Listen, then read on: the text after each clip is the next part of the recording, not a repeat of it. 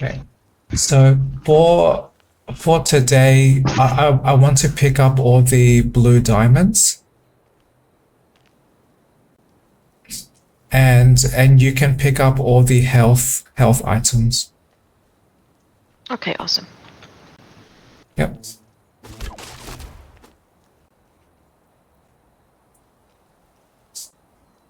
So how much maximum health does your hero have now? I do have 1,865 maximum health. So it's a bit less than with the other mod. Yep.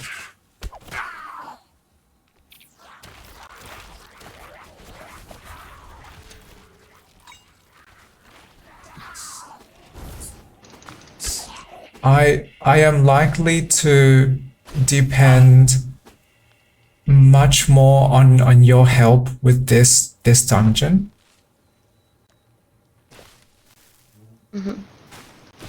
Because I am playing as a new class that is a much lower level than you.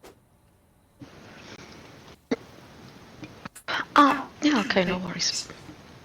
Yeah. So if you can quickly and absolutely destroy all of the enemies in your path,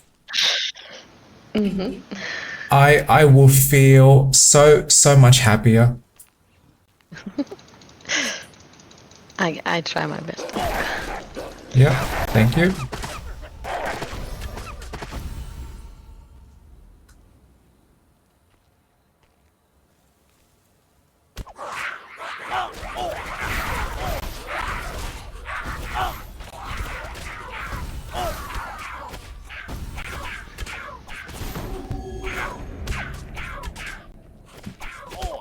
Stay there!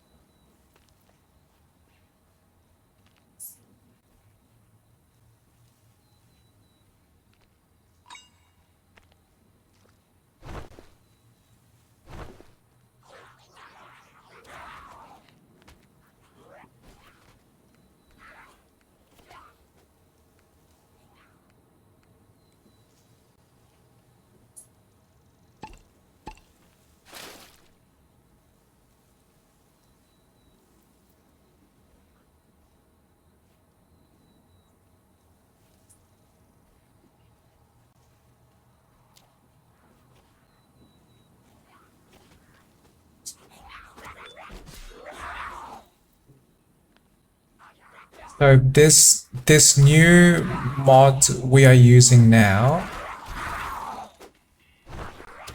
that is some big differences from the mods we had before. But do you believe your character is still fairly overpowered, or? Well, yeah, it seems a bit like it's very powerful.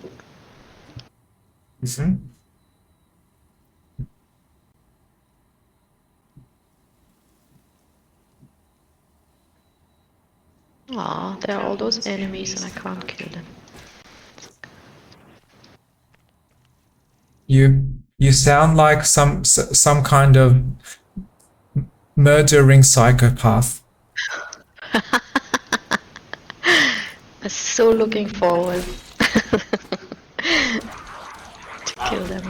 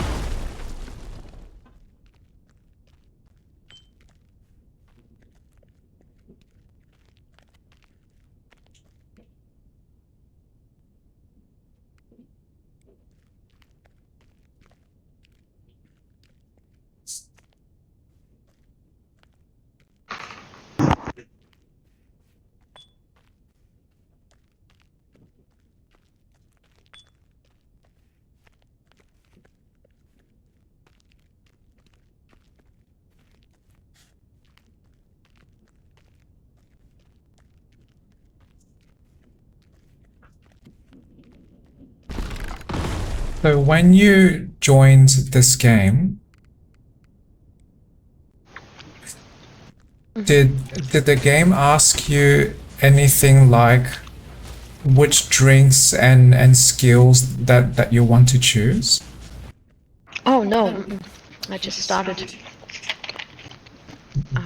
Okay. Yeah. So that tells me that it might be better sometimes if we start a new like dungeon mission together, because that lets you choose some of those options. Mm-hmm.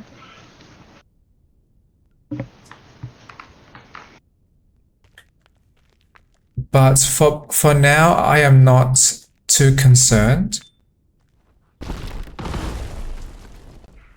because I am hoping you can destroy all of these enemies very easily. Yeah, it looks like. Yeah, great.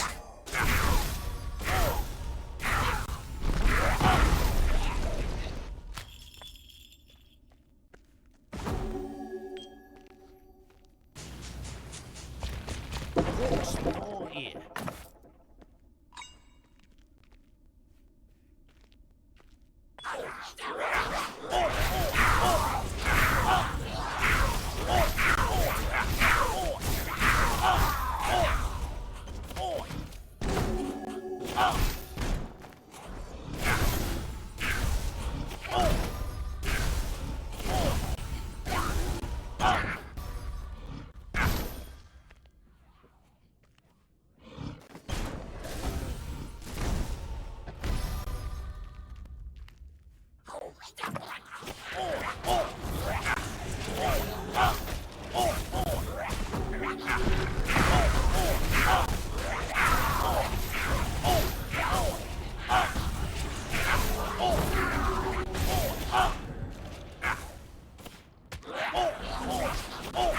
Great.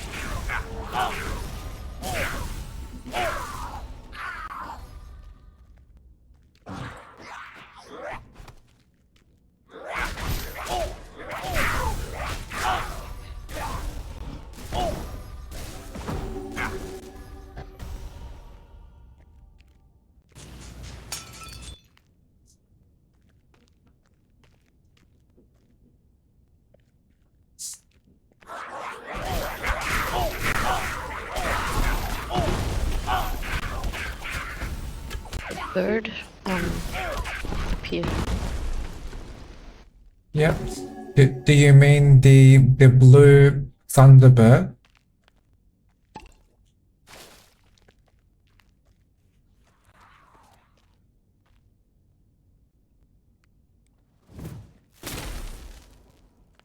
Did you say the bird appeared? I think so. I saw the lightning. Can't see the bird. Oh yeah, here it is. Yep.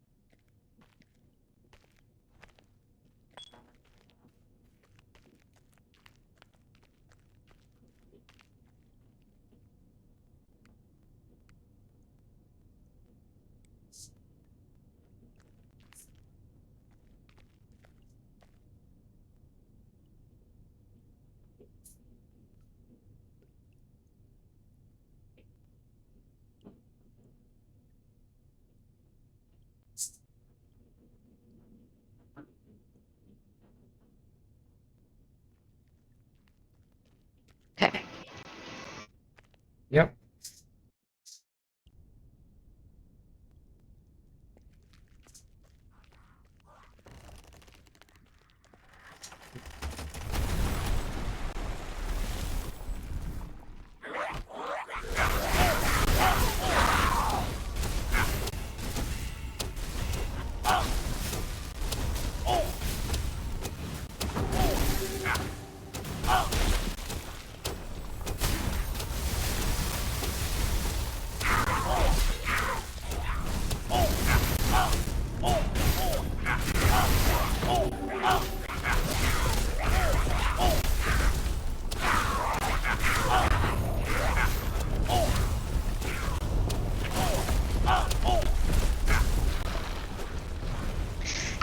Amazing. Yeah, I agree with you that we seem much less overpowered now. Yeah. But yes, no drama, just an observation. Mm-hmm. Okay, ready for next level? Yes. Okay.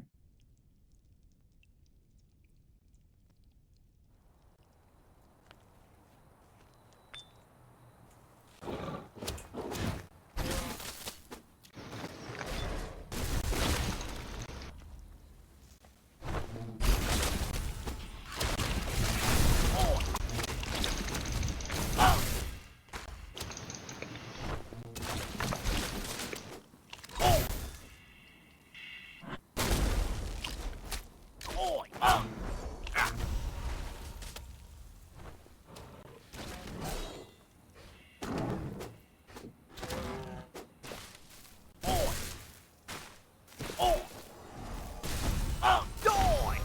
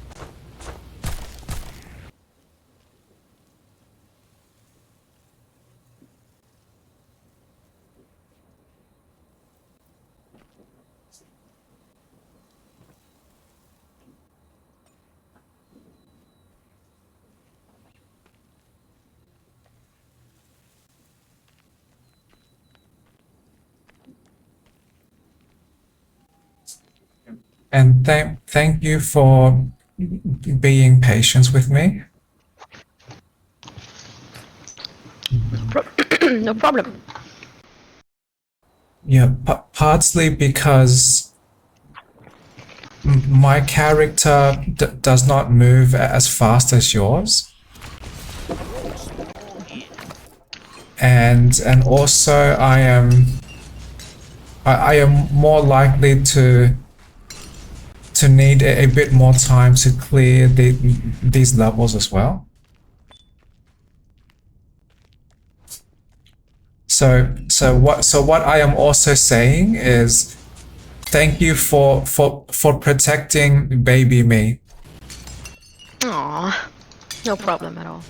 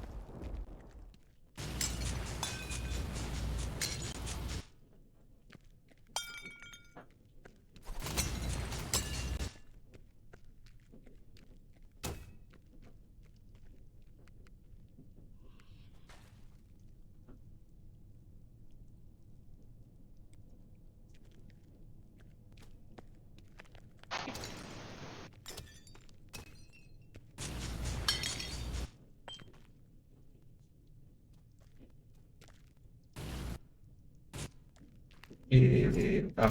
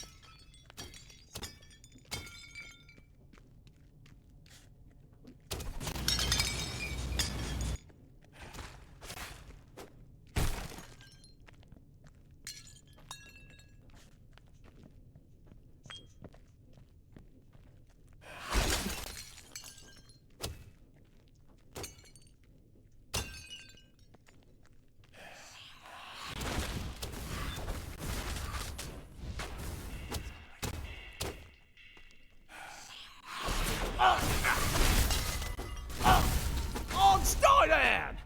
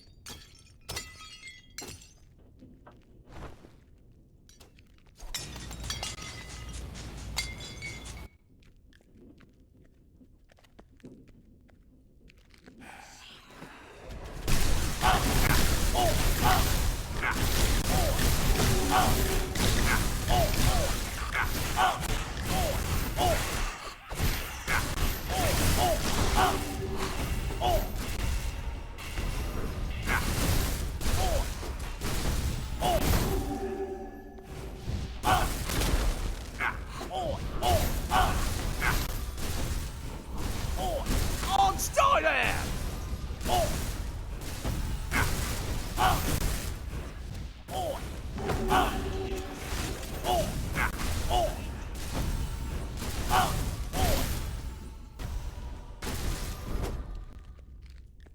Thank you.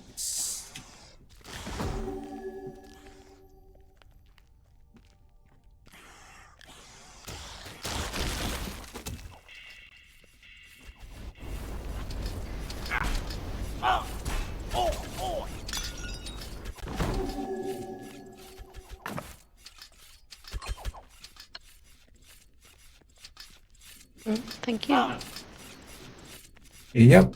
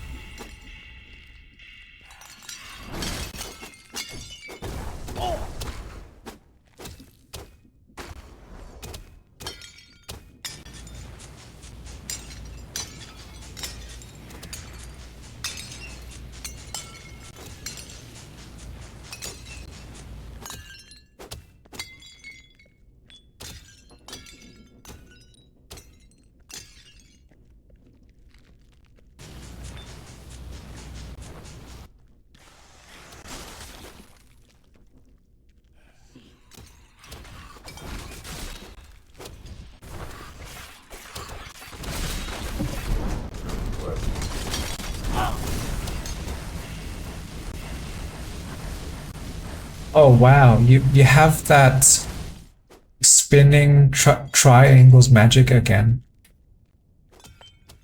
Yeah, it's a prism. I think it's called a prism. It fires elemental or causes elemental damage. Yep.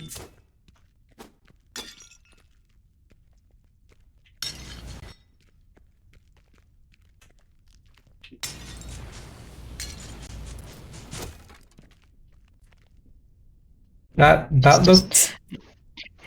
Oh no, you talk. No, I was just like, yeah, we're just destroying the monk's interior. Like, Yeah. And on my screen, that looked very funny because your character seems extremely aggressive because because what I saw on my screen was that you first talked to the monk, and then when you were done, you immediately smashed their table. yeah. I think I wasn't happy with what he gave me, so I had to smash his table. Can you imagine if you Empty. if you invited some guest to your home and that they were this big muscular person and after they asked you what is the direction to the nearest McDonald's, you you you tell them which street name and like where to go, and then they thank you, and then they immediately destroy your kitchen table. And you're like, what? What did I do?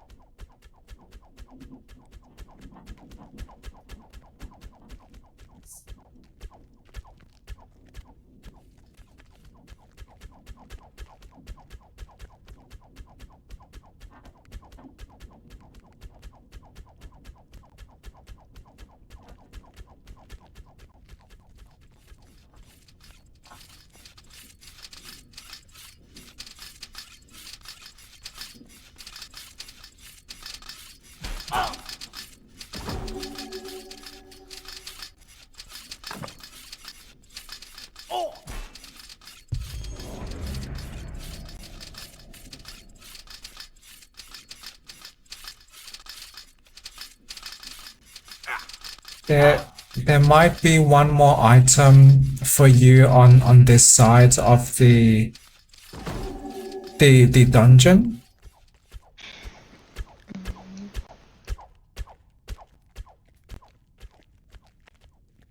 Let me check. Yep. Oh yeah, I see it. Okay. Yep.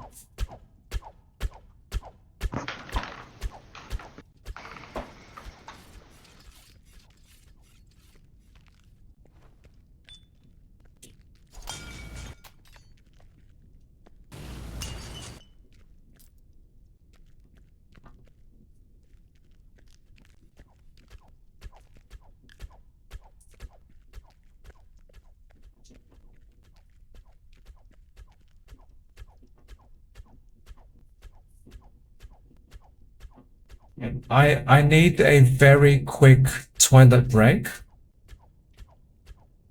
Okay, no problem.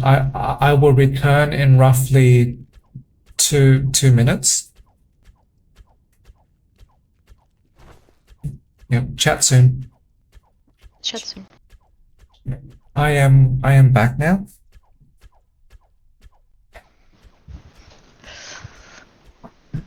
Are you ready for next level? Yes, I'm ready. Okay.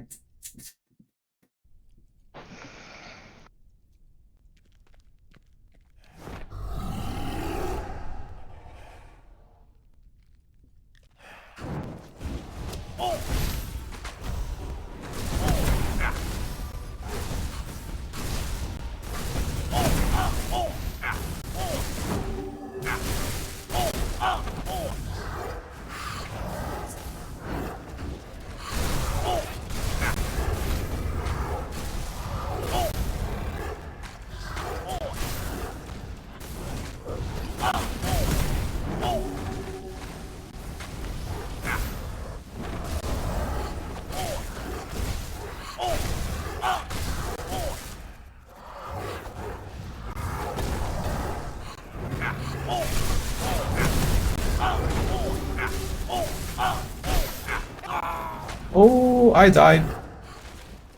Oh no. Yeah, my character is not maybe not ready for this difficulty yet. Oh. But thank you.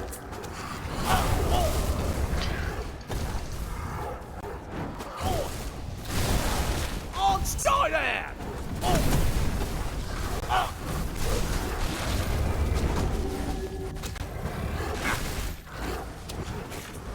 Yeah, I might stay near you if you have no problems with that. No, absolutely not. Yeah, you can Yeah, stay thank you. close to you too. Yeah.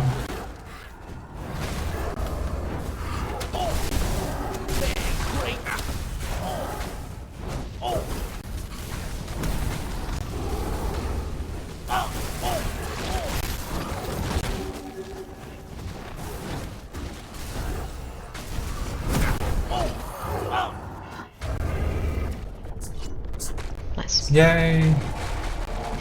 You got him.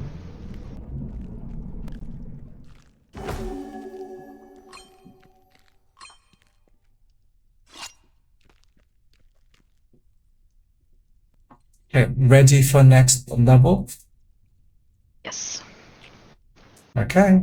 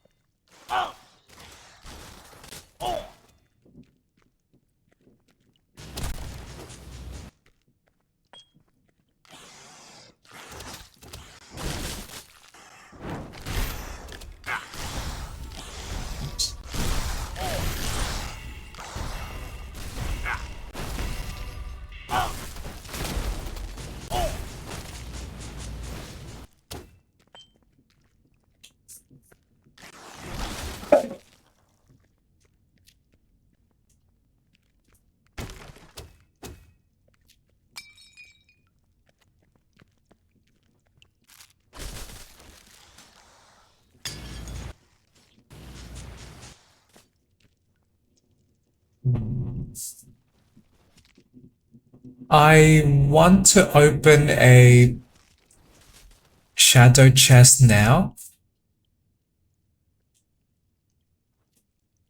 Are you ready? Yeah. Okay.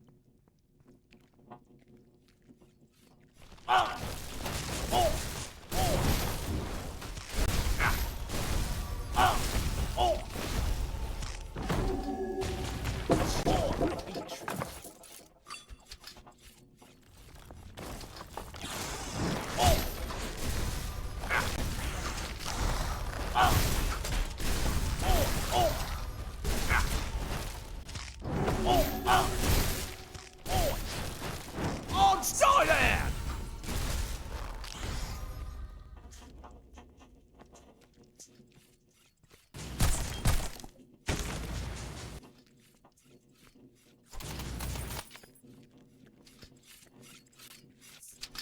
Here in the, I think it's the middle of the map. Just check where I am right now. There are like 2 soldiers that you could recruit. Yeah.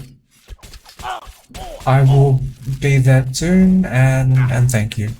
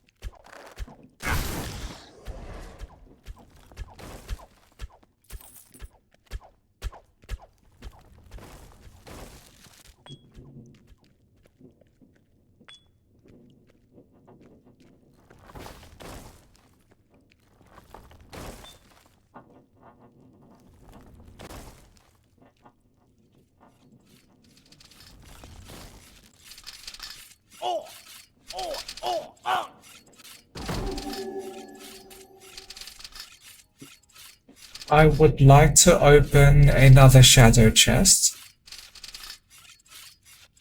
Are you ready? Give me a quick moment. Yep. Okay, yeah, now I'm ready. Okay, opening now.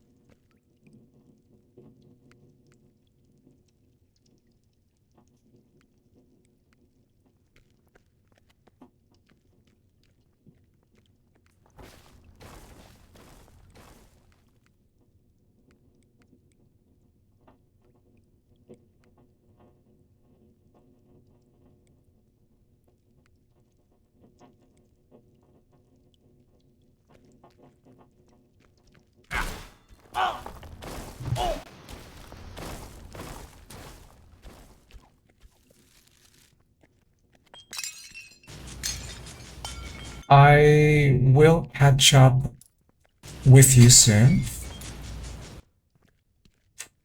Yeah. I just need to remove some shadow curse.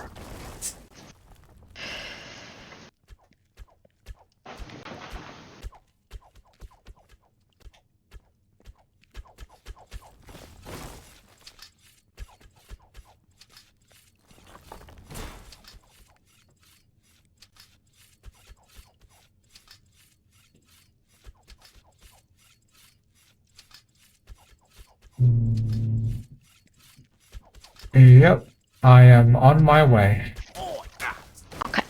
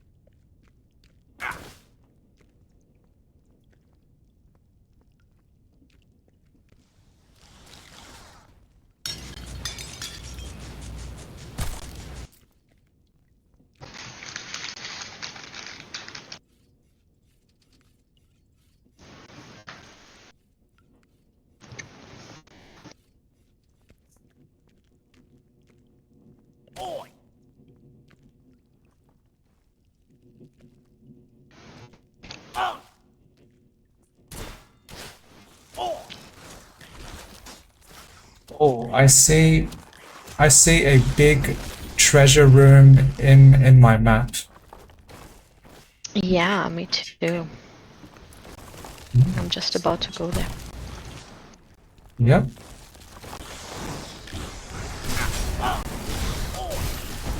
Oh, wow.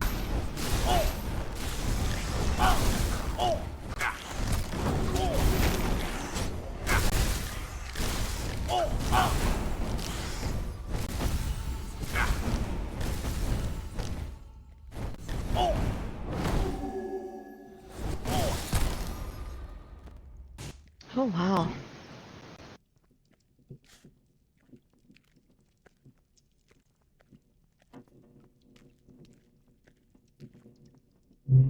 I want to open a shadow chest now.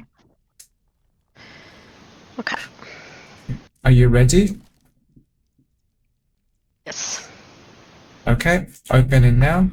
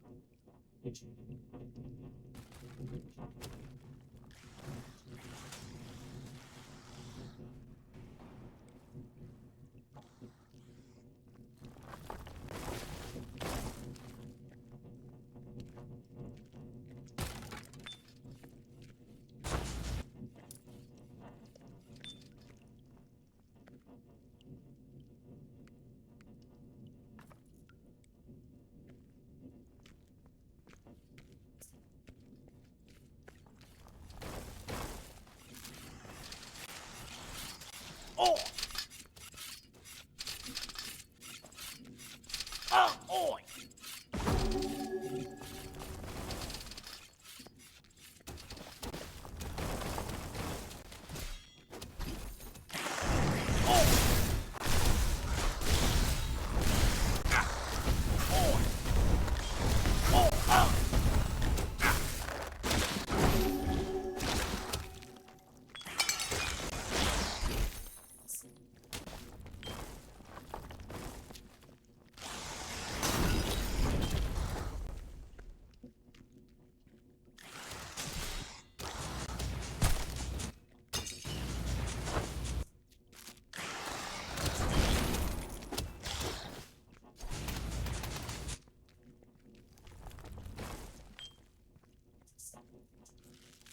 Oi!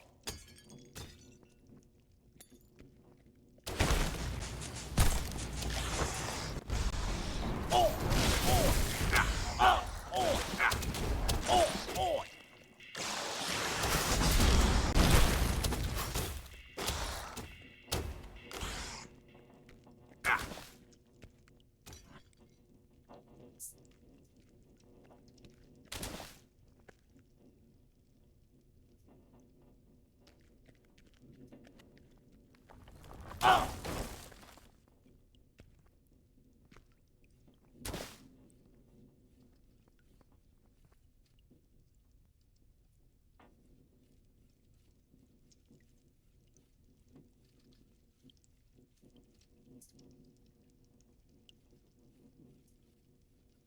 Just a brief update is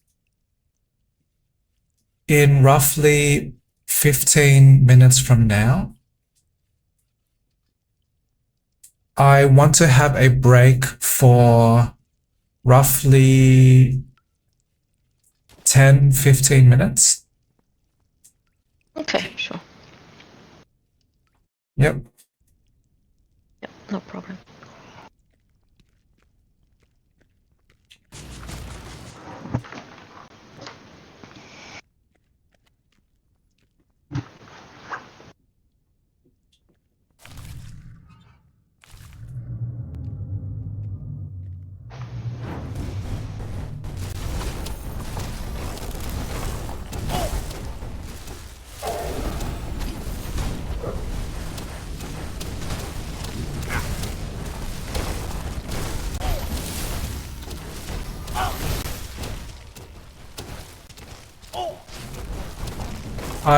I will try to destroy the small plants. Oh wow. You were amazing. That looks like your prism was doing massive damage. I think so too. It's really helpful. Mhm.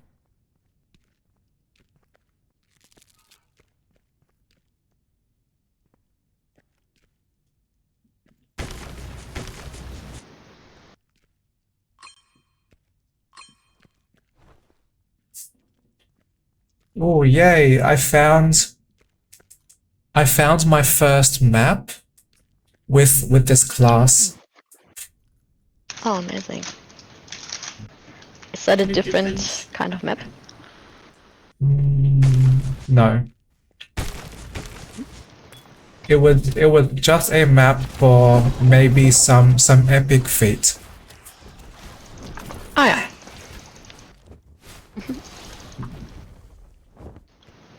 Epic feat sounds funny. I found some epic chicken feet. Yeah.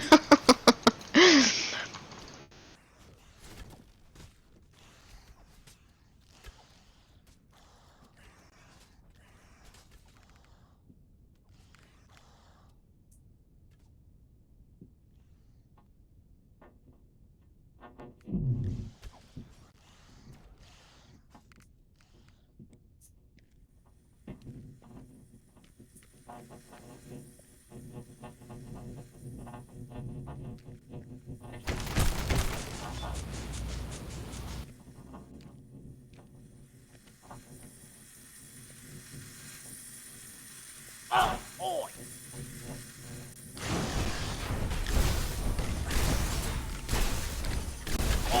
Die!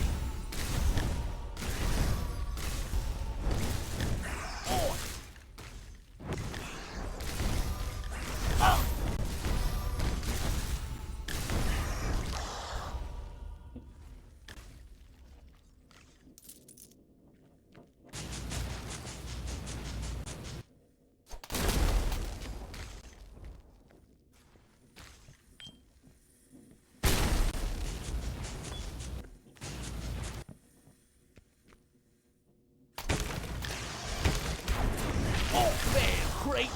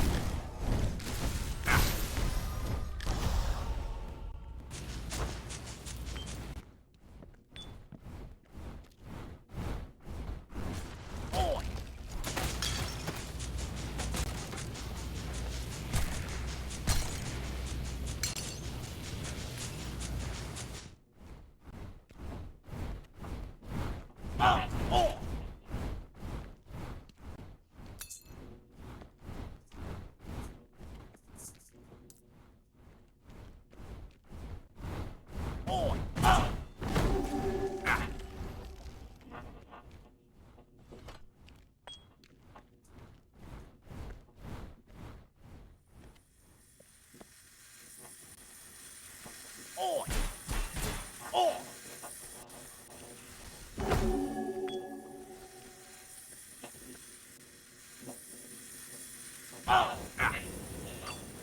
Oi! Oi!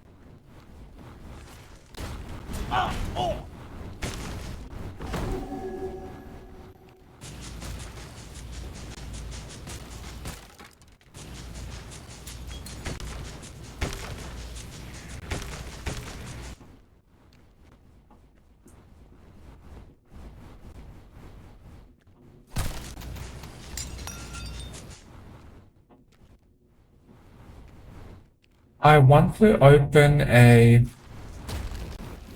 shadow chest very soon.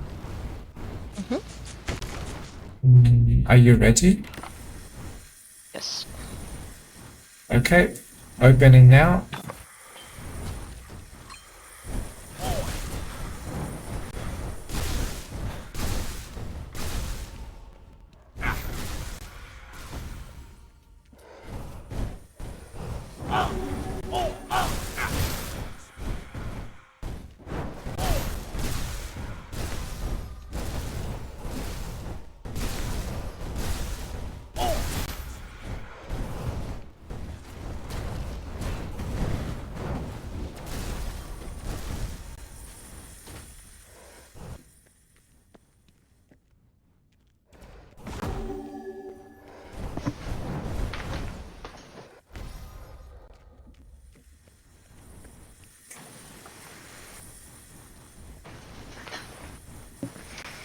Yep. I need time to remove my shadow curse. Yeah, no problem. Yep. Thank you.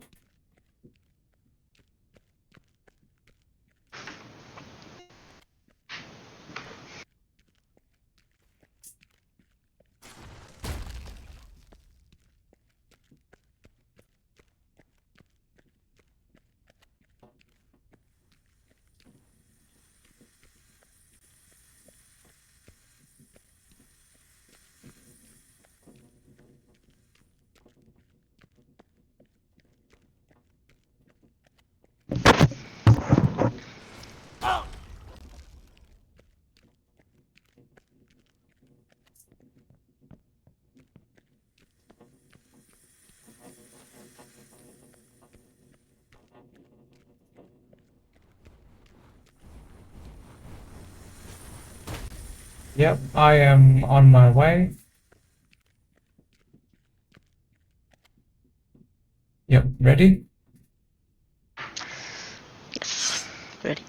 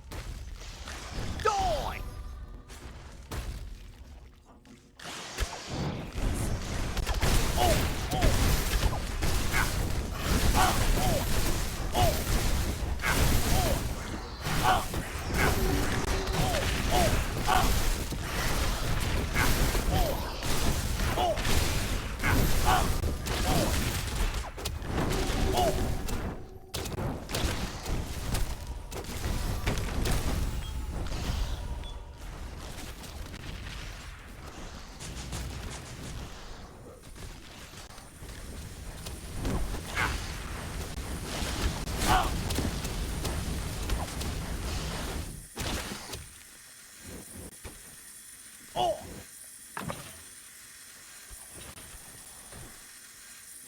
Oi! Oi!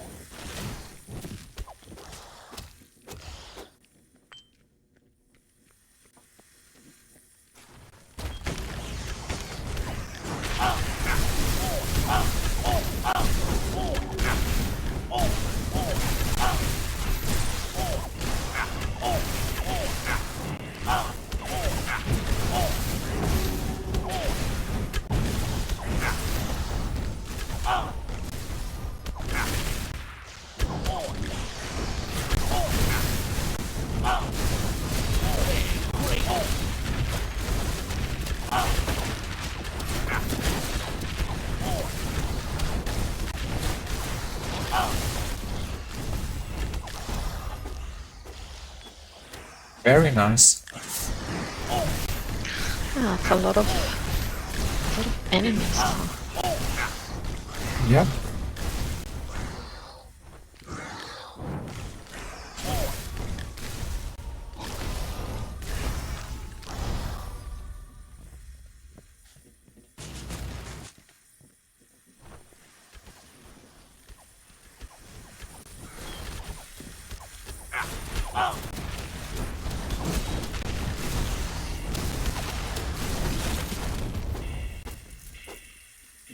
It's you.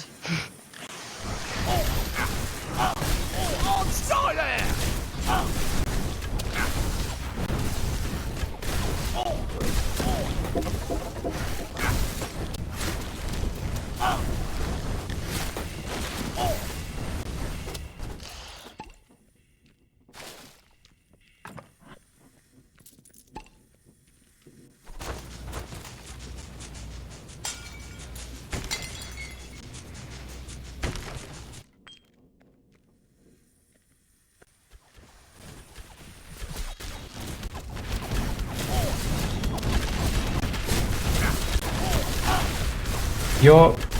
Your prism seems amazing. It's really helpful, yeah. Yeah. Very powerful.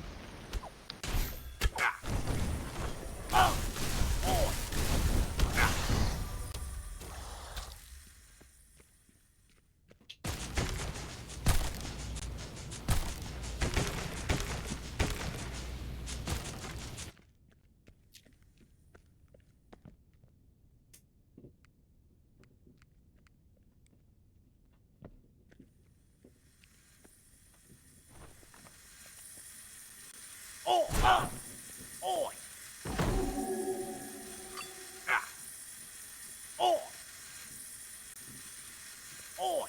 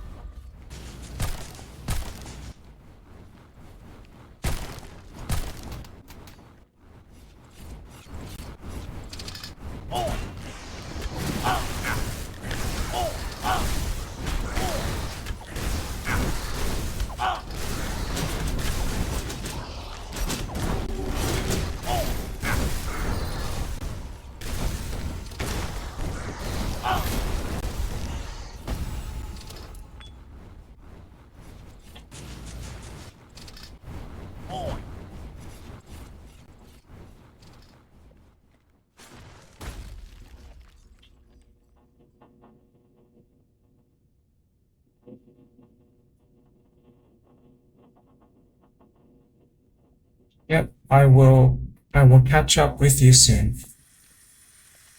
Okay, no worries. I'm also not done yet. Yep.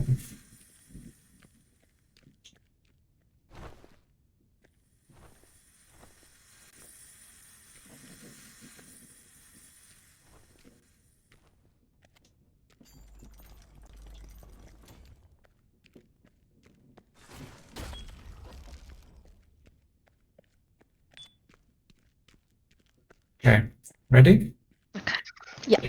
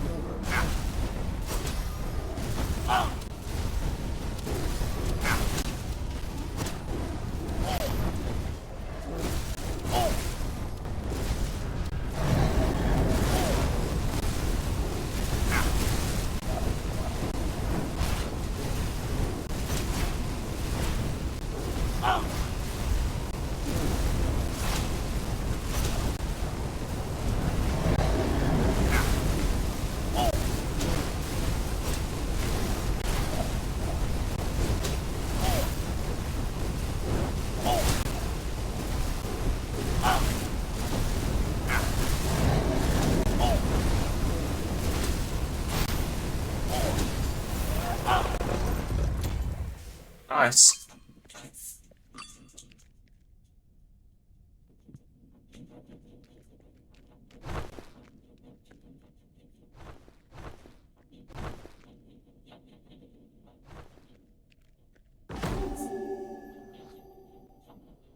I want to have my break now, Yeah. Okay. and you should receive a message from me in roughly 15 minutes when I am back. Okay. Great. Yep, chat soon. Chat soon.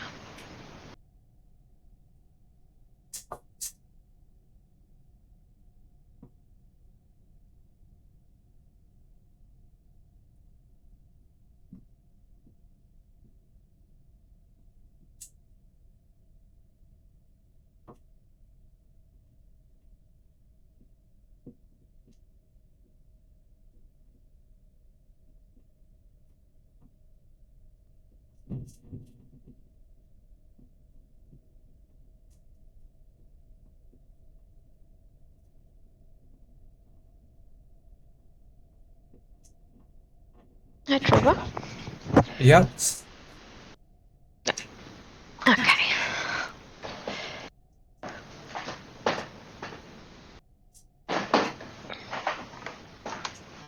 Okay, I'm coming.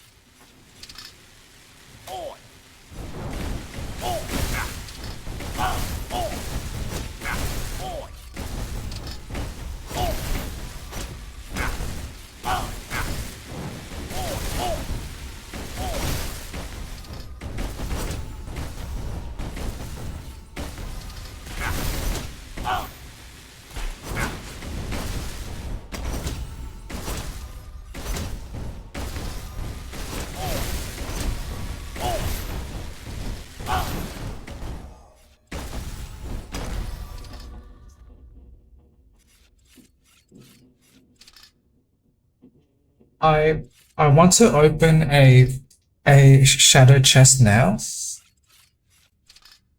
Yeah, okay. Okay, ready? Yeah. Yep, opening now.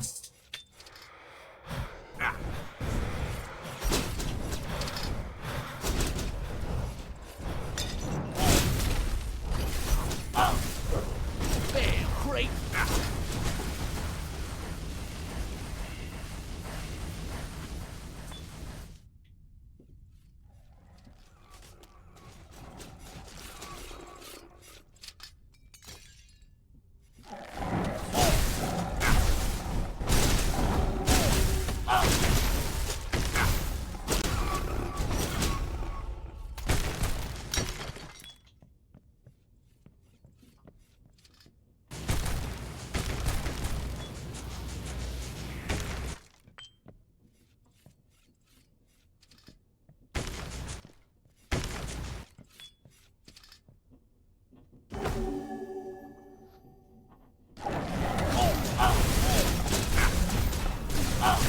On style there.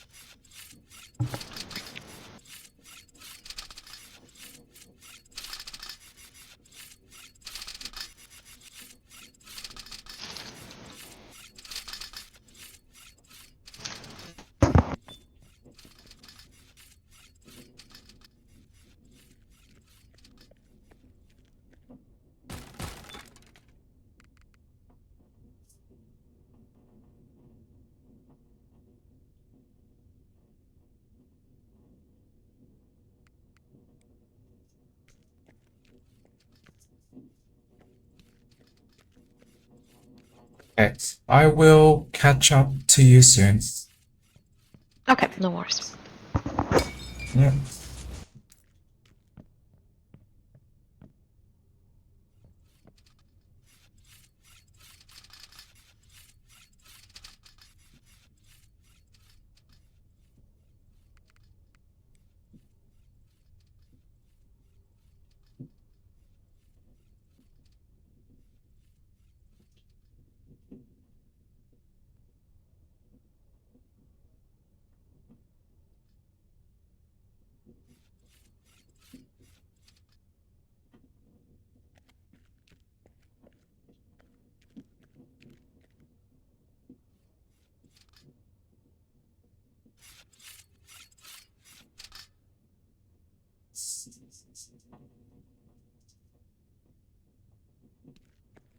Yeah.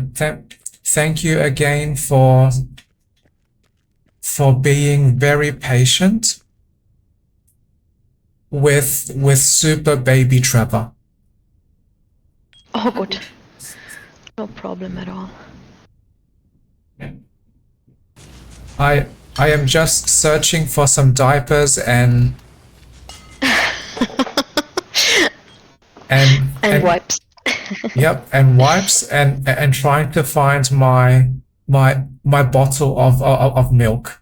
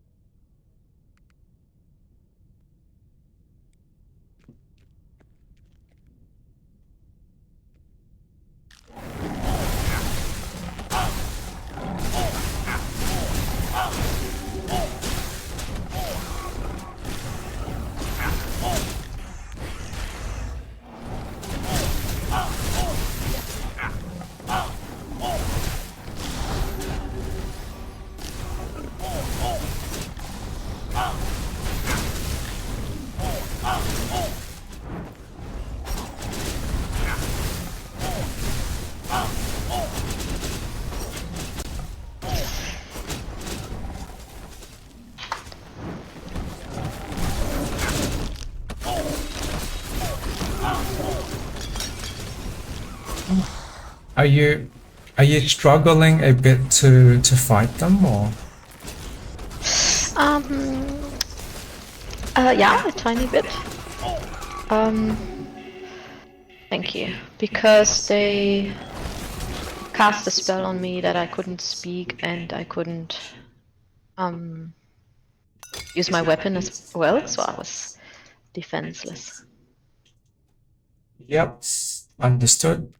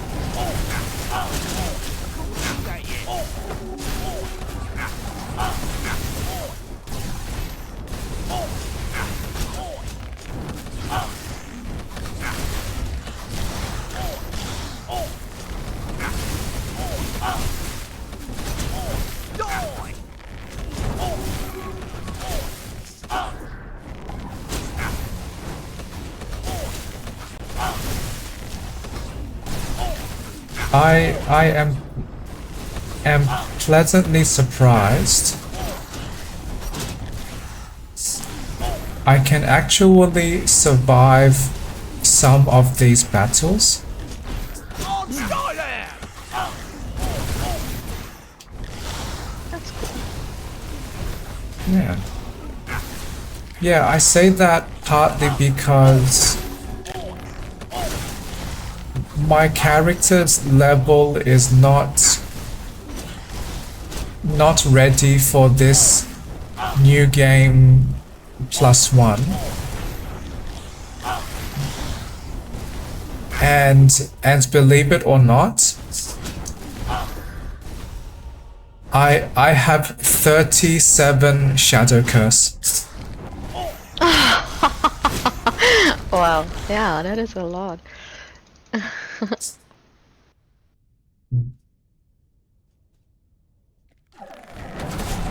So I am very impressed. I can survive this much. Yeah, that's amazing. Yep.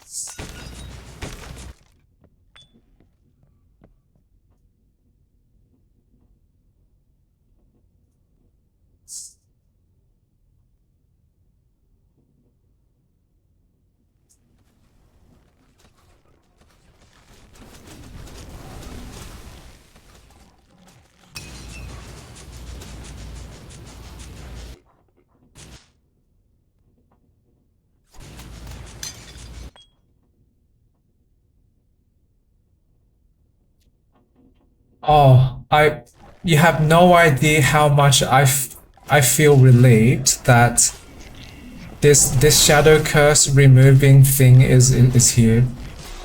Yeah, me too. Especially because this is the big fire thingy. Yep.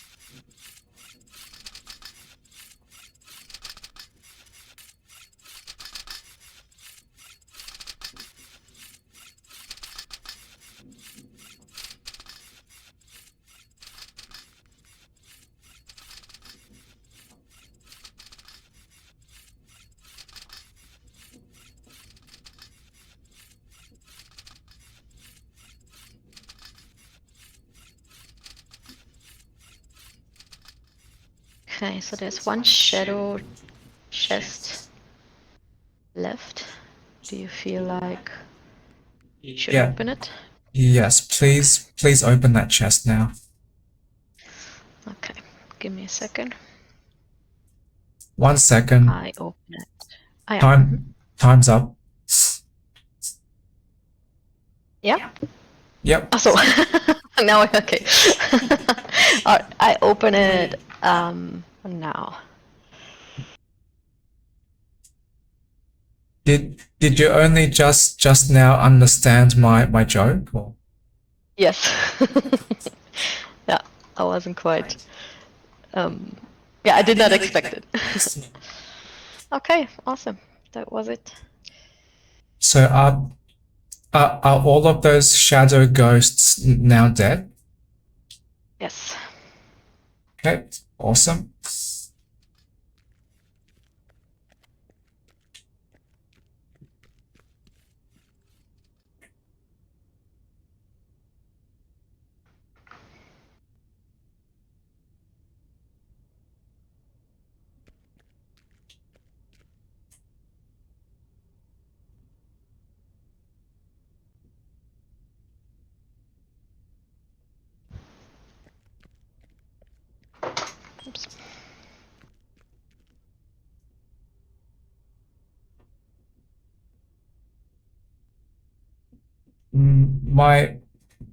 My game just told me that you said well played. Oh, yeah, there's some. Wait, where is it? I accidentally tapped on. Oops. Oh no, okay. On some.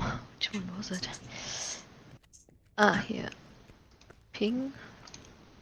Ah, okay. Some interactions. Okay. Ah, here. Now it said oops. Mm-hmm.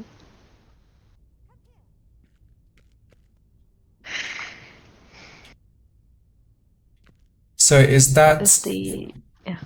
is that some kind of special chat button or? Yeah, when I press my control button, then I have this ping option and then a couple of options of things that I can say. That was my mistake. Oh, yeah, I see that too. Okay, cool. Thank you kindly.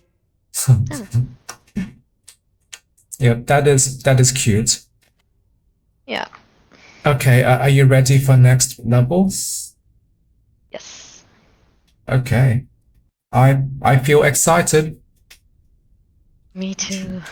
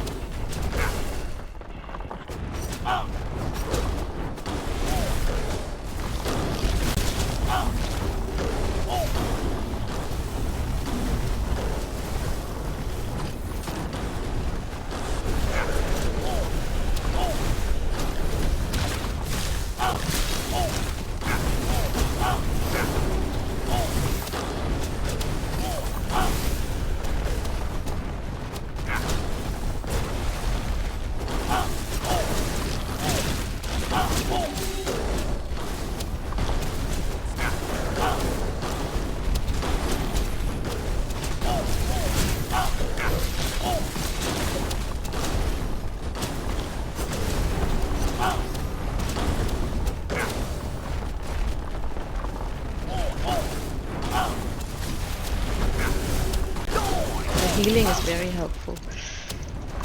Yeah. Hey. Yes. Thank you.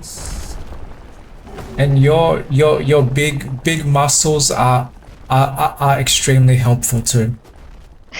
Yeah.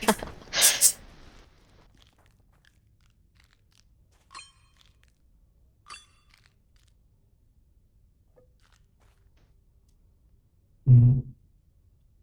And thanks again for helping with this dungeon playthrough. Yeah, no worries. And one reason was I realized in the previous level. Oh, we both get the achievement. Oh, Yeah. that is awesome. So when you open secrets or when I open secrets, we progress the same achievement. Awesome. Hmm. I did not know that, and I like this game supports more teamwork. Yeah.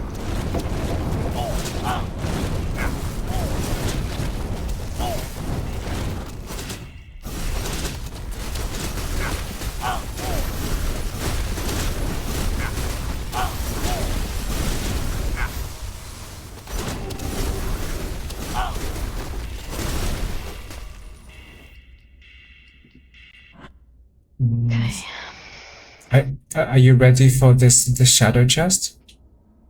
Yeah. Okay, opening now.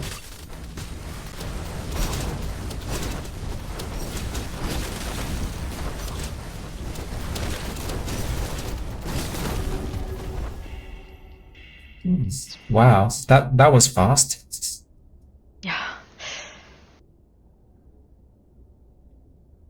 But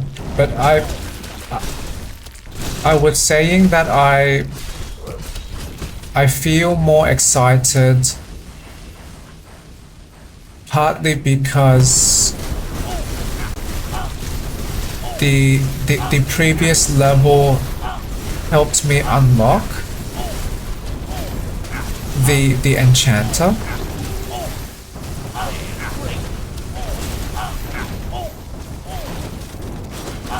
And There's a different class. no, that is a person back in the village. Oh. They help you customize your equipment. Yeah, I remember now. Yep. And I really like the enchanter character because they when I unlock enough blueprints, we can customize our equipment to be much better.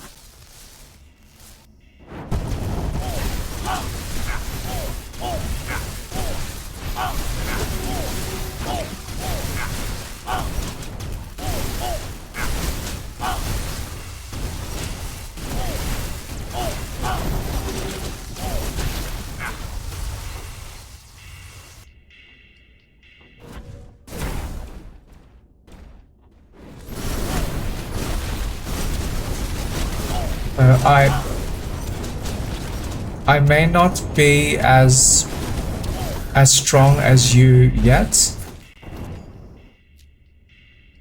but I can help heal our health. Oh yeah, that's very helpful. Yep, thank you.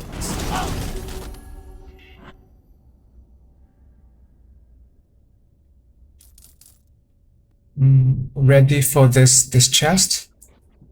Yes. Okay.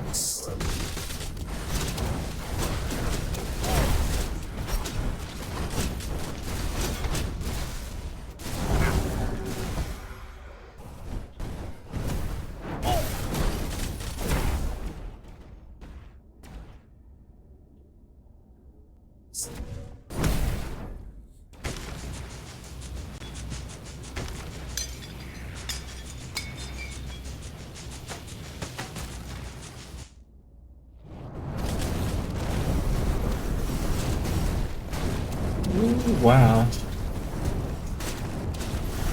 Did you get something else? One of the merchant trade options gives me 155 wood. Oh wow, that's amazing. Yeah. That excites me because when I am still building the village, that could help me buy some more buildings.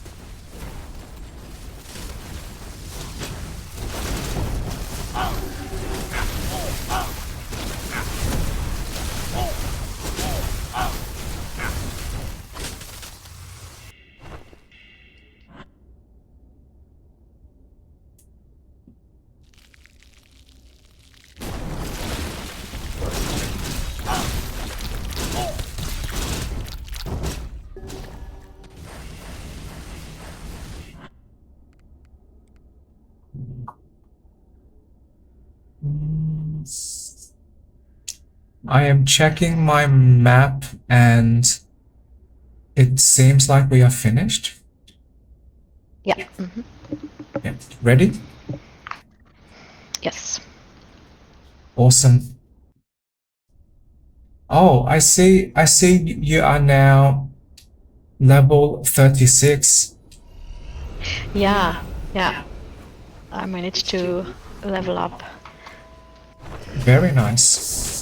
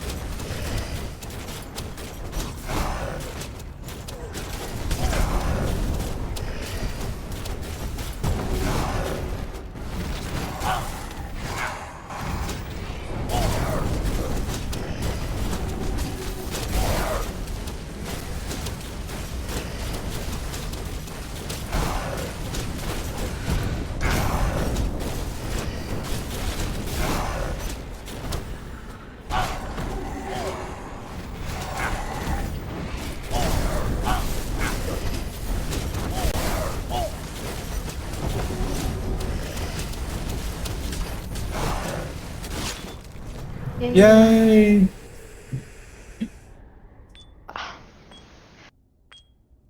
Thank you very, very much for your awesome help.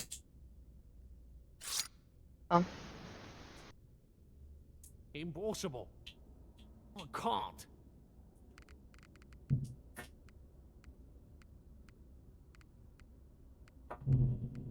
One moment, I need to organize my inventory. Oh.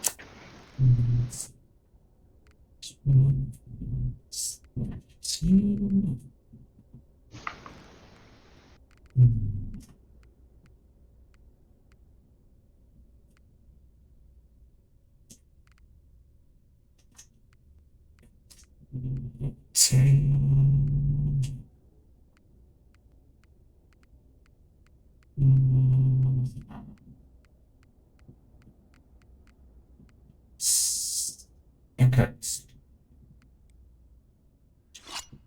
Yep. Are you ready to return to the village? Yes. Okay.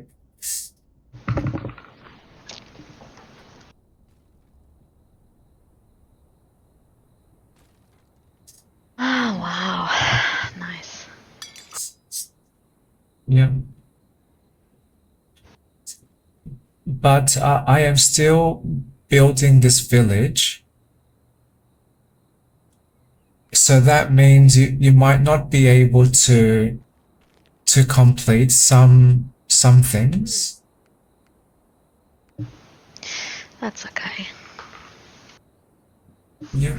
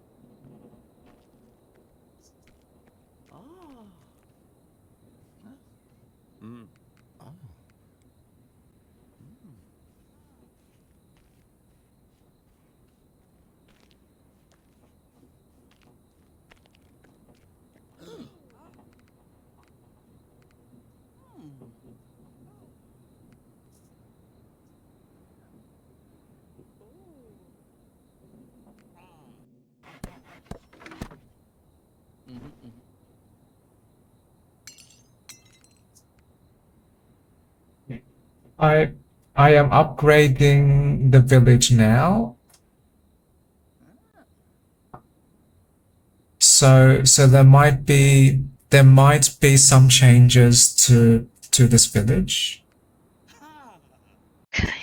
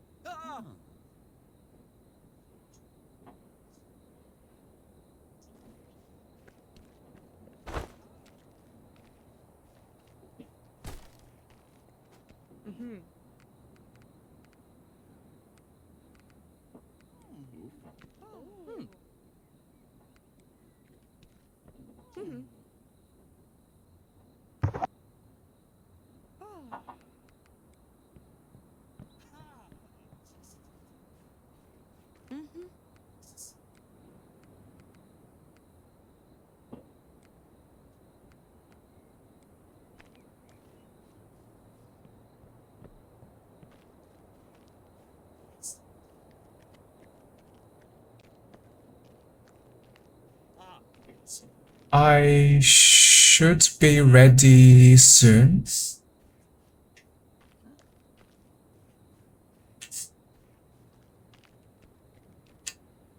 Okay, no worries. Yep. And when I am ready, could we play some mapped dungeons? Yeah. Yay! Okay. Yeah. Because it's almost 3, so if you are still, if you would like to continue still, do you think it's okay if we play until 4? Yes. Okay. Awesome. Yep. Yep. Okay. I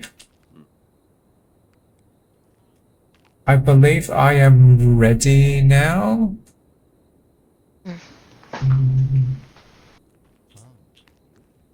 Yep.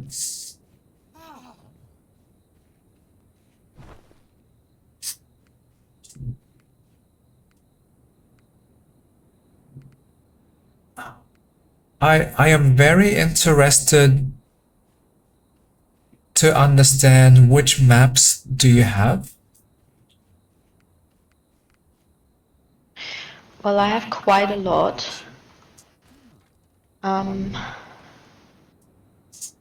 level 22. If you let me know in what equipment you're interested, I could let you know if I have something. Well, the funny part is I am interested in most of the equipment. Okay. Okay, so I have maps from level between 21 and 38. Oh. That that reminds me, I do have one equipment. Can you tell me what is the highest level epic head map that you have? Okay. Epic hands.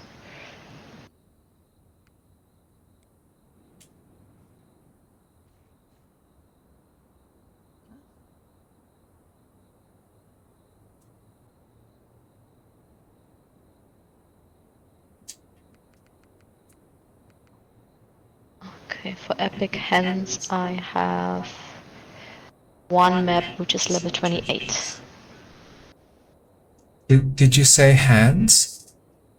Yeah, hands equipment, epic hands. I was asking about the head. Oh, head. Okay. Okay, let me see. Epic head.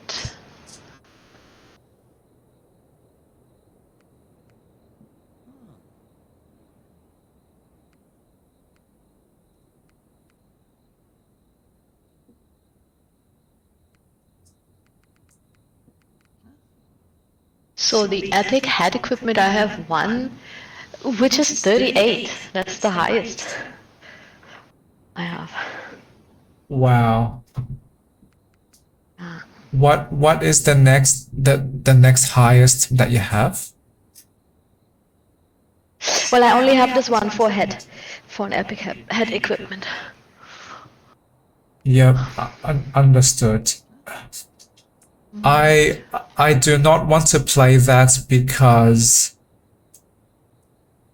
I expect we might struggle too much. I think so too.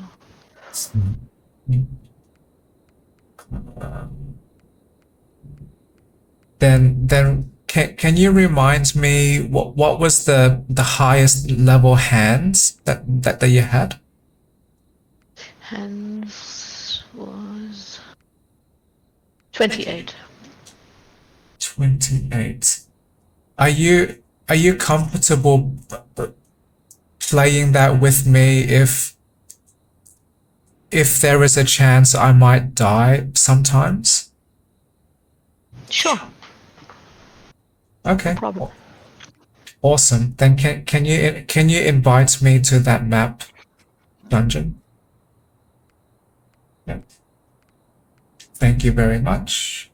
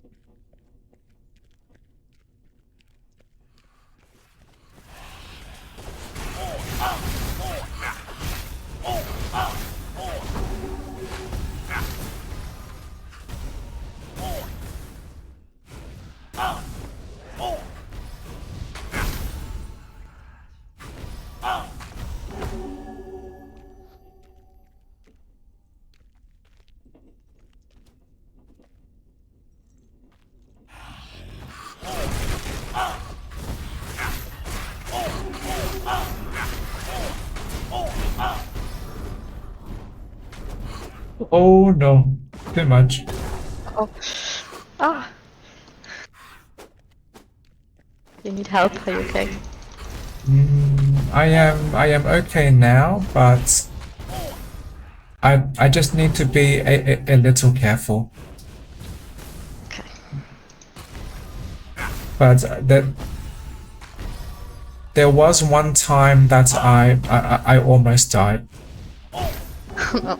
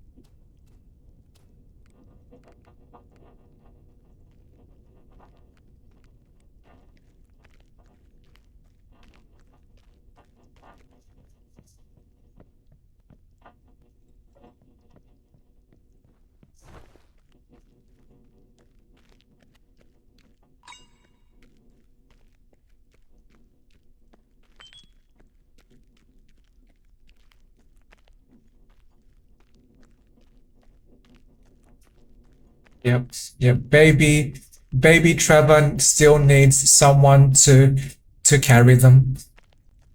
No. No worries. I'll be there. Thank you.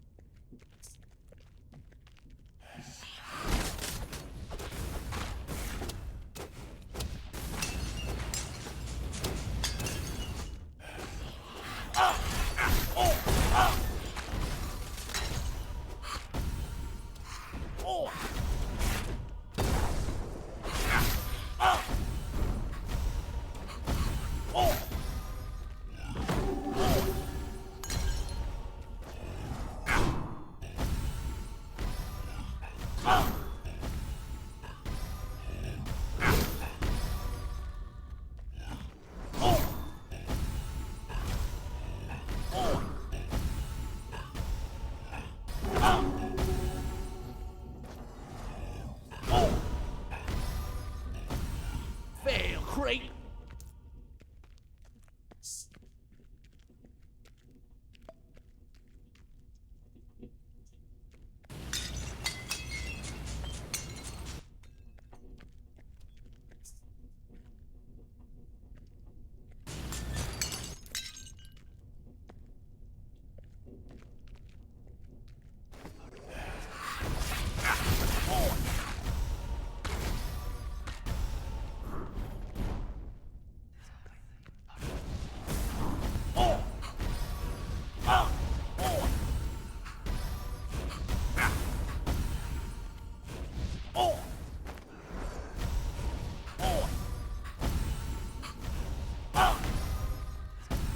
On Skyland!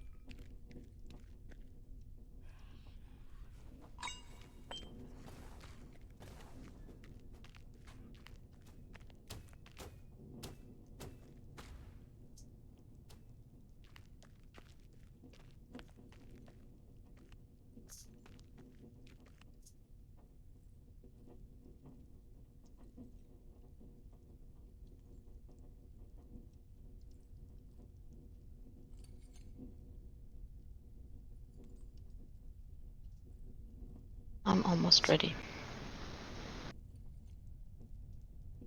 Could you repeat that? I'm almost ready. I just need to finish up the map and then I'll be there. Yep.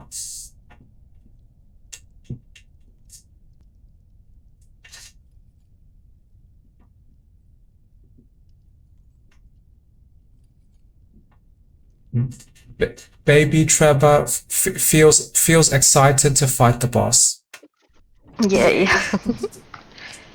Goo goo gaga.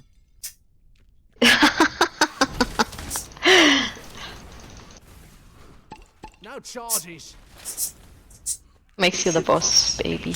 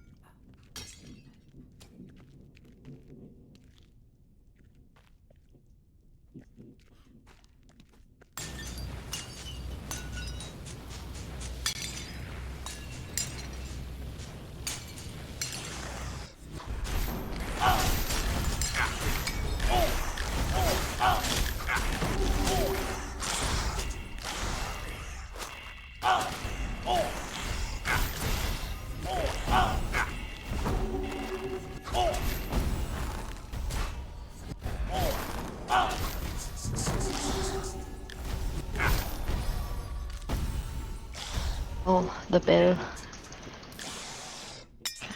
Yeah. Do you need any help to fight that bell? I think I'm okay. Okay.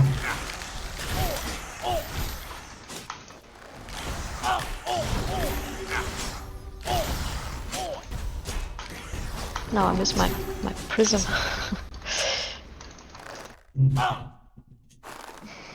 Can you still manage okay against those ghosts?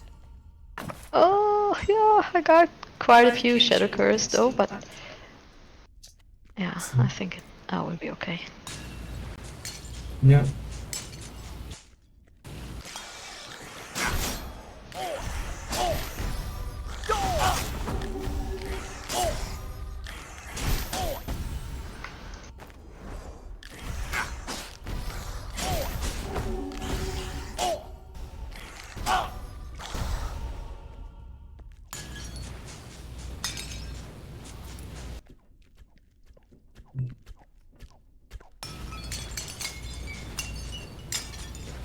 So to minimize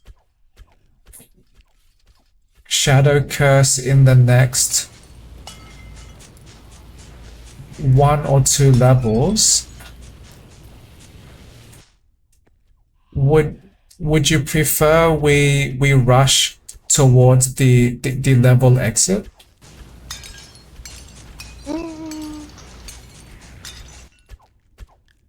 No, I think we can still play through the level, through the game. Because even though I have quite a few shadow curse, I think I can still manage the difficulty. Yeah, like the enemies. I think it's okay. Okay. Okay, awesome. Just checking with you that if the shadow curse is too concerning, then I am willing to rush through these levels with you.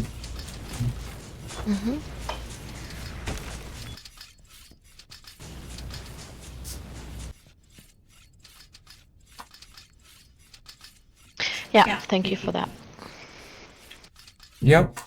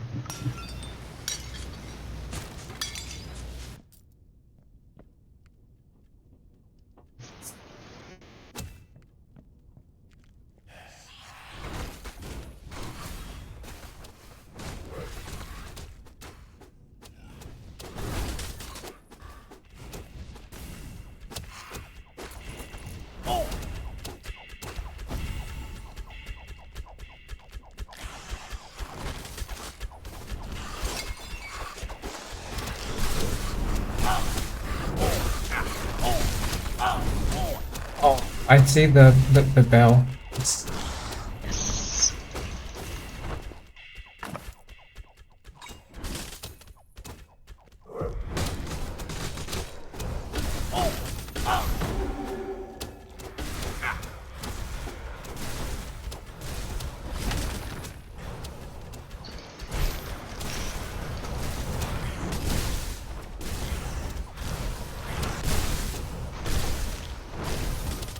So many.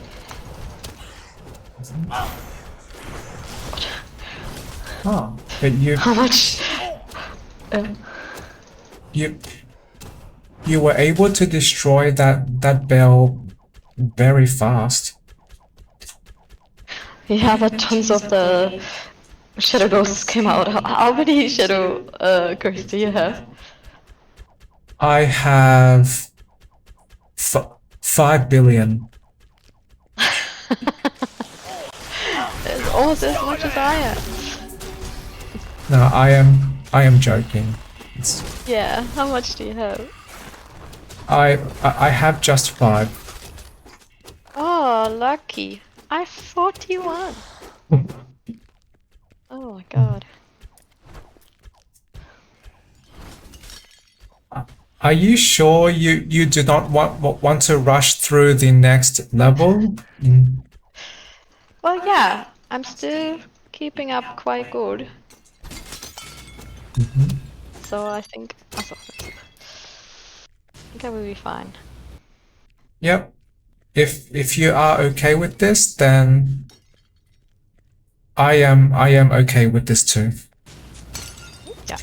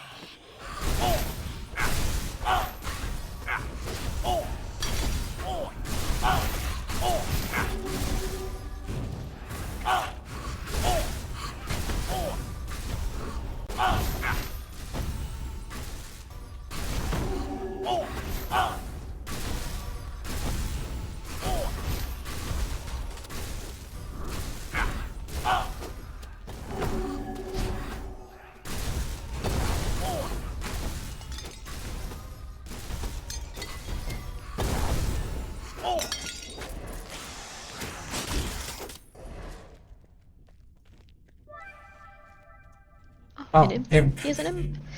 Yay.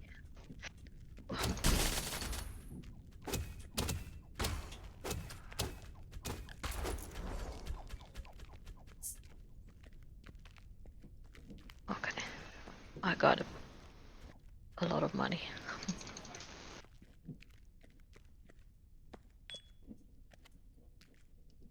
Did you say you received more money?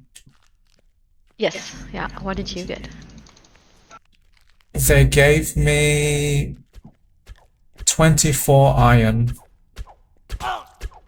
Wow, that's helpful. Yep. Great.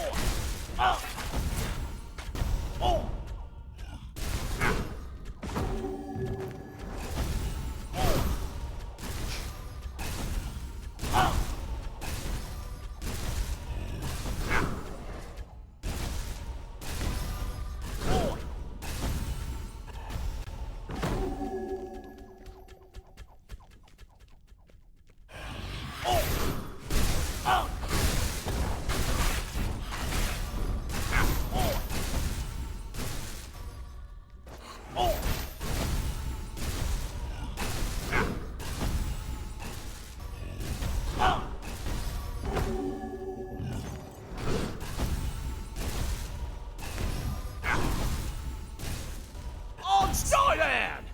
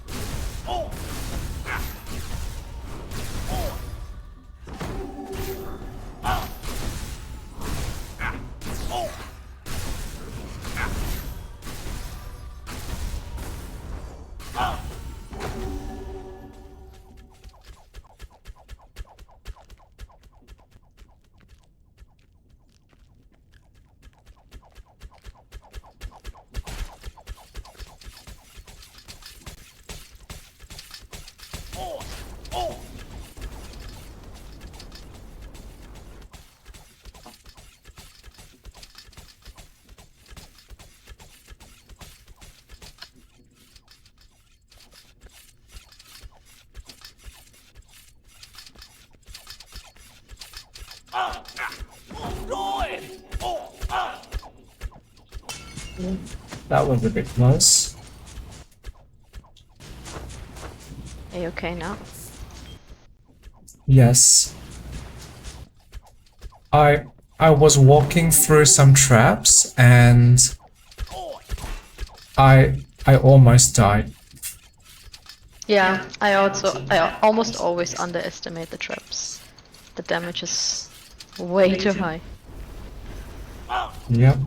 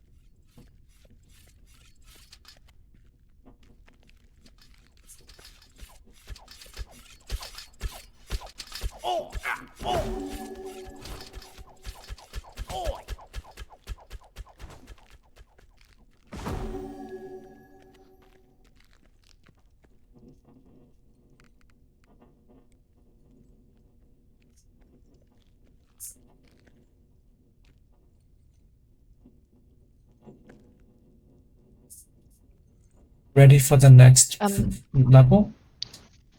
So I was just wondering, can I have a short toilet break? Yes. Okay. Chat soon. Yep. Chat soon. Ready now. Yep. Let us go.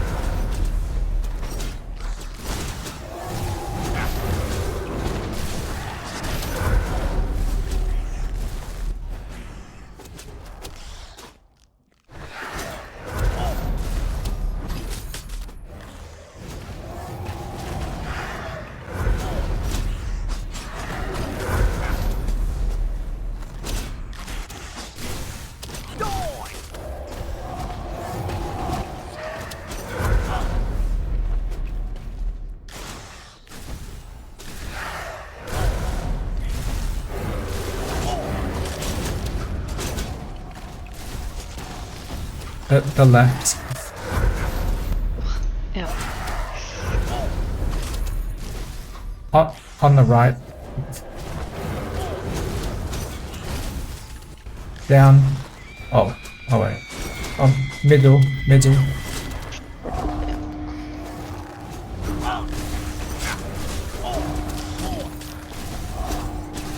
Yeah, if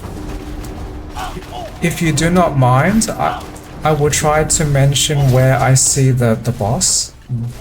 Yeah, that's fine. Yeah. Okay, top left. Top left. I can't now. Middle.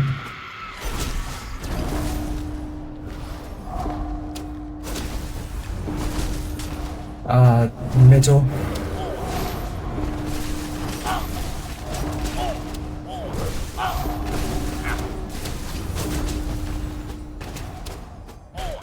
Oh, I have so much more shadow curse now. Oh god. Oh my god, I have 60.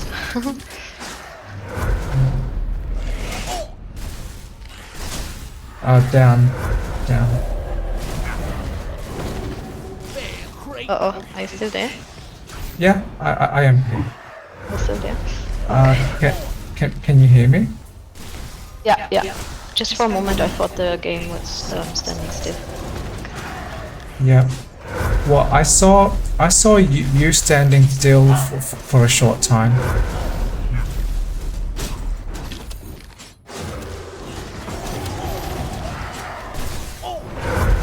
Oh, I died. Yeah. You can forget about me if it is easier for you to survive. Oh, Thank no, you. that was good.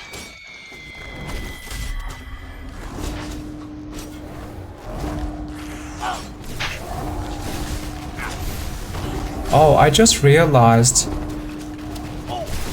if we die, we do not lose the shadow curse. Oh no, really? Yeah. So, how much do you have now? I have 33 and that keeps increasing.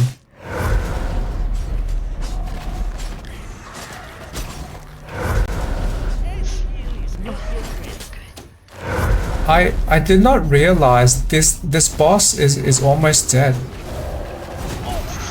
Yeah, but it's not dead enough. It's killing me too.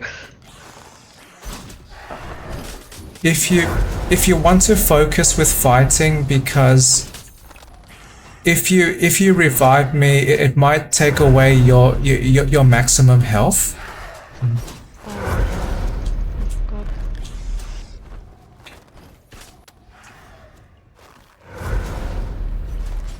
But if you have a little bit of safe time, Yeah. I can heal us if I am back alive. Okay. But no pressure.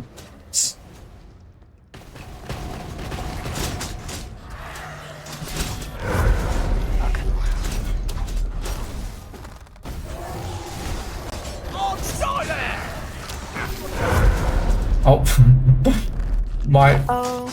my character is now too weak. Oh. But Okay. oh yay, you killed the boss. Wow.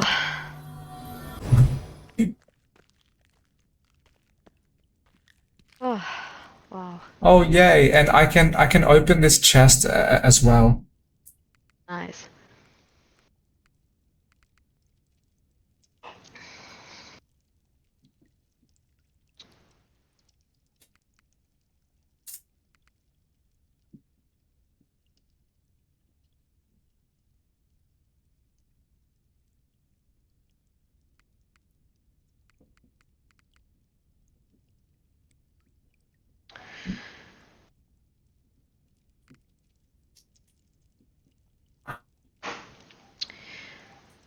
Thank you very much for being the best team player.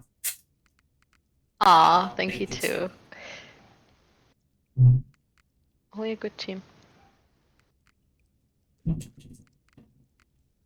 When you are ready, I am ready to go back. Yes.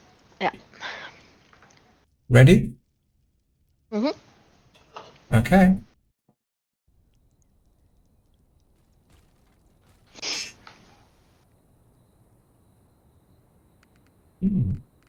That gave me or gave us much more resources than I expected. It did actually. Yeah. This is really good. Mhm.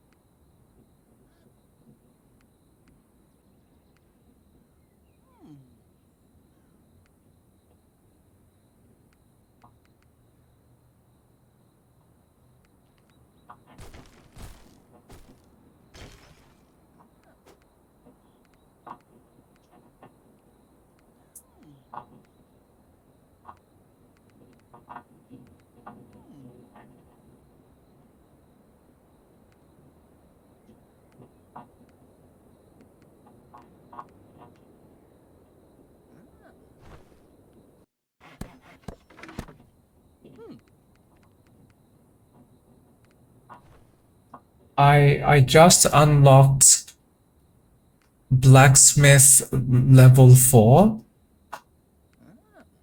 Ah, yeah. So if Oh, if yeah. you Hmm? So if you want to upgrade your equipment,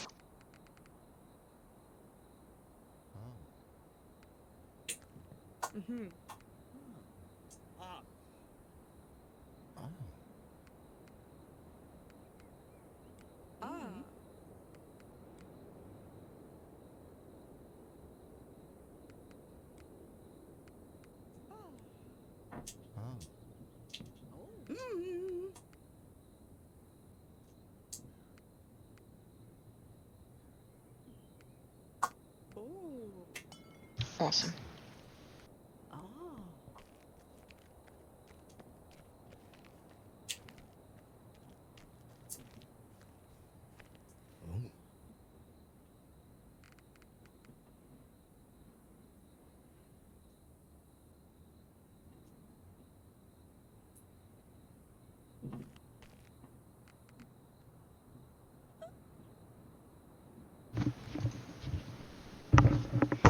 I wish I could donate some material to you, because I have like so much wood, I don't know what to do with it.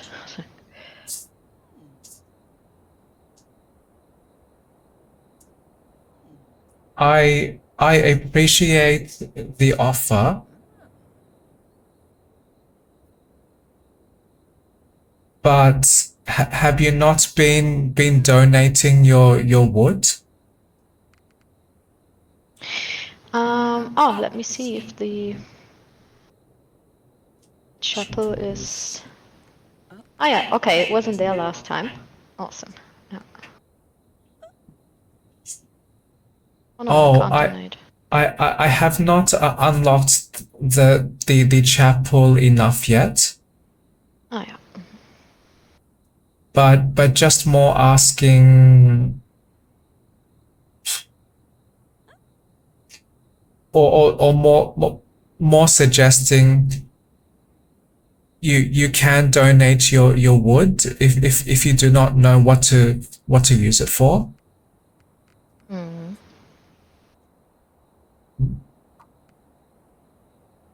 Yeah, I was about to donate it, but yeah, the chapel is not quite ready.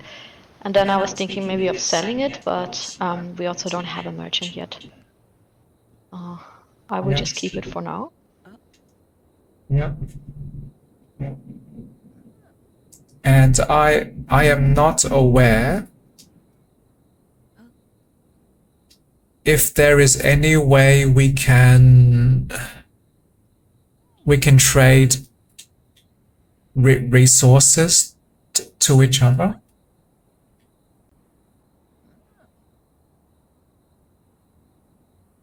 Yeah.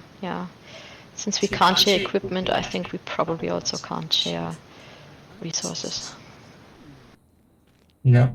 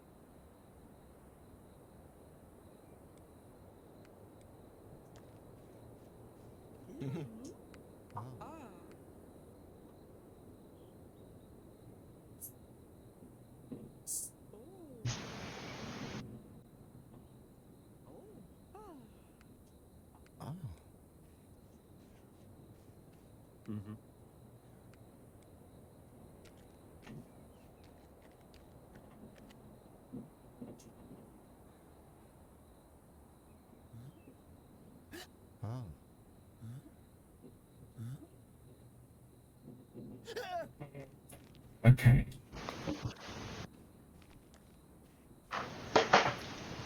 What is the level of your equipped feat equipment?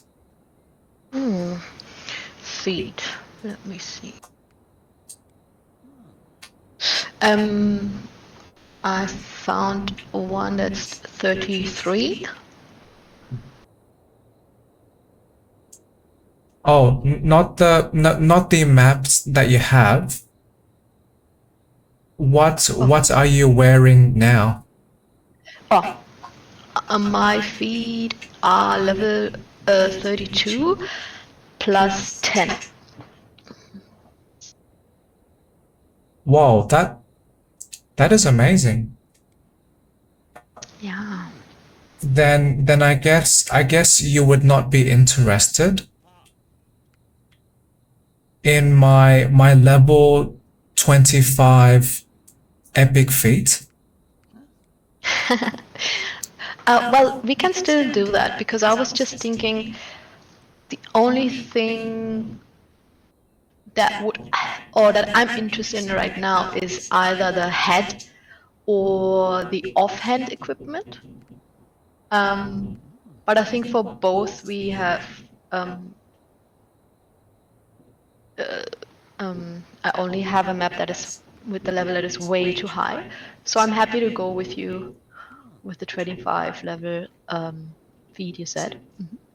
Yes. Problem. Okay. So are you ready for some epic feats then? Yes.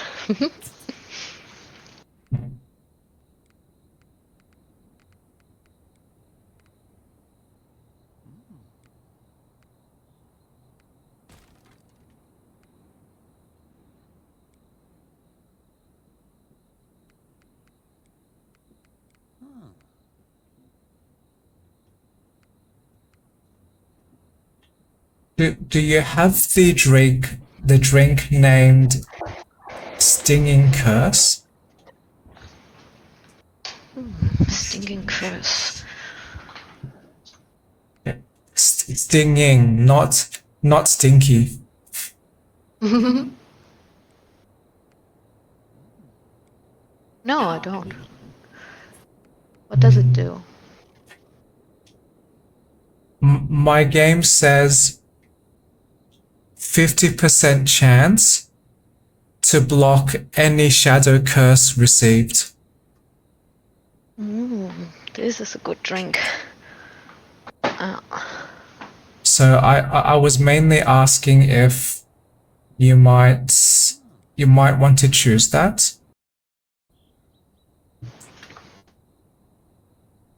Because we are fighting in the same ghost shadow cursed dungeon again. Yeah.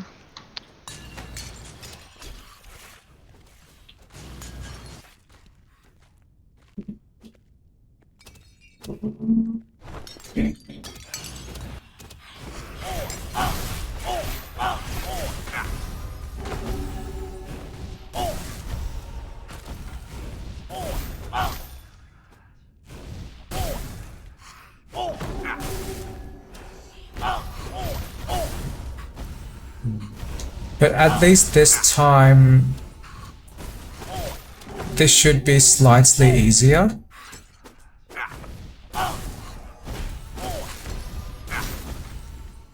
Because we are fighting level 25 and not level 28. Oh yeah.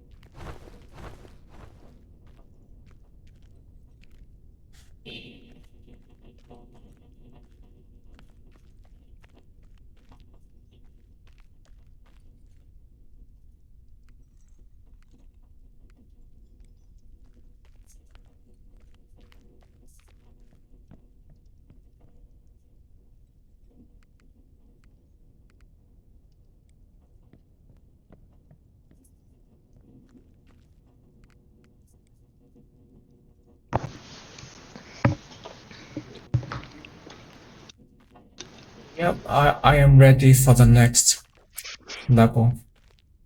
Yes, me too. Yeah, awesome.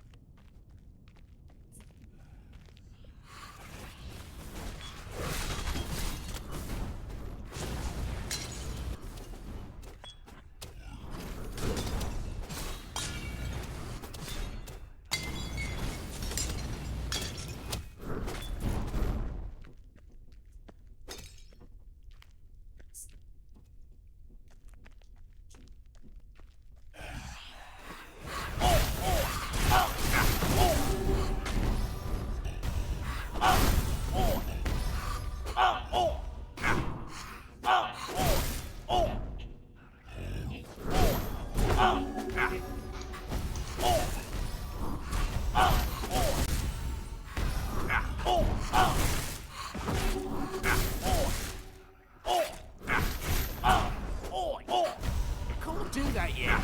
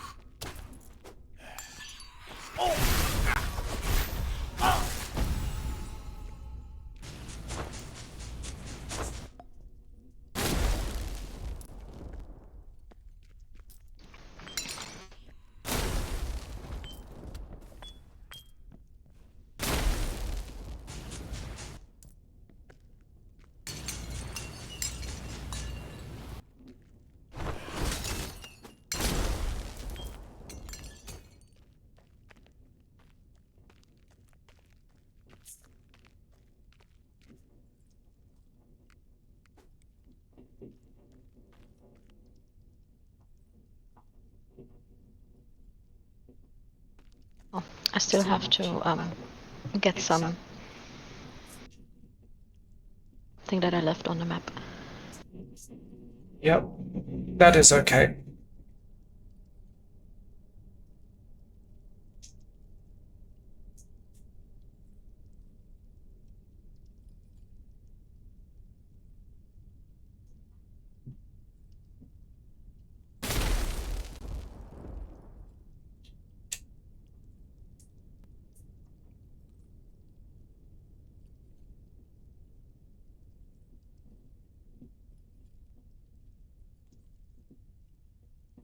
Okay, I'm coming now.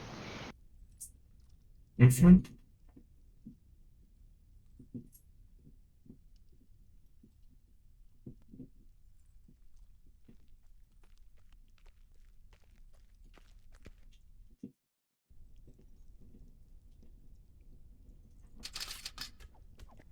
Oh, the bell. Okay. Yeah.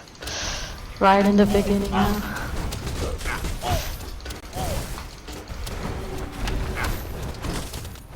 Oh. Well, the bell is destroyed at least. At least, yeah. But there's still quite a lot of shadow ghost thingies. No, come on. Doesn't want to die. Okay. Phew.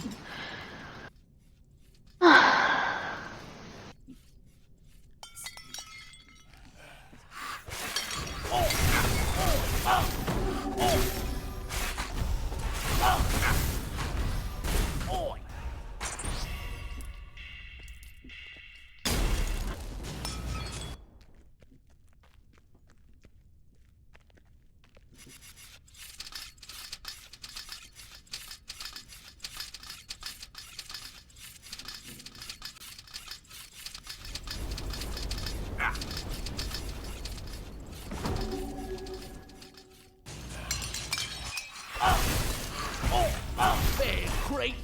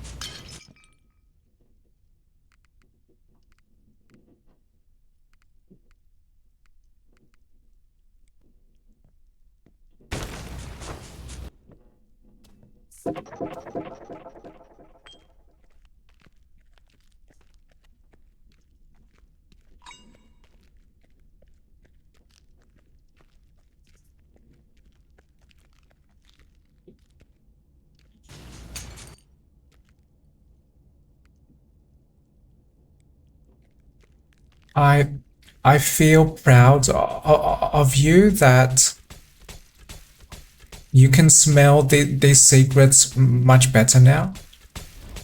Yeah. Yeah, it's easier now to find them, which is great.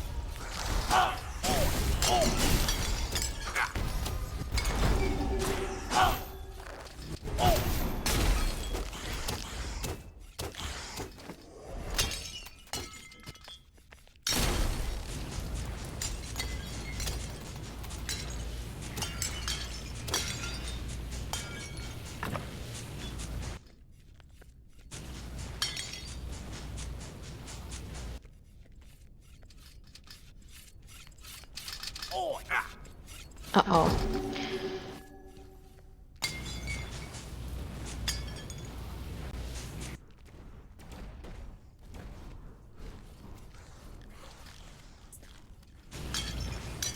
Did you pick up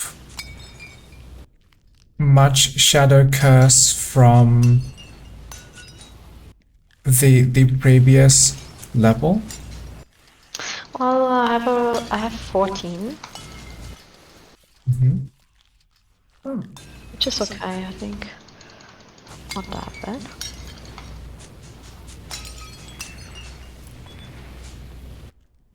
Did you say 14 as in 1 4? Yes. Okay.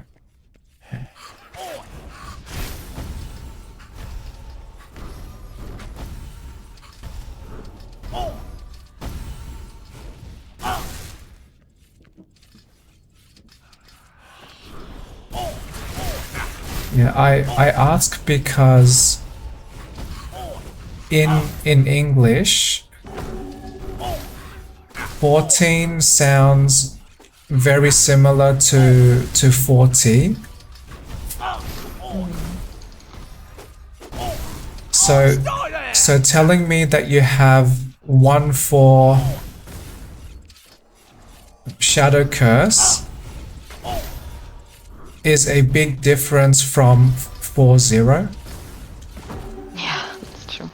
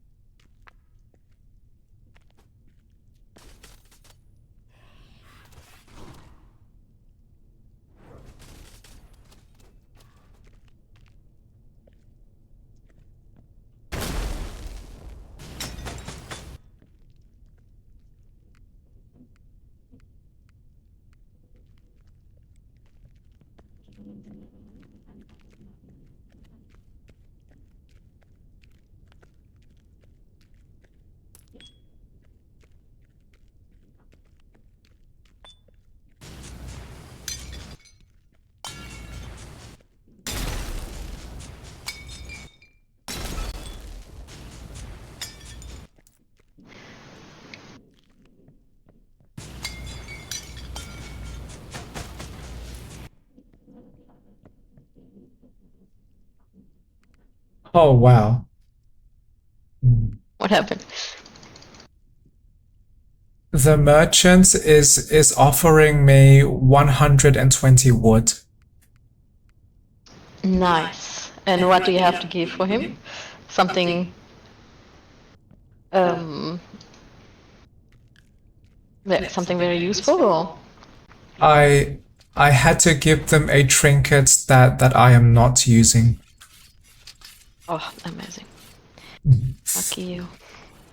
Yeah.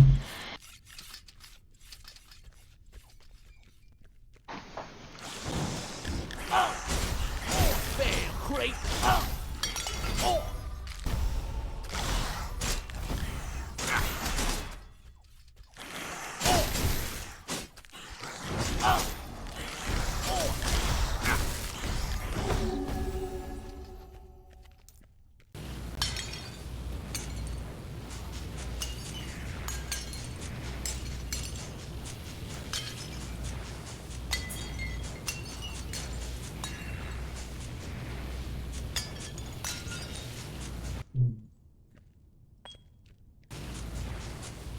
If you are not sure what to do with extra wood, I recommend you donate that wood when you can.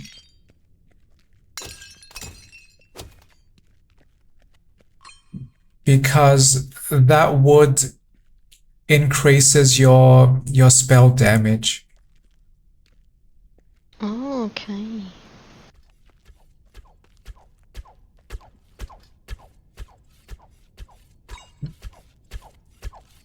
Or if you want to, you can sell the wood and buy something else that you want to donate. Well, I still need a lot of stone, so I was thinking I might sell it once I have the chance and buy more stone. That is also very valid.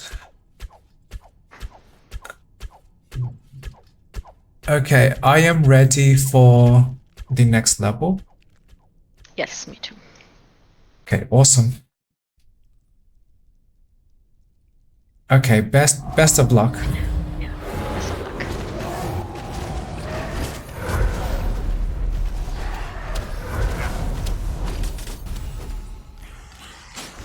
The right. Yes.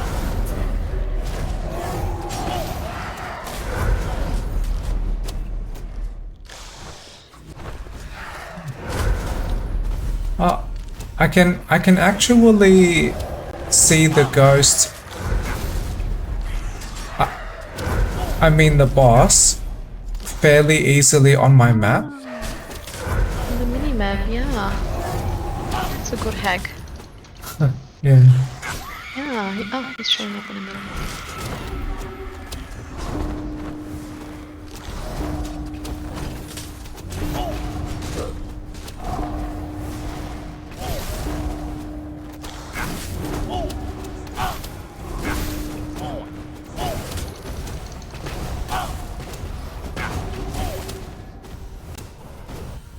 I'm stuck.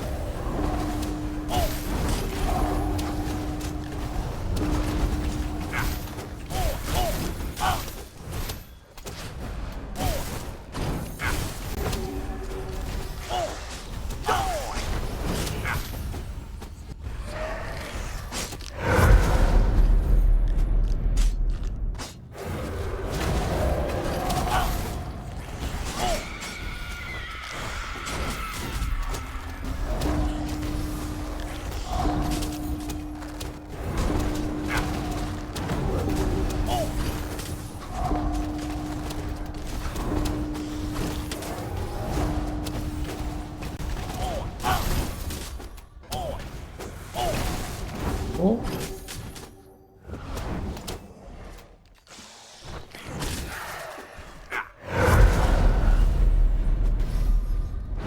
Yep, bottom left.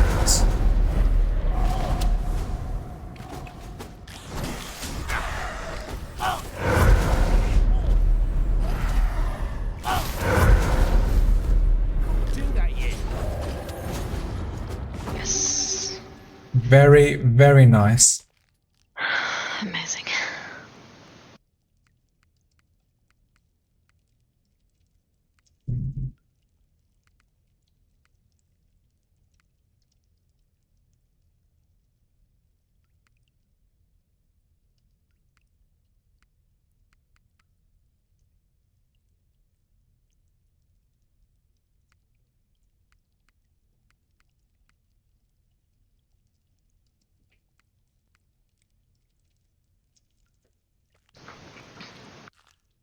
Yep.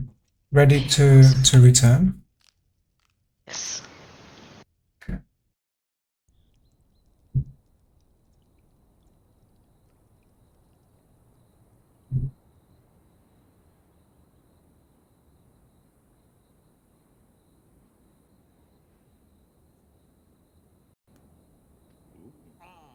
And now we have returned to just me playing alone.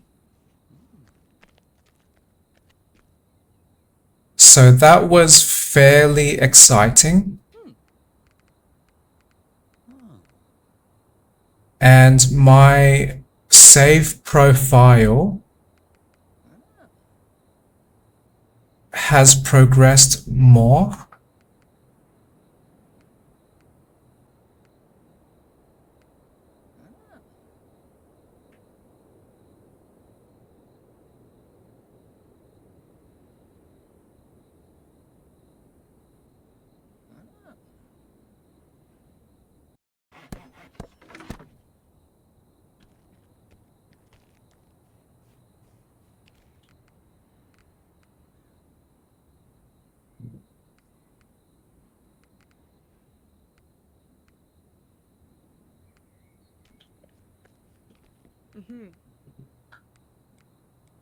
I am going to now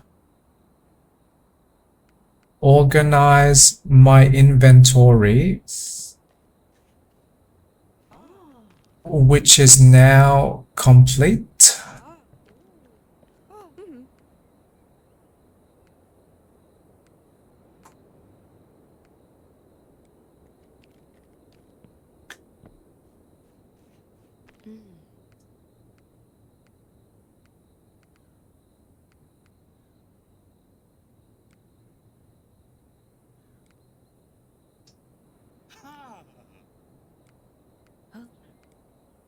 And only for now,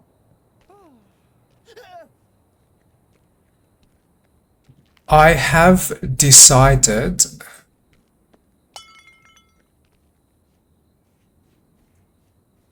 to not buy any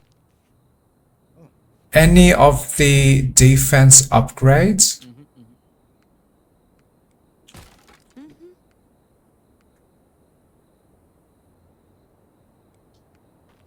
So that includes the armor, that includes magic resistance,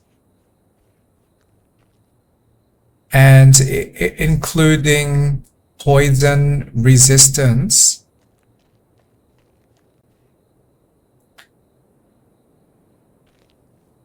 And my reason is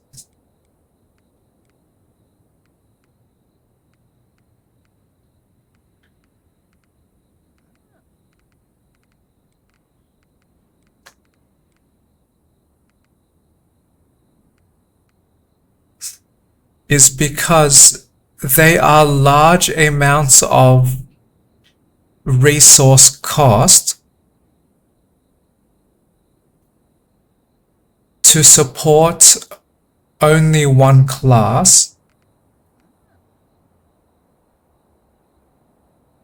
when I could build those bonuses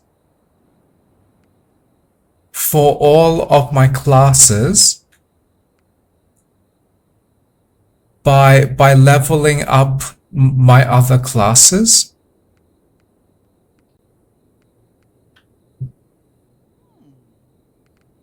So I prefer to focus my choices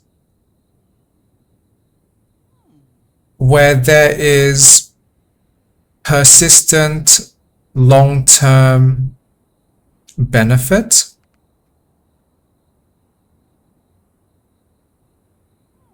And I may switch around which classes I play as.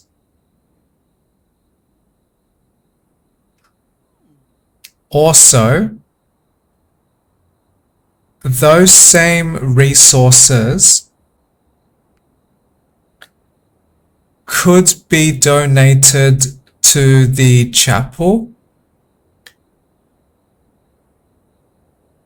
which would provide bonuses for all of my classes.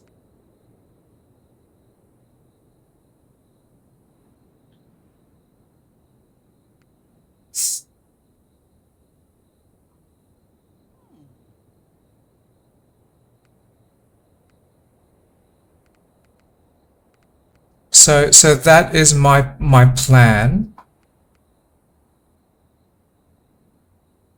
to conserve my resources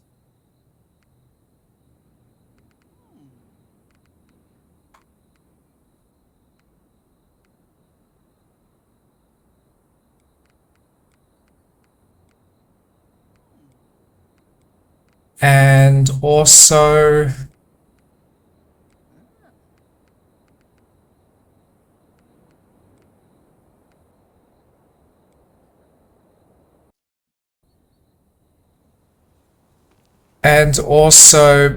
grow my classes faster.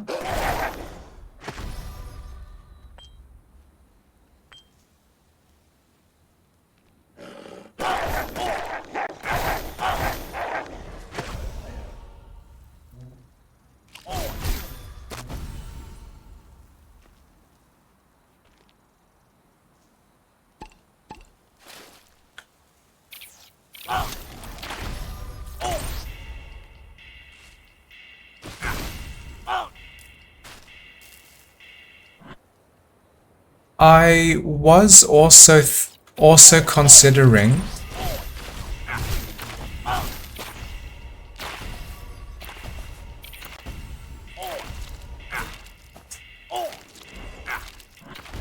because my current paladin struggles with new game +1 difficulty,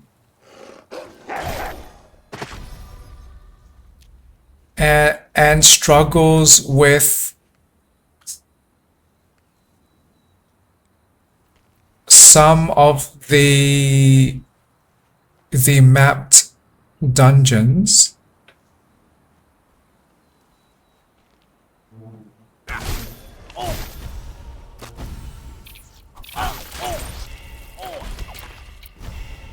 I soon want to level up some other classes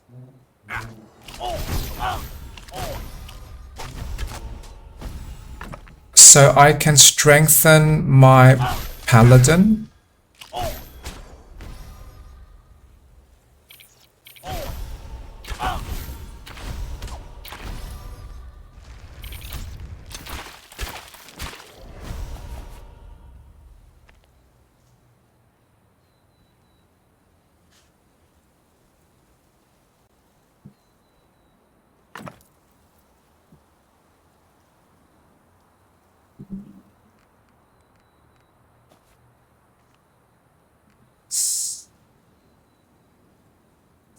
But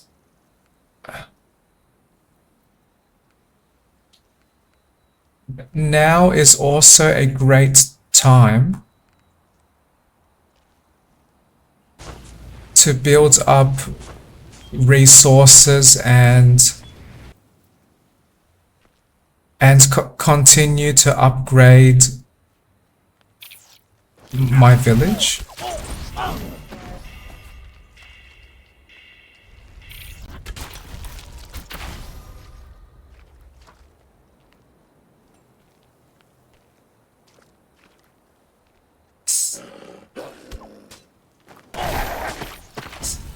My current goal is to unlock the sorcerer class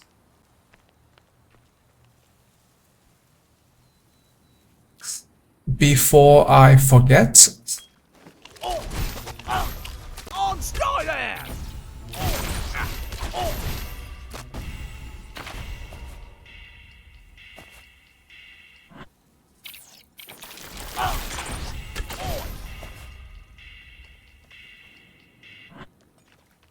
And I may play as that sorcerer class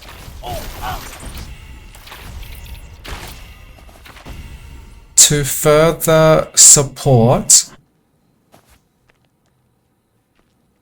the growth of my paladin.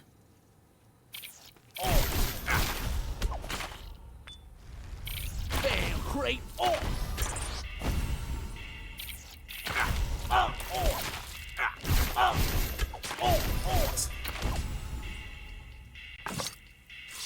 Because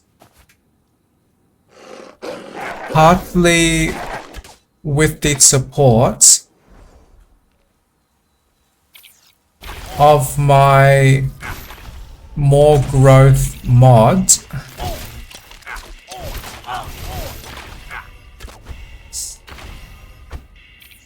each time any class levels up, all of the classes become slightly tougher and slightly stronger.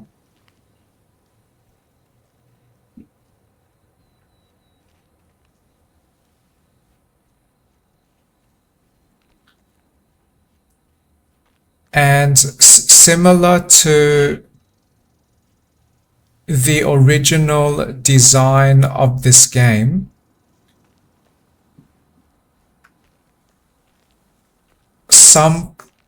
each class provides much more of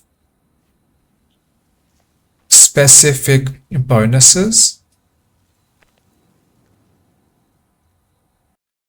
So I can choose which bonuses that I want to grow faster.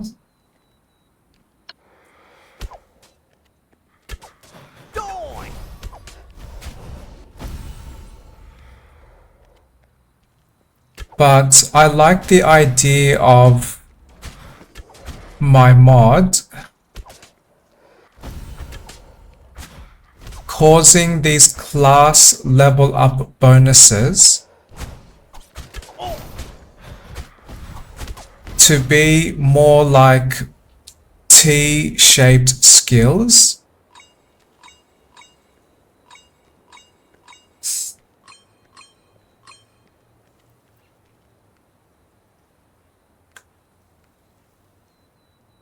So for people not familiar with that phrase,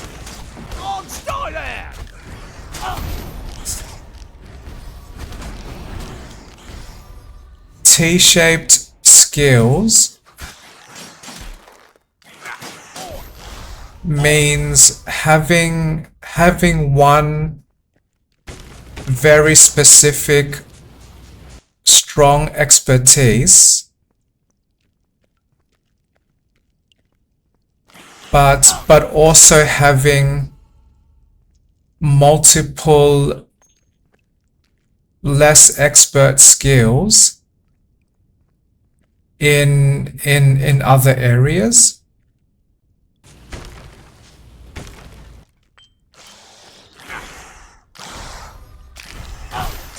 Great.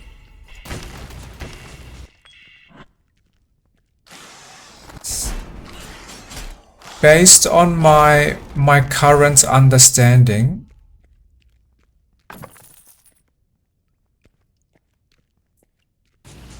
T-shaped skills are they are often desired in businesses.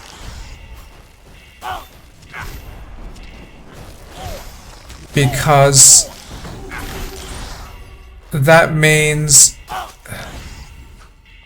if you have some kind of really massive strength or some massive expertise, you become a very desired worker in that area.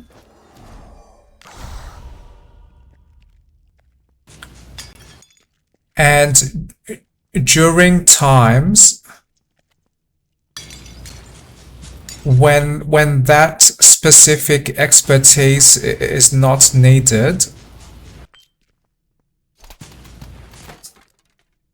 you also have the skills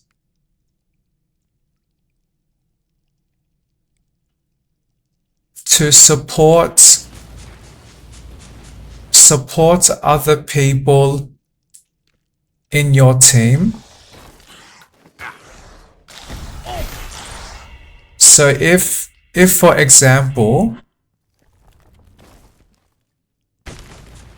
you have a colleague that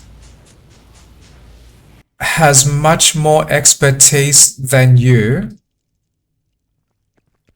in one area,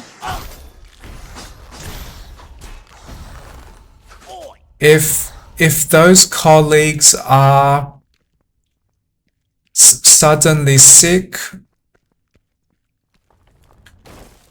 or they decide to leave the team,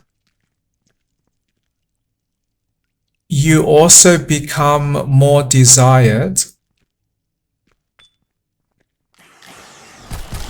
because you can help fill that gap.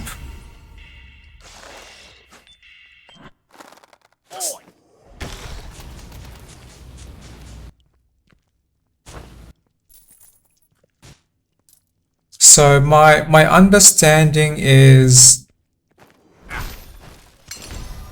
T-shaped skills are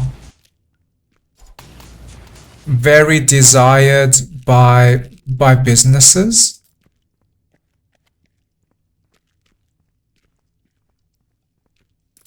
And I forgot now why I started talking about T-shaped skills.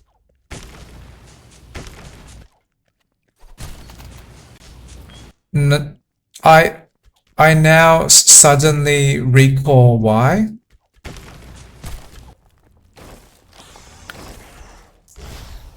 When I was talking about my more growth mod,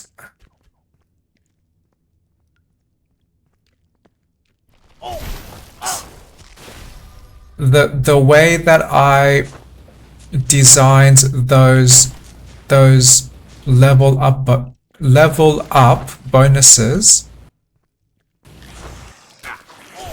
that reminded me of T-shaped skills.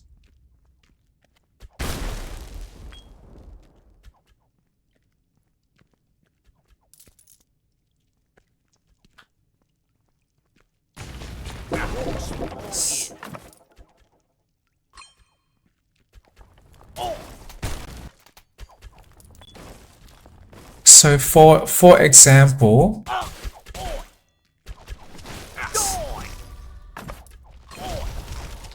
the way my mod is applied to this game,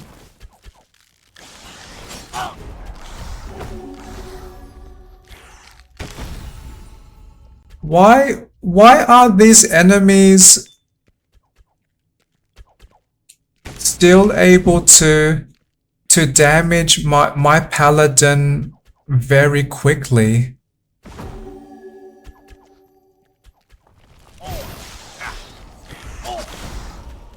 I am playing on the lowest difficulty, and I am beyond level 20, and I am still slightly struggling. Why?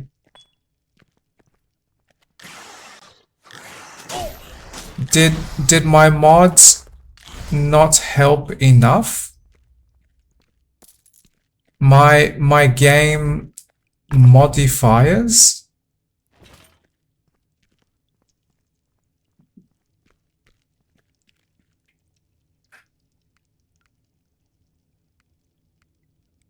Because I would like to expect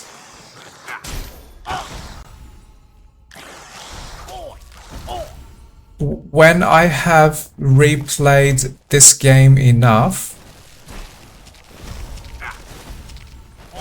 then when I have progressed enough, then game difficulty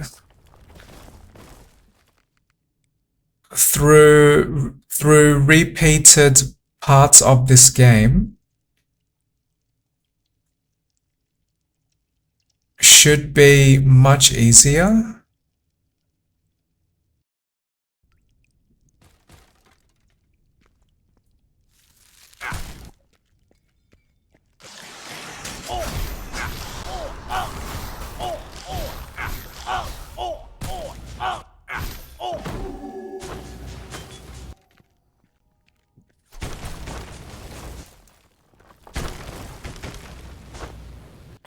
But to finish my thoughts about my Heroes of Hammerwatch mod, the more growth, and why that is similar to T-shaped skills.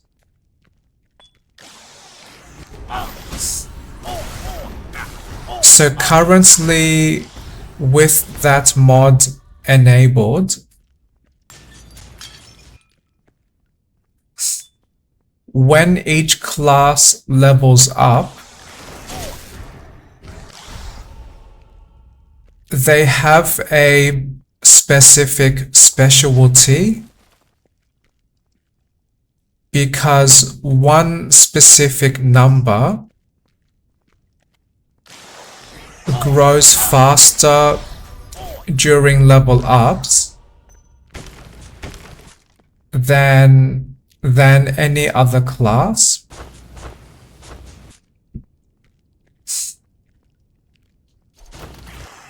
So from a team perspective, if I want that specific number to grow fastest,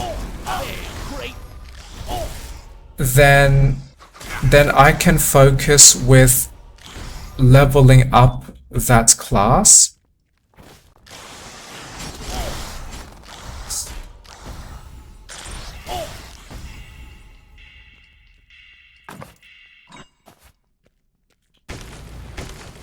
But if for any reason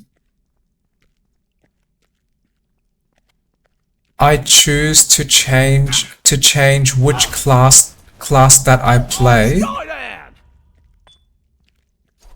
I do not completely lose those specialties,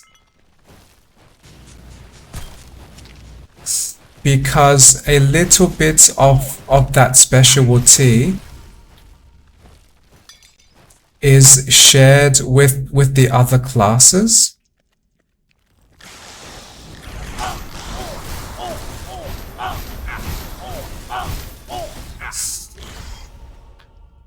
So this game has some very interesting systems,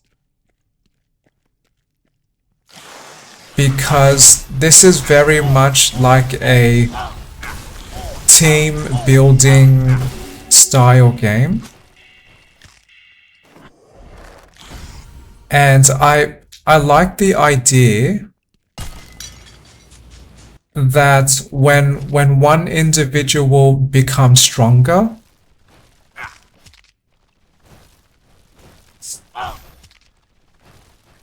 all individuals in the same team become slightly stronger.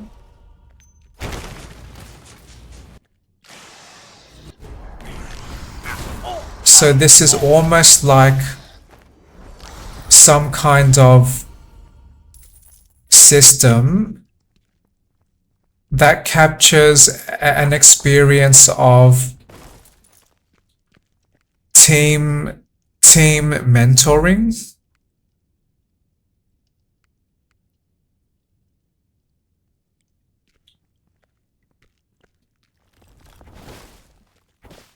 My only minor complaint about this system is often I want to focus with building just one class.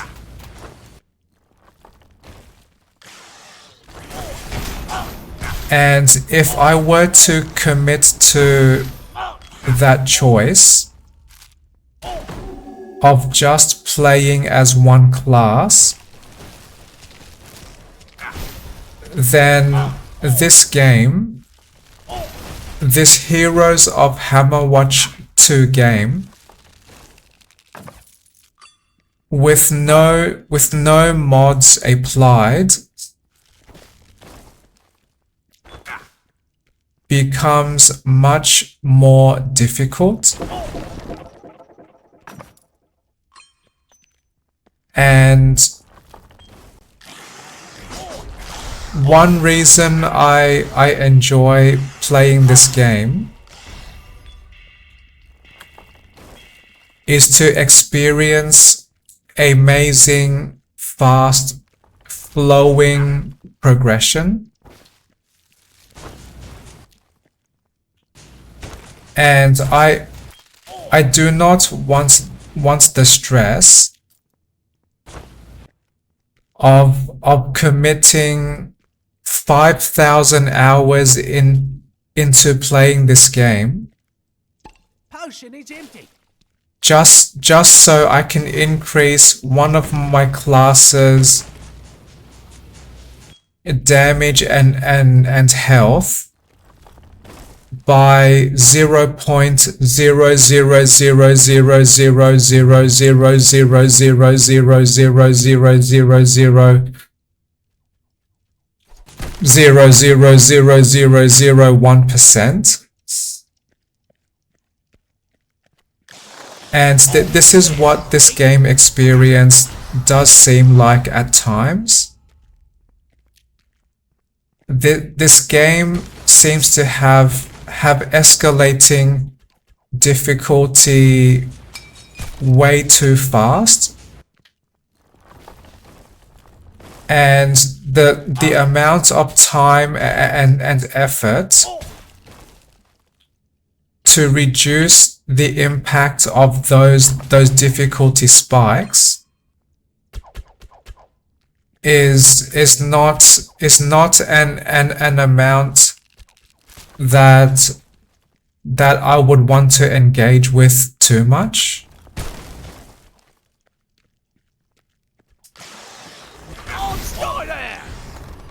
And this is a very complex experience of mine to describe.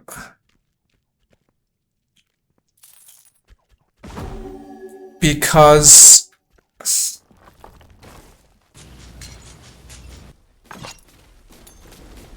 I like this game enough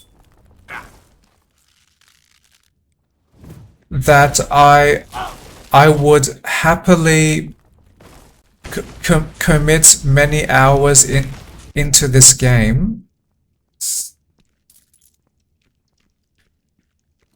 but I do not want to commit too much time if my progression through this game becomes too slow.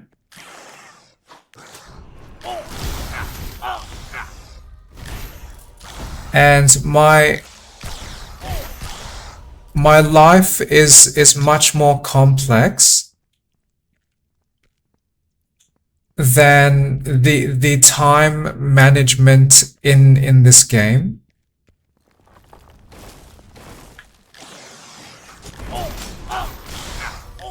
So me playing games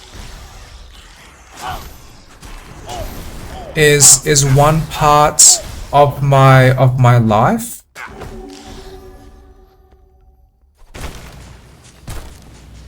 but what I must also manage in my life outside of playing games,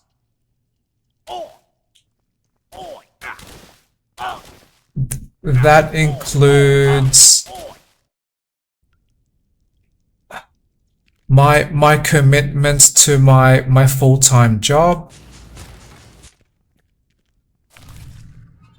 and my commitment to any other kind of work. I also have commitments to my own health.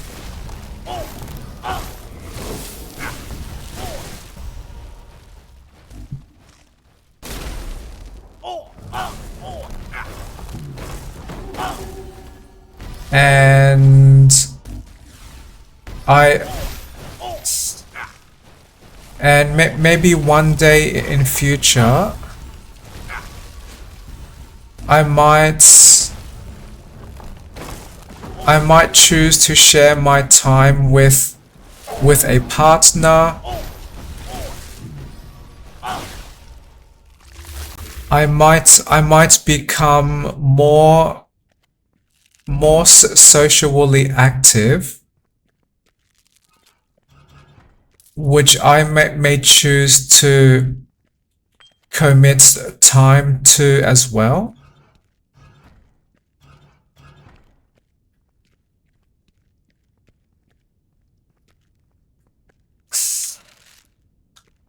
So because of all of these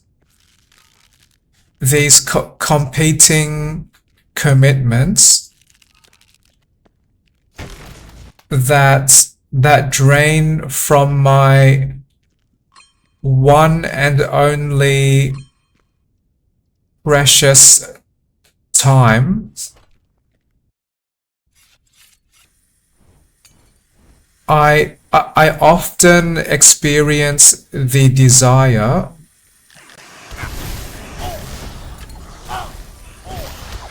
to either progress through all of my tasks faster,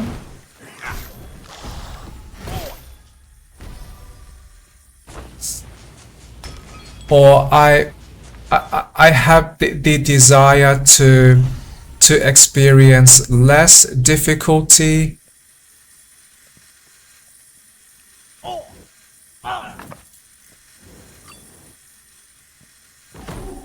or I have the desire to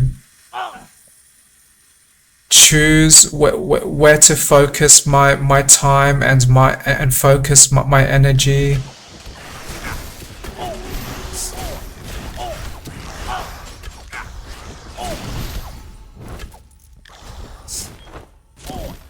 So because there is always commitments and pressures trying to take my time, I try to be more efficient with how I engage with my own time. Which also means if a computer game or if any activity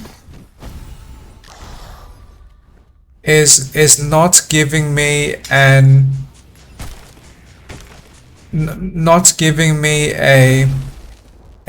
a satisfying enough experience in a reasonably short amount of time, then I am more likely to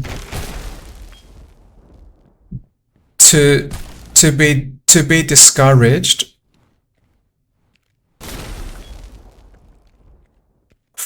from engaging with that activity.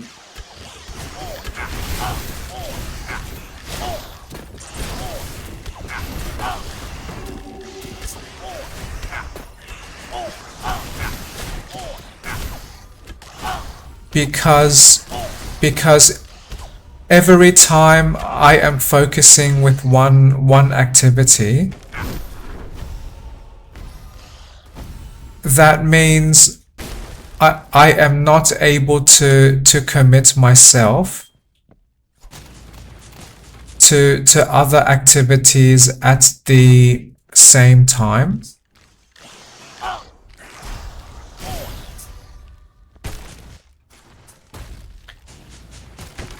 And one part of me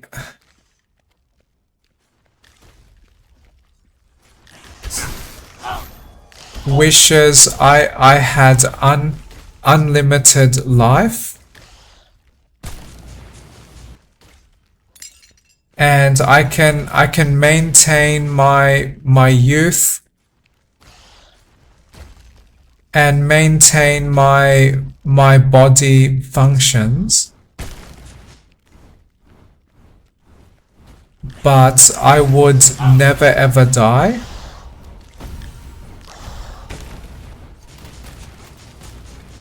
And that extra time would enable me to engage much more with my interests,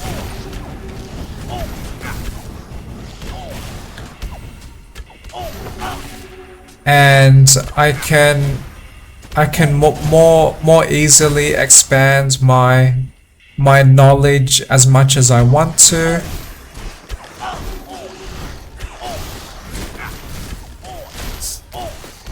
I can observe developments of human society, because if I do have unlimited life, that means I can observe how this world changes through multiple generations of people.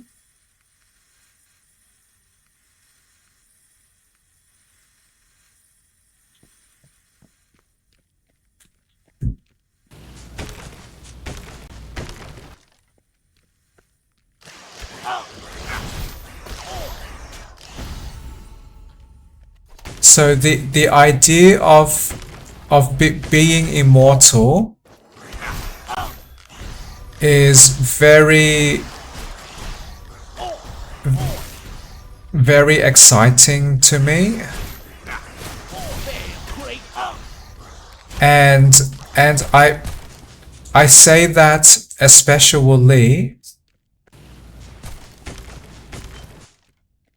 as a person that rarely or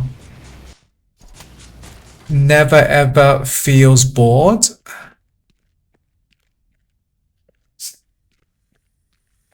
So I could entertain myself easily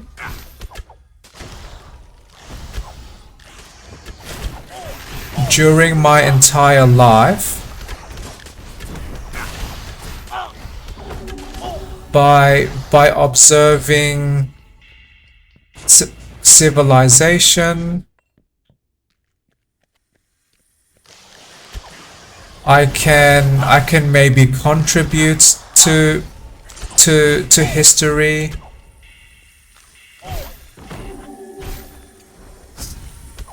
I can pursue my hobbies with no time limit.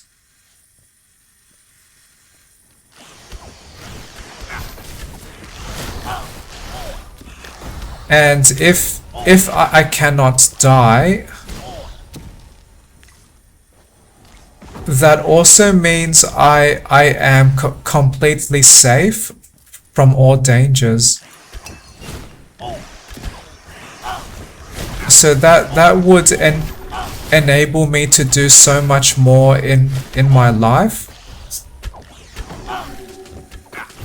I I would probably go mountain climbing more often. I might bushwalk more often. I might go to the gym and maybe experience big muscles at least once in my life.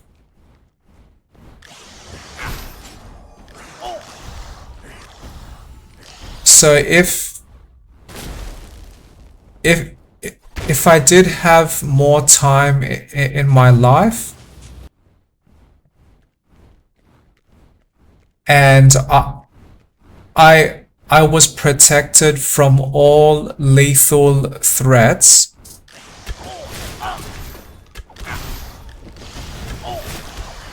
I believe I can find ways to live a very happy life.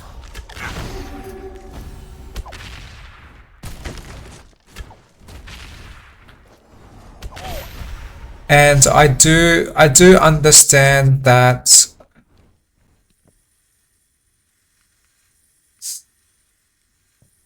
most people do not want to choose to live endlessly, because my anecdotal guess, they have a brain type that feels bored. So that means if those people can live endlessly, they will eventually experience a limit with what they can do in this world. So what I mean is, with the enablement of infinite life, that means we can acquire all of the knowledge in this world. We can learn about all cultures and all languages in this world.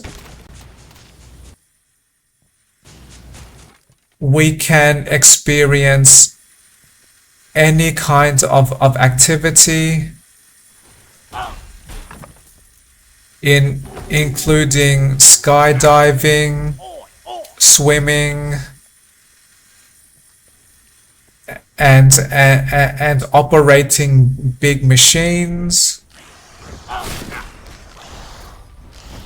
So if we have unlimited time and no way to actually die, then eventually we will exhaust all possible human experiences.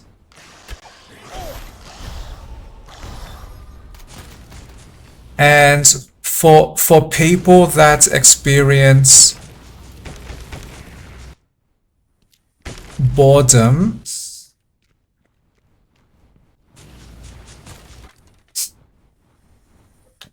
endless life will be a torture for them, because when they have exhausted every source of novelty in their life, and exhausted all sources of stimulation, then there is nothing they can do to experience that excitement again, because now their brains have become 100% familiar with planet Earth, and which means nothing is unpredictable ever again, and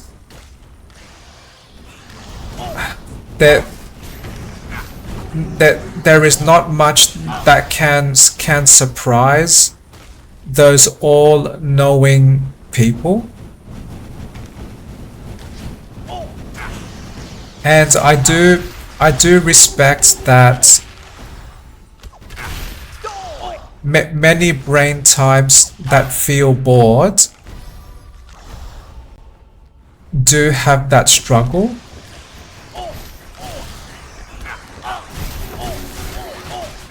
Oh, I'm stuck. But we are also a neurodiverse species. So some people struggle with boredom more than others. And I believe I do not struggle with boredom.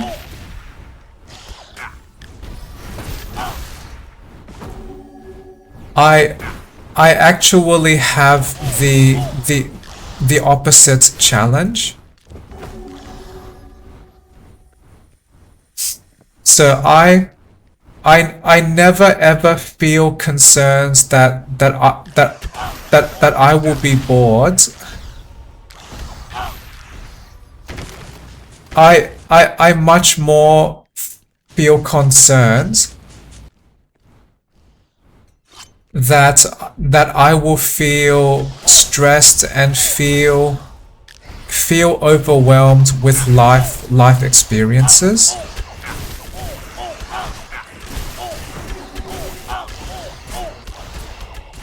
So if I had the opportunity to never ever die, and I can maintain my body functions at their peak. So maybe when I was age, but biological age 20, then I would easily and very happily just silently observe this world as it changes,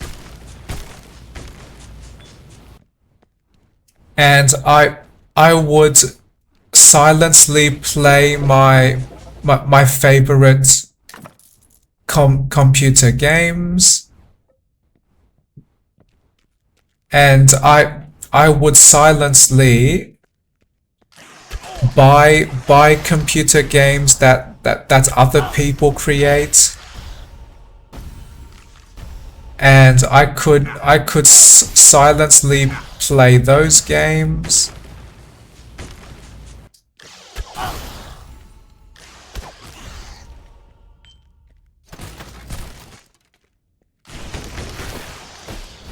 and I could silently live a very peaceful, socially isolated life. I could silently just go grocery shopping each day. I could silently support my health by exercising, and the idea of having unlimited time and unlimited energy and unlimited health to pursue any kind of goal in my life is very desired for me.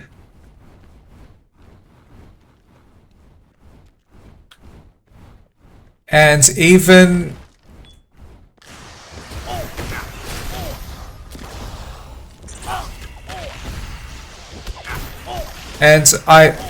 I like the idea of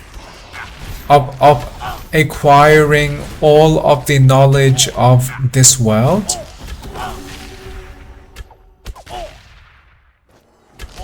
because I highly value understandings, and even if my greater knowledge causes this world to be much more predictable to me, I would like to believe I would never ever feel concerned about being bored.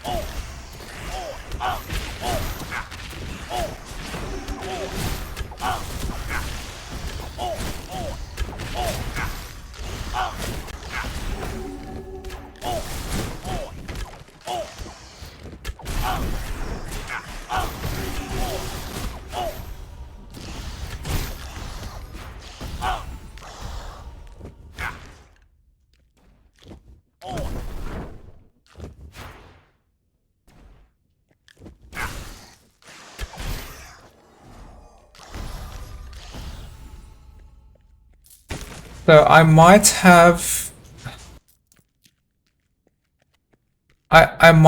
now answered that one question.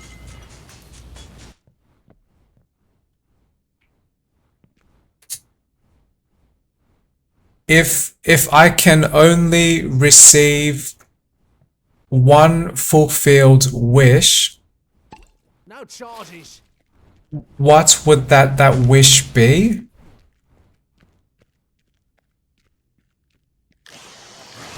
And I would choose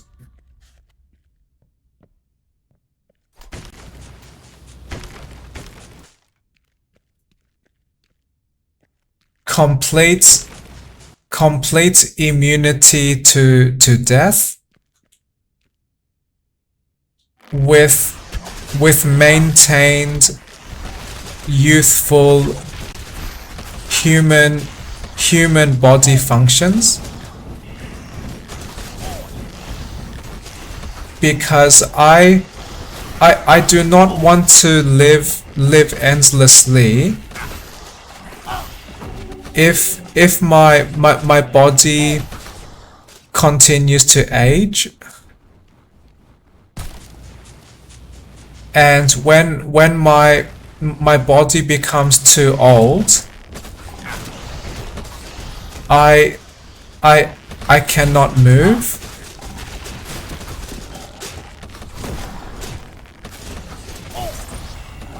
Or many life experiences become a persistent, intense struggle. So I do not want to have endless life if after I become 100 years old, I am stuck in some wheelchair, and I must breathe from some oxygen tank, and I need other people to help me shower my body. That is not the endless life that I want. I want to preserve enough of my body functioning so I can pursue any goal or any vision or any idea.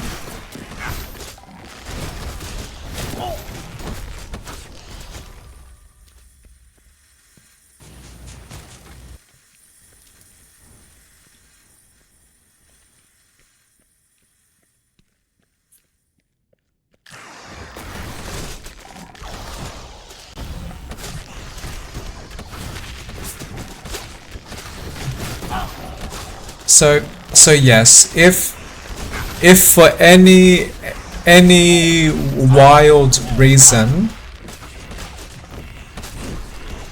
I am approached by some magic entity,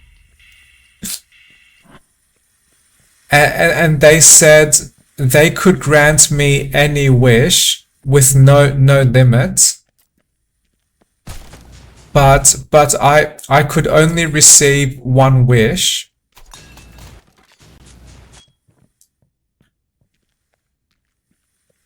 Oh, that reminds me. Unlimited life. That there is one more situation that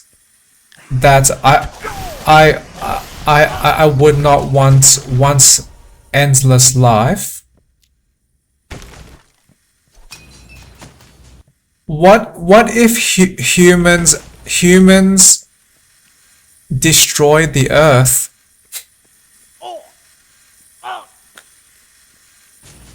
That may be intentional. That may be accident. Then my body would just be floating through space, and that there would be nothing I can do.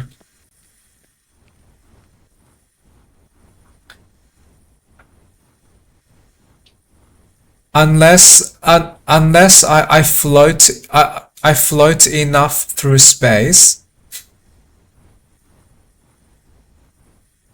that some other species finds me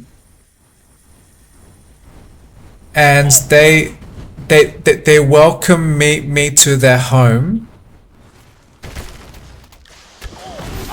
and that home is a very human friendly atmosphere. So that is not a planet where my skin melts or has extreme poison gases or something that would cause my human body to intensely struggle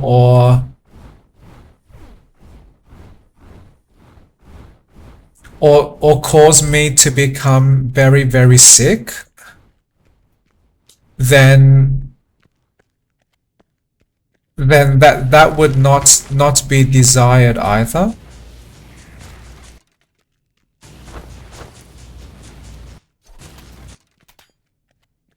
And what if I accidentally fall into space and that there is no rescue for me, and what if I float towards a sun or a bright burning star? Then my entire life would just be surrounded by massive fire, and it might be difficult for any life to discover that I exist in this burning giant fire.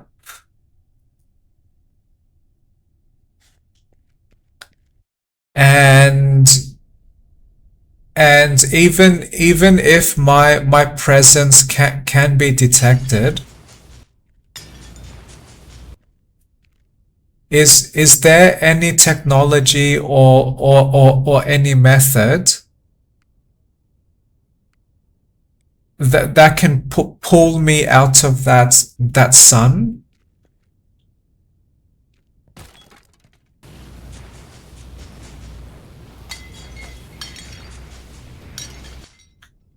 So yes, there are some situations that I would not want to be immortal in, but assuming planet Earth will live forever,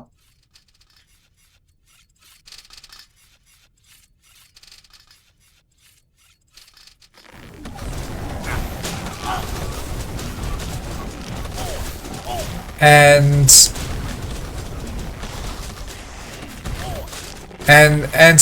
assuming humans do not completely destroy themselves, and do not completely destroy each other, then I would like to observe changes in human society, and I would like to pursue my own interests and engage much more with my hobbies.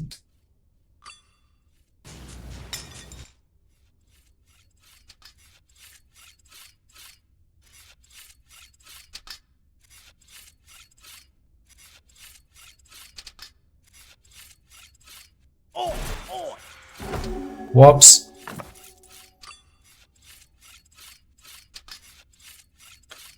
Oh, I just realized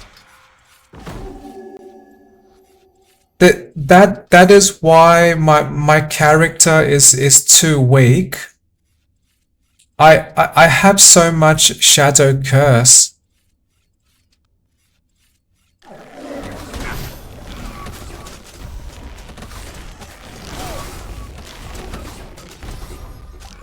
Okay, I dislike this shadow curse system.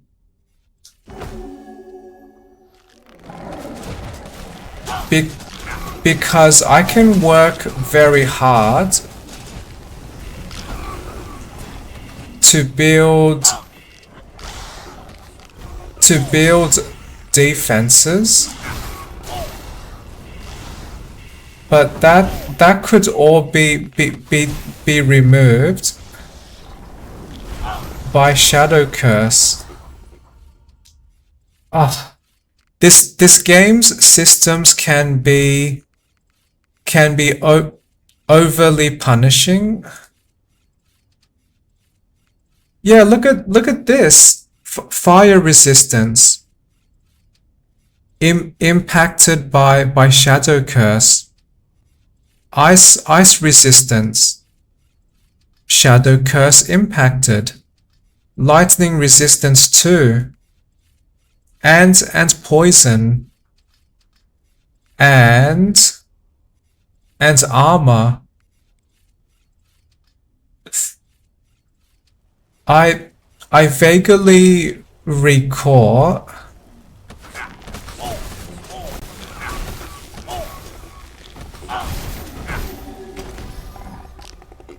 there is a mod that disables this shadow curse system.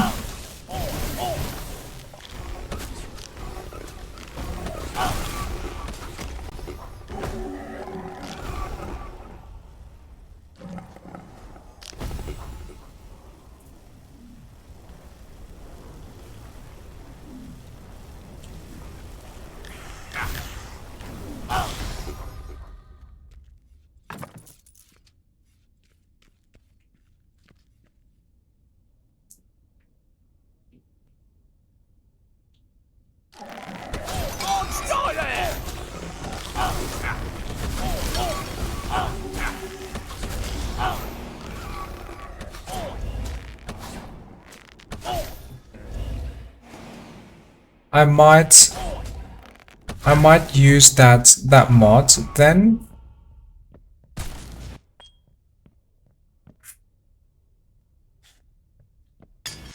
So one of my critiques about this game, we should never ever have any systems that takes away player progress.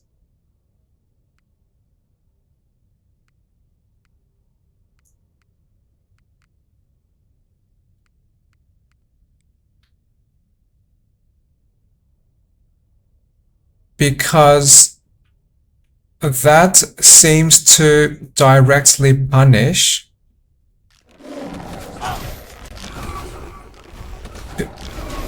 people who commit much time to this game.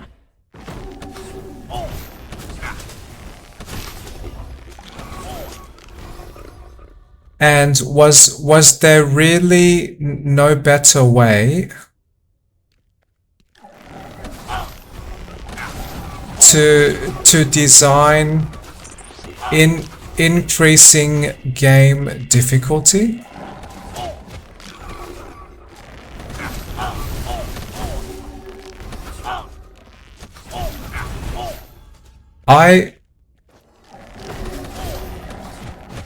I always dislike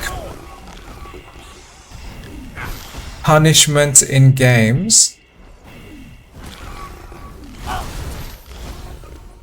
because they rarely or never ever give me an experience I desire?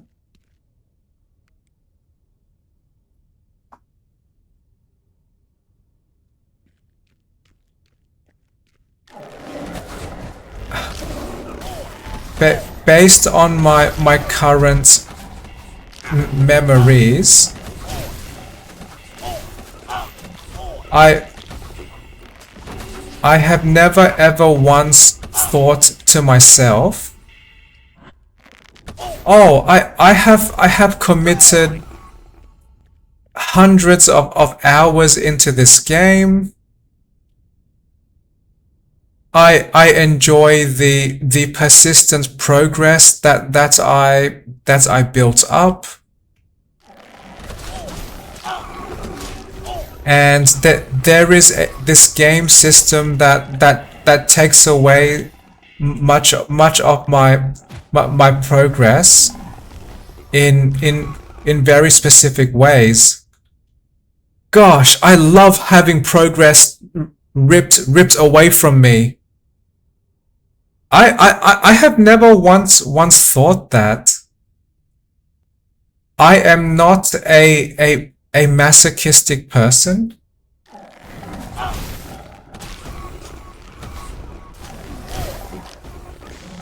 I like the idea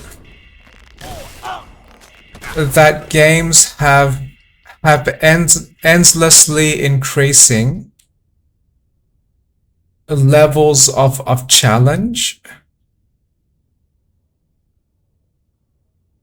but I dislike the execution that difficulty can only be achieved with extreme punishments. Even small punishments I would dislike too.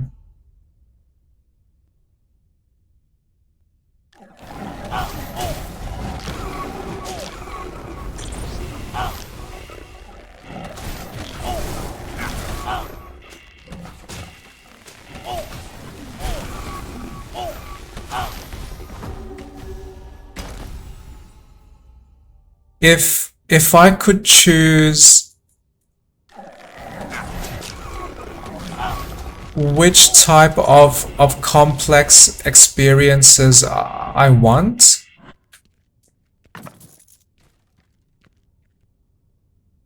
I prefer to be rewarded for desired behaviors instead of being punished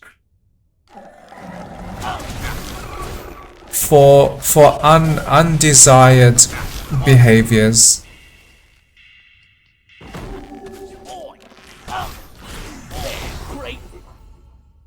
To me,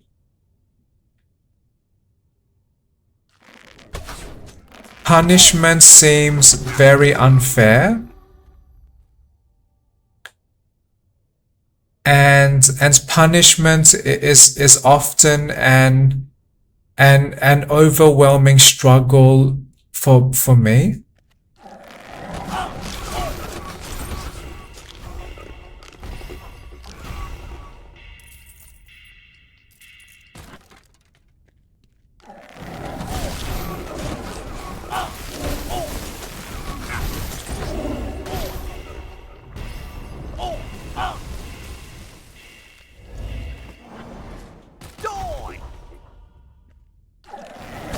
Oh, this big shadow curse remove thing. I want to use this later.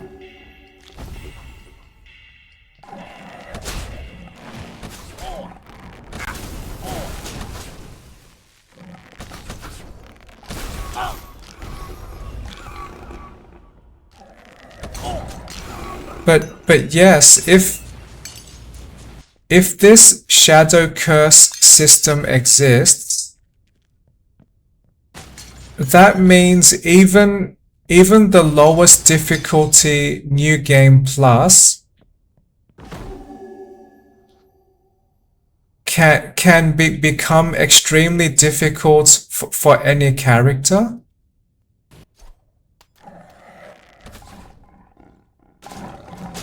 Because we can accidentally receive too much Shadow Curse and lose all of our defense.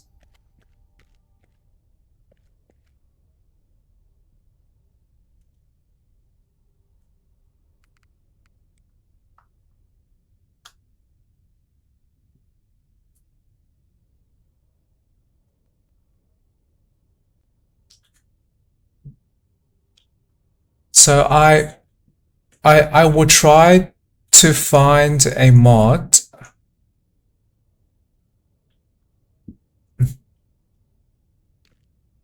or I might create my own mod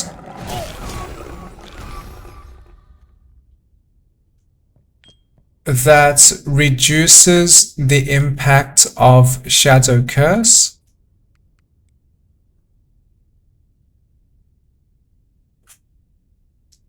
or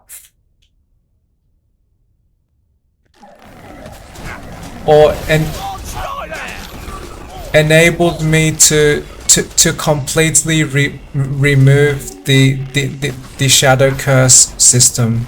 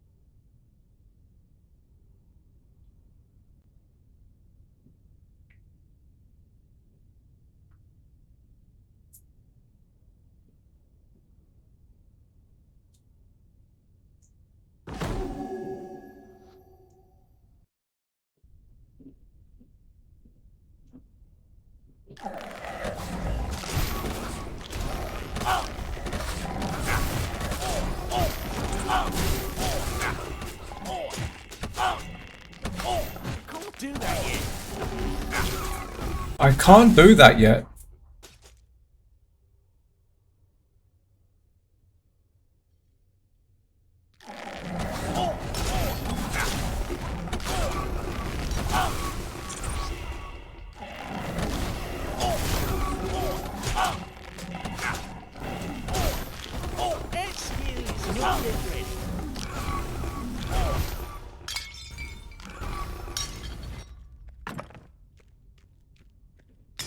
And the only way I can resist the effects of Shadow Curse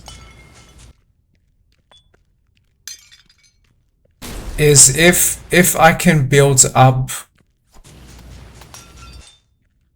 overwhelming amounts of defense for my classes.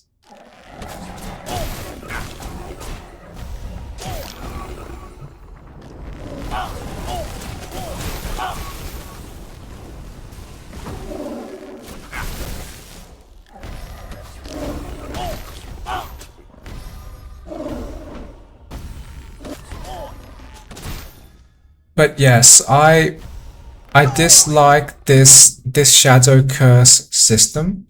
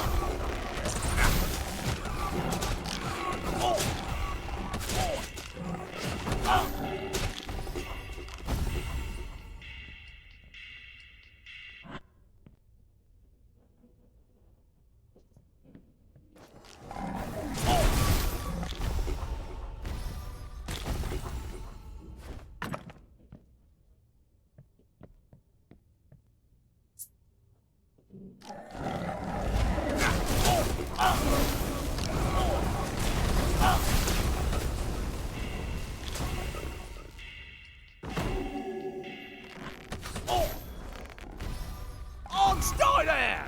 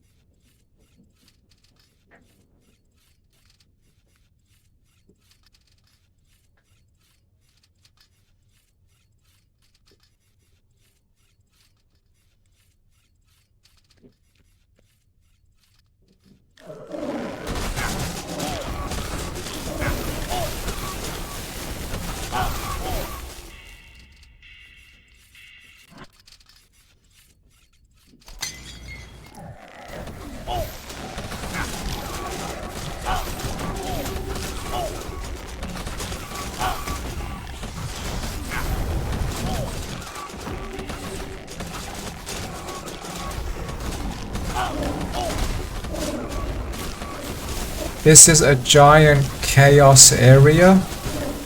I do not understand what is happening,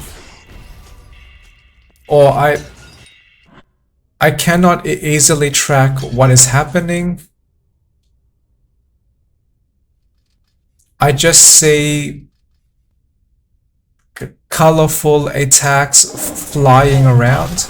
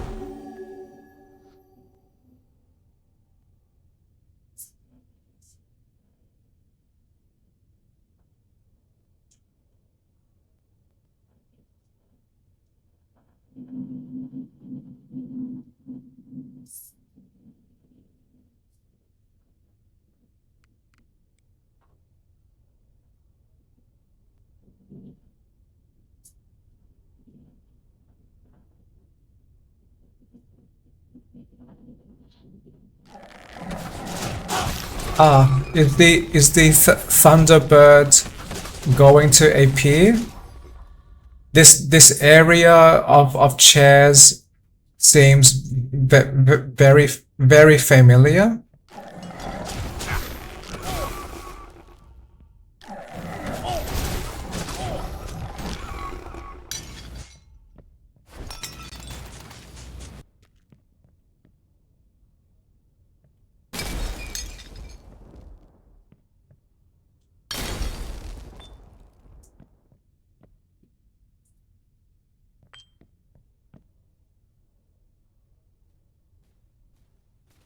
Yes, I see thunder. I see bird. I see Thunderbird.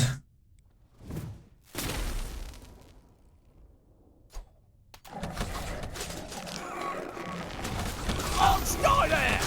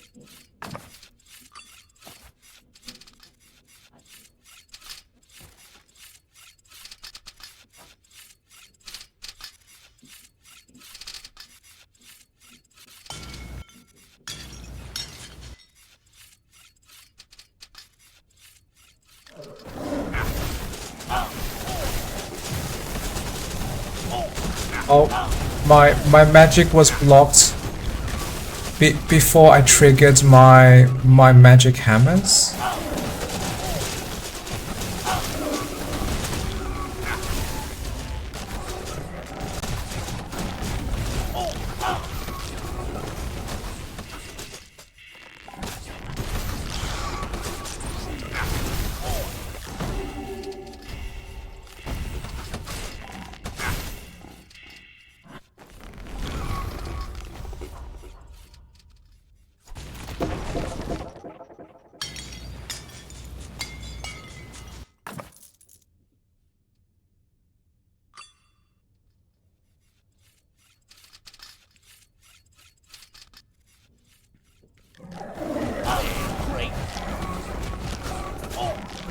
I just picked up a trinket that gives me more armor and more resistances. So that might be supportive.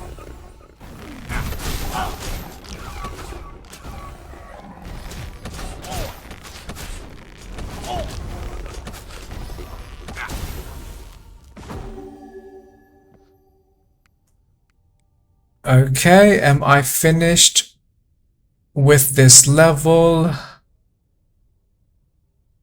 I believe yes.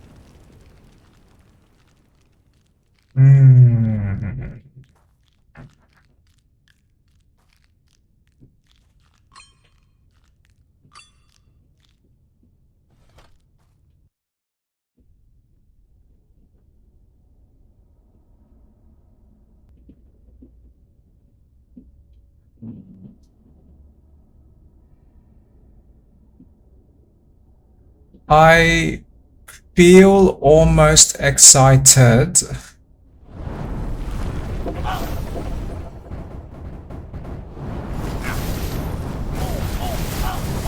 Whoa, whoa, whoa.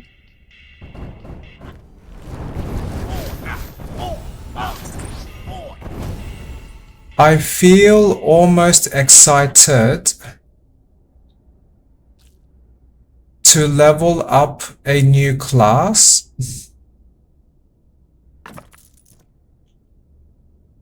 In this save profile.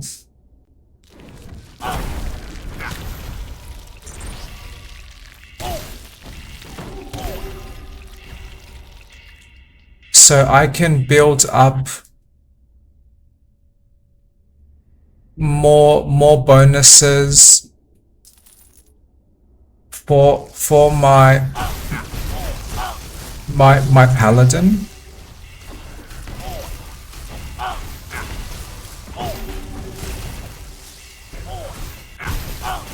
Oh, too much.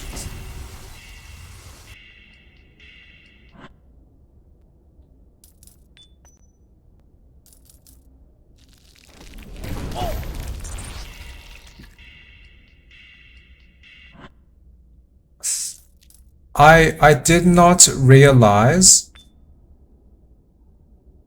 20 Shadow Curse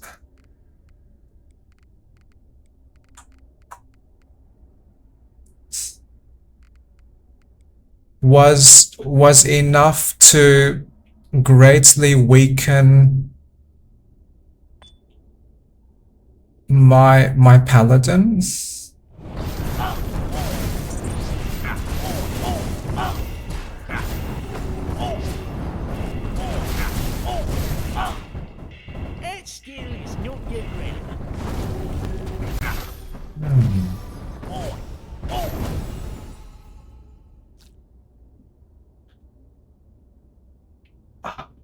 I suddenly recall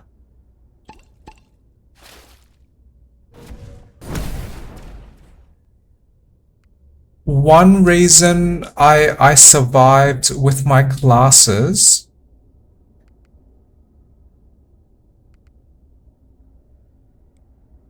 was because I equipped a shield.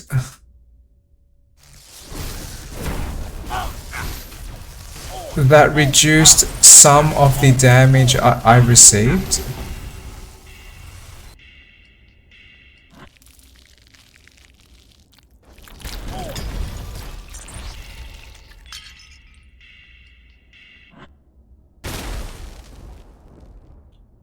But I do not want to equip shield again.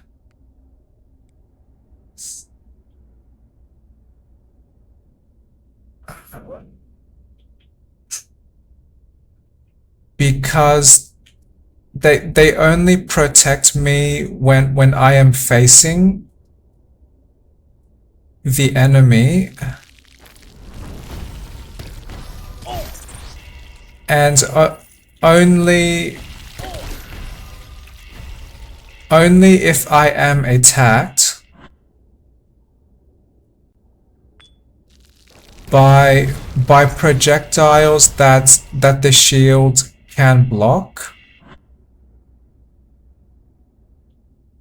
And most of the time I am trying to run away from danger, not run towards danger.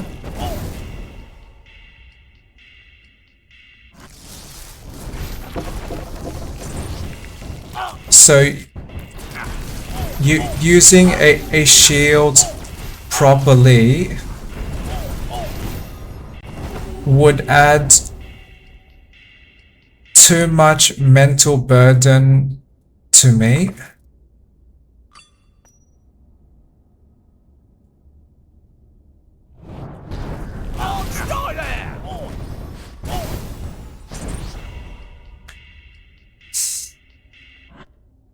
I like the paladin skill that has a 20% chance to block any physical damage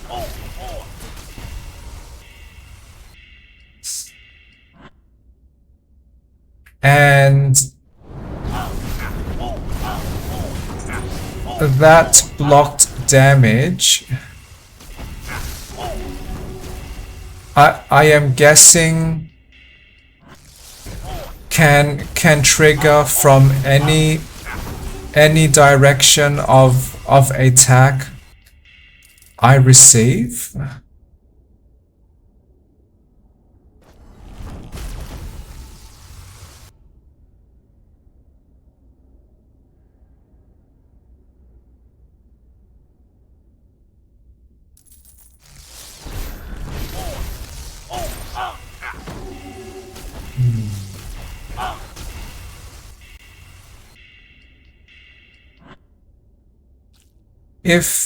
If my paladin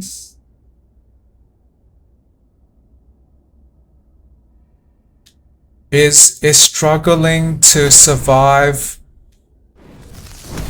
these magic attacks,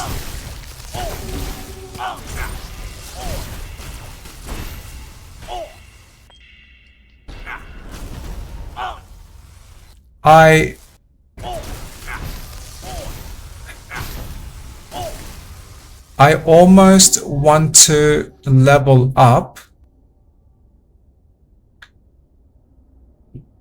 my warlock so I can increase my paladin's resistance.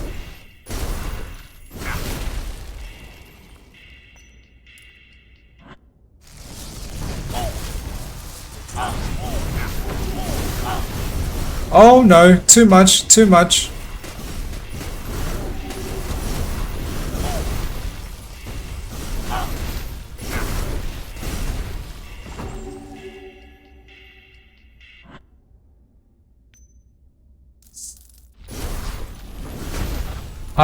I want a paladin build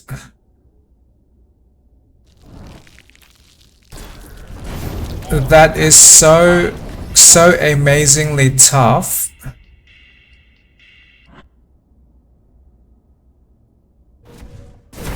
that any damage received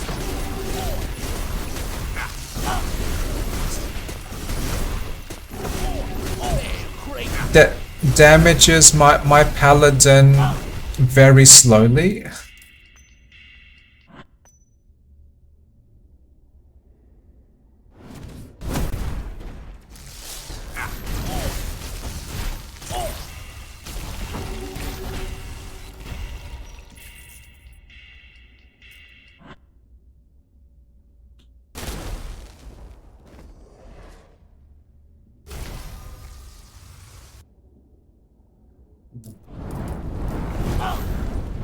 Because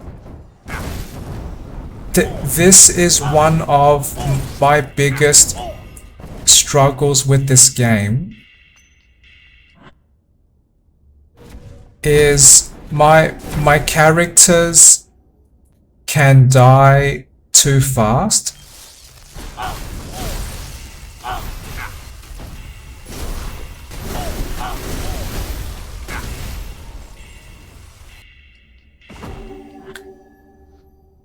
And I guess the way this game was designed,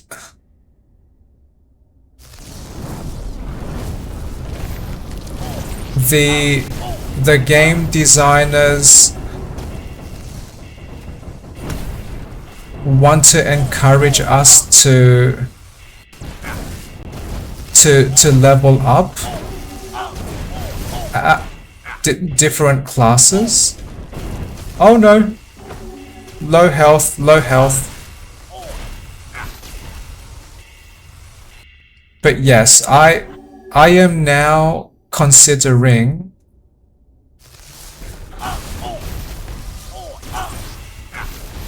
leveling up my warlock next.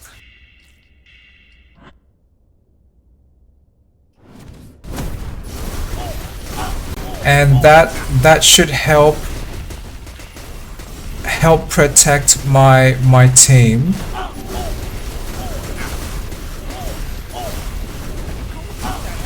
from receiving damage too fast. Ah. But yes, if I am receiving physical damage,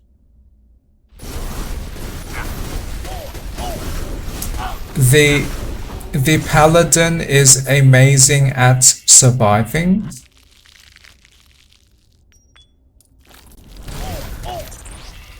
But magic damage and poison damage is much stronger against my paladin.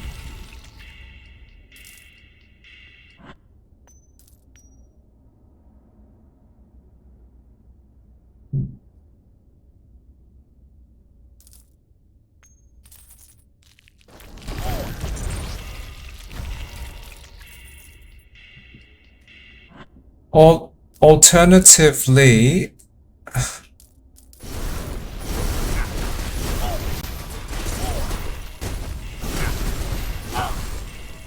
I could level up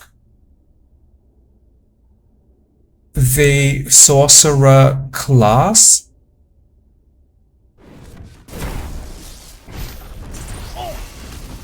because more mana regeneration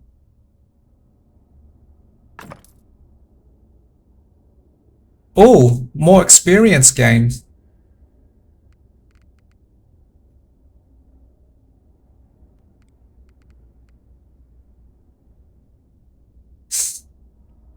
Because more mana regeneration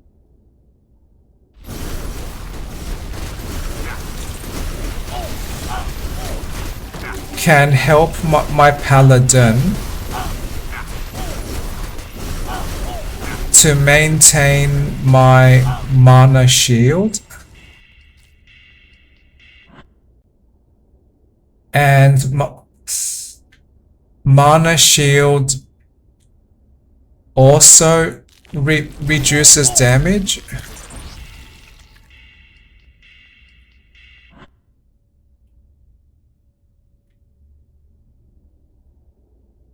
And the amazing part about mana shield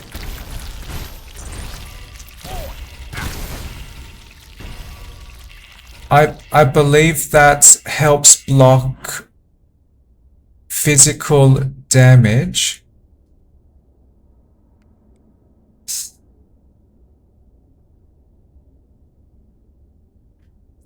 Actually, I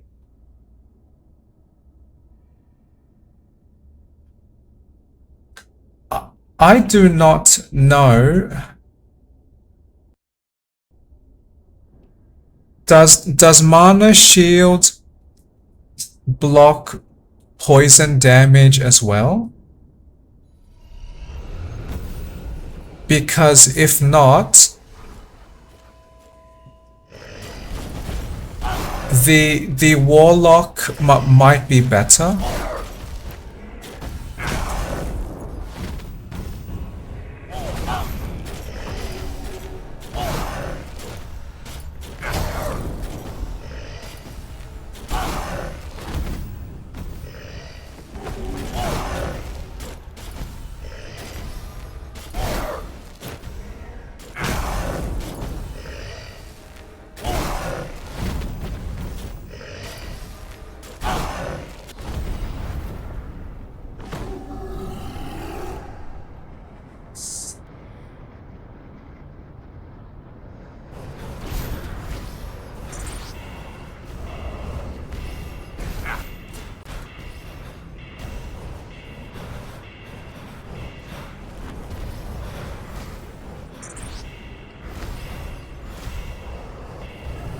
they can evade my magic dropping hammers.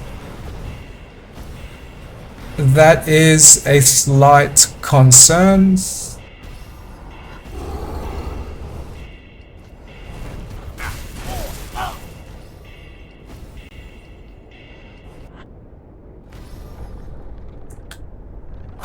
And I still have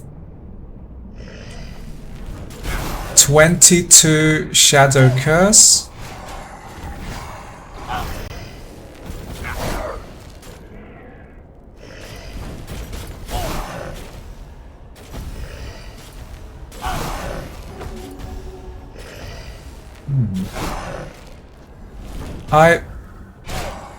I feel relieved that my magic hammer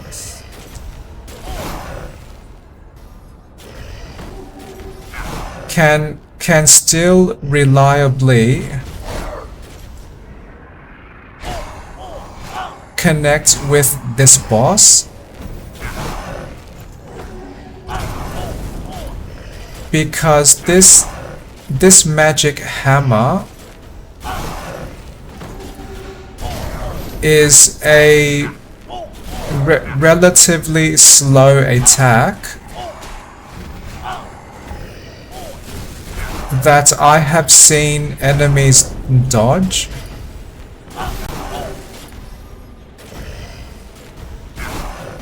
Can I survive?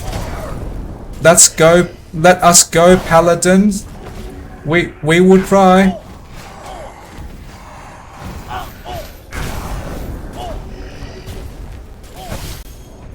Yay! Survived and leveled up. Yay! Yay!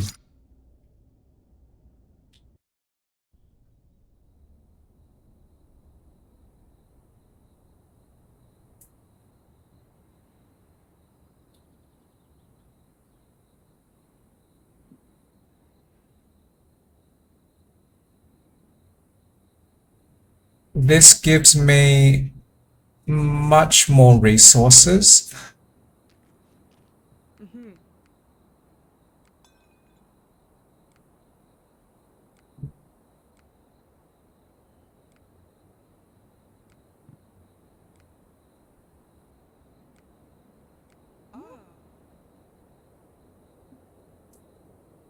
Long sword? No, no. I do not want to use a long sword.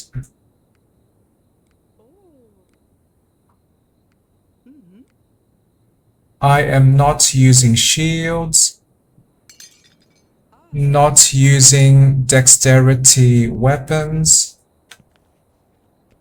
I have a frost wand in my storage. 10% of intelligence. This is also... But why does this wand require less intelligence to equip? This is level 18. Oh, this is level 25. So that wand may be better. I will sell this. Great. My paladin has improved some more.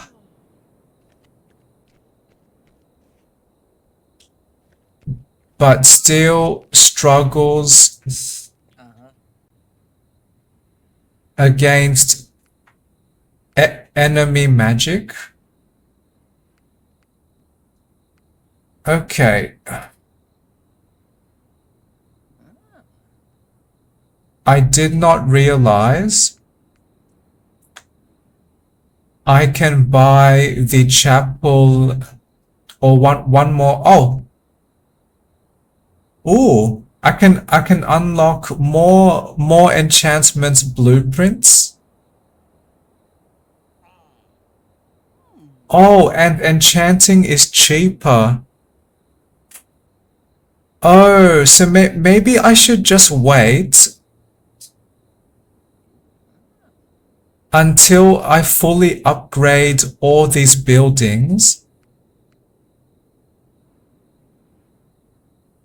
so I can conserve my resources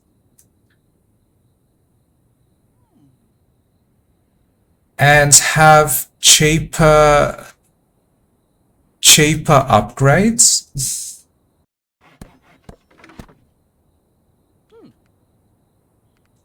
I like that idea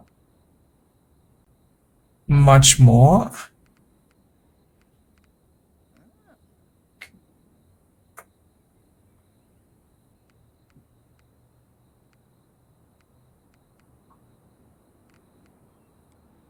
Okay, that is all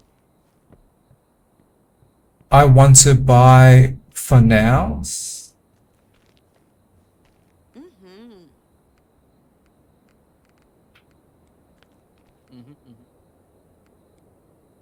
I want to level up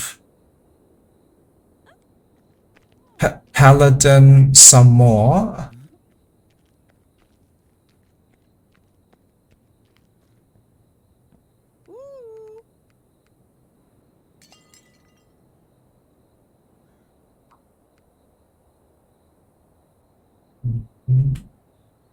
Oh, I like this cape. More spell power and more health regeneration.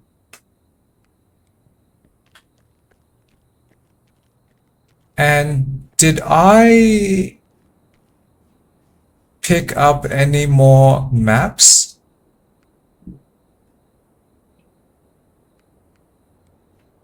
Yes, but I am not interested with offhand equipment.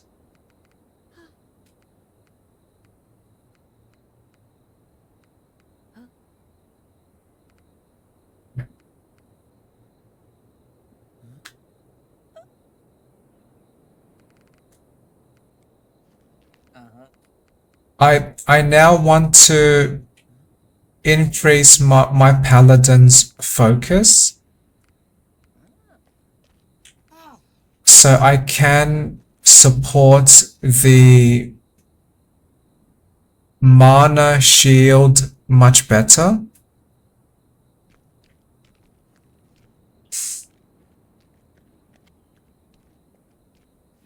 And I have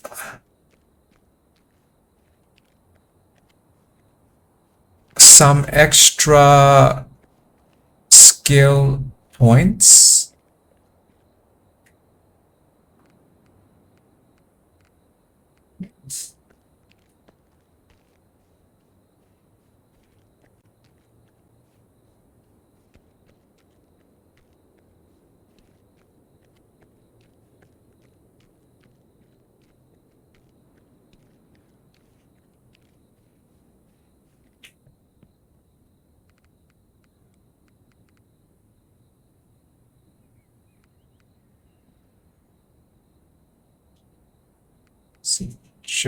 Judgment, a physical spell.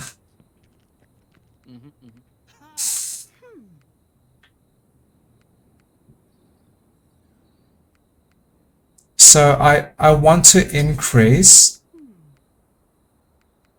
my magic hammer's damage.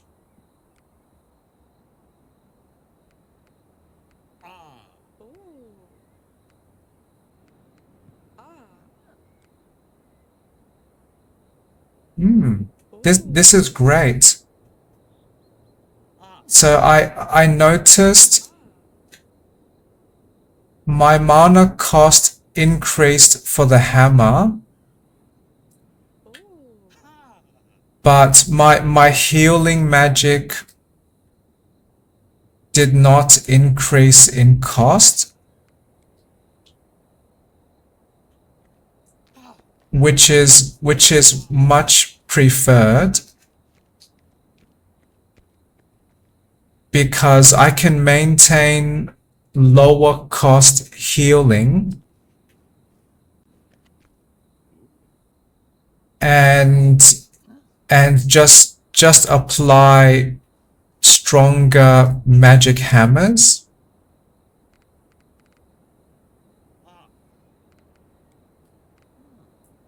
I have no idea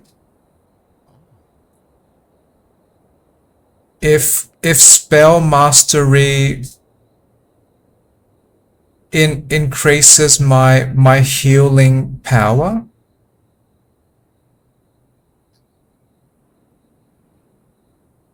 Okay, so I want to start a new class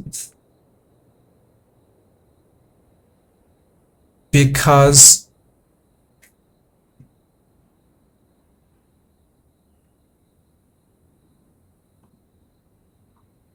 my paladin is still struggling with the lowest difficulty new game plus.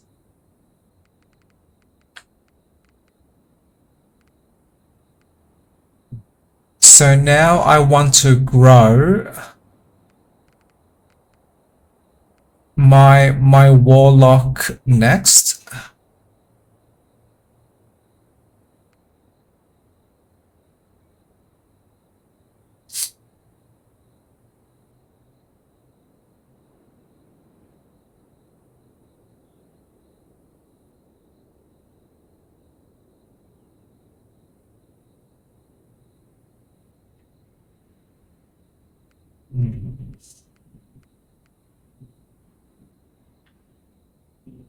I have never used this dark ritual before.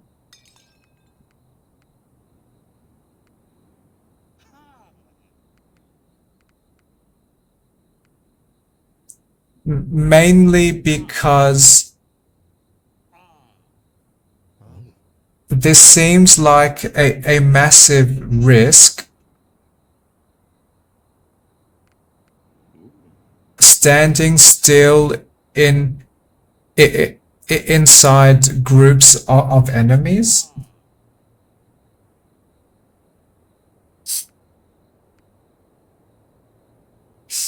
Although I guess I always do this with the paladin.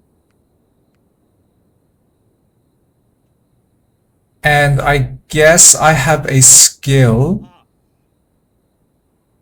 that reduces my damage received. Yeah, I might try this magic spell now. Maybe I can manage. Hello. Hello there. How you doing? Hello there. Hello there. How you doing? How you doing? Hello there. Hello there. Hello there.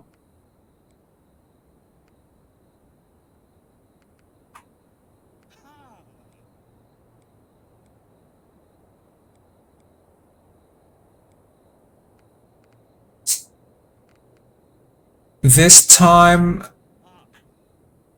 I might choose a more tan skin.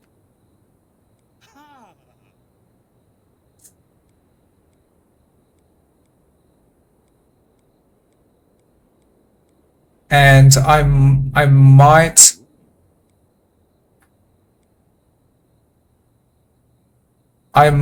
choose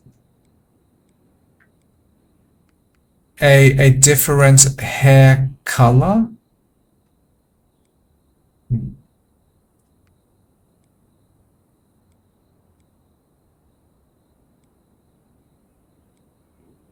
Ow. what would be a great hair color that reminds me of the warlock?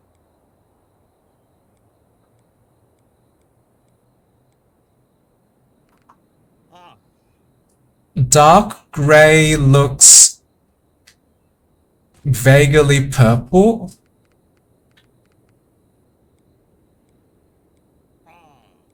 And maybe I would choose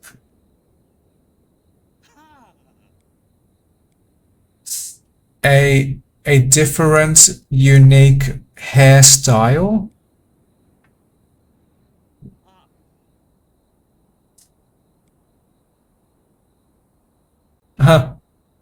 This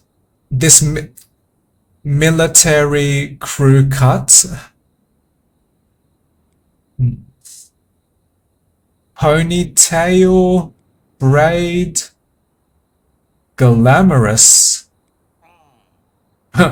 The dude. That is a funny, simple hair name. Balding.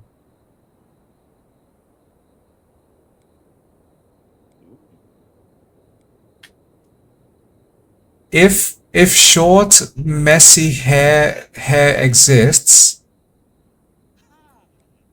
is there long, messy hair?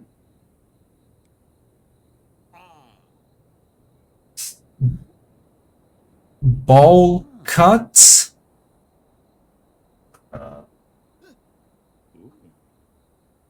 Yeah, sure. Why not?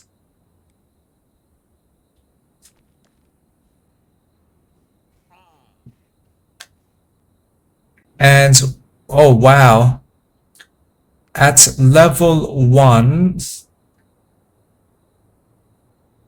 37 attribute points.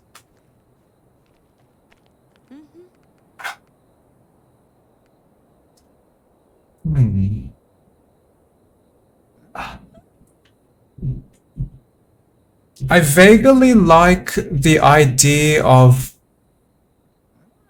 dark ritual, but 10 seconds cooldown?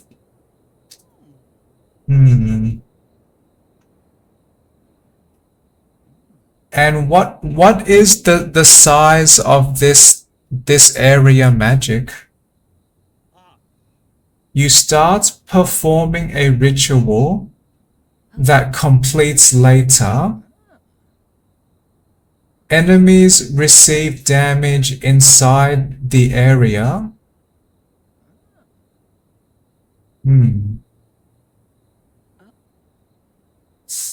Yeah, I am curious. I will try this. So what happens?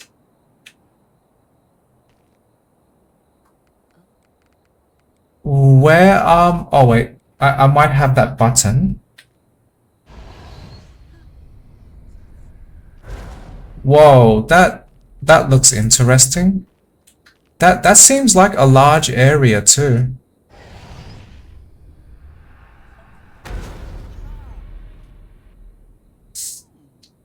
Why did that dummy not receive damage over time?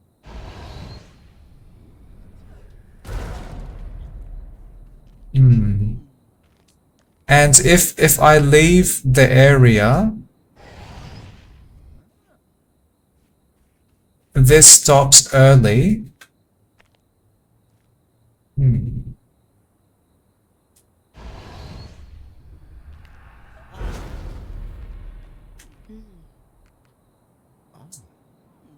This says enemies take damage while inside the area. Did I misunderstand something?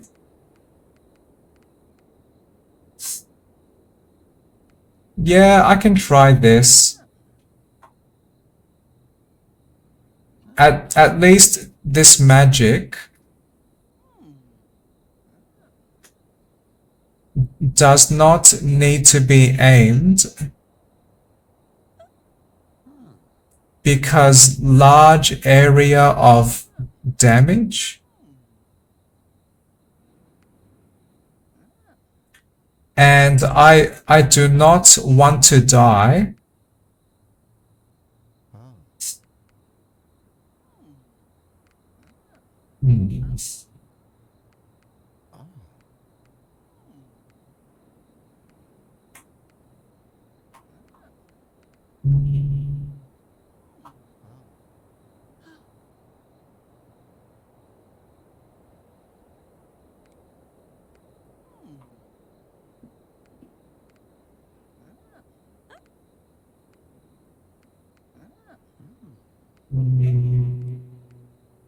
Okay. This might not be the optimal warlock starting build.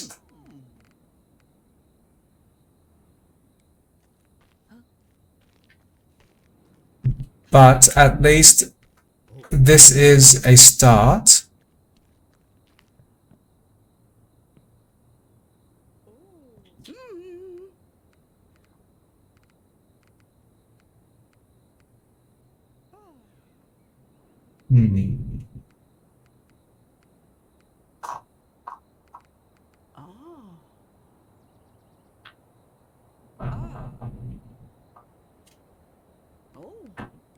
I can try to increase my focus.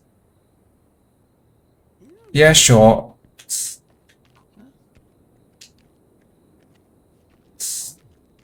I will increase my focus just enough to wear this cape. So at 17 focus.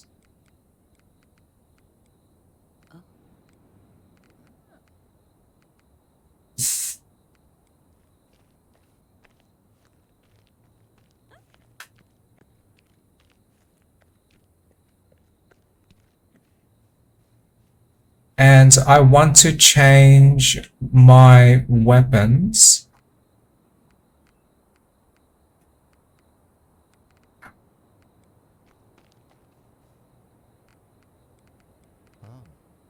The fire staff is my favorite for being most easy to use, but I need more intelligence, so I will increase my intelligence with all my points, because that also enables stronger magic.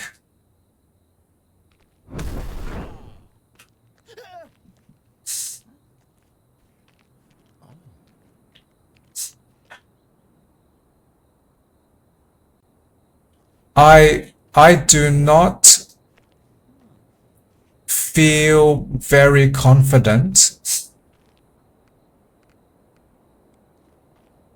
that this warlock can survive much.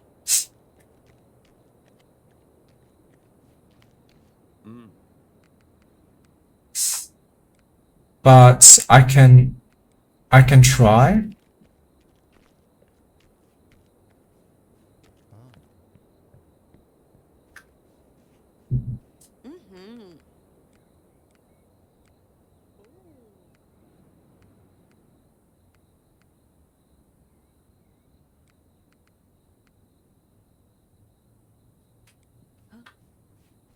And when I am waiting for magic cooldown,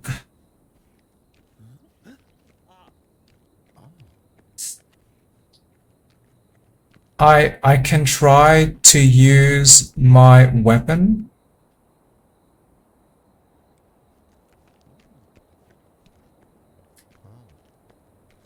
Okay, I believe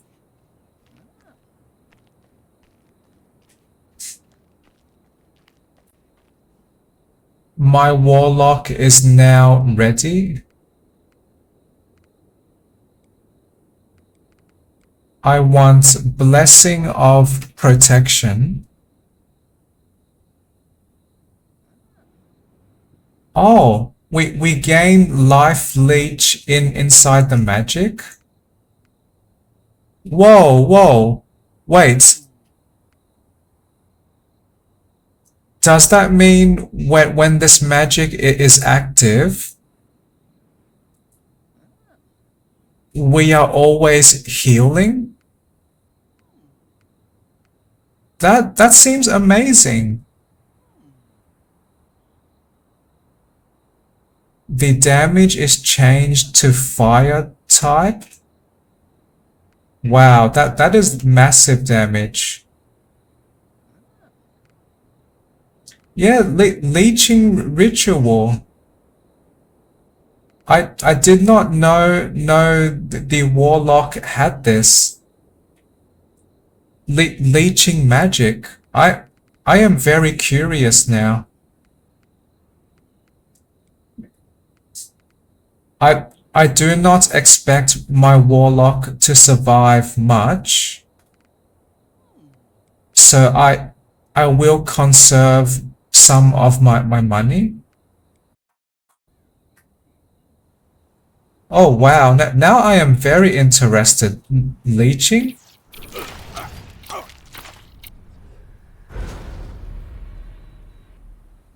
Whoa, did I just receive no damage, or was I healing too fast?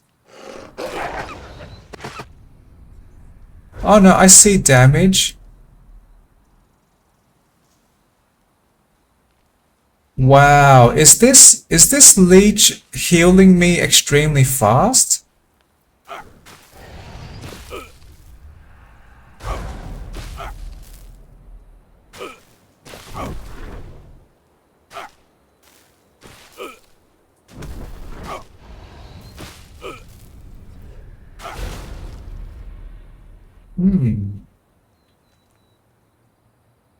Well, my warlock struggles with poison.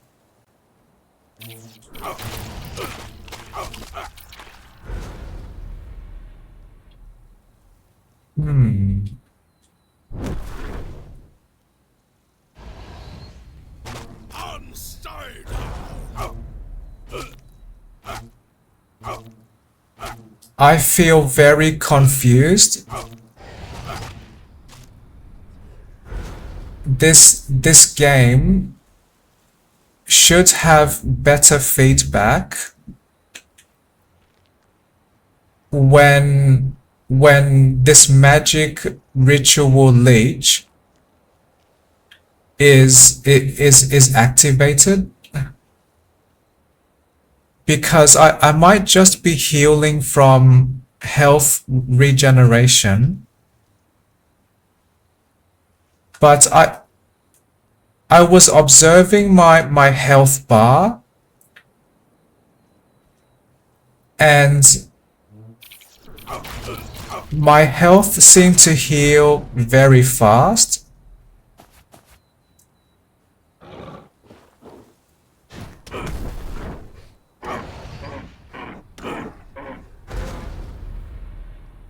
Or maybe I am mistaken.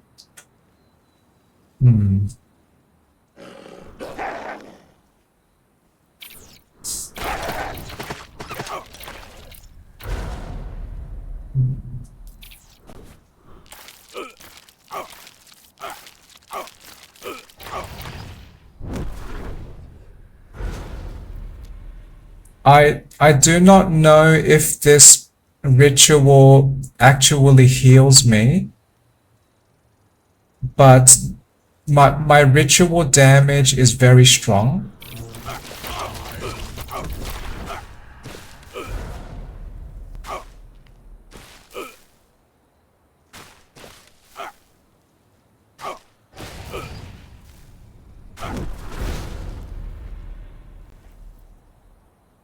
Did I just level up?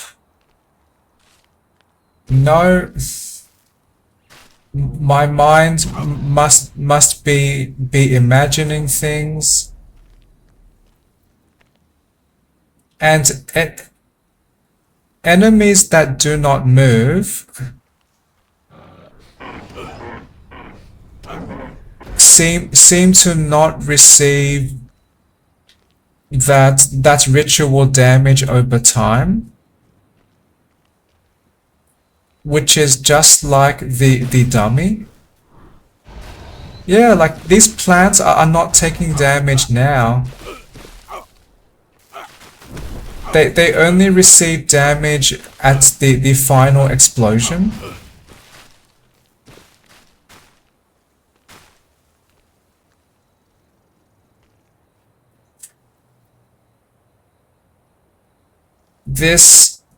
This ritual magic is fairly underwhelming.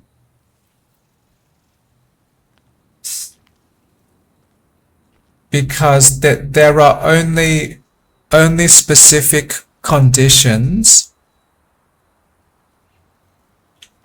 when I achieve the most damage.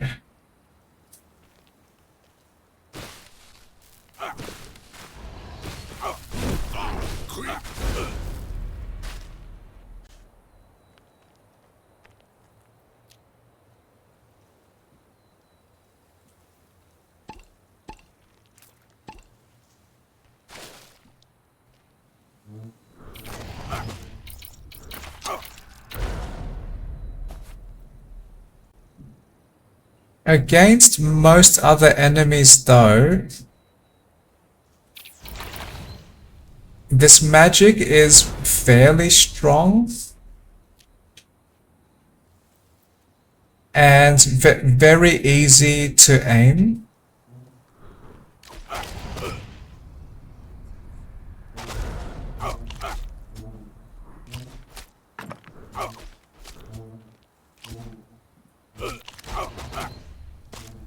But yes, enemies that do not move, they do not receive as much damage.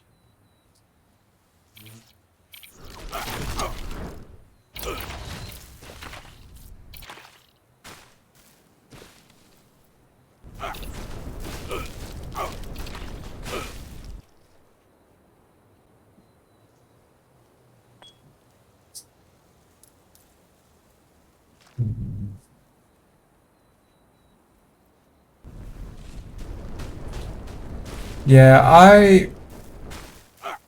I slightly dislike this ritual magic. This magic is not consistently amazing against all enemy types.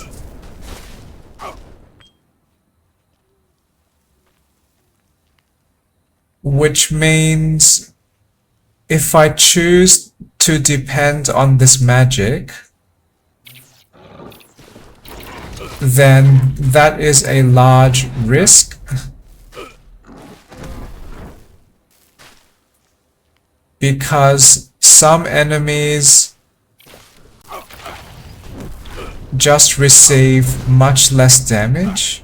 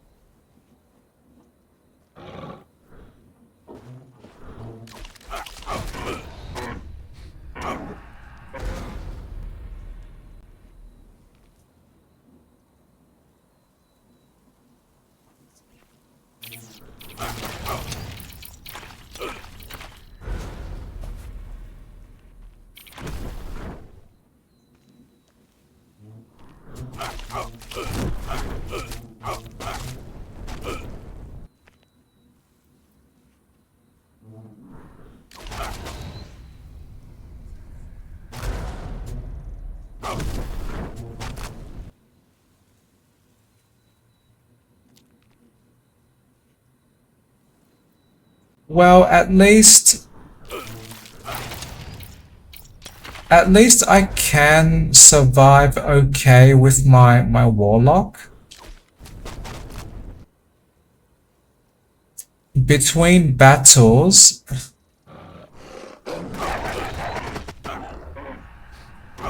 I can somehow heal to maximum health,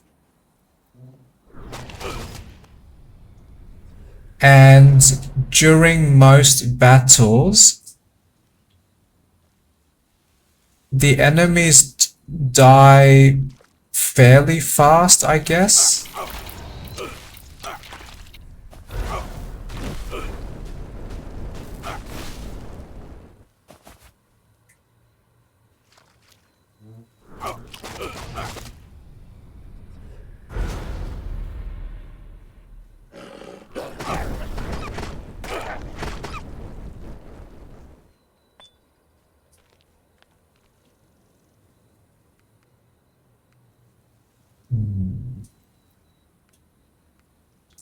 I want to try this ability.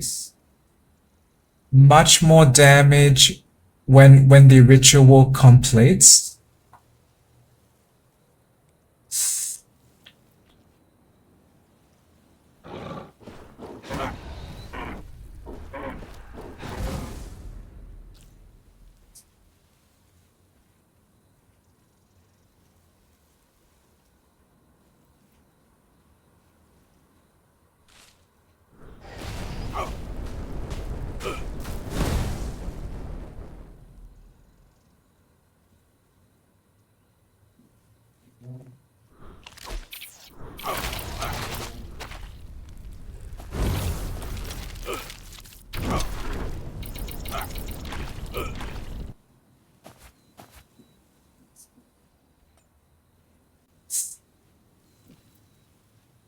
And I do feel lightly relieved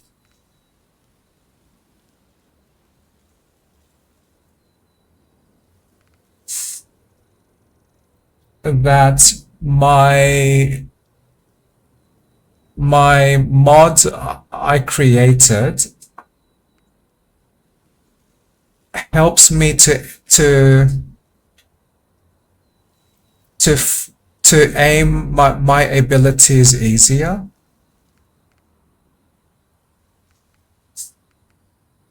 This wand increases spell damage, but I like fire wands though, or fire staff.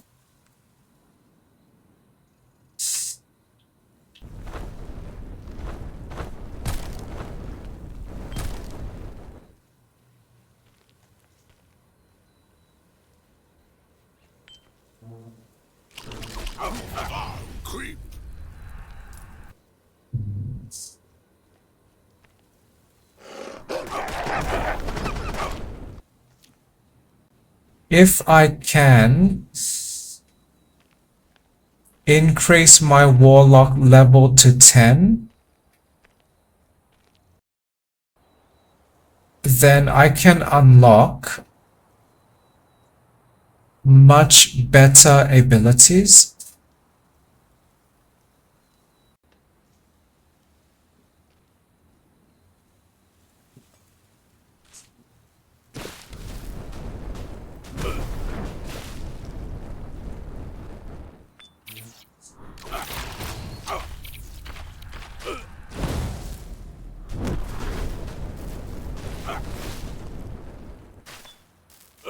I may have said this already.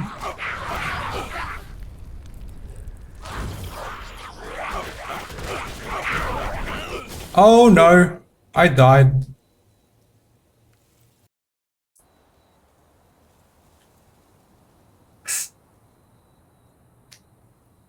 I wish there was a much easier way to reduce difficulty in this game. But and I can experience that reduced difficulty much earlier and not completely break this game's systems.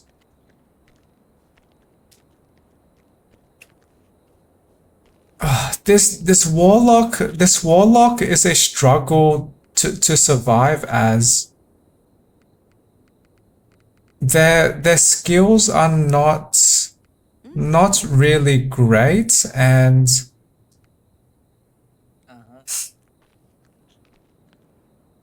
okay, I will try searching the Steam workshop for a mod.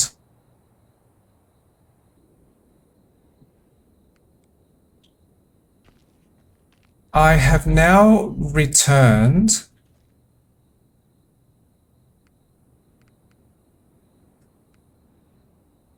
But I could not find a mod I wanted. So I have a better idea.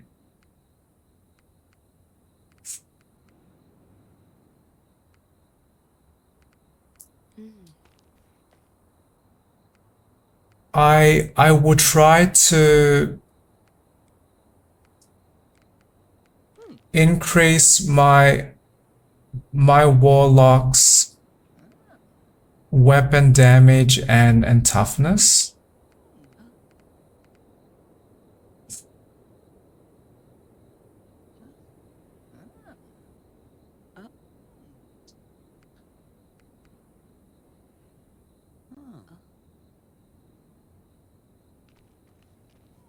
So as a slight change,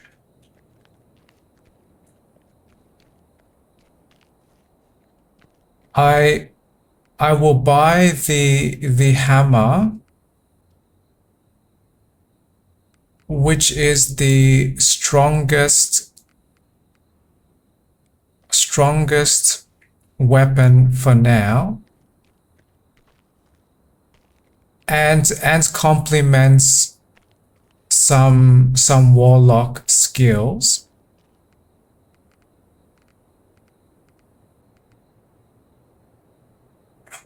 With my attributes, I will optimize vitality,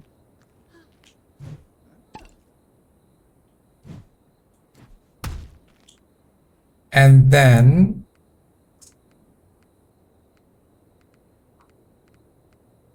I will consume skill points to strengthen the hammer.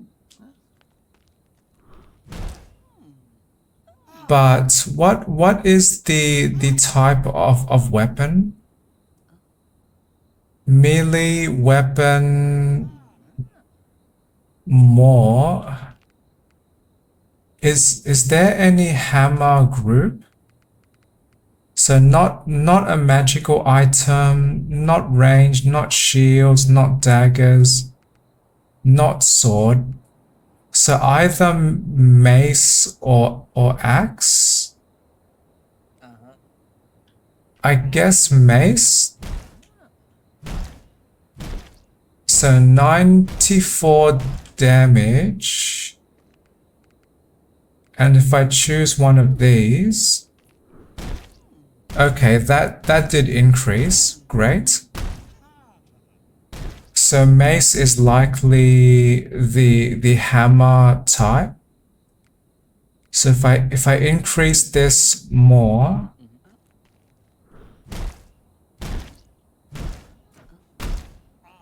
great. So possibly this is a much better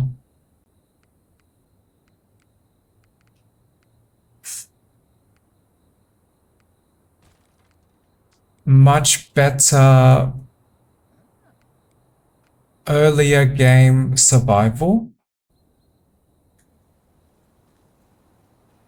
because okay, that is much better. I struggled to understand how to use those warlock abilities. Okay, this is much easier.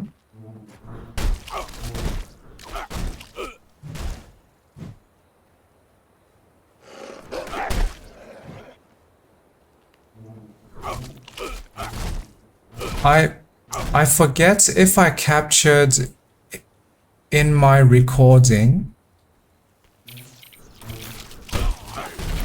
but this was exactly how I leveled up my paladin.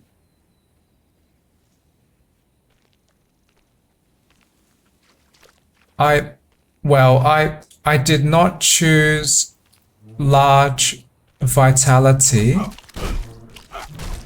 but I did use this hammer weapon to try inflicting large damage.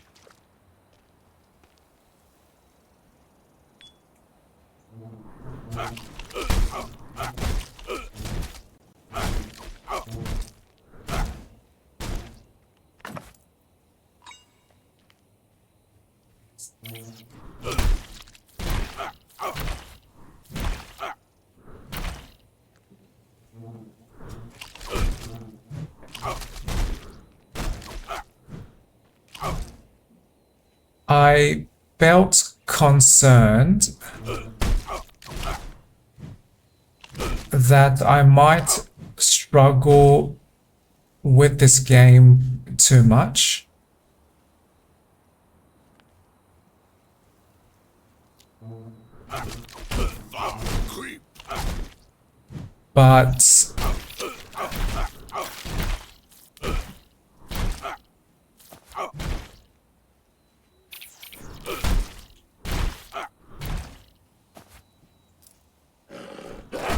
But after playing this game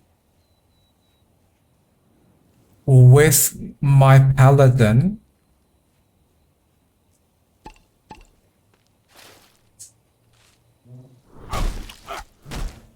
at least I built up village upgrades, and I built up attributes points so that my level 1 warlock can survive easier.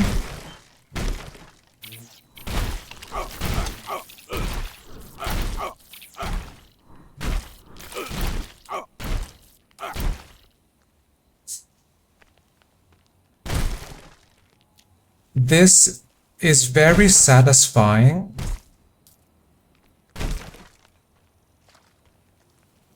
when my attacks can defeat enemies with one hit.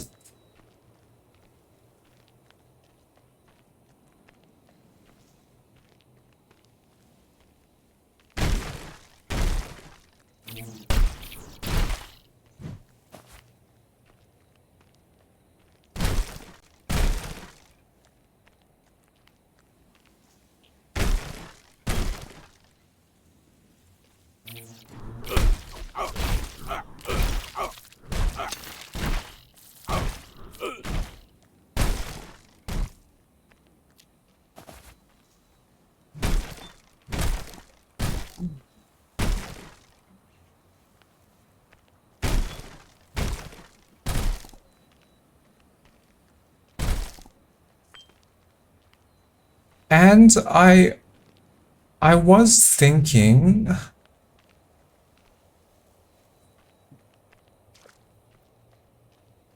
maybe the wizard class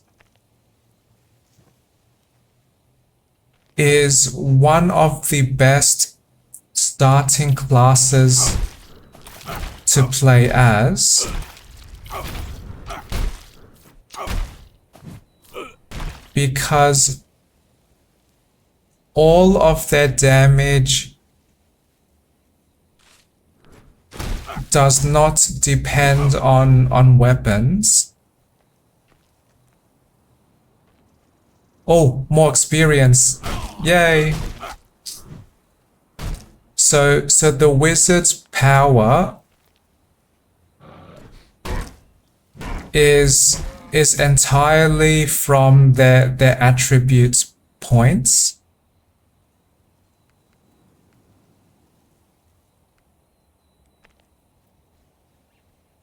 So that might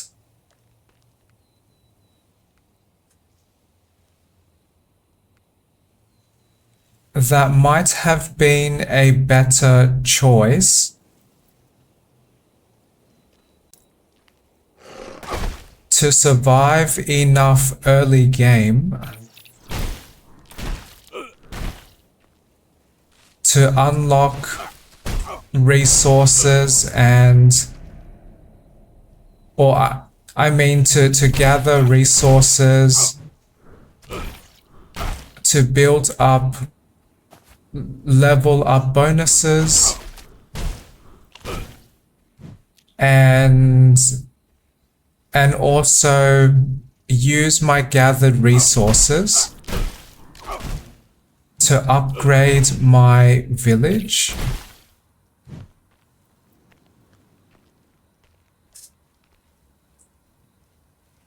So if I ever replay this game by starting a new save profile,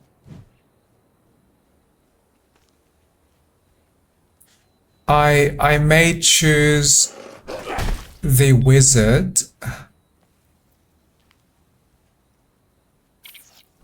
as my starting or as my first class.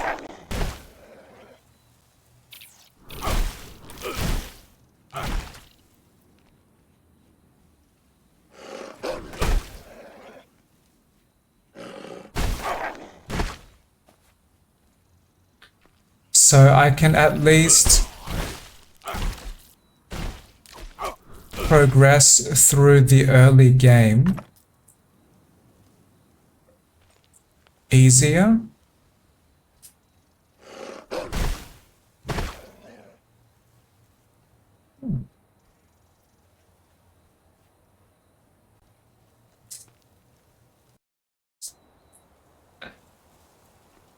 The reason I chose to play as paladin class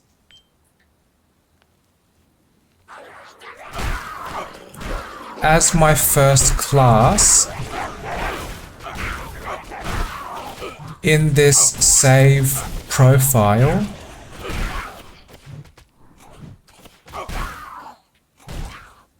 was I was too excited to play as my paladin, because I had some fantasy that my paladin might be super amazing.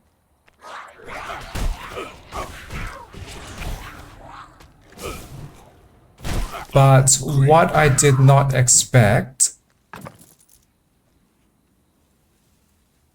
was, even with my current mods enabled, the early game still seemed very challenging. My experience seemed very similar to my memories of playing this game with no mods. And I vaguely recall that the very beginning early experience of this game was very difficult, and there were frequent deaths, and I retried many times until I could gather enough resources to upgrade my village and level up my characters to level 10 and unlock those classes' super amazing abilities. No charges.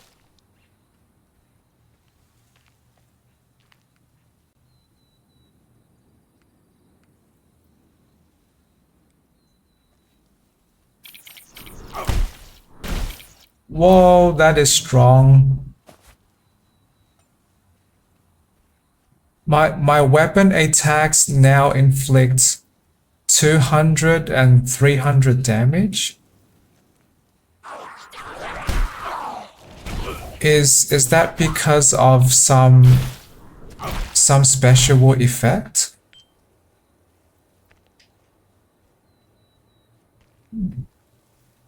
But yes, maybe choosing Paladin as the first class to start this game was not the best idea.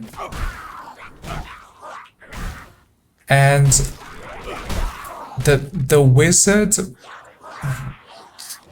might be much better as the first class. And my mods probably enhance the wizard more, because all of those attributes, effects, or most of the effects have been doubled by my mod. So that means the wizard's intelligence and focus would be doubled, and that could mean a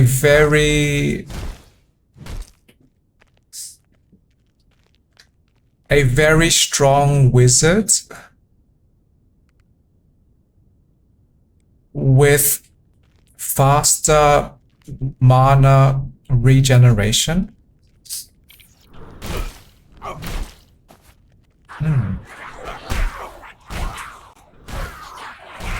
I almost want to create a new save profile just to test if the wizard is a more accessible first class choice.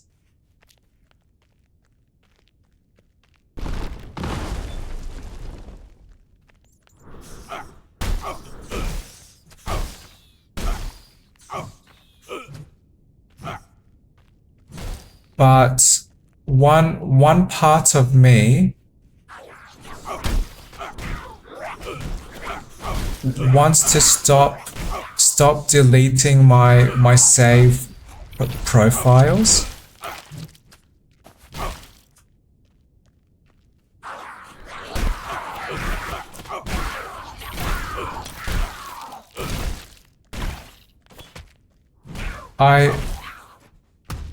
I want to continue growing this save profile to help me understand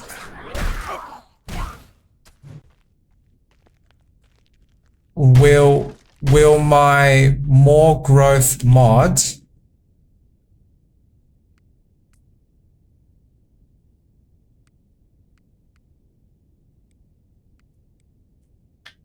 eventually greatly reduce this game's difficulty?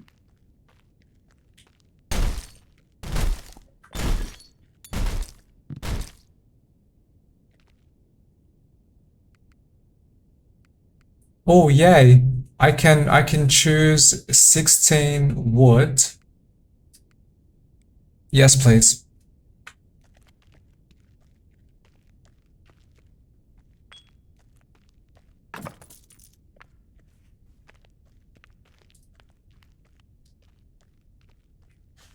If I just want to test if the wizard is if the wizard gives me a very accessible and less difficult early game experience, then I can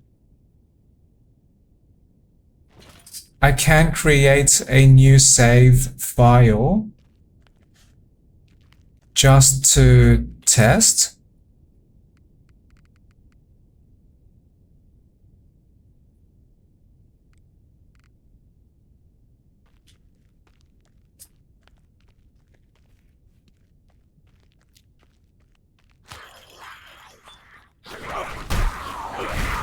Because if playing as wizard with my mods creates a very easy first game or first few minutes game experience, then I will have successfully created the accessible experience I wanted with my mods.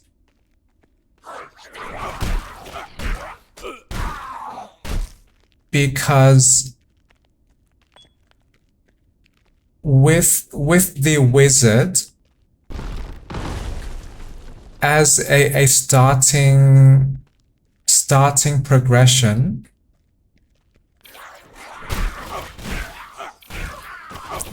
I can use that opportunity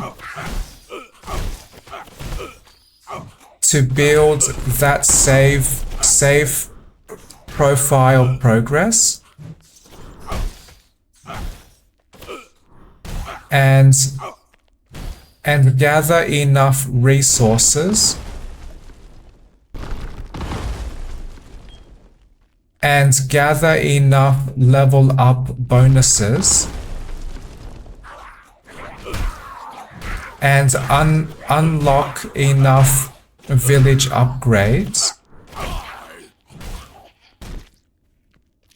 that I can eventually support the class that I mostly want to play as.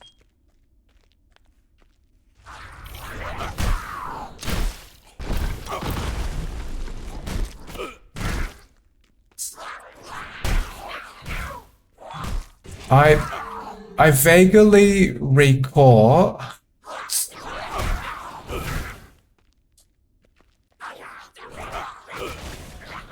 the first time that I played this game.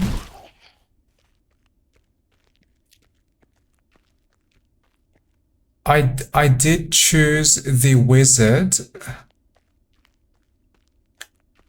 as my first class.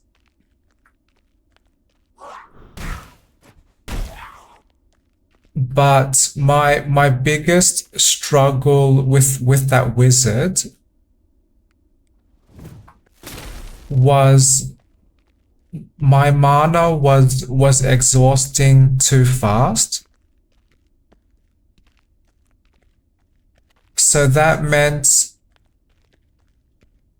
that there were many times in that early game progression that I was waiting for my mana to recharge.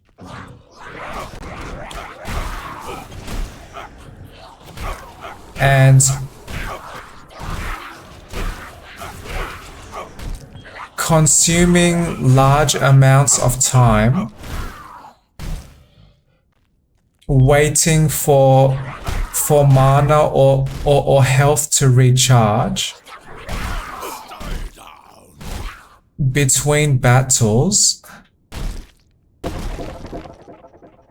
was not very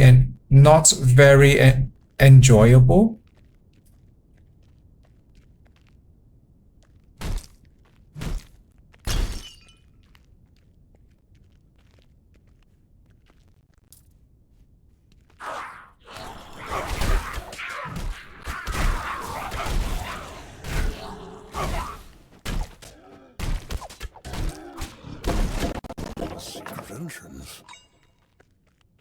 So I vaguely recall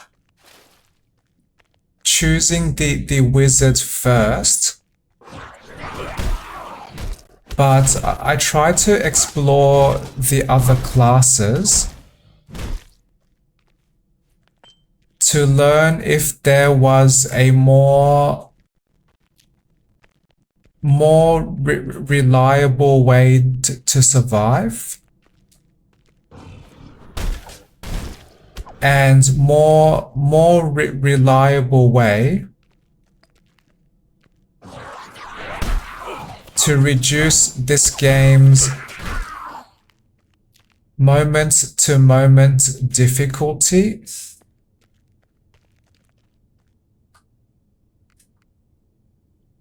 when progressing through a new game dungeon mission.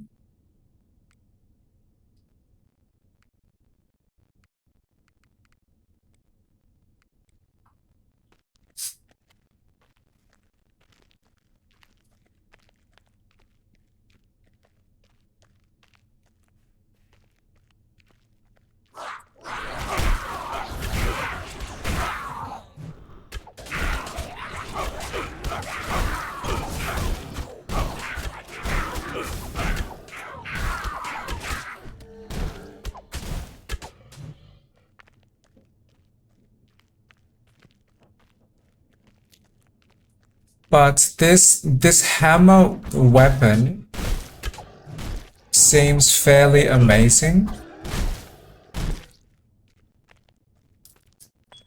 because this is the strongest weapon in this game, which means high damage is very, very consistent.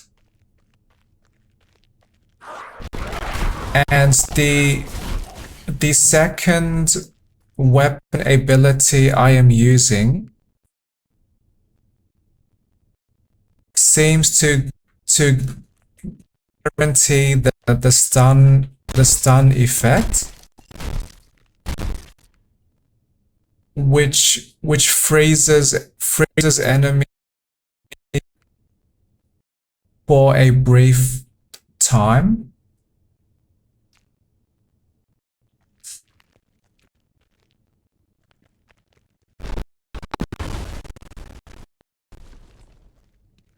Why is my game suddenly lagging now?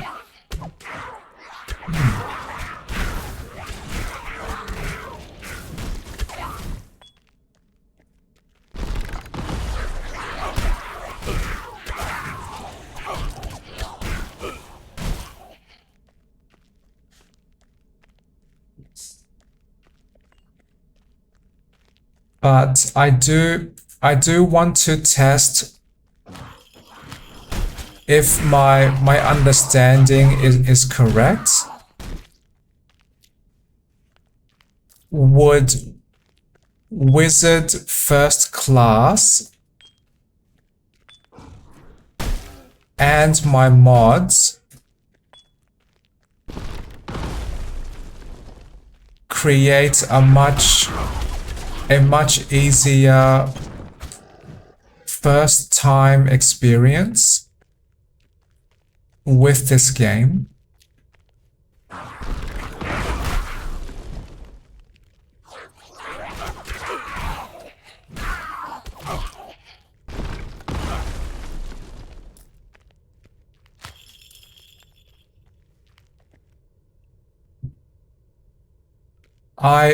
I will test this soon after I finish the next 2 levels.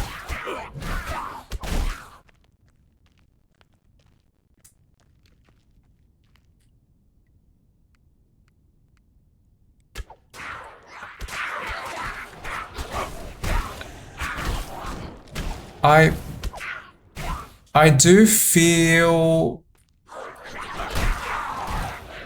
pleasantly surprised that even with my current more growth mod that doubles the effects of attributes, they still seem really useful.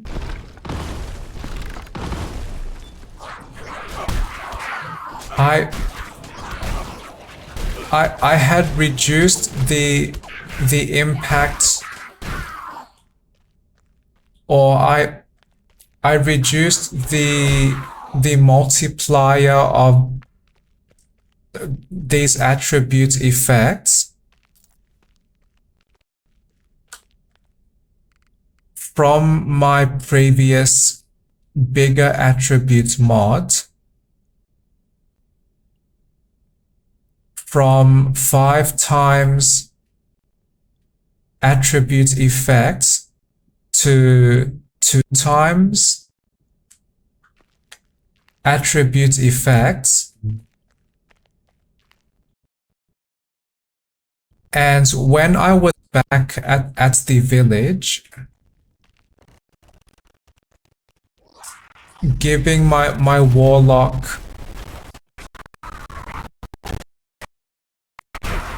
all of my attribute points into vitality,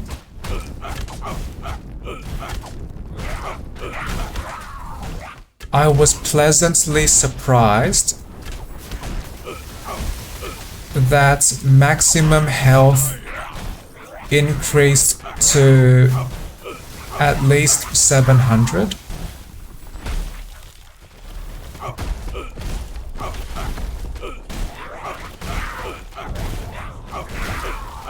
So I might now have a very tough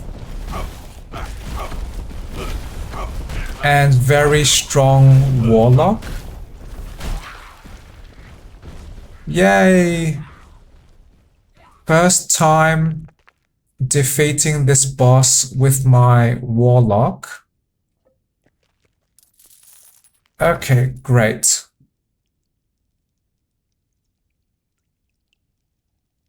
So one valid playstyle with this game seems to be equip these hammer weapons and greatly increase vitality.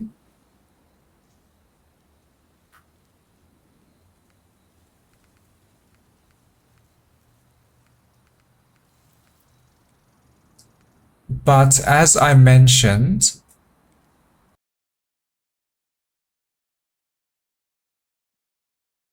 I do want to confirm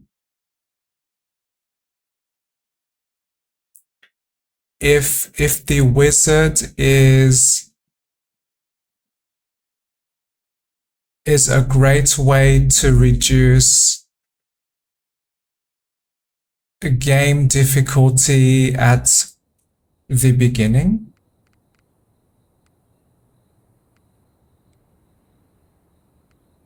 So I will create a save profile just to test.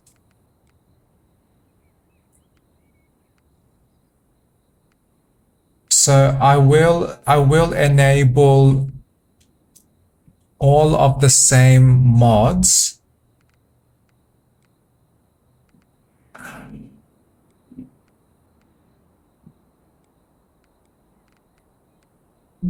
And I am surprised this game did not show that loading screen after I chose my mods.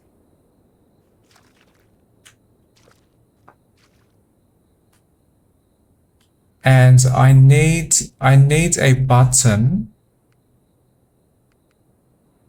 for my magic missiles.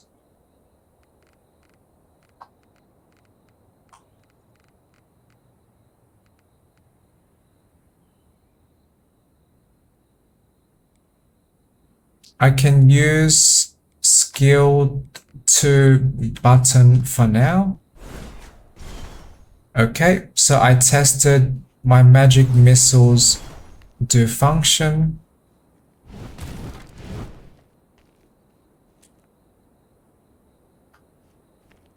Okay.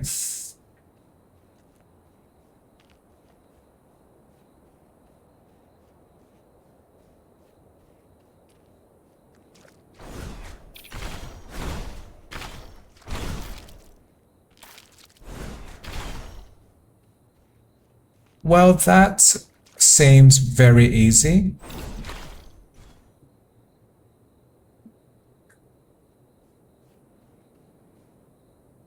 My wizard's mana does not recharge very quickly.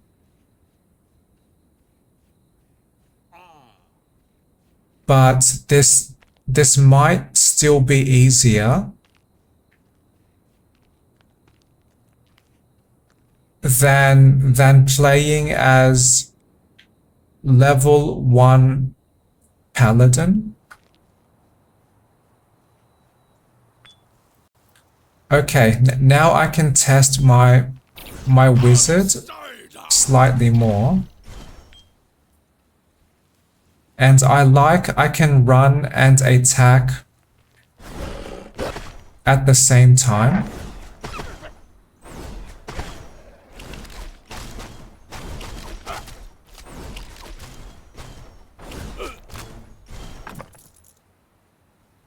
This already seems much easier. But I can see that my mana is consumed very fast.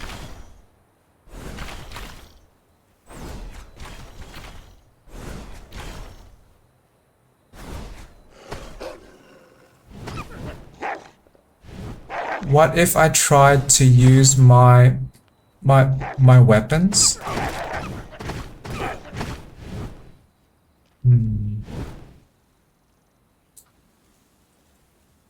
The weapon is not as strong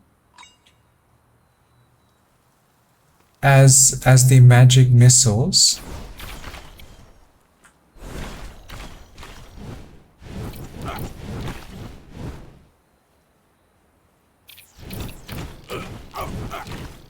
And the weapon does require some more aiming.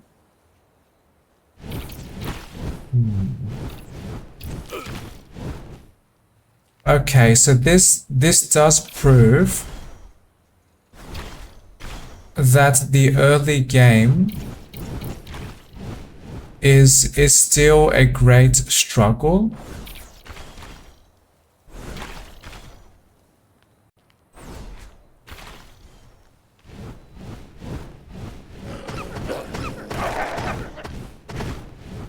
And my wizard is not very tough either.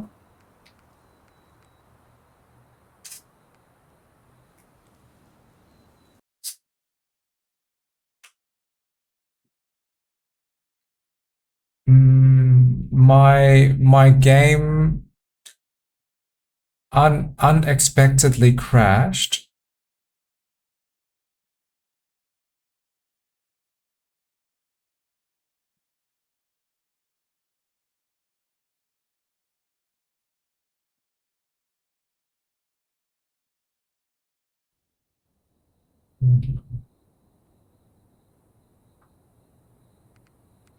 So I have not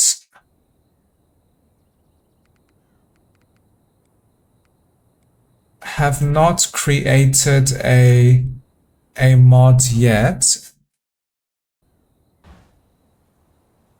that greatly reduces this game difficulty.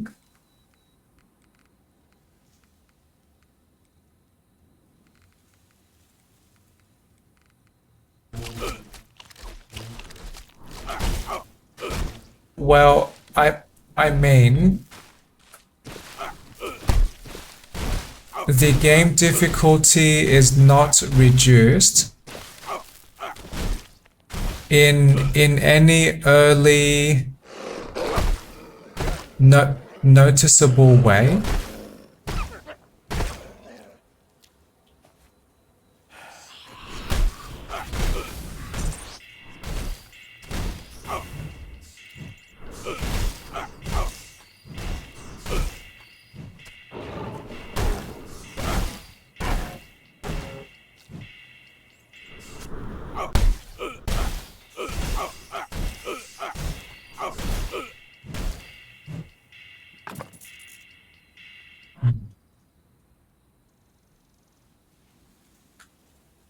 The wizard would be much more amazing if I had unlimited mana.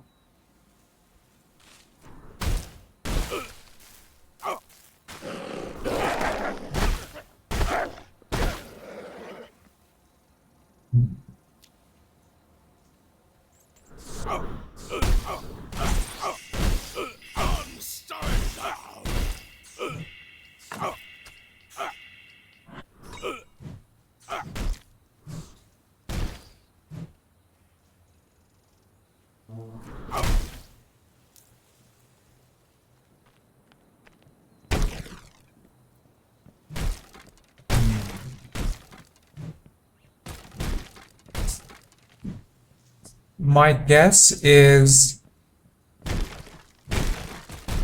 the very like the earliest progression experience in this game is designed to be very difficult.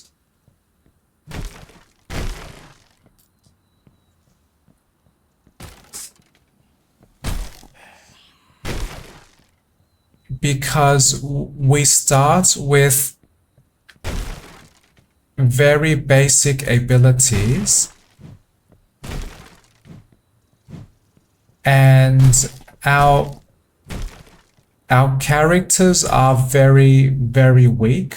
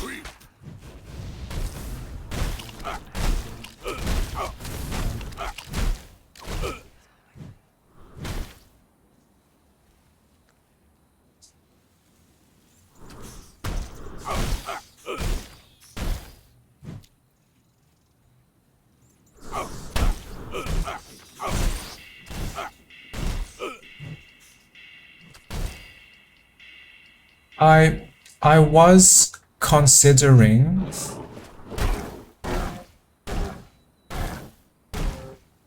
changing the starting attributes of all of the classes.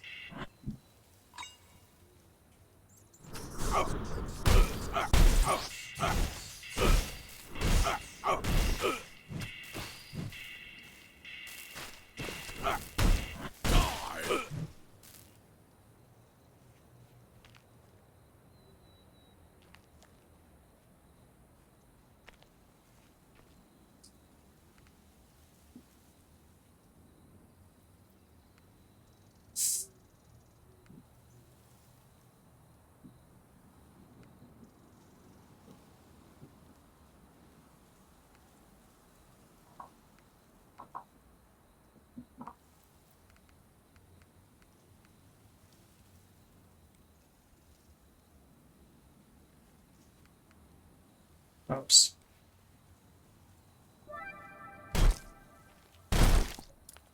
And imp is close. I see that on the map. 22 wood.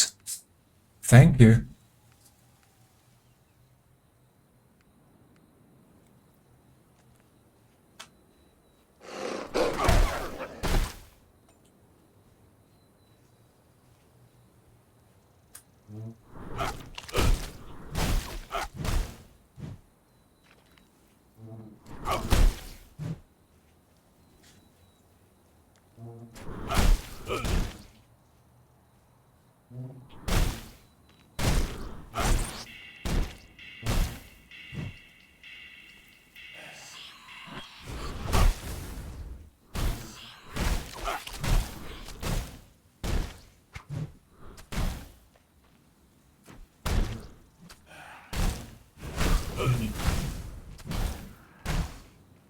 So maybe a viable early game strategy is struggle until we unlock the blacksmith, and then buy the hammer.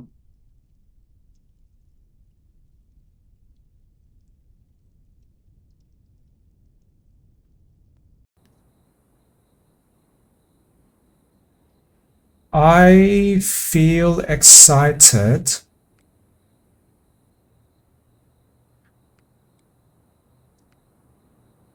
to try a new mod that I created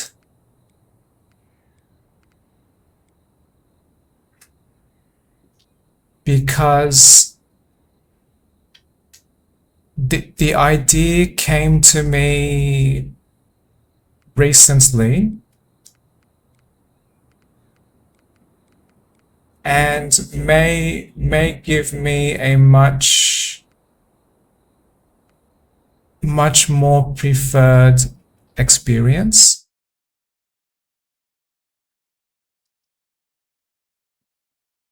So I deleted all of my saved progress because I want to start again. Hello there. How you doing? How you doing? Hello. Greetings. And I want to better test my mods.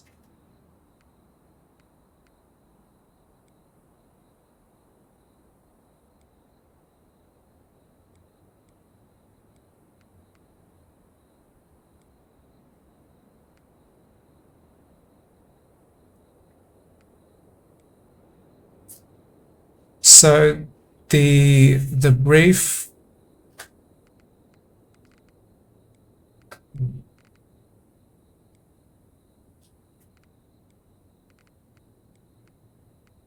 so my attempts at brief updates is I was looking through one of the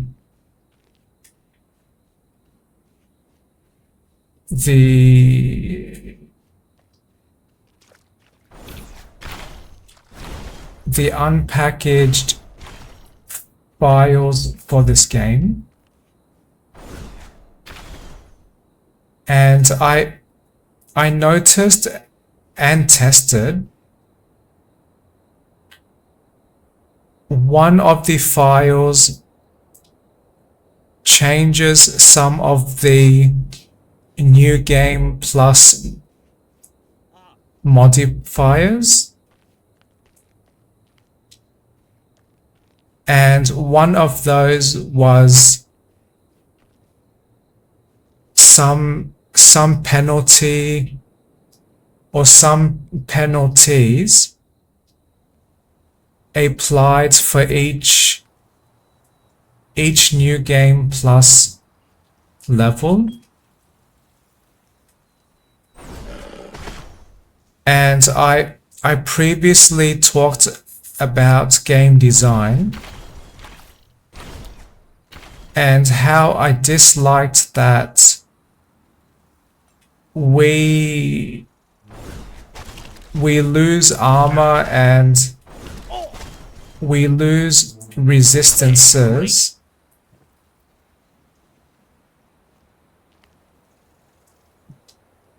just because we chose higher difficulty level.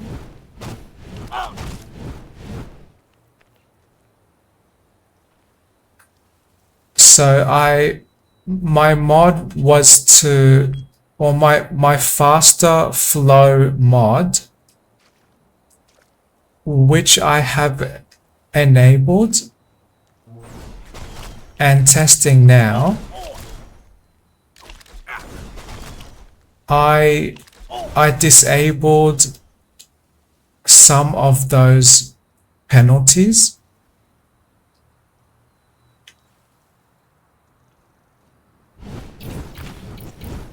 And there was some variable name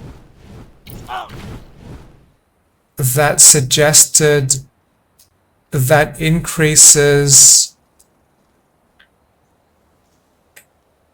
enemy move speed, which I also set to a neutral value, or I tried to disable that enemy bonus with New Game Plus.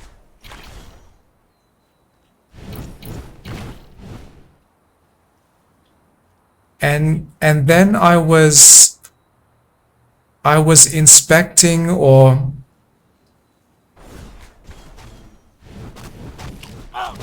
I was reading that same file,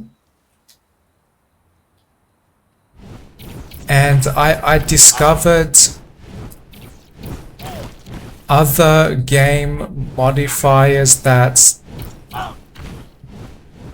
I suddenly wanted to try. So some of those include how many skill and attribute points we gain with each level up.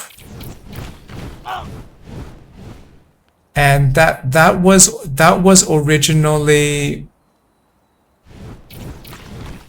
what I wanted to change with my earliest released mods, but I did not know where to find those modifiers, and I was mainly following suggestions from ChatGPT.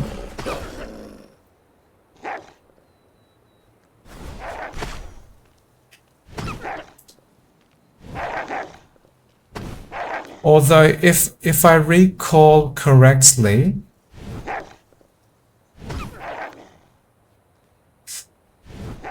ChatGPT may have correctly told me that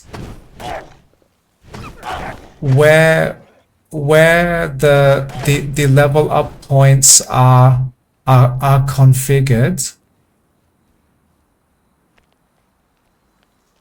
we did not find that yet.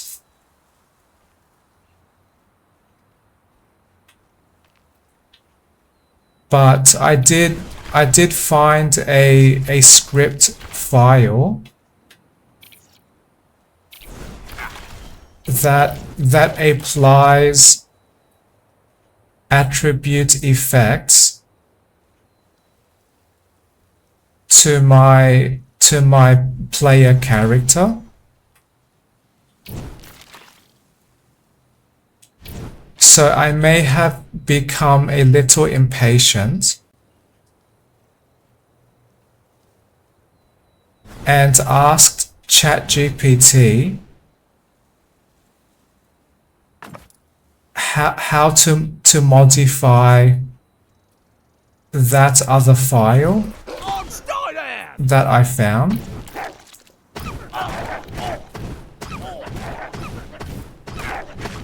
So the brief version is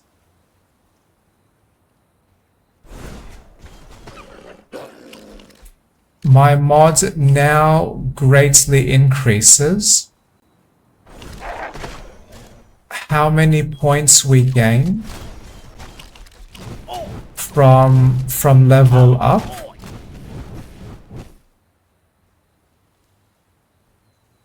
And then I was reading more of that same file, Oh, no matter. and I noticed I can also change how the experience system functions. So I did not record, but I was testing, and I discovered what some variables or some numbers do.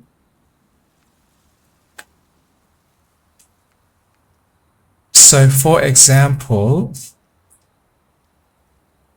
I can reduce the number of experience points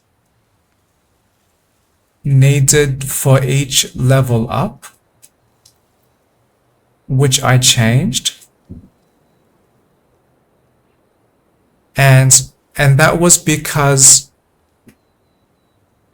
I always desired an experience with this game when leveling up is more frequent. And here if people are looking at my game screen, the points earned from level up is much more.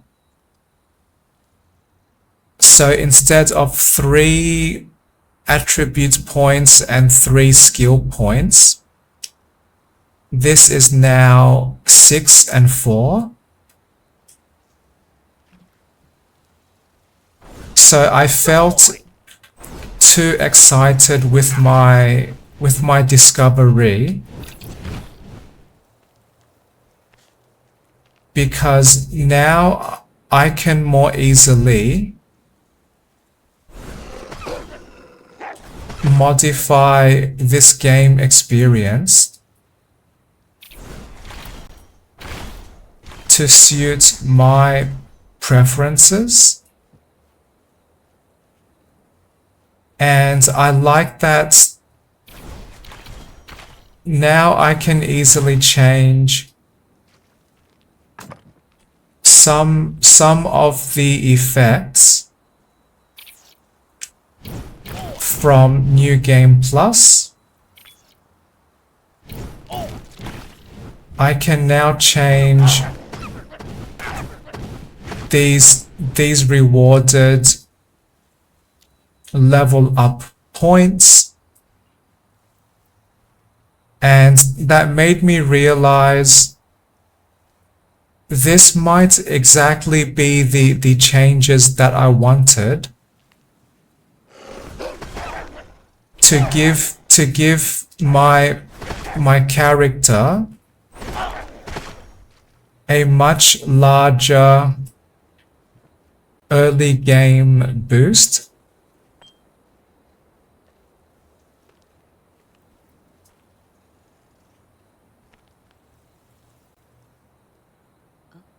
Because with my previous mods, they depend heavily on my character's Oh, no matter. rate of leveling up. So as I discovered, if my character levels up too slowly, or if my character progresses to each level up too slowly, then that is a long enough time that my character is not upgrading their performance. So during that time of building experience points, my character has not changed. And that means any level of difficulty that I am stuck with at that time will stay until I level up.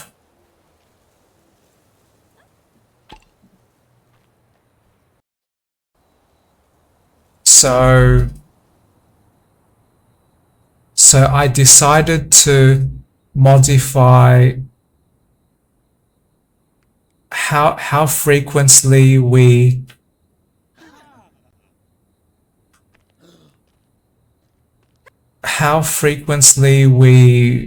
experience level ups, and I wanted to increase the rewards or the rewarded points from leveling up.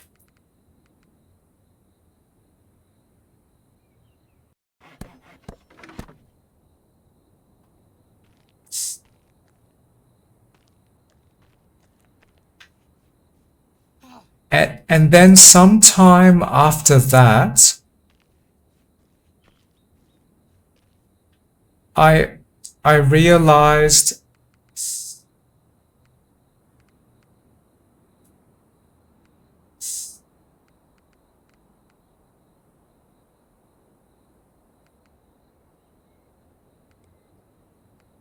there might be a much better way to play at the beginning. Or I mean that there might be a much easier way to survive at the beginning, which I am testing now.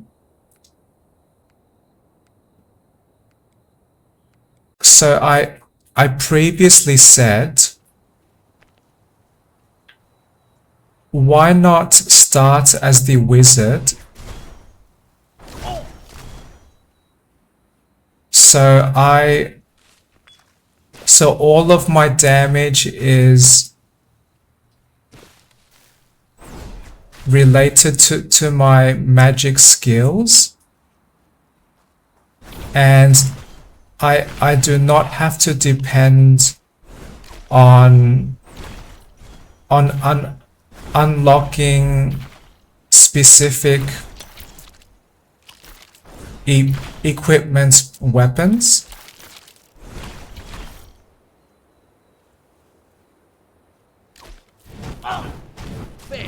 And then I suddenly had one idea.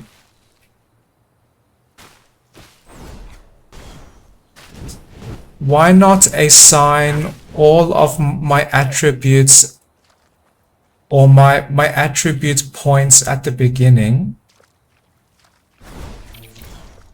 to my wizard focus? Because if I can enable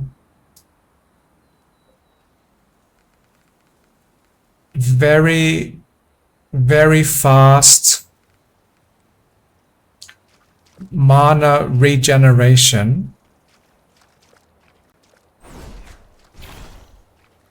then I can use magic much more often.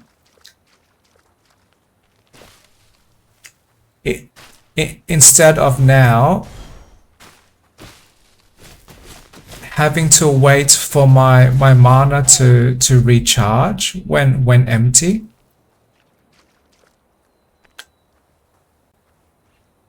And I realized as well,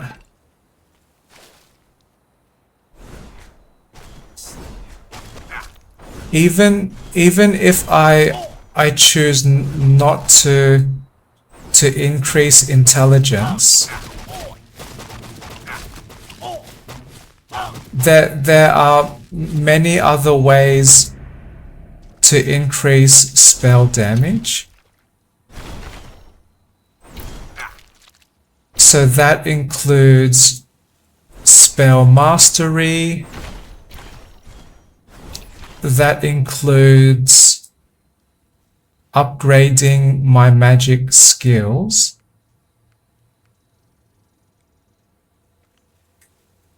So that means increasing my focus attributes very early might be one of the best ways to survive easily. And the wizard is a very accessible class to me.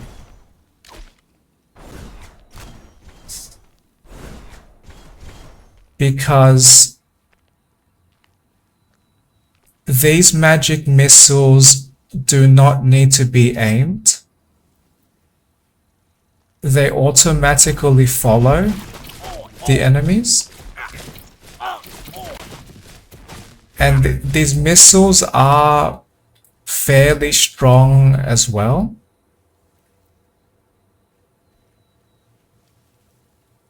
And this magic missiles skill, the damage does not depend on my equipment.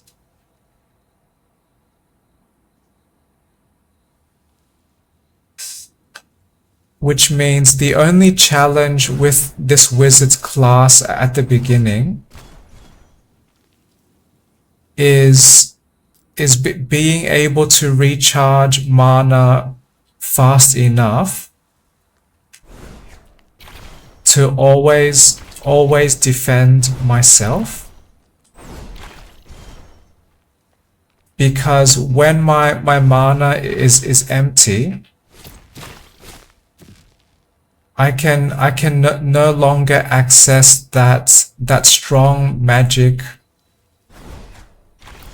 at that time.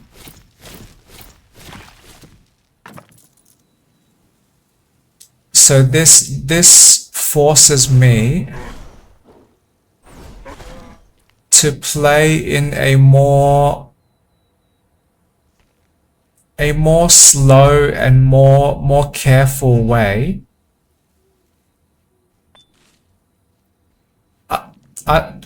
Until I can grow my class enough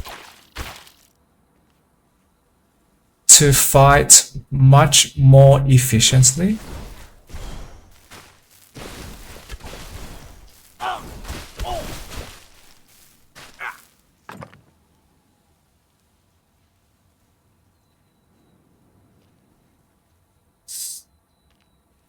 So I expect the beginning of this game to be a very big struggle, because at level 1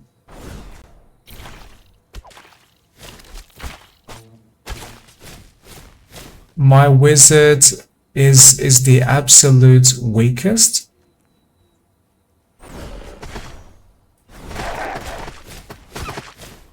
But after building up some levels,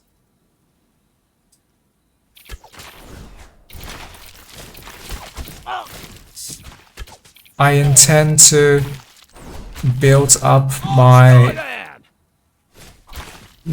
focus attributes very quickly, and confirm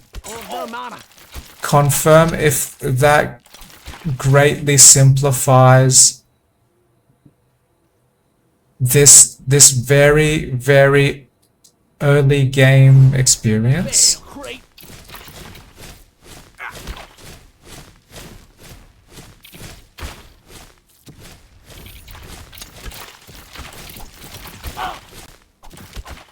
And I was thinking as well,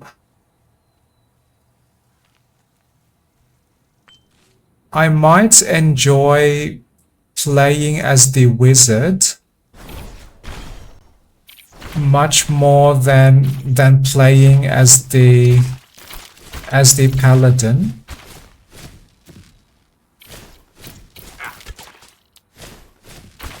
Because I like strong seeking magic.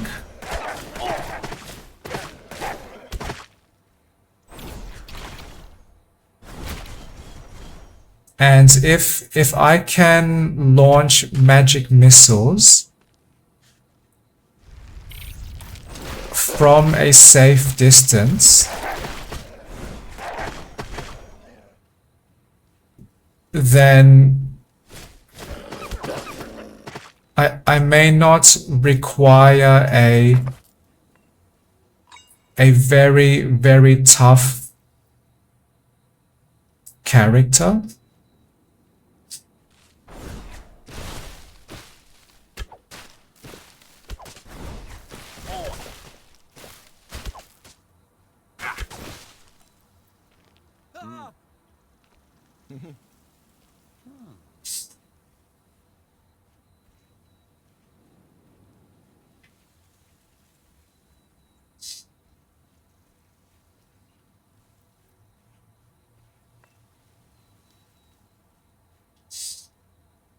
So currently my game says 3.1 mana recharged each second.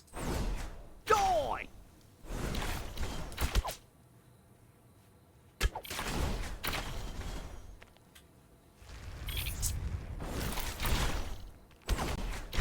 I will continue to try increasing my mana.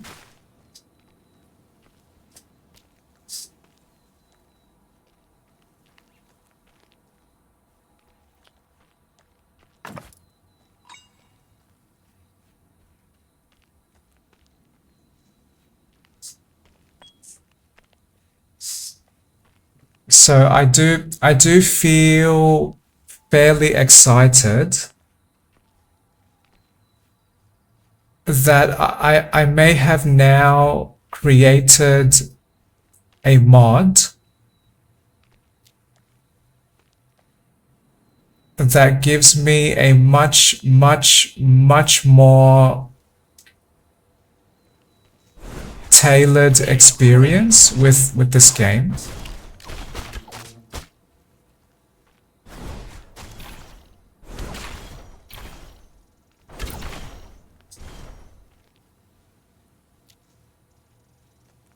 And I was thinking too,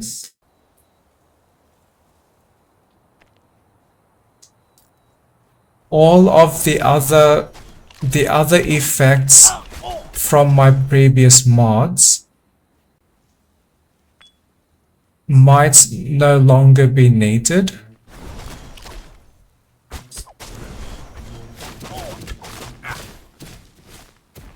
Because instead of multiplying the effects of attributes,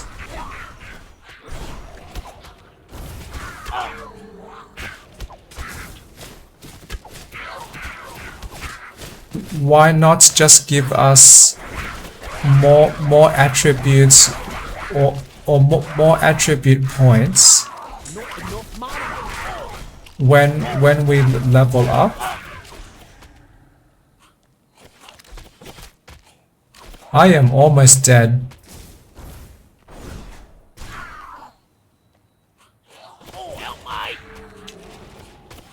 So more attribute points on level up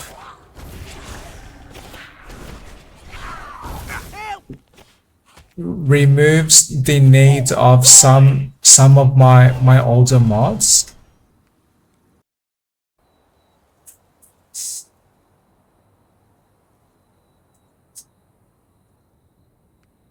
And also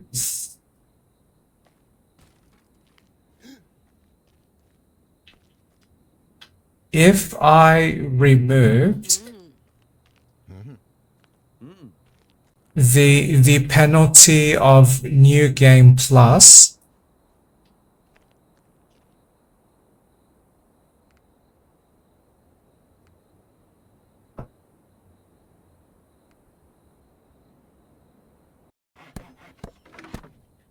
I might not need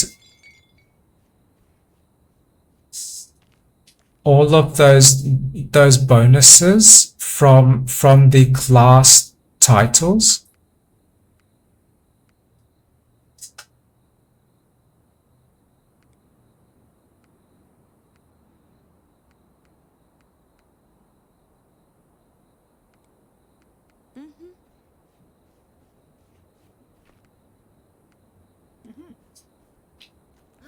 So I am going to test this new strategy and this new mod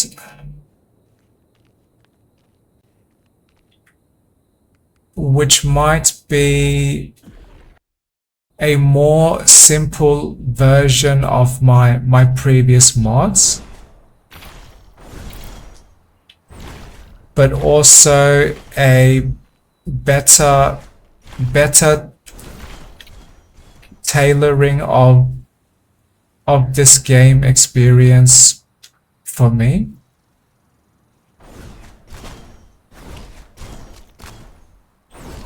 On, stay there!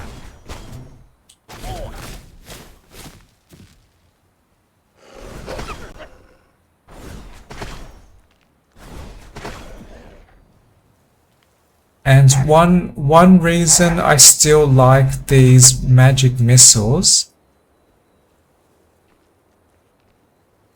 I can run and I can attack at the same time.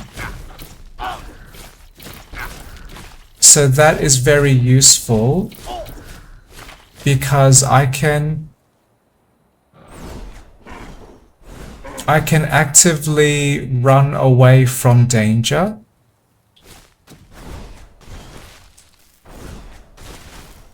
But also I can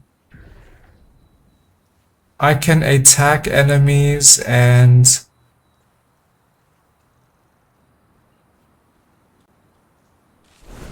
not need to worry about aiming, and not need to worry about very complex controls during the dangerous combat.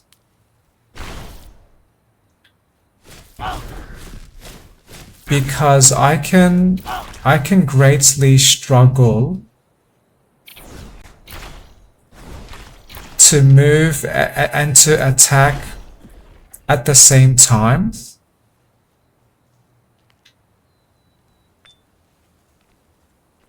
Especially when there is intense urgency to survive.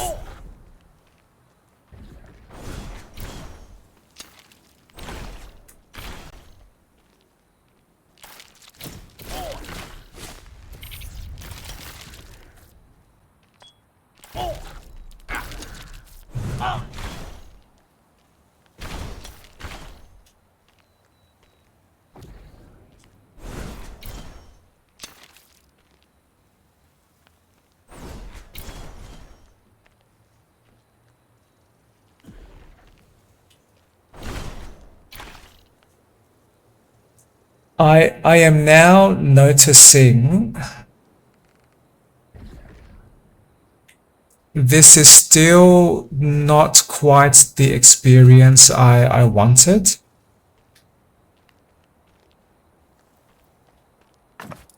My leveling up rate is still fairly slow. And the number of attribute points I received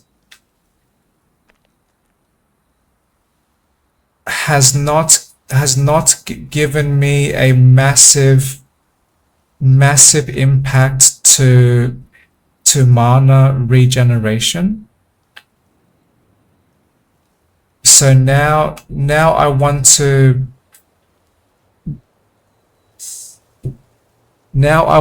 pause my recording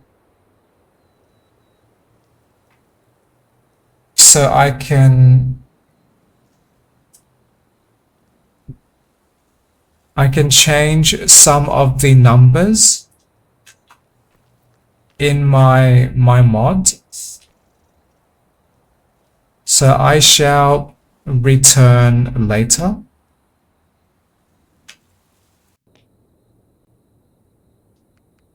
Okay, I have now pushed one change to my Steam Workshop mod. I want to start again so I can test this.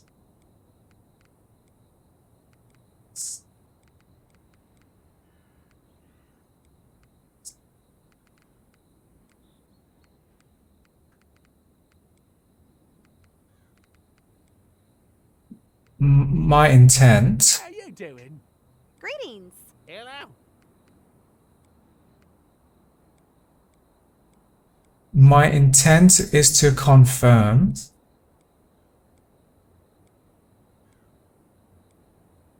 can I achieve the first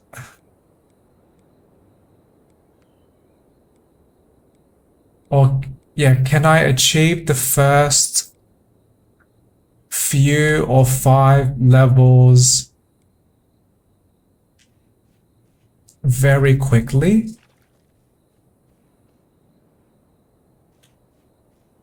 And can I gain level up attribute points fast enough to give me a large early game support?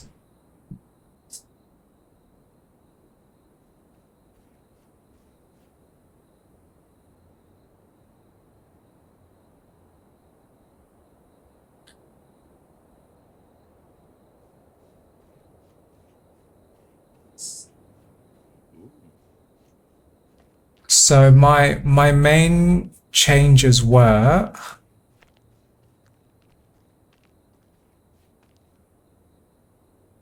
I reduced the amount of experience points.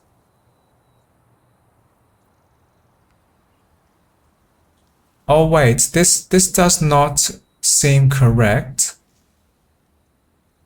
900 should not be the number. Okay, one moment. So I have returned. Okay, this problem should now be fixed.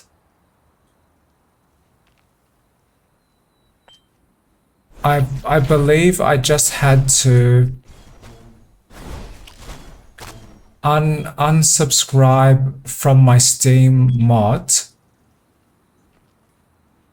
and then subscribe again, which triggered the download. Fail, creep.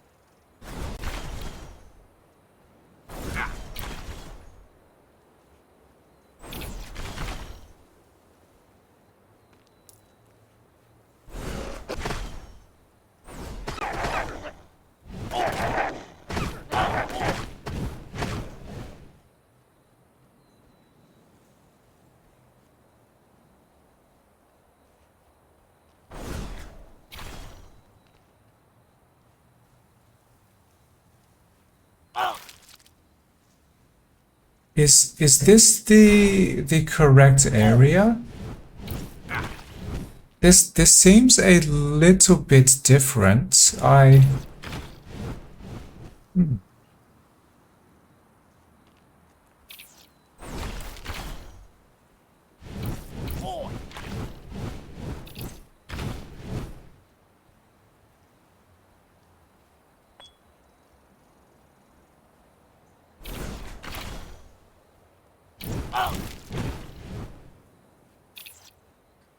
Well, maybe this game On stay there! does randomize the first area, but this cannot be my previous save file.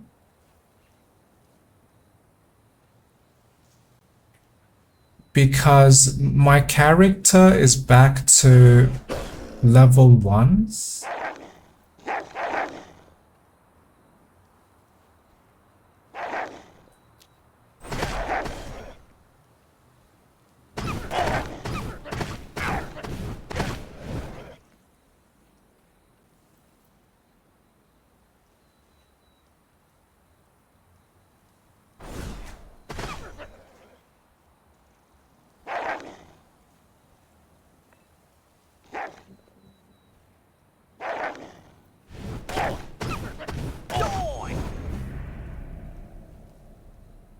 Great, so 9 attribute points. And that was a very early level up.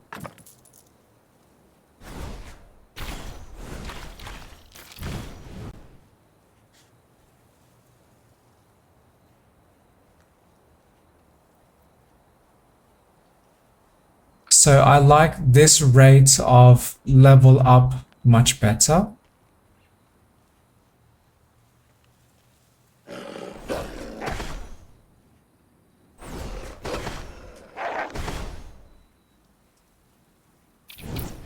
But I did find those experience scrolls,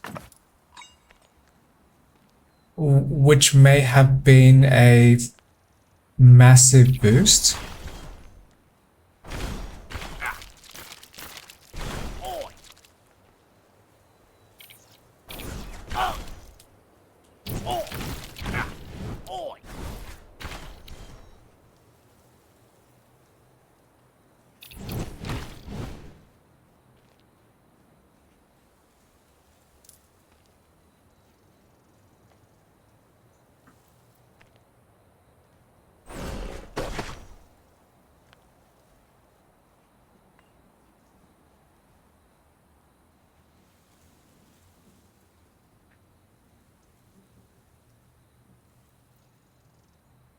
I feel slightly concerned that because I quit my game during that first mission.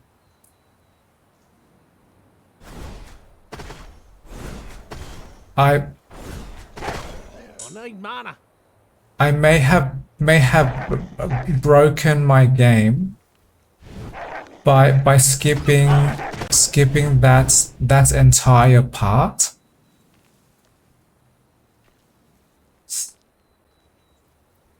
No, actually, this is still scripted content. Okay, great. And I already have 1 level up.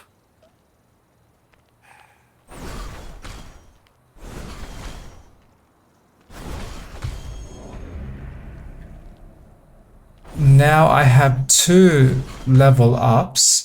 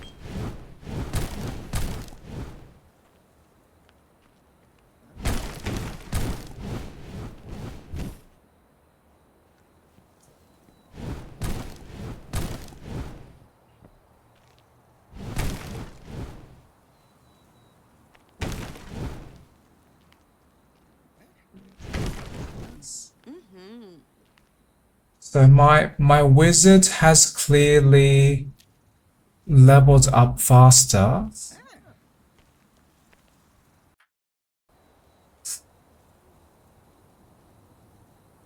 I want to confirm if this is fast enough, because ideally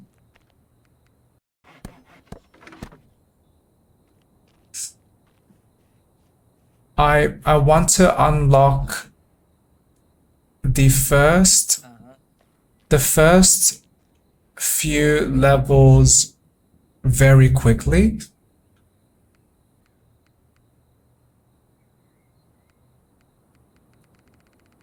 And I want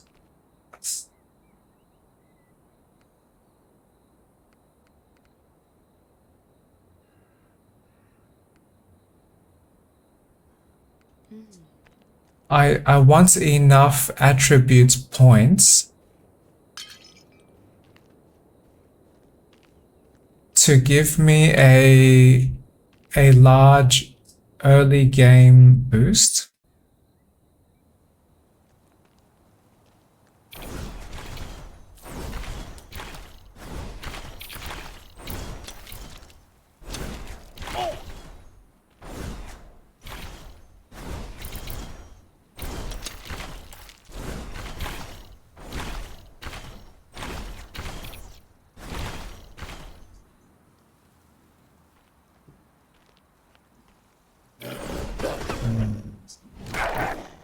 I am still struggling with my wizard. The mana regeneration is still not fast enough.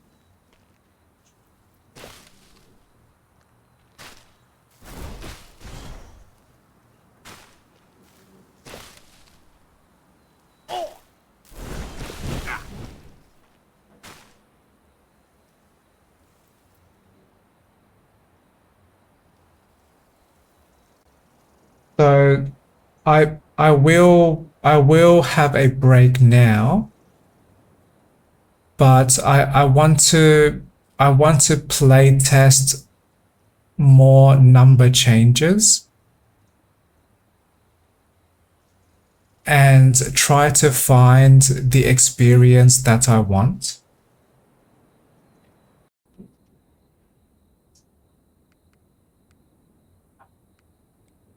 I completed some more testing.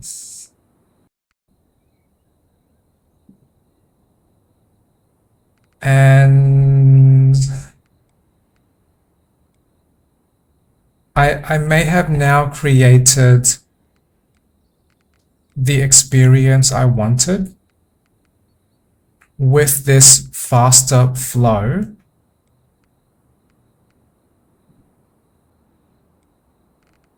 So I had some ideas,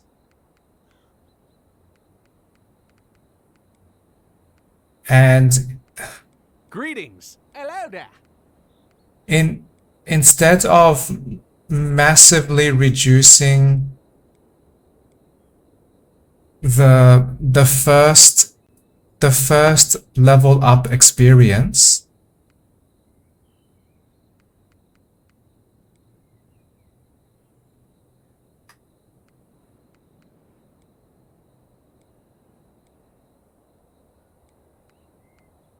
I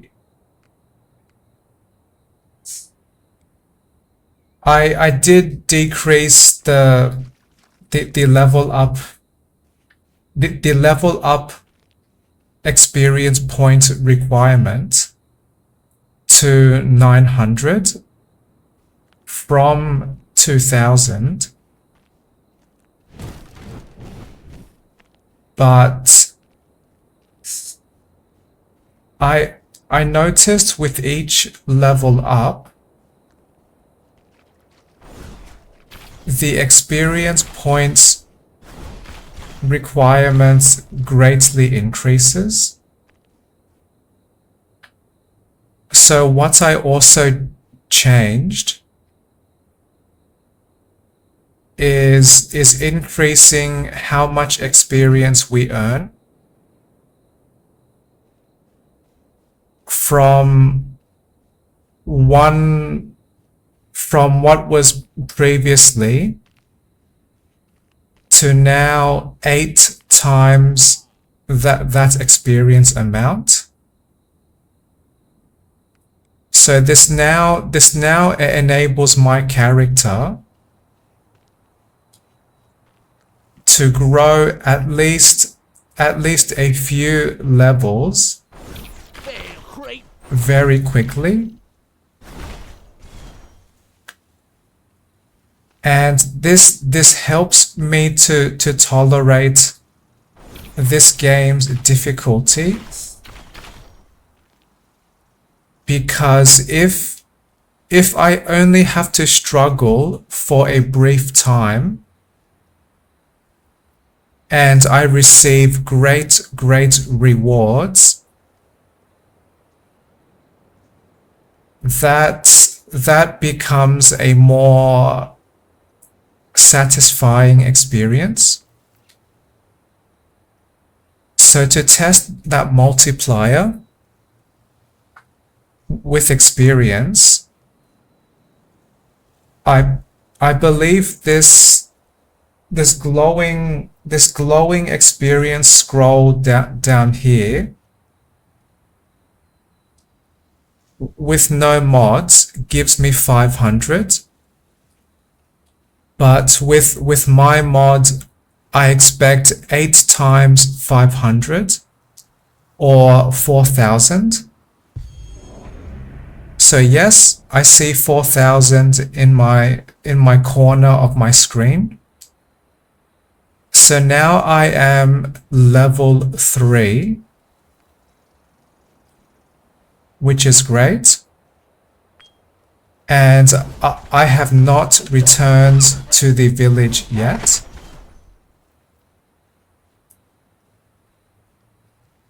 So from a game design perspective, I am much more willing to tolerate difficulty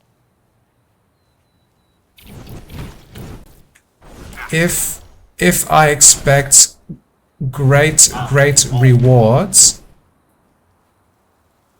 from my effort,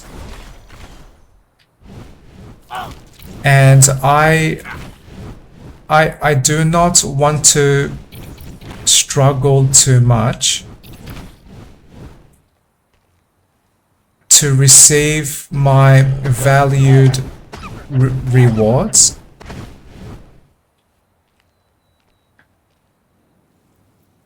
Because the more stress and struggle I experience, the much less motivated I am to push through.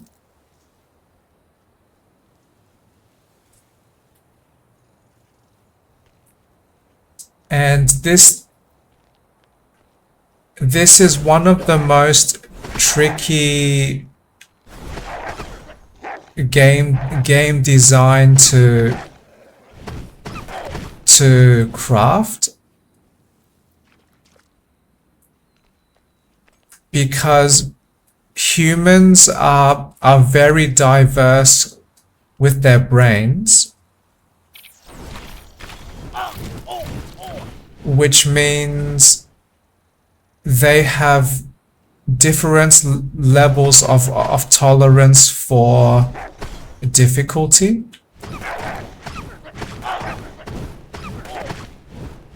And my tolerance for struggle and stress is much lower than most people, especially in a game. And in the context of balancing my game playing time with my other life commitments.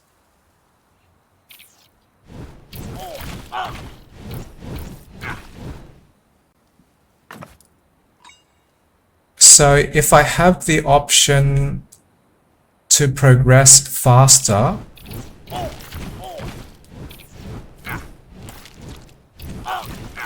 that is very, very desired.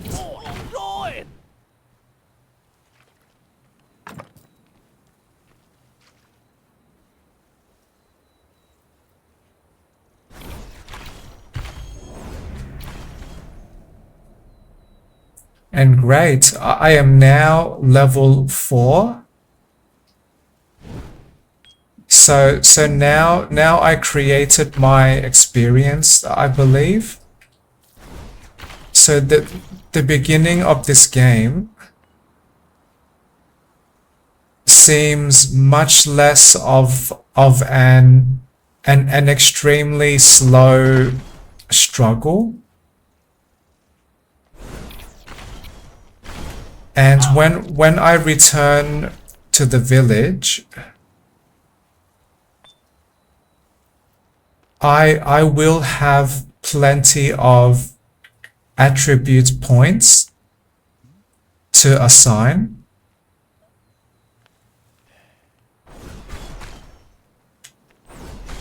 And even though I boosted my character so much with this mod,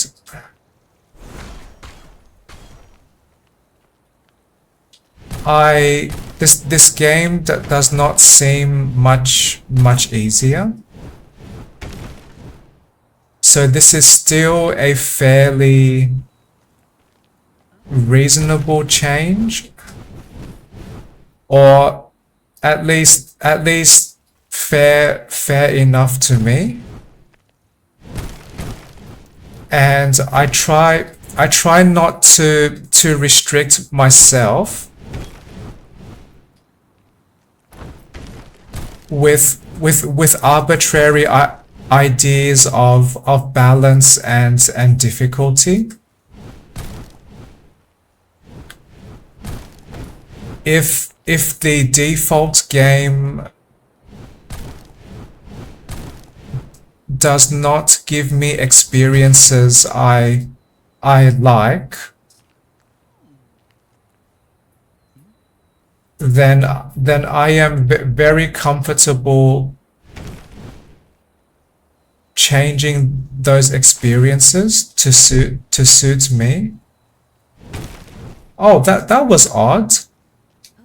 I could interact with this well, but from this tree. Is that a bug?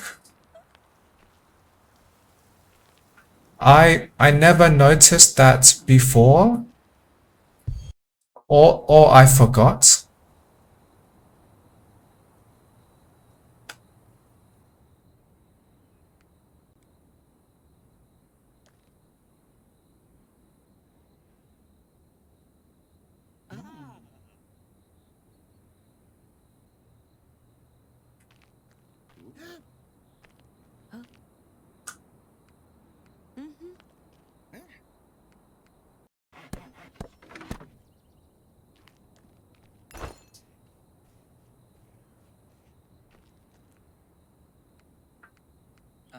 And if I can grow my character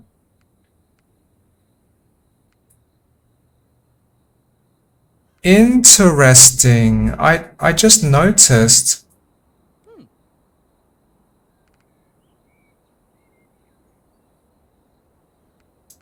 it might be possible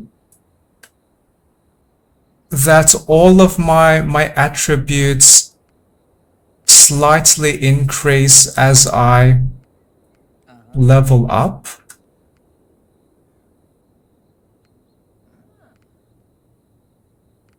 Okay. So leveling up is another way to survive easier. Not just assigning massive amounts of attribute points. Because my wizard starts with 10 or 11 intelligence. And now I have 14. I never noticed this before. So I like that my mod helped me notice more about this game's systems. And one reason I feel excited to start a fresh new save profile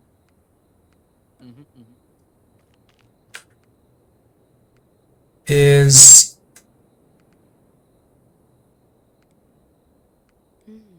I want to test the idea of how valuable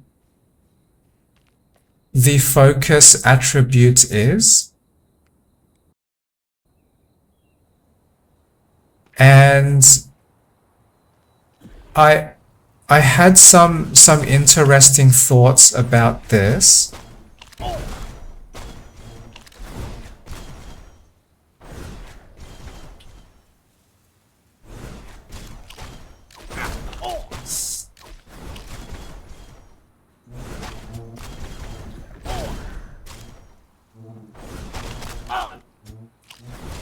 So possibly focus is one of the most important attributes, because that enables me to use much more of my magic.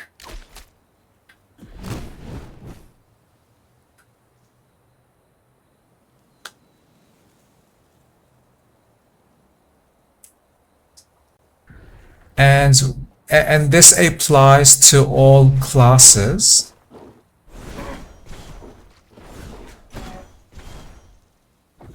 Strength is a vaguely useful attribute because strength gives armor that reduces some damage I receive, but more experience. Yes, please. But yes, strength might actually be fairly useful at the beginning.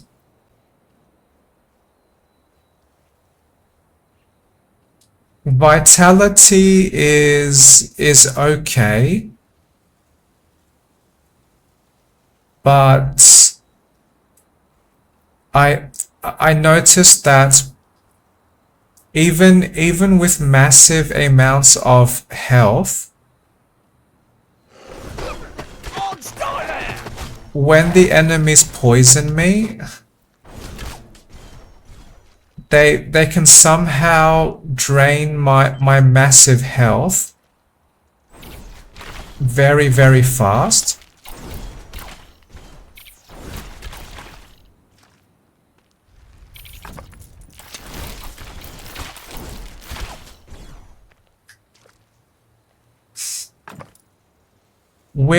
With dexterity,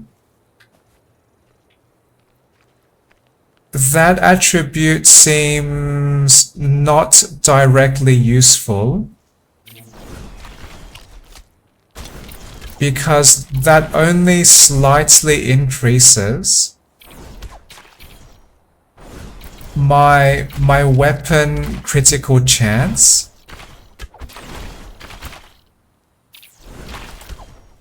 So unless I am using many weapon attacks, dexterity does not seem directly useful.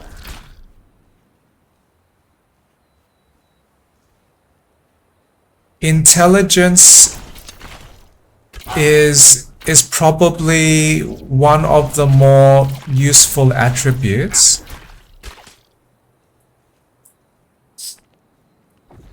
Especially for classes when intelligence is the primary attribute. Because that means magic becomes stronger and magic gains critical chance with the same attribute.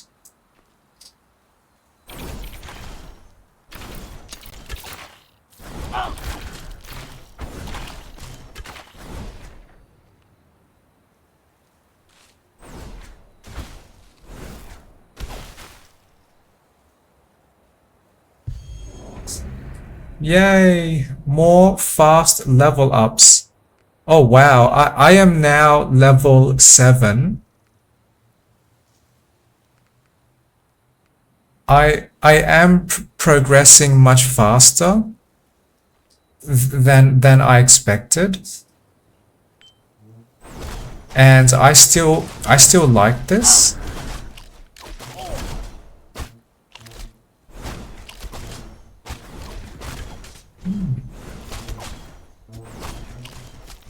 And my character,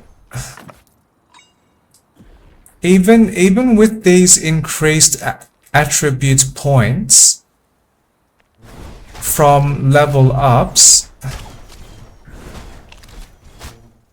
my character does not seem to survive too easily. My wizard is still very weak or not tough enough. And I still exhaust my mana faster than I would like.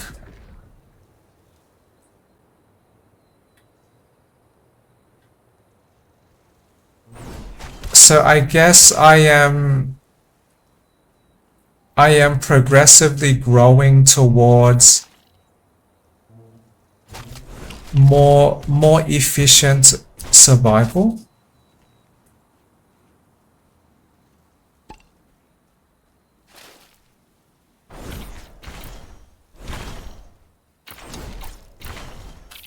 But I like this.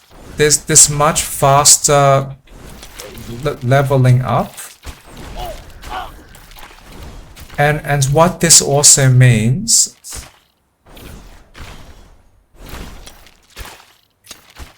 if I want the level up bonuses from the other classes for all of the classes,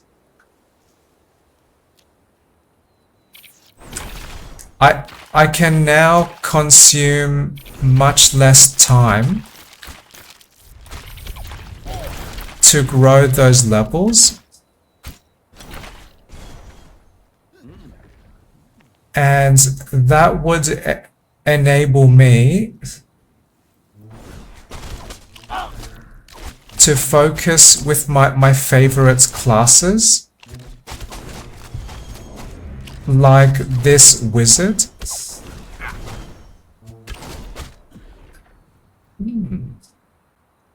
I like this. Level 8 already.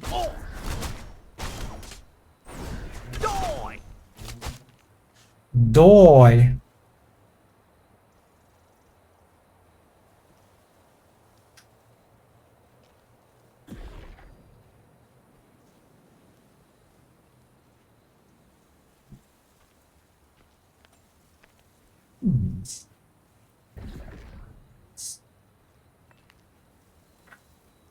Yeah, I might like this experience much more. I can level up much faster. And if I am going to achieve that level limit eventually, why require I invest massive time just to progress to that limit?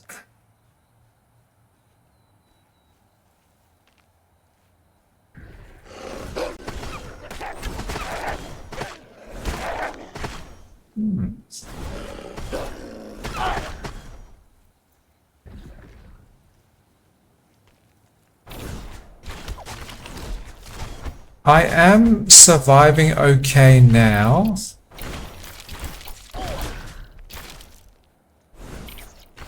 But maybe because of these followers. And I have not found too much resources yet.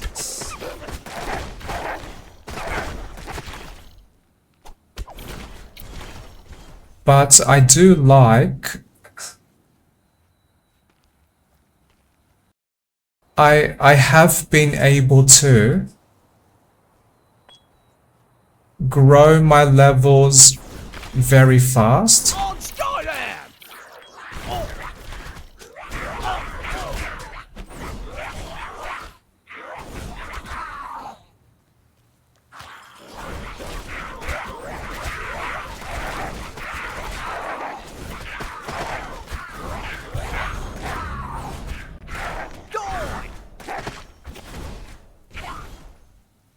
So this enables me to build up my survival efficiency much sooner.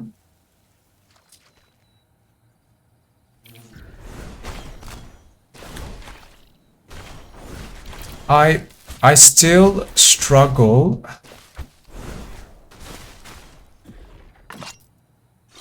but I like having all of these extra attribute points, extra skill points,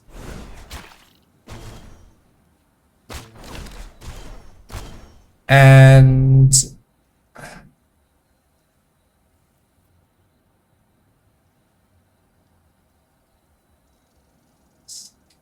very fast leveling.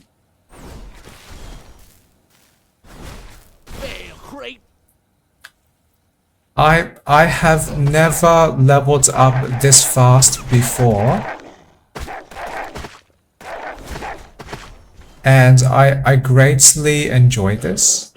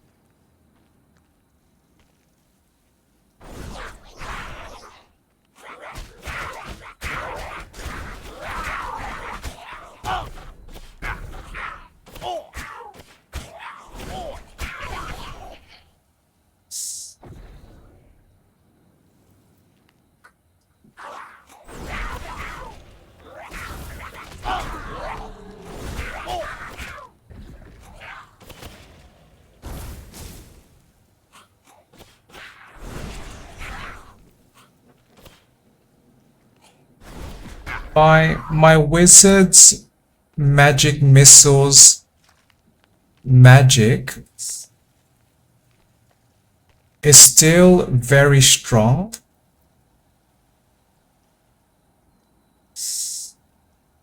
But my wizard still dies very fast though. On Skyland! Oh.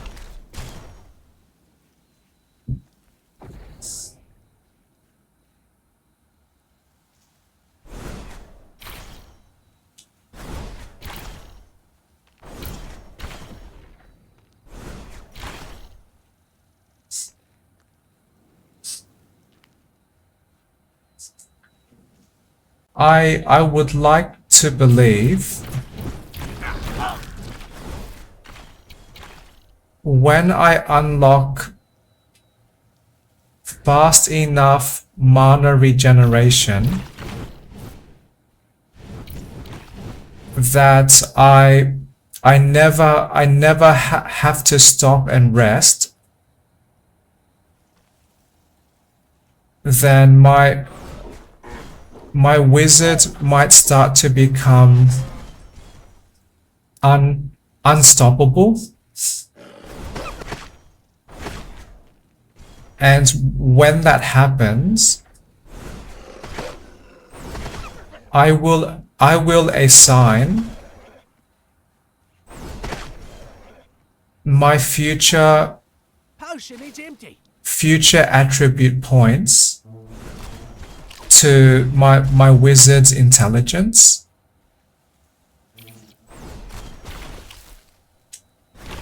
Which means the wizard's magic could suddenly become much stronger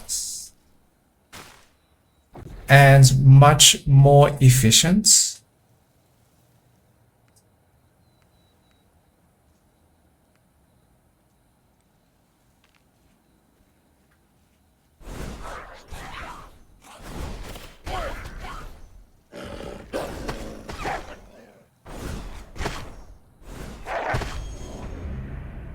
Yay!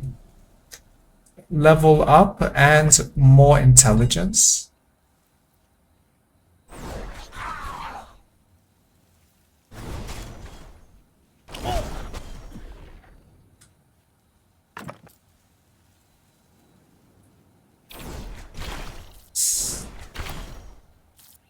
Another reason I believe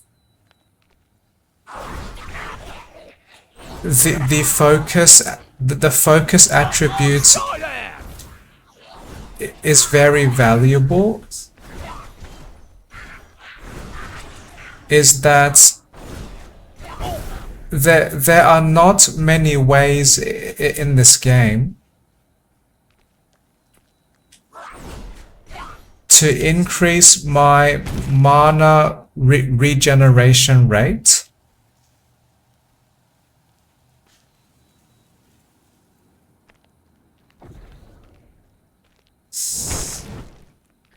the only three ways I can recall now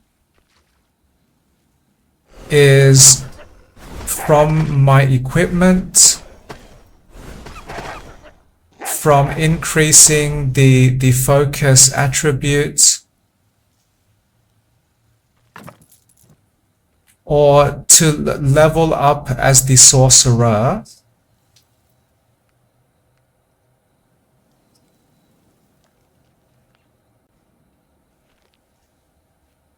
which gives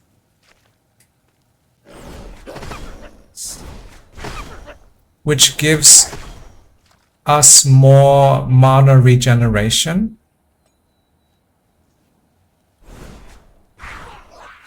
And that reduces my need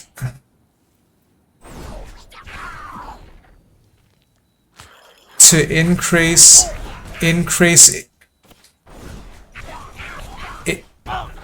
intelligence for my wizard's class early, because if I want more spell damage, there are much more ways that can increase.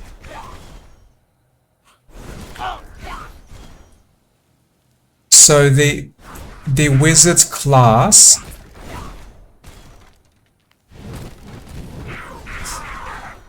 is it increases the spell damage as I level up. Oh wait, that says level 8. Level 8, but I am level 10 though. Oops. Did my mods break those bonuses? Oh, maybe because sometimes I gain more than one level up, and maybe the way this game was built, this game does not track when two or more level ups happen at the same time.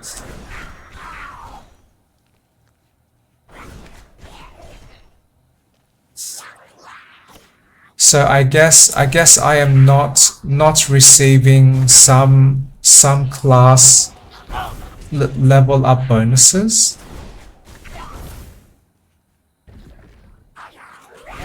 which might be a problem if I level up too fast.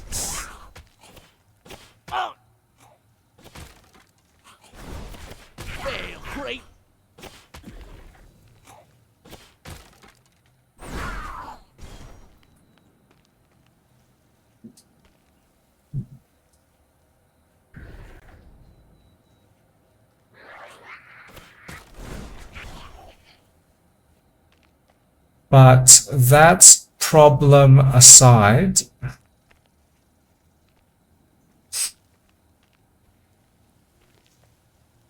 I like this much faster growth.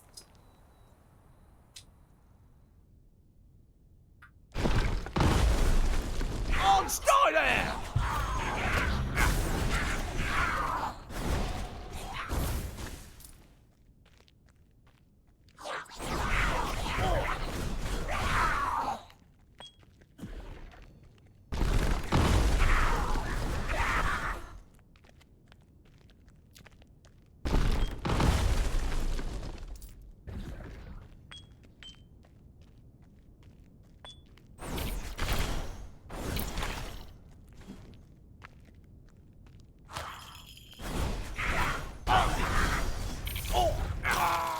Oh, I was suddenly surrounded by too many enemies.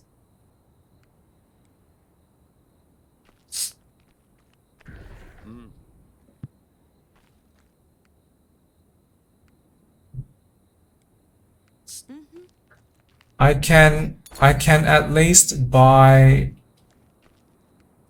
one more potion.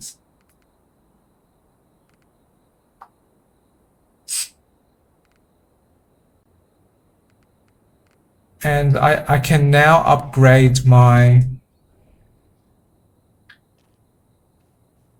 wizard skills slightly.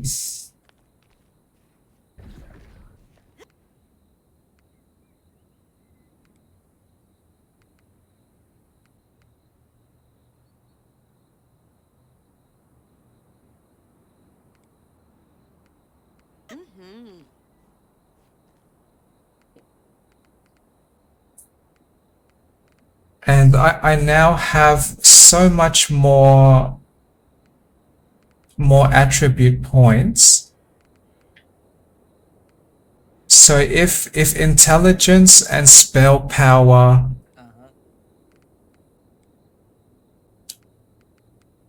always grows naturally. Oh wait, that fixed itself now. That says level 11 and I am level 11. Yay! So maybe my mod did not break that system. Okay, so if my intelligence and spell power is always growing with no extra effort, then I want to build much more focus. So now I have 71 and I can recharge roughly 8 mana each second now.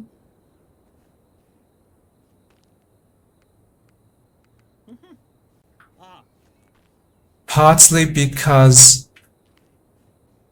my mod greatly increases how much attribute points we gain from level up. So this increased mana regeneration should now enable me to use magic more easily. And now I see this equipment that gives me more mana regeneration. So that is very exciting to me. I would choose this. Yes, I want more mana regeneration. Oops. I accidentally consumed my potion. But yay, I was able to build up my focus attributes very quickly. And I want to now test and observe. Can I use magic much more freely? I like this. Ooh, more spell damage. That would be a great support. Okay, I like this experience much more now. My wizard seems much better at surviving because I now have much more mana I can use. Oh, this is great. I like this.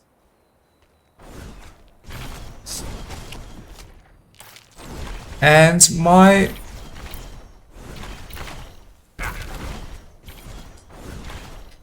wizard does not seem overpowered either.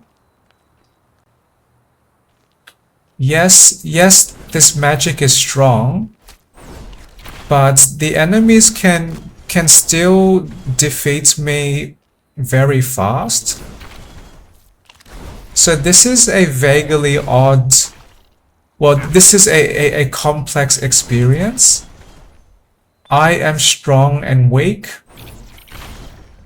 but these enemies are also strong and weak.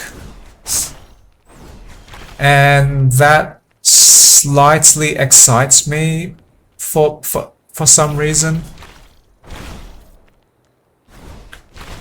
I would dislike fighting enemies that require too many hits to defeat.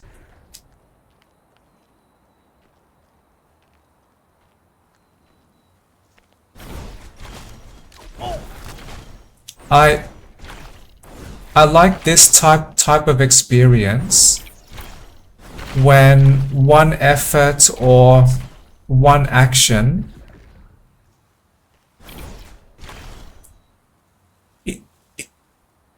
immediately removes danger from me.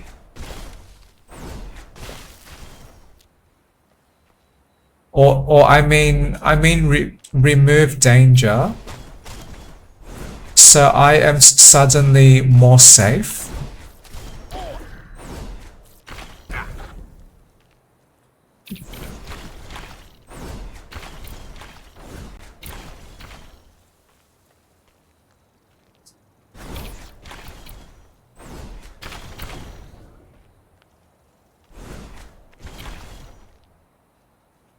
So this is now a slightly interesting learning for me about this game. So if I can achieve roughly 70 focus, that is when my wizard becomes much better.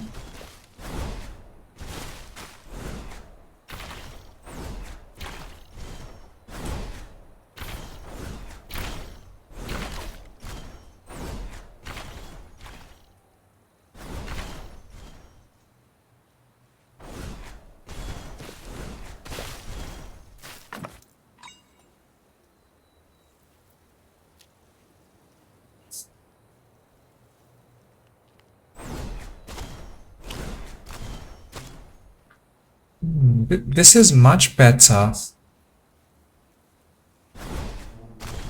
My magic missiles can one hit defeat some of these enemies, and my wizard recharges mana much faster now.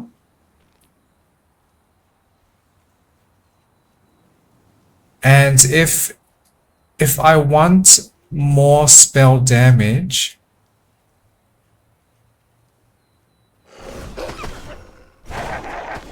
I can upgrade my magic skills.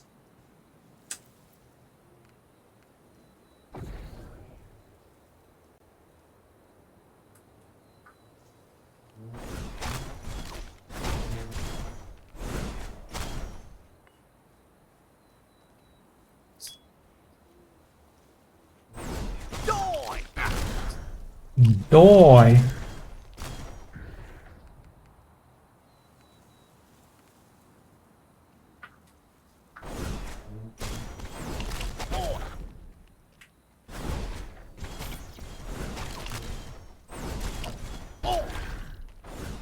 Fail, crate.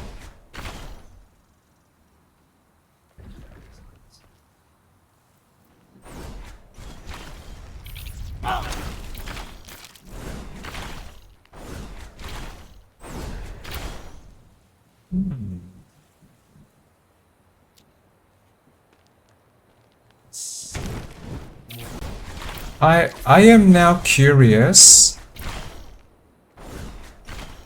or now considering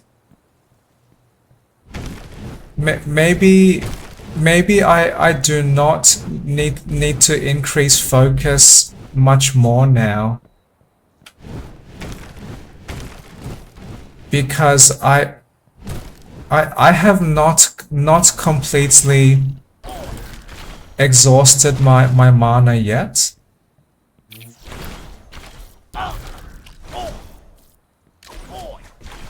But when I fight the tougher enemies, maybe my mana will exhaust much faster. But I am enjoying this experience though. This is probably my first time playing as any class with a large amount of focus.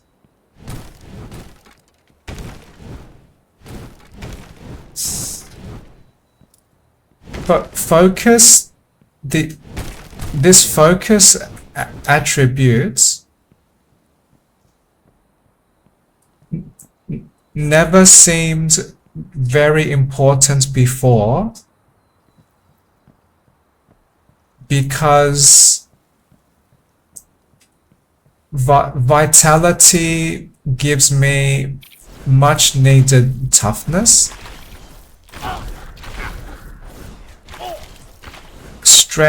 Strength might be a great way to also increase my toughness. And for intelligence focused classes, intelligence helps strengthen their magic much more. So I never really tried to play with a large amount of focus attribute.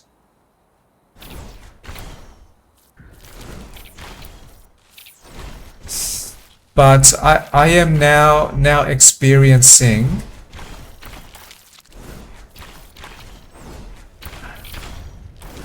wizard with high or very high focus is vaguely amazing.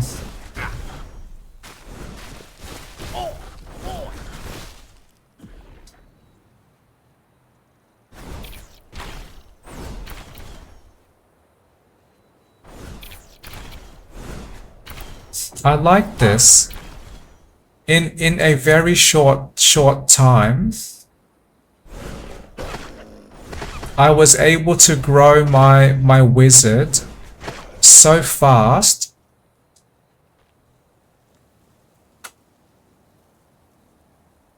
that I can use my magic missiles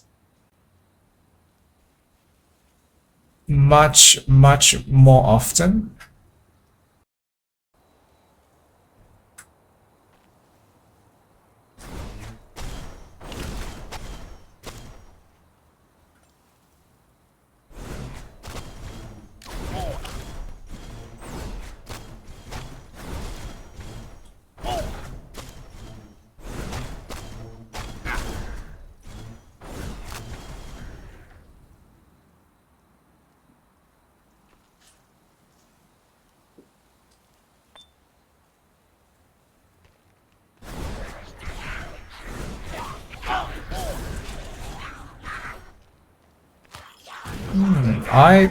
I greatly enjoy this. I have never experienced this modified experience growth before, and I deeply enjoy having access to much faster level ups. This is great. Oh, I died.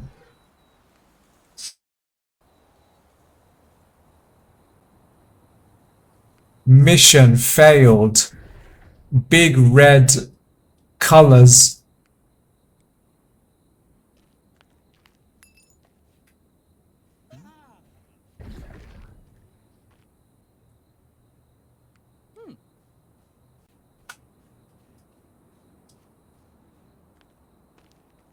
Oh, my user interface broke. This window is still showing.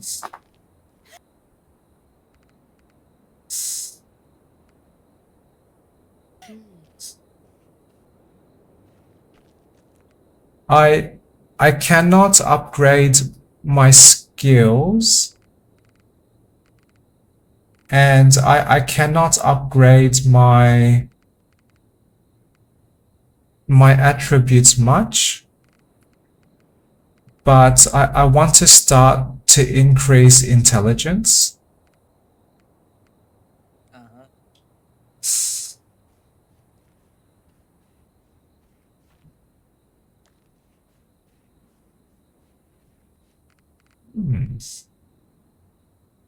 And I like my leveling up seems to have slowed down much more.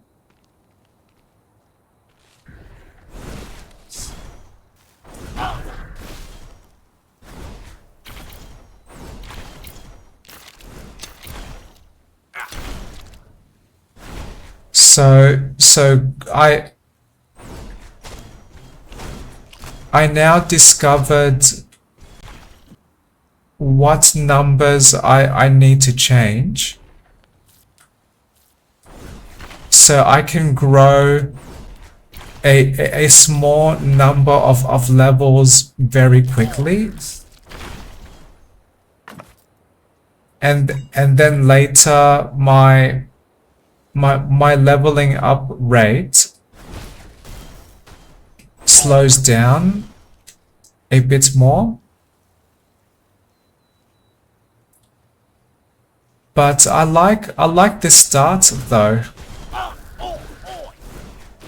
I achieved level 11 wizard very quickly. So that gave me a massive amount of attribute points.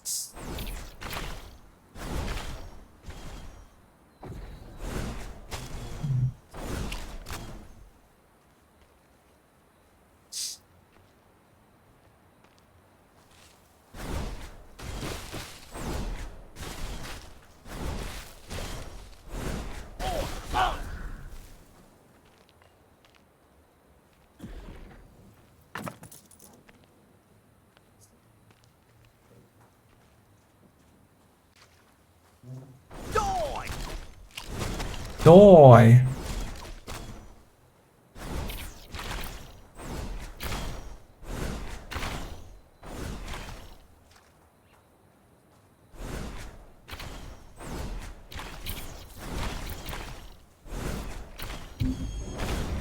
Fail, creep.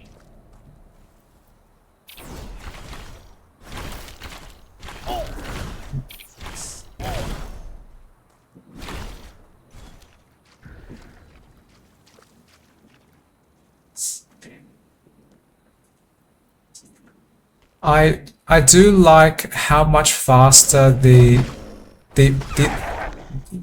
leveling up is,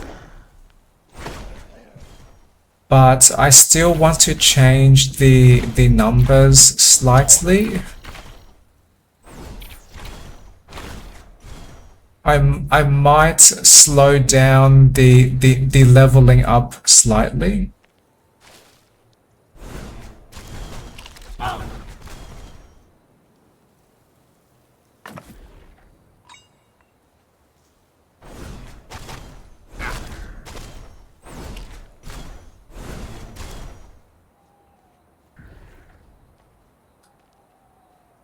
Okay, I want to adjust my game mod slightly.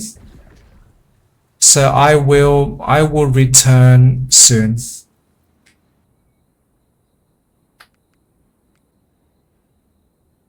I have now returned. And I will try again.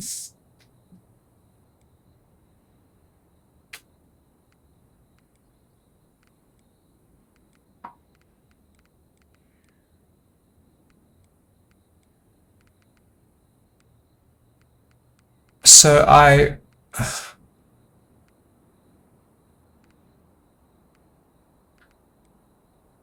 So the main changes I did, Hello there. Hello. Hello. Greetings. How you doing?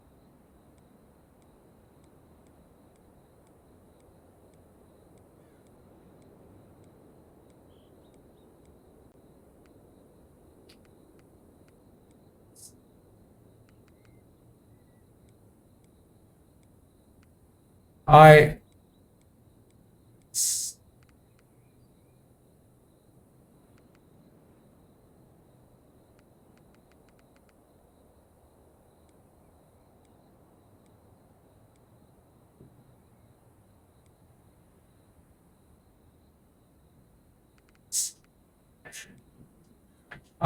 I reset some of these numbers. So now we only gain, or I mean the first level up requires 2000 experience again. And the rate at which we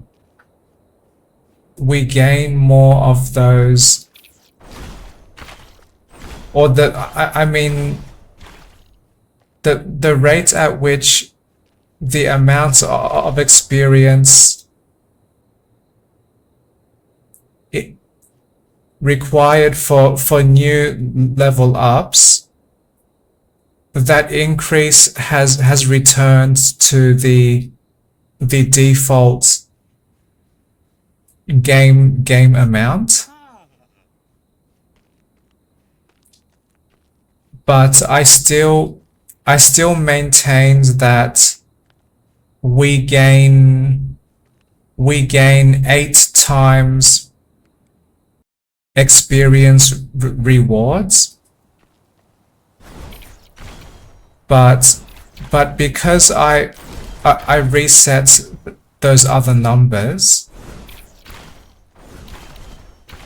that should mean we still level up slower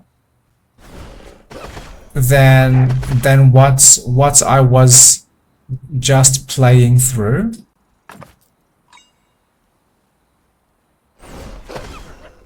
And I may have now fine-tuned this experience much closer to what I would enjoy more. So that means my wizard can still level up fairly fast, but not extremely fast. So now I gained 1 level up, and I reduced the attribute points we receive from 6 to 5 during each level up. So I wanted to reduce the bonuses from my mod slightly, and I am keen to try this.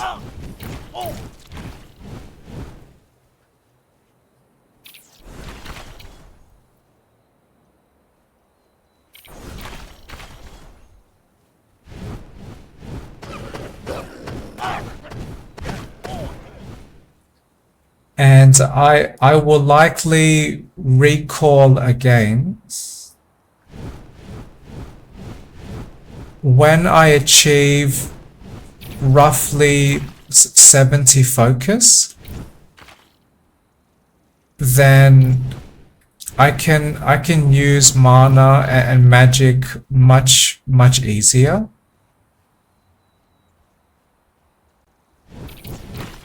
And when that happens,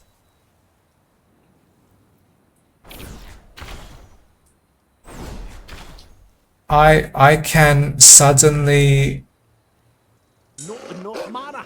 grow my wizard survival much better.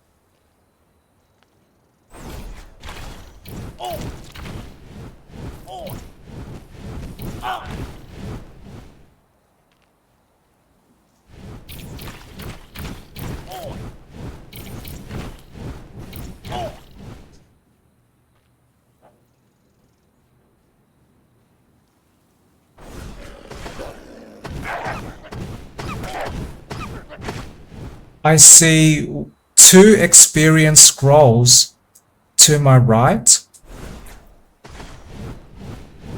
That could be a super amazing boost. Yay, level up, and the level up restored my mana. So that is a great very early game boost.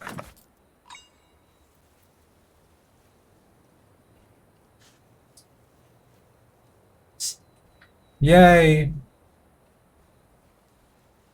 So even though I need much more experience points to level up,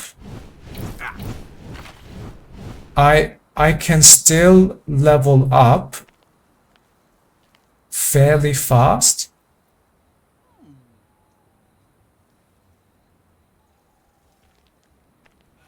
So the amount of experience points I need to level up has roughly doubled now, or has increased by roughly double.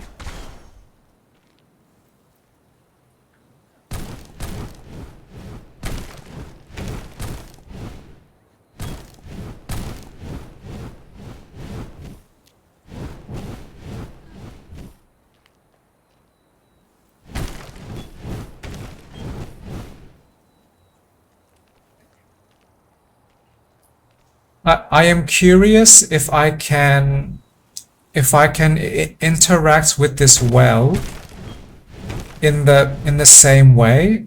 So am I supposed to stand at this tree? Well, when I have a potion,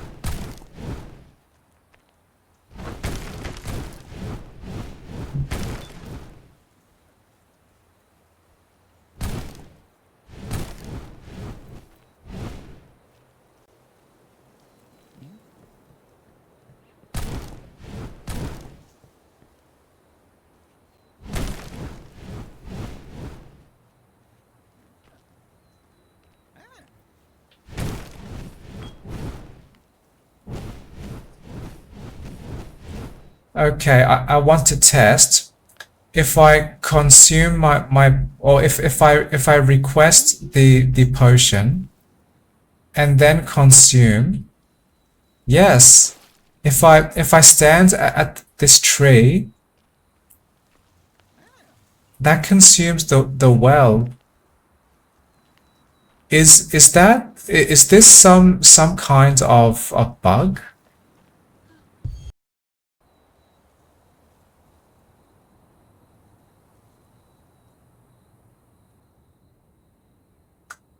Oh, the mission reward gave me more resources. Interesting. I never ever noticed that before.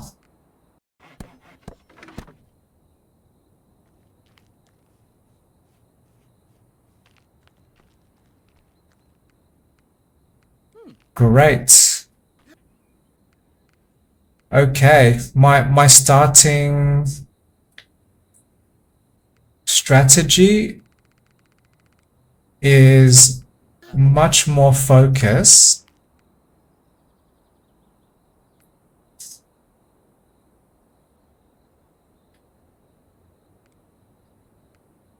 So that my magic becomes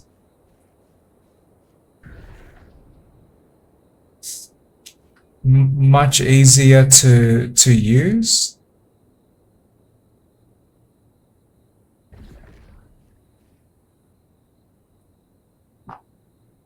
And I now want a break, but I feel very happy with the state of my mod. This faster flow. I like this much more. Okay. Break time before I return later and enjoy playing this game even more.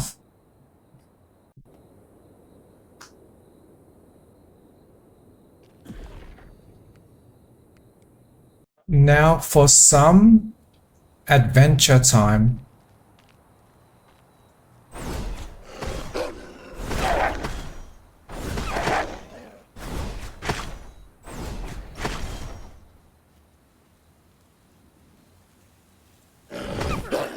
Oops.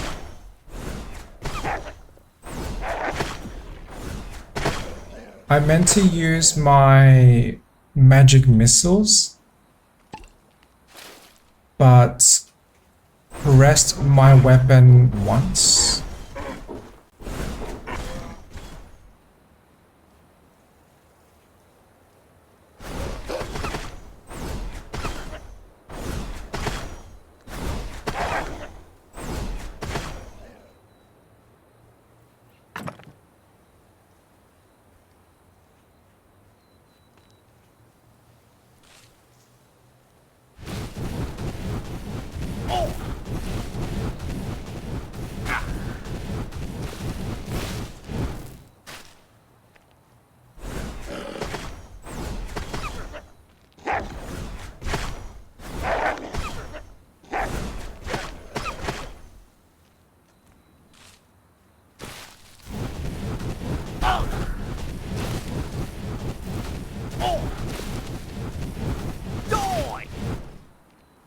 Die.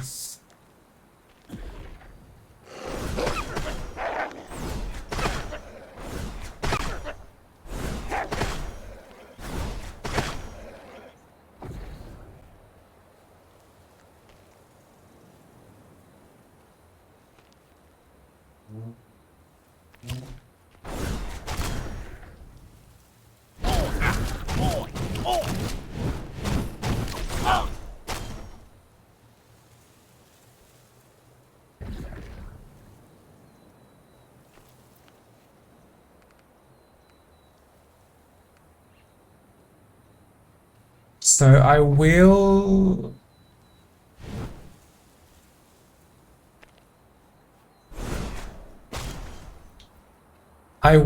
expect to mostly struggle until I can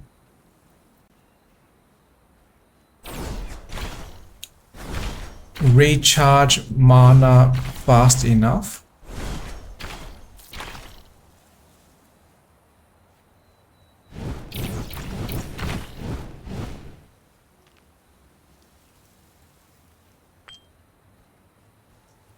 So I would try to be patient.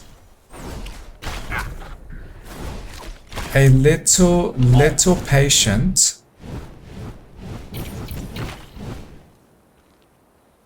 As my character grows some levels.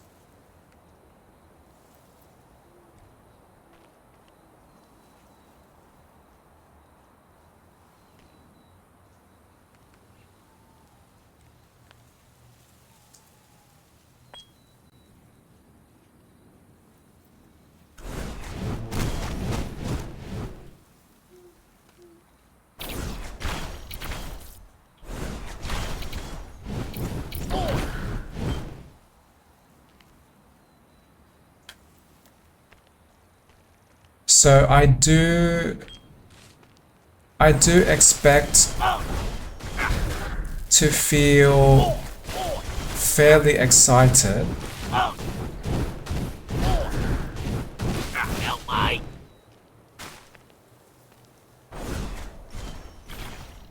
when my focus is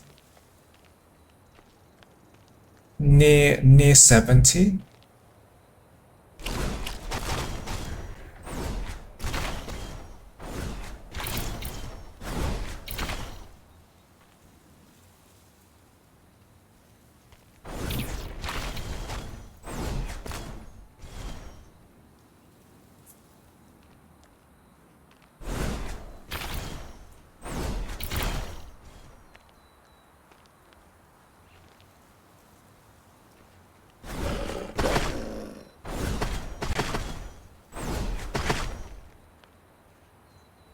I like that the wizard's combination of abilities means I can play in a mostly safe way.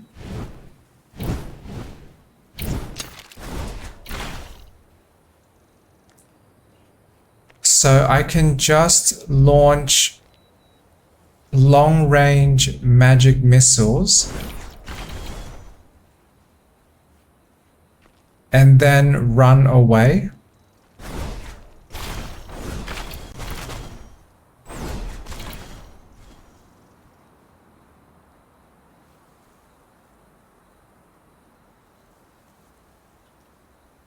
The only challenge with maintaining that play style is I need plenty of mana so I can actively attack and run.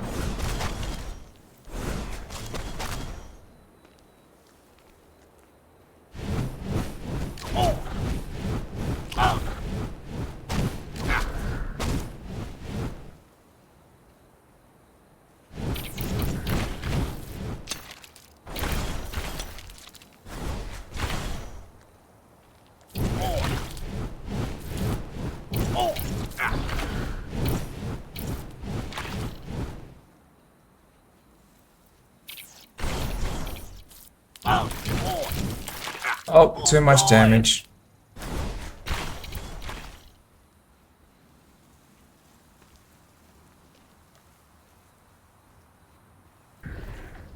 I see an experience scroll.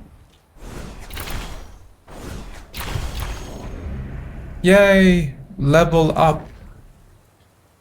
And more intelligence.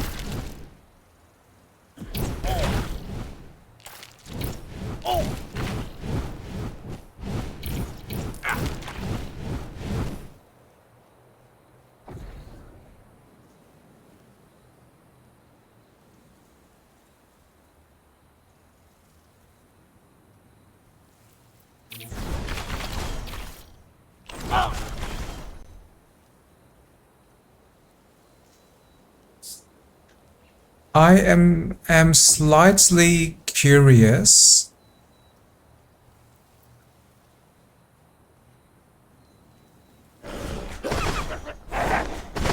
If my maximum health increases when I level up, does that mean my mana regeneration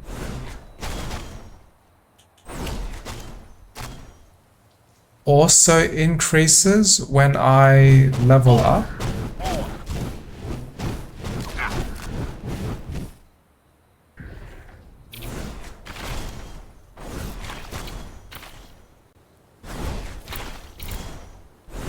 Fail, great. Oh, that was amazing. Those magic missiles split and multiplied themselves.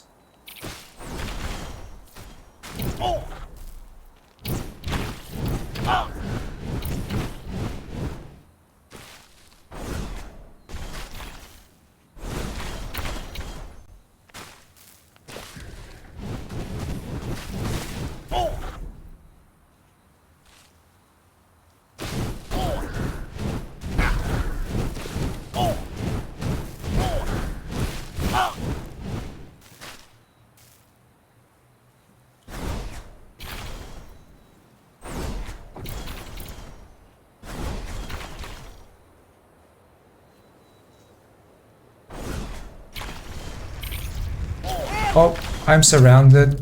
Oh, yep, I died.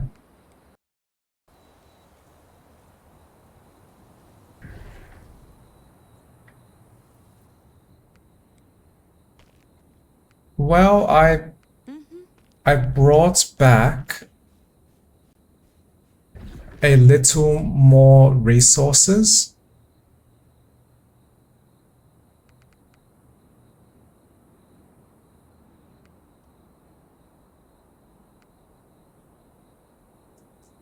I want to save my wood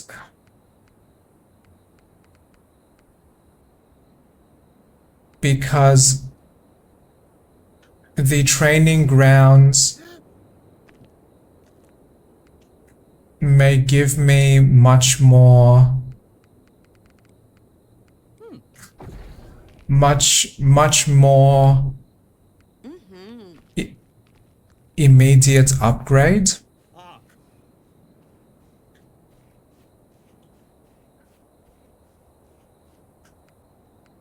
Because of my upgraded skills. On stay there!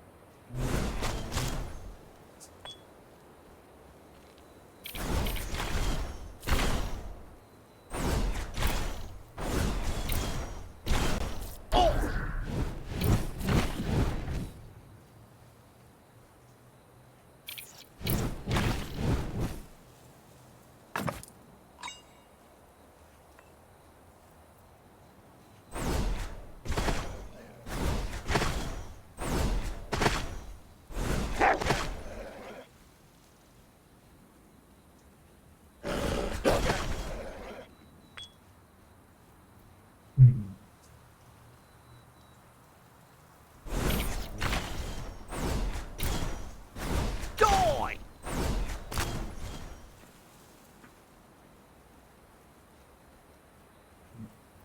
I still like this wizard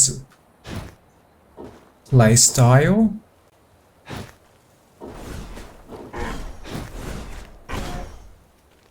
Because this magic missiles skill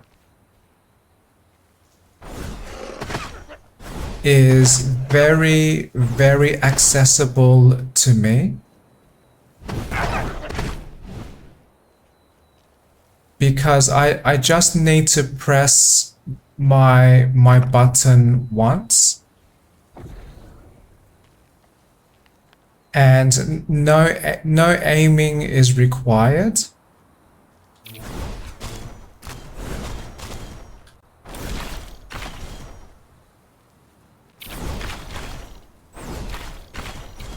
Because these missiles search for the enemies.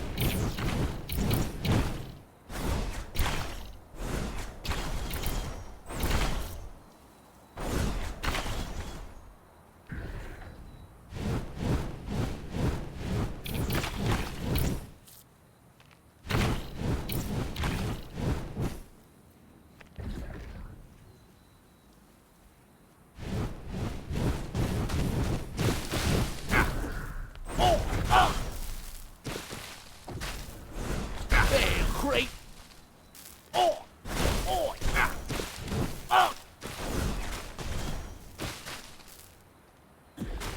Too much damage.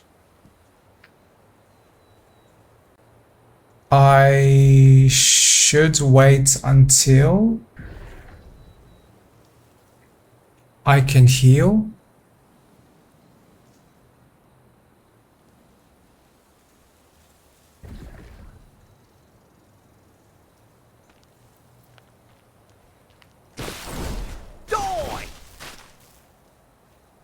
Die.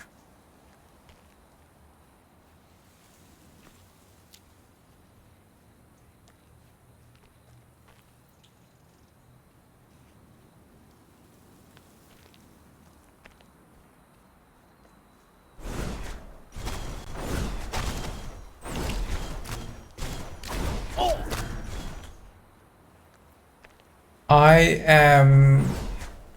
am probably going to struggle fairly slowly with my wizard now. On stay there. But when I gain enough attribute points,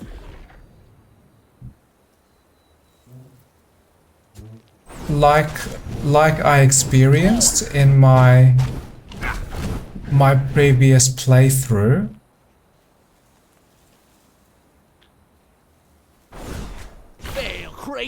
my wizard seems to become much more amazing.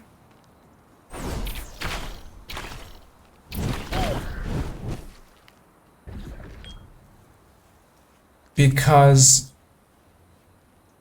when I can launch much more magic,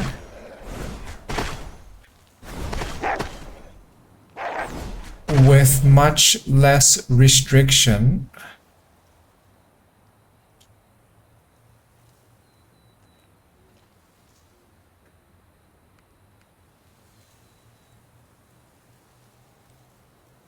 that would enable much better survival.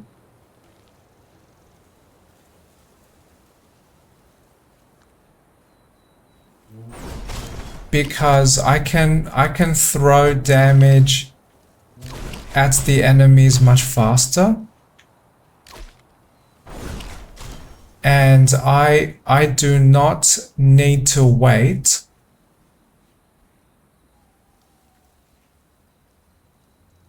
to recharge enough mana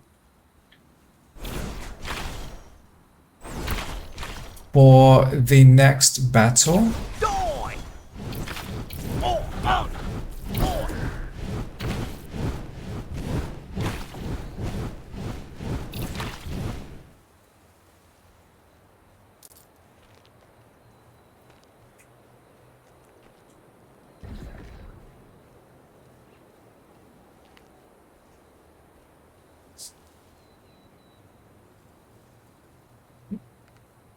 My character has almost leveled up.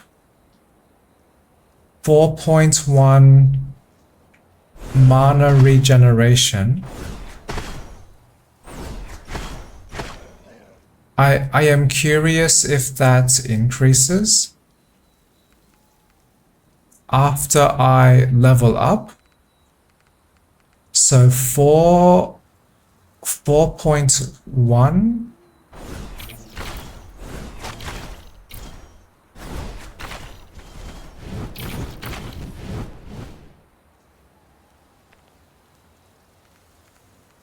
I have not leveled yet, but almost. 4.1.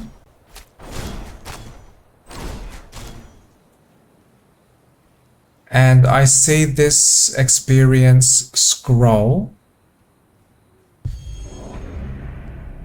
Okay, still 4.1. So this must be my number of attributes times, I mean my focus times 0.1, which is 3.1, and then plus 1. Okay.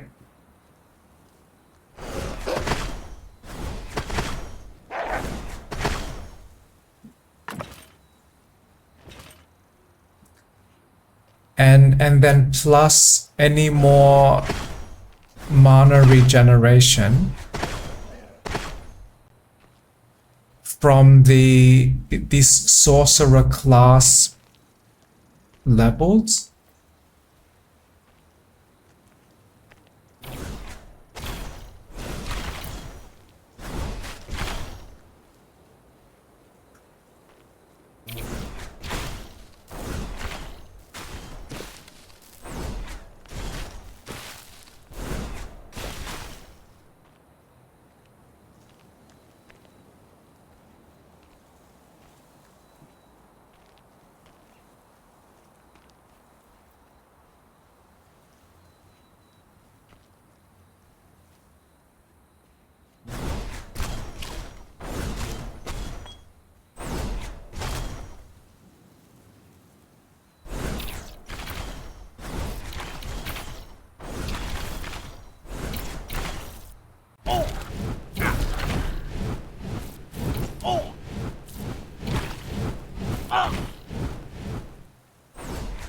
On, stay there!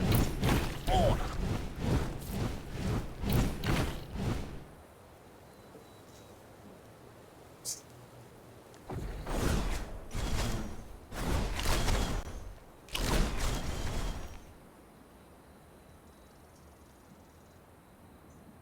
Okay, now I want to rest a little.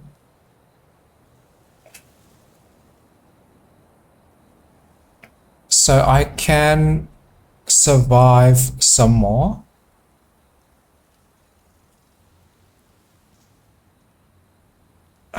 Resting time. More health, more mana.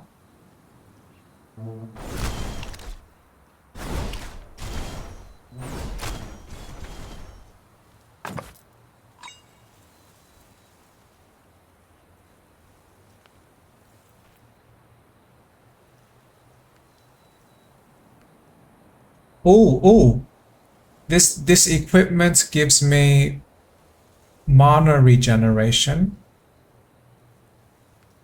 That excites me slightly. Yes. I want to focus my character with optimized magic missiles.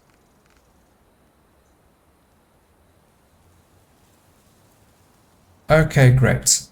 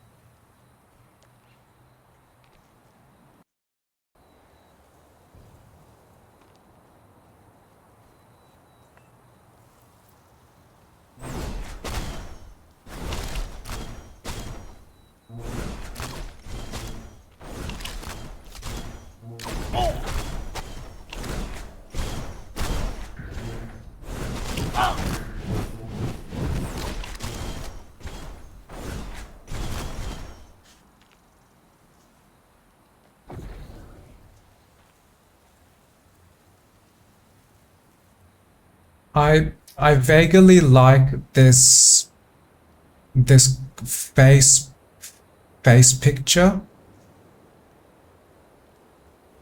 because my character seems intensely excited.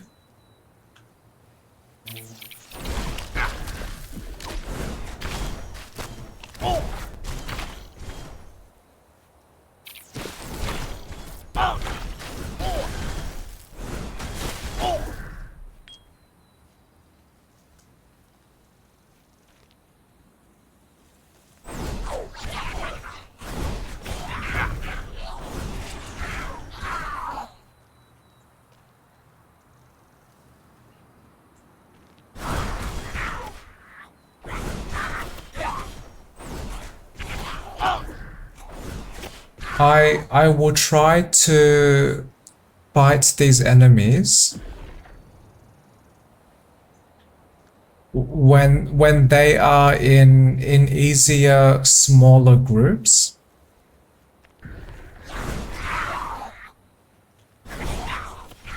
Because if I activate this small trap here, more enemies will suddenly appear.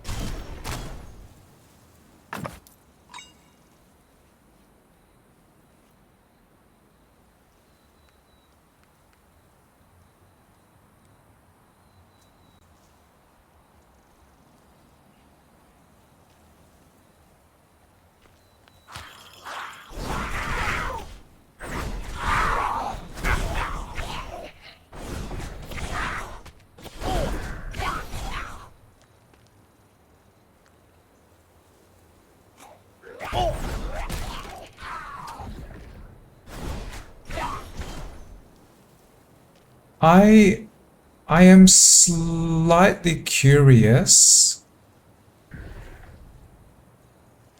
What does the cast speed in this game actually mean?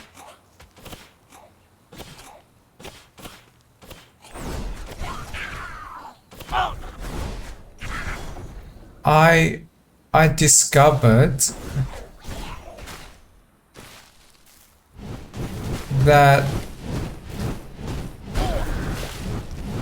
weapon speed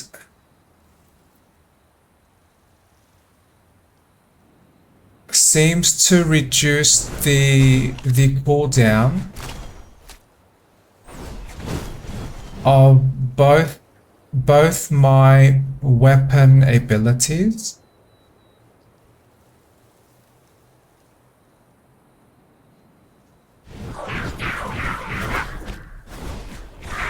So cast speed might refer to reduced magic spell cooldown. But what confuses me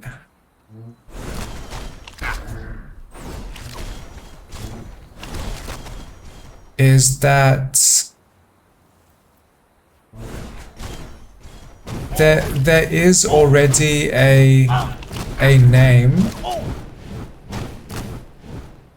for spell cooldown and skill cooldown,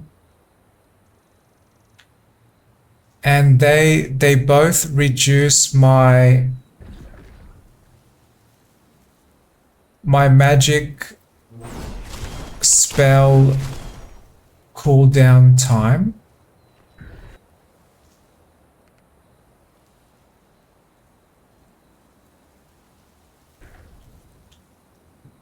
So I do not know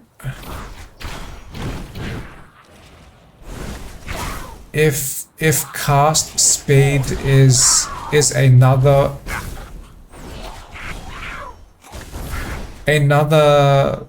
modifier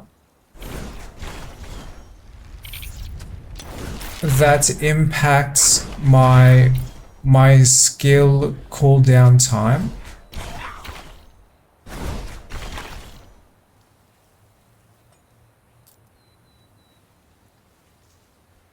But if cast speed does not do that,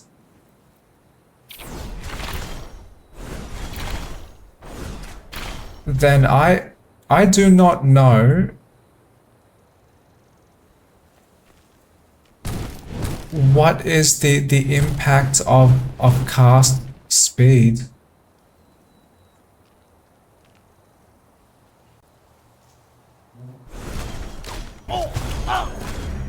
One of my guesses was that cast speed changes how quickly my magic spell is launched.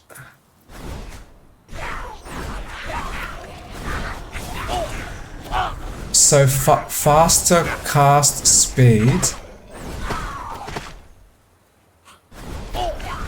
might mean that my magic missiles travel faster.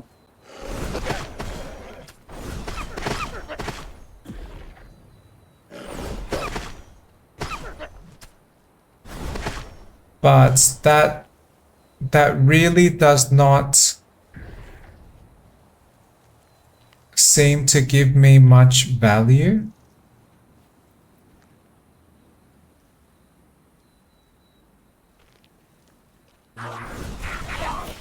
So if my magic can move faster towards the enemies, that vaguely helps me, but not in any big enough way that I actually value.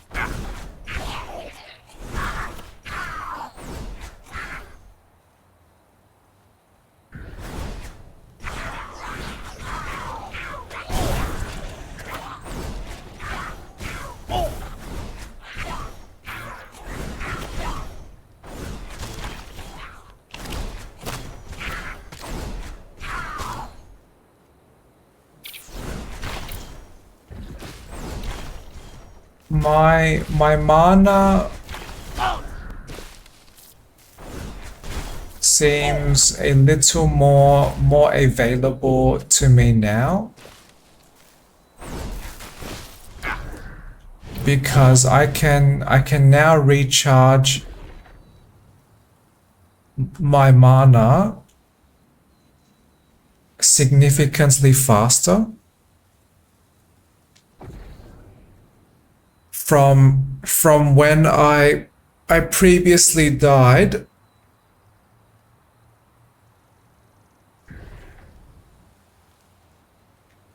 And my character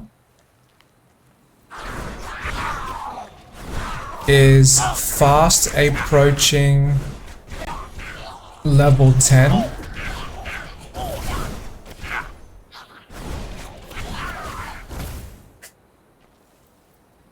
which excites me slightly.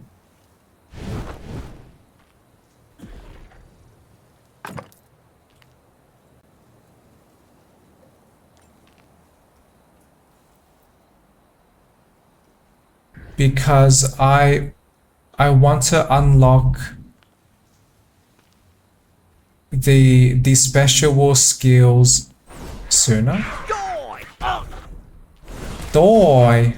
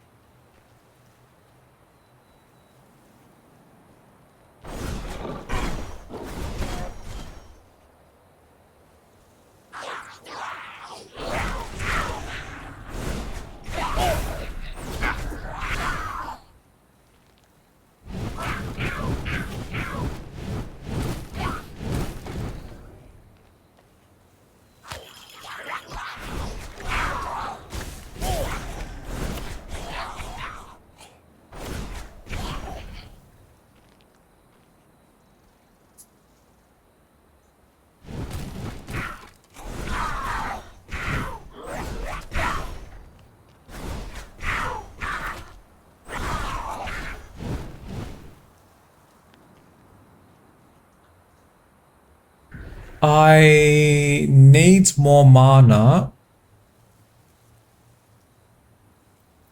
so I will now rest briefly.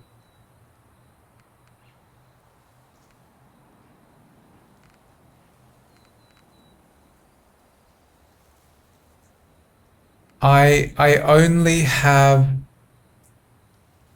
4.3 mana regenerated each second.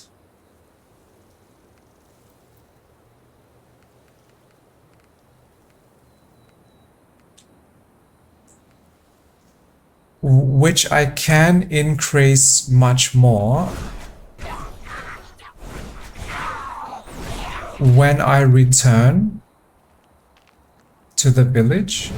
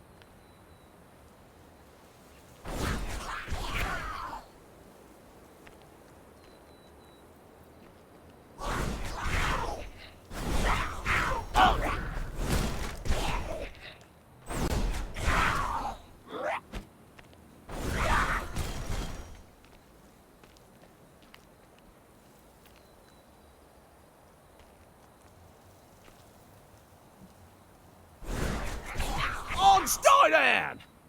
On Steinall!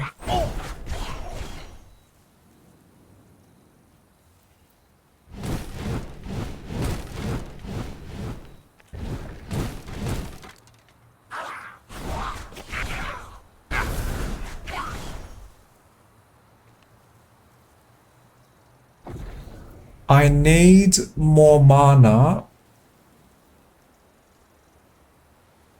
so I will rest slightly more.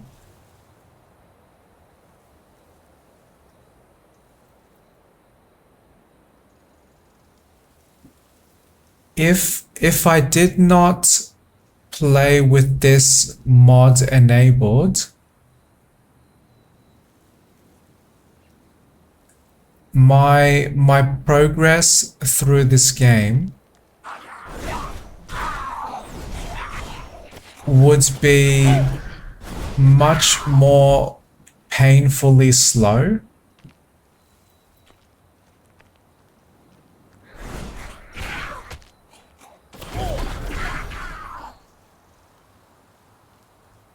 I dislike when games do not give me fast enough feedback of growth progress.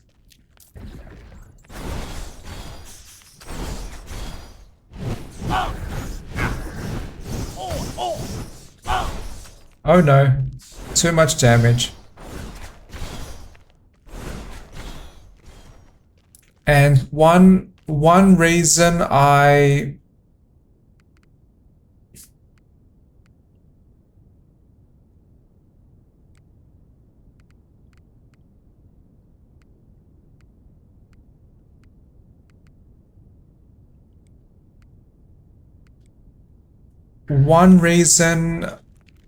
like to engage these types of systems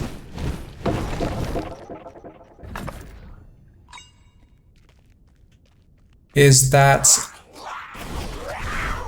I always want to grow my character. I always want to test my growing character with bigger and bigger challenges.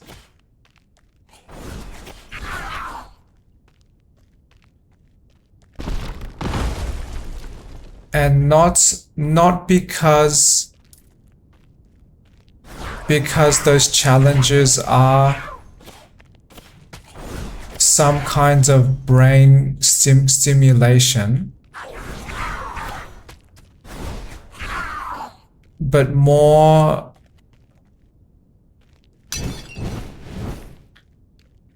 to support my need for stability.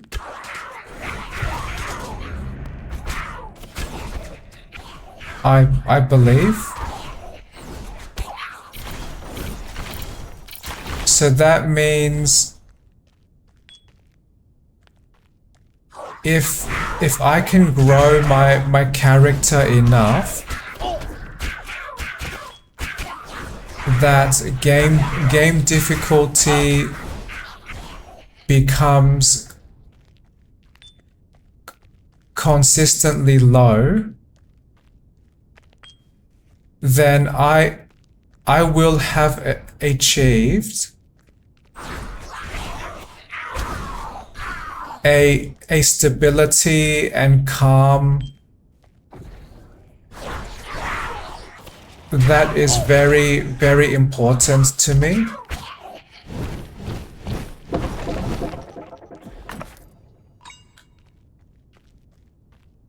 And I may have said before, when I play games,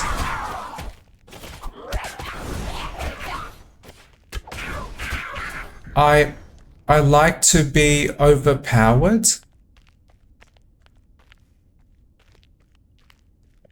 In the context of games that involve these intense power struggles.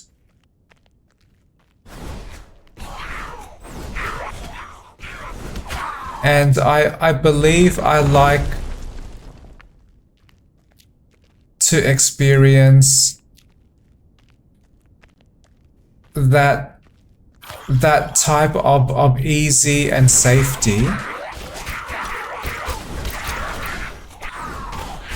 because that reminds me of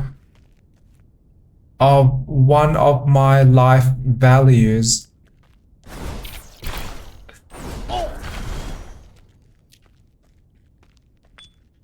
which is super introvert me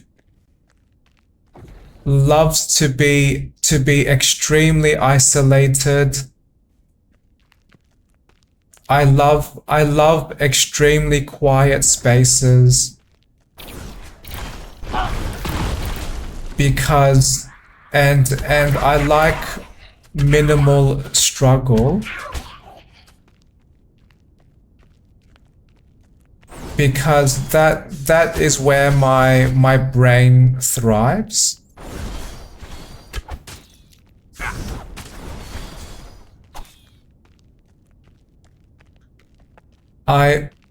I think best and I engage in better decisions, and I am most relaxed when I have a stable, quiet space.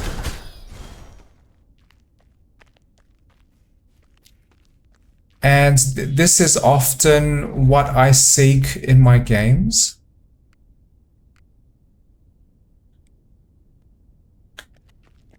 So I like to play games like this when I can progressively reduce the difficulty of this game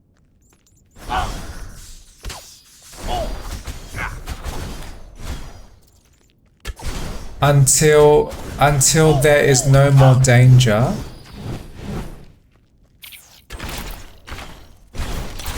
And I can progress much faster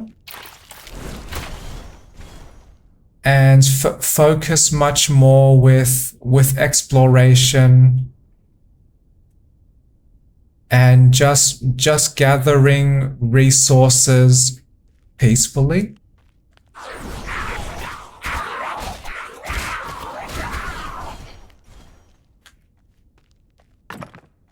That suddenly reminds me of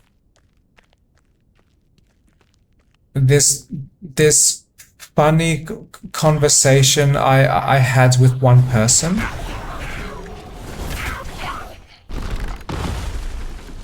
So I was describing that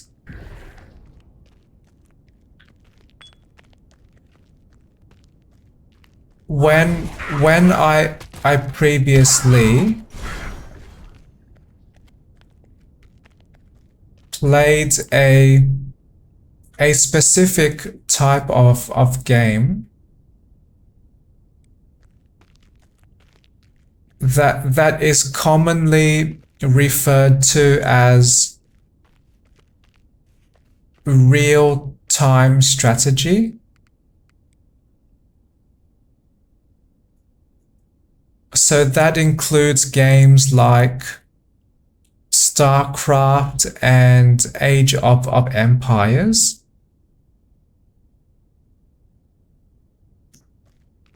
And one interesting introspection or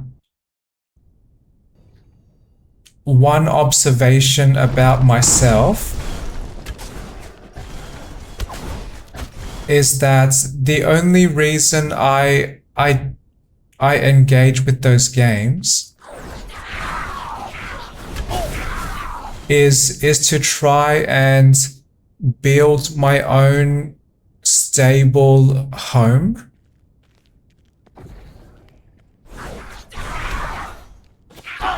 So what that means is that building building defenses around my town area, gathering resources, building a self-sustaining village.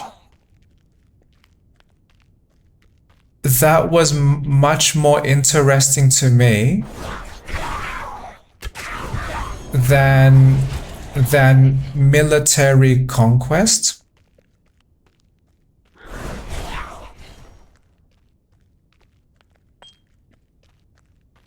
I always struggled to play those types of games when I must worry about surviving with great urgency, because all of my enemies, they are trying to build their army to attack me as soon as possible.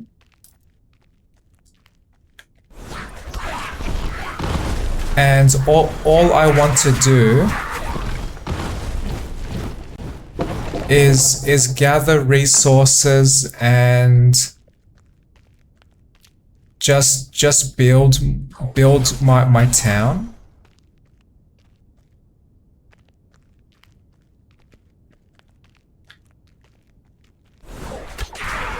So if I really wanted to,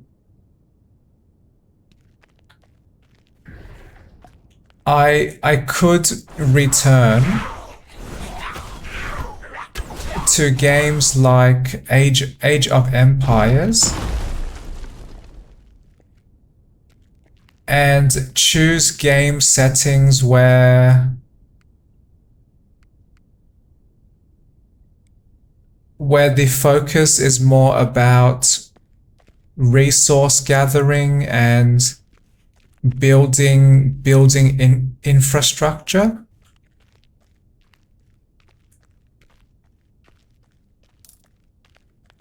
But then I still have the problem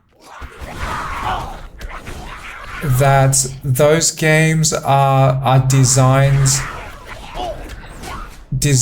to be competitive. And what that competition means, unfortunately for me, is that there is much more urgency to defend myself. There is much more urgency and much more stress to attack enemies before they can defeat me. And I must multitask defending myself and attacking enemies with resource gathering and building my own town. So that becomes a micro management nightmare very far.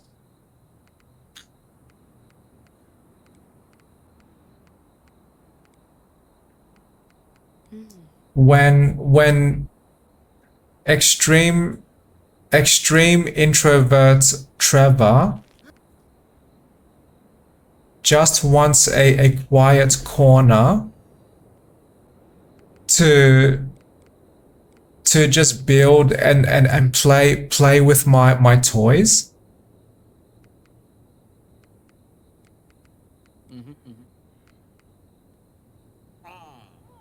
I do not want to play with people that actively try to take away my toys.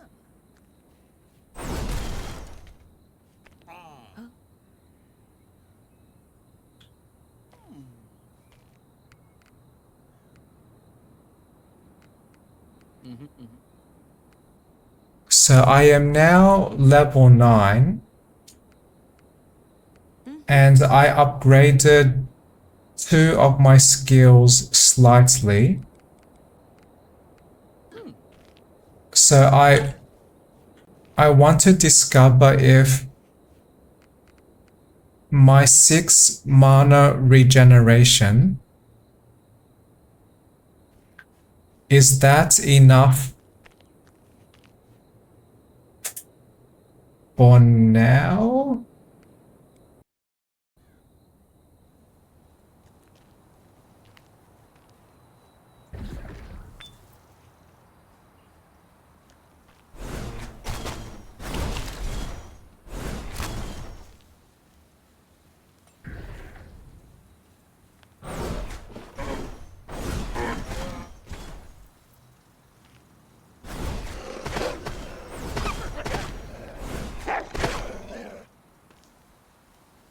Well, this seems to be Stay there! this seems to be much easier. I can regenerate mana significantly faster.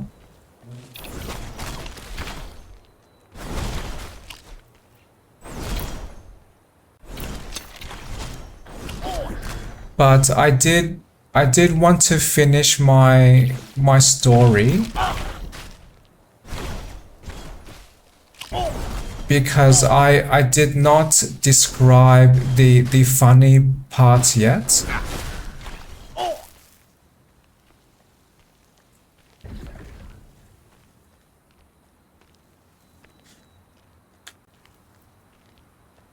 So I was joking with this other person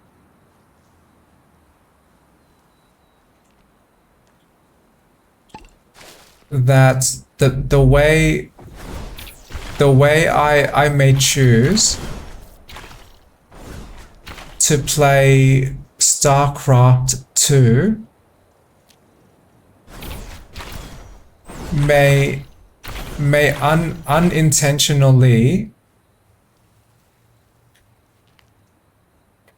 frustrate the people that I compete against.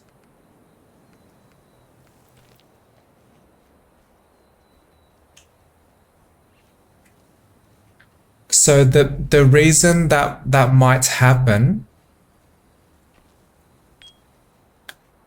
is that I am focused very much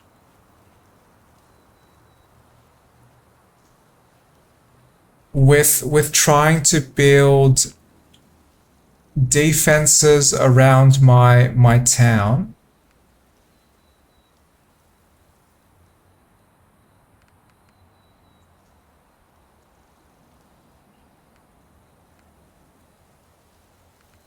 Ah, more mana regeneration. Yay. I want to equip this.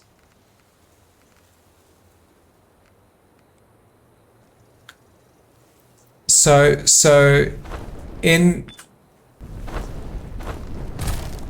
some imaginary StarCraft 2 game,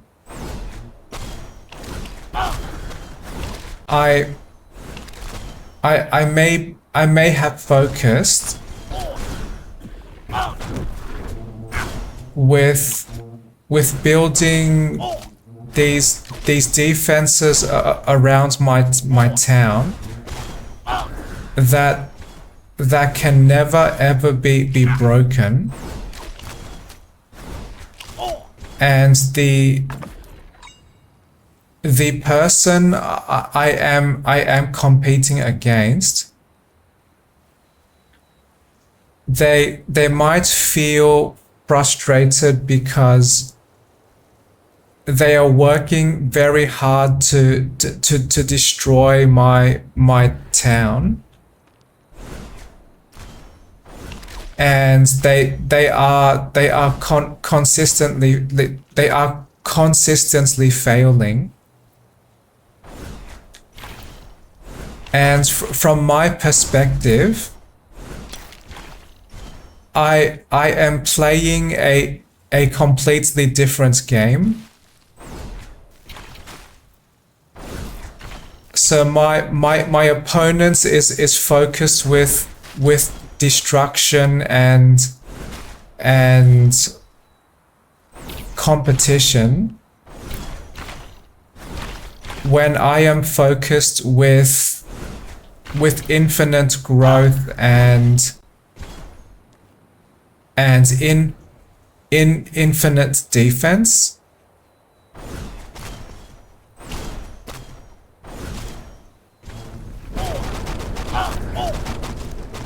So because we are playing two different games in the same space, one imaginary funny scenario is when the game that I prefer to play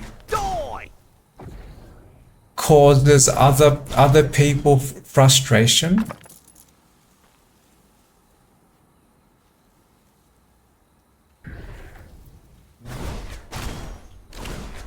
And I am not trying to suggest that the best way to win competitions is to avoid playing the same game. But this is just a coincidence with my funny story.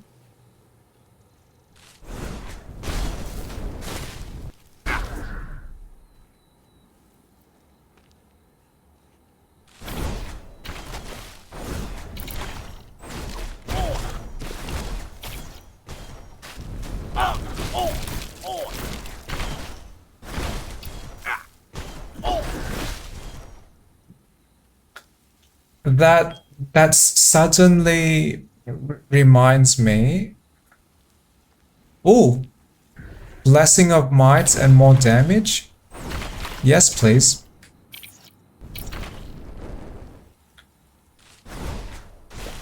But that suddenly reminds me of my thoughts about competition.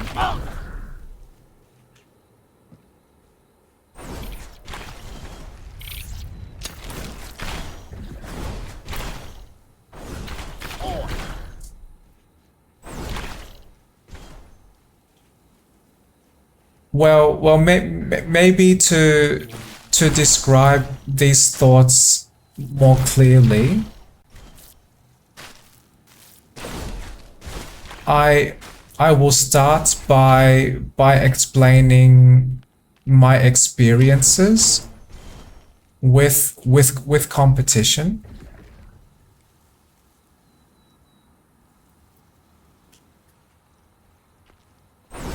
On Stein!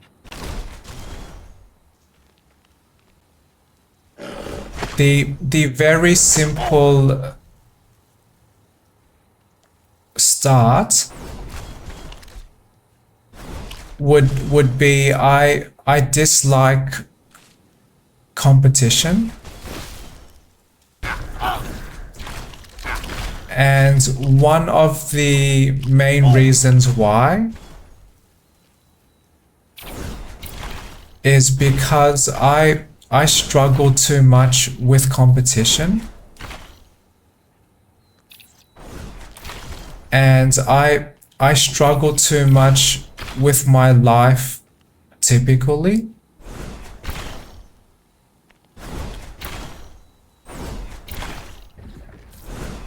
So what that meant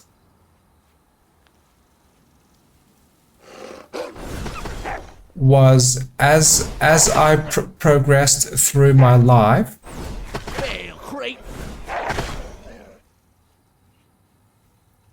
I decided to focus much more of my time and my energy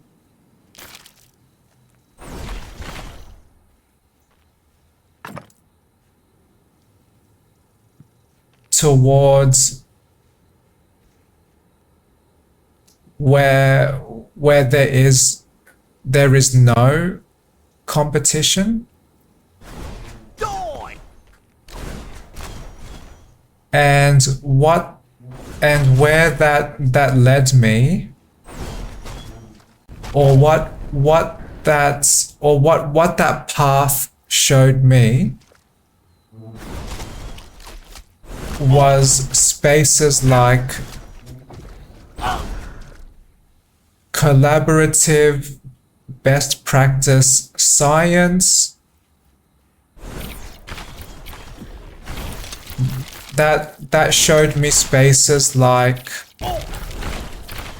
collaborative game design,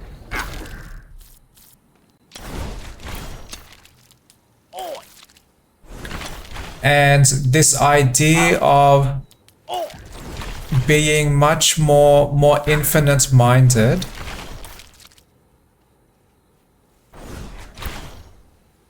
instead of obsessing with this idea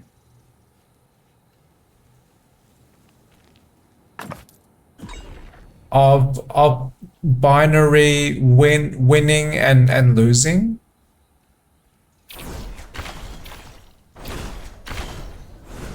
To me, there is much more value in my life that exists outside what might be considered as winning and losing. To me, what is more important than winning and losing is growing as a person,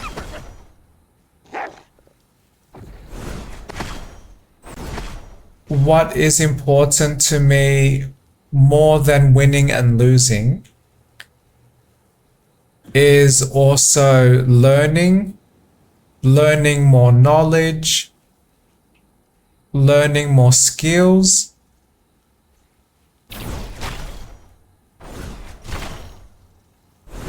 failing is also a very important experience to me,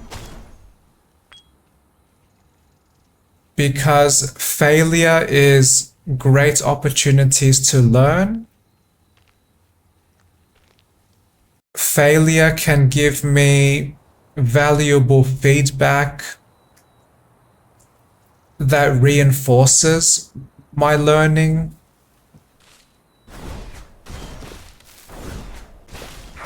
And my brain is just not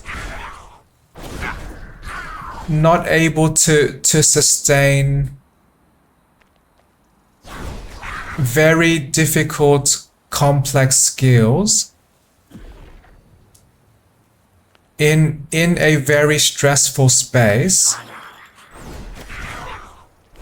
with the end goal of winning or not losing.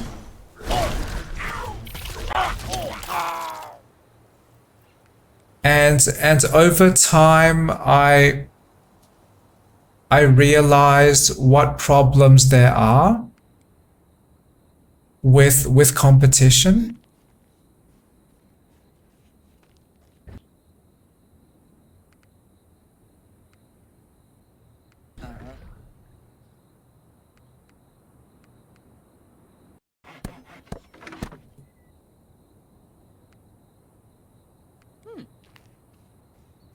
So some of those problems are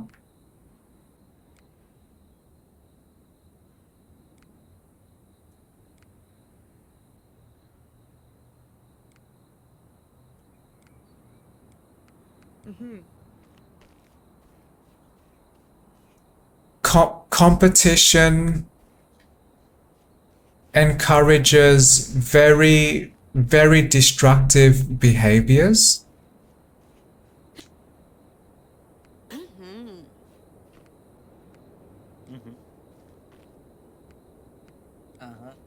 Because what competition typically teaches people is that us as individuals must dominate the competition through any method possible. And that type of behavior can be very lonely and very isolating and very depressing.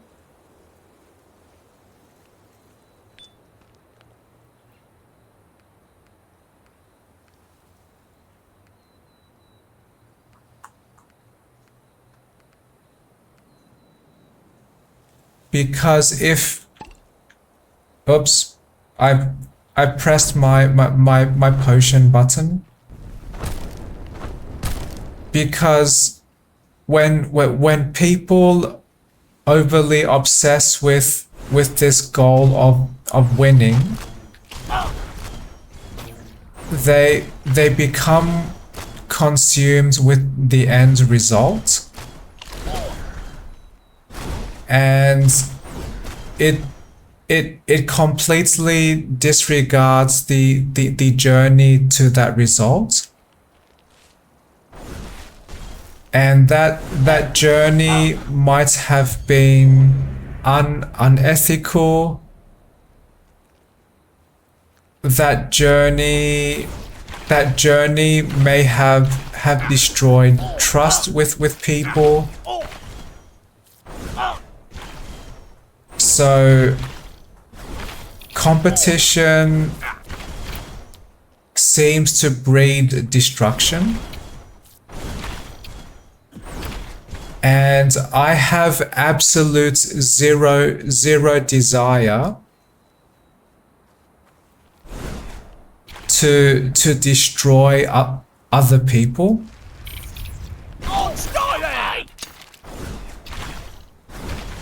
We all have a limited life,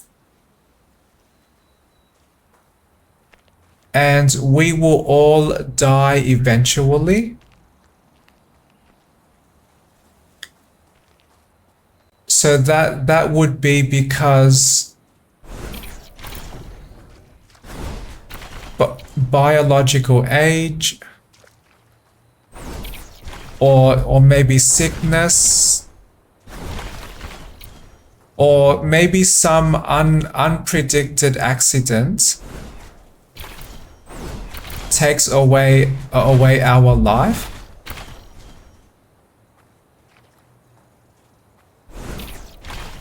So if I had a choice, I would want to live in peace, and I would want to encourage people to build and maintain that same peace for each other.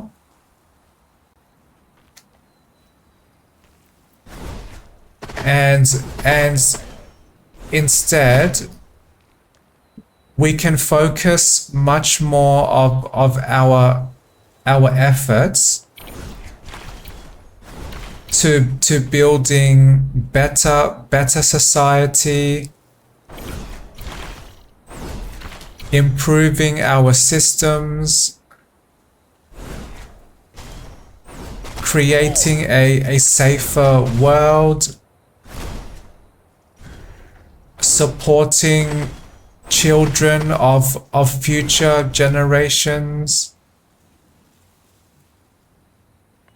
and just building a more stable and more happier world is what I would like to do.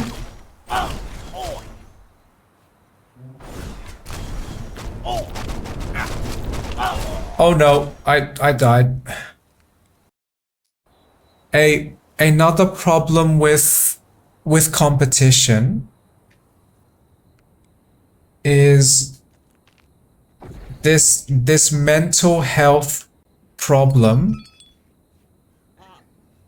of always comparing oneself to other people.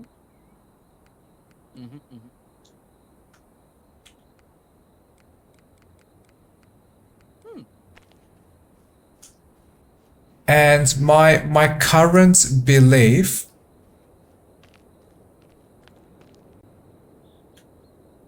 is that trying to compare two people is an absolute waste of time.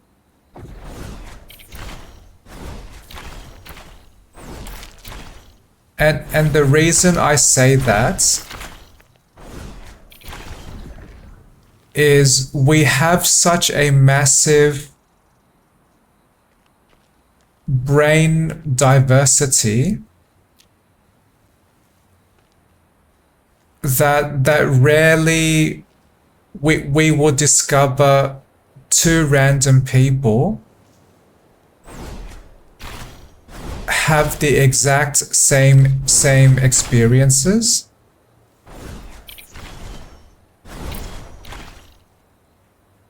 People grow and develop in different ways. So one person might have easy access to financial wealth because their family is very wealthy. Some people have access to maybe specific cultures or they only have access to limited tools in their life. Some people might be less fortunate. Some people might thrive in specific spaces. And other people thrive in specific other spaces. So one individual or one group of people's maybe performance is the word. That performance is extremely inconsistent because we are extremely diverse. So comparing two people or comparing two groups of people to me does not really give any valuable insight. and does not give any valuable measurement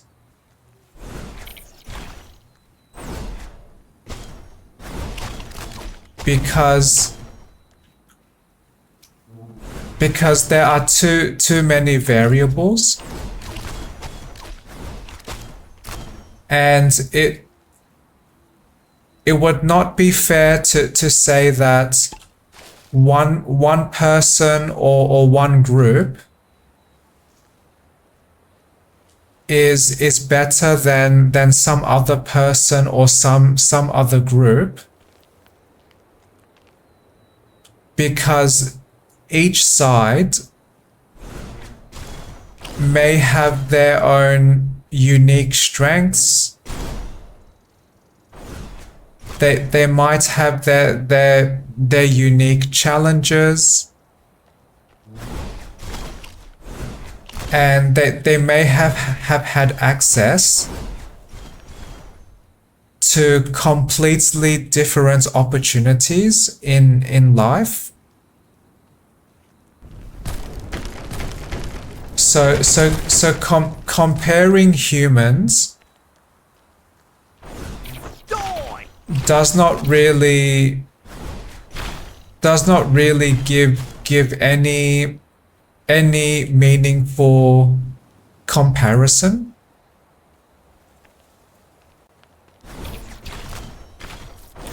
And then I thought about the other extreme.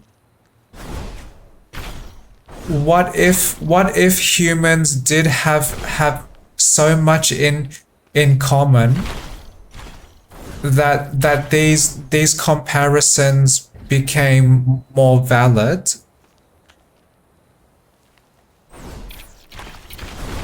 Then what my thinking discovered is that those comparisons, that they are also meaningless, because if we are the exact same between any two random humans, then we would never ever be different from each other. We would expect to always be the same, and competition would be a waste of time, because people would just never be different. We would always perform the same in all circumstances. So competition would just look like this boring sameness, because no person can win, and no person can lose. We are throwing a specific amount of force at a completely equal amount of force, and they both cause each other to just freeze.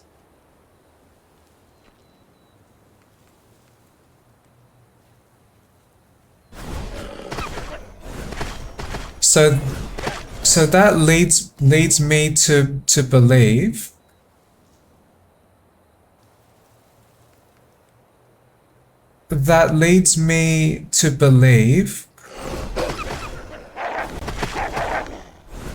comparing yourself with other people is a massive waste of time, and a massive waste and On styling! very unnecessary drain on your mental health.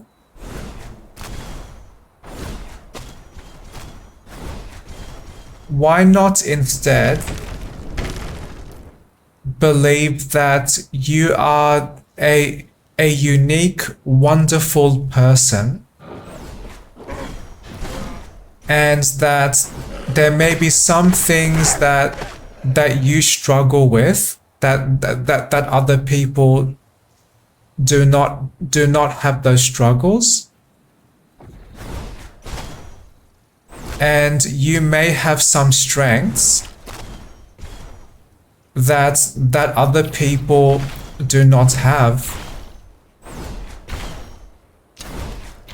or maybe you have no strengths and no challenges, and that is okay too. It does not matter to me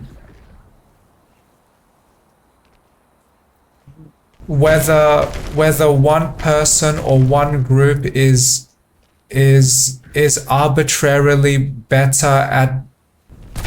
at some specific skill, or better at some specific goal in some arbitrary time frame, in some arbitrary not agreed way, through some arbitrary not agreed measurements. We are just human. Humans are diverse. We are big, or we are small. Some of us articulate more. Some of us are quiet. Some of us are bored easily.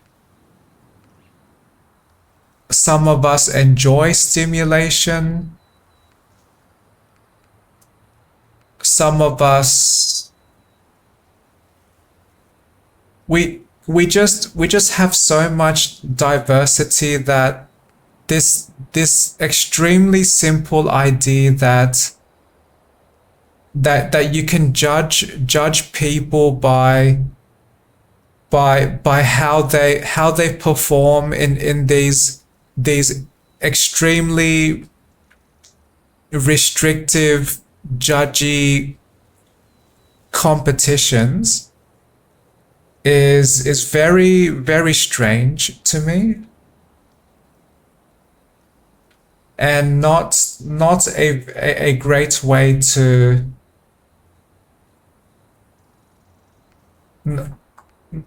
not a great way to actually focus our time.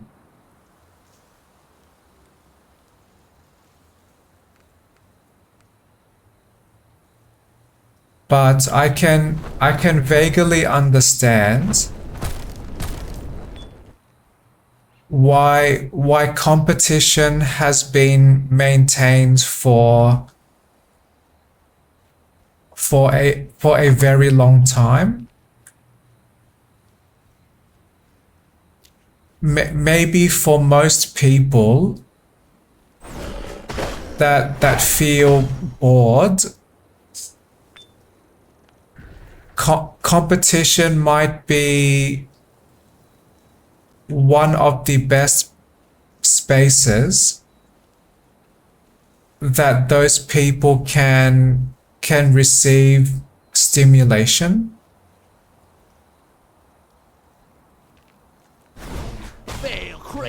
But as a person that dislikes competition,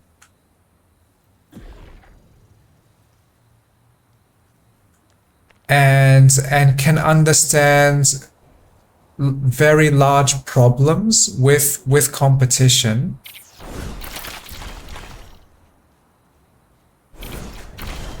I just I just have this understanding.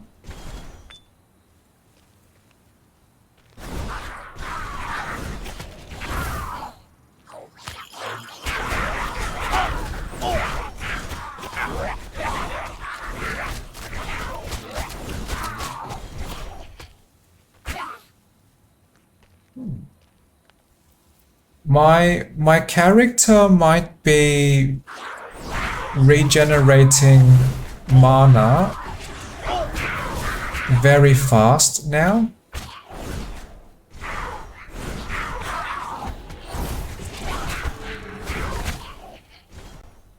So I will try to describe my story more clearly.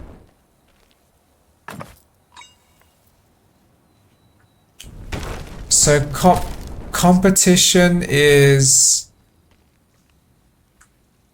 not a desire from me, because it does not support any of my needs, and competition actually takes away from my needs.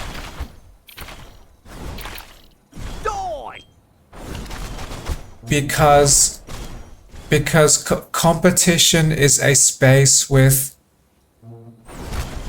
not enough stability, too much overwhelming stress for me.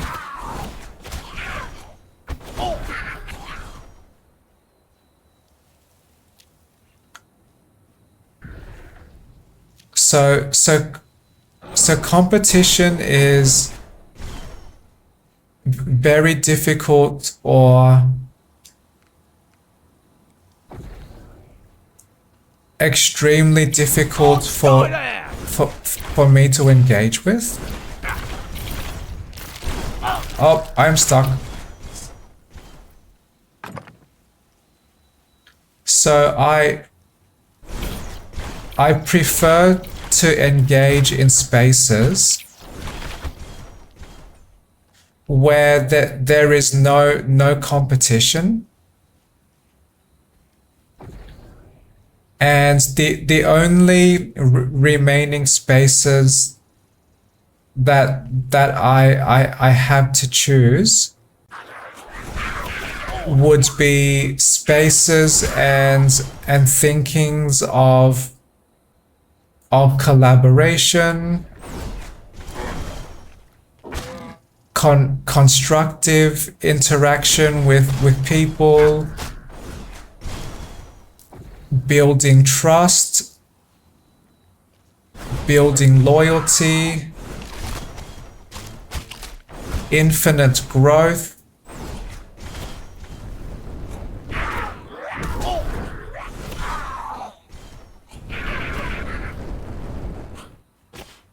And better self-preservation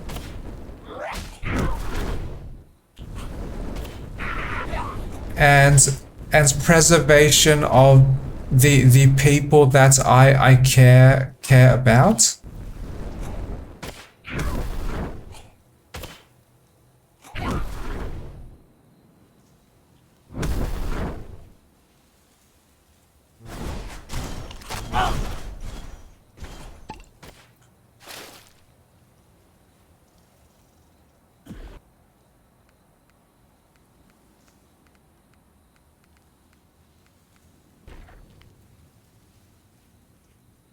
And another problem with obsessive competition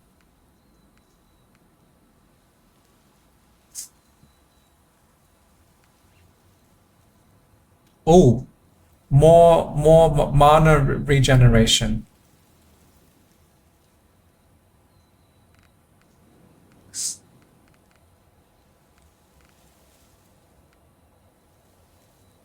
So the reason I said competition is depressing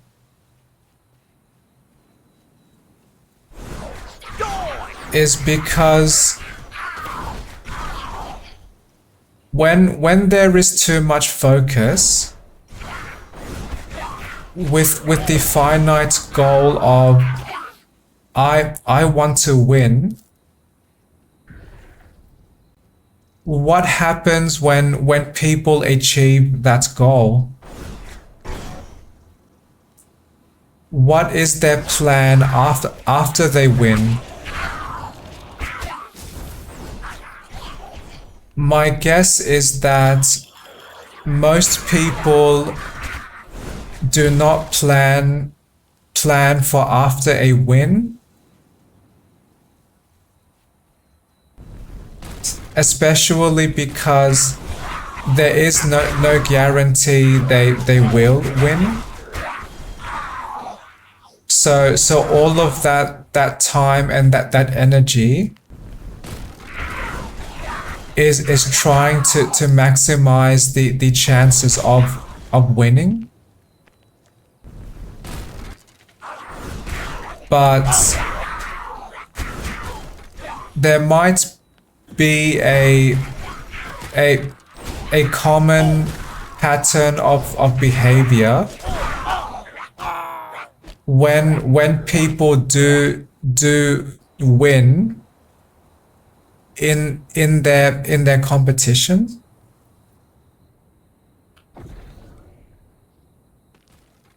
Winning may result in burnout. Winning may cause people to feel depressed.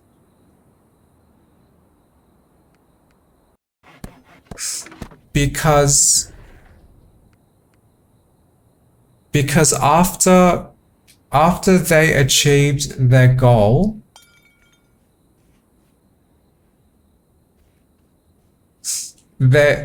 all of that passion to become the best may now have suddenly died, because the goal was completed, and trying to build and maintain that same passion again could be extremely difficult. And maybe one reason people feel depressed after they win is because they realized that they had to sacrifice too much to achieve that win.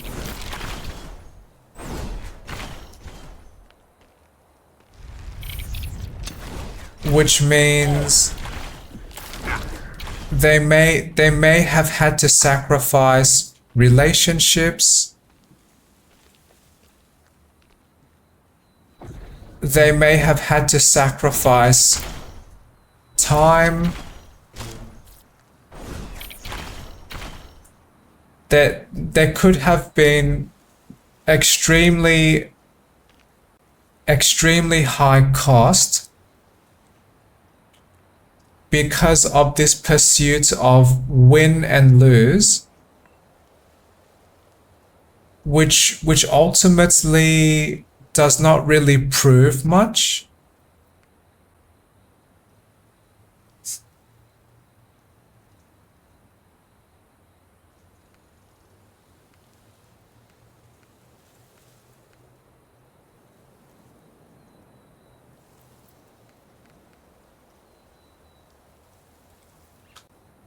So as I was saying, or as I was explaining,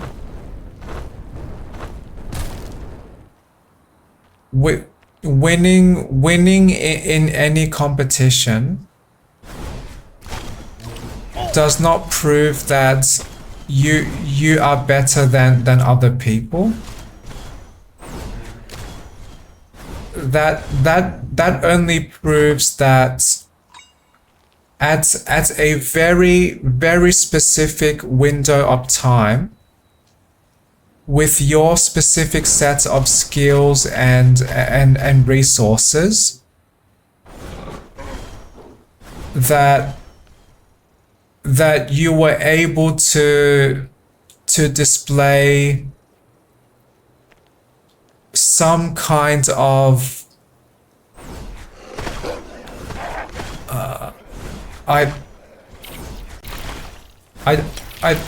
do not know what the accurate word is,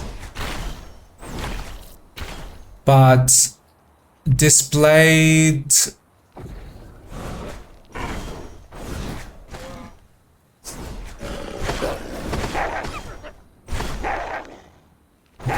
displayed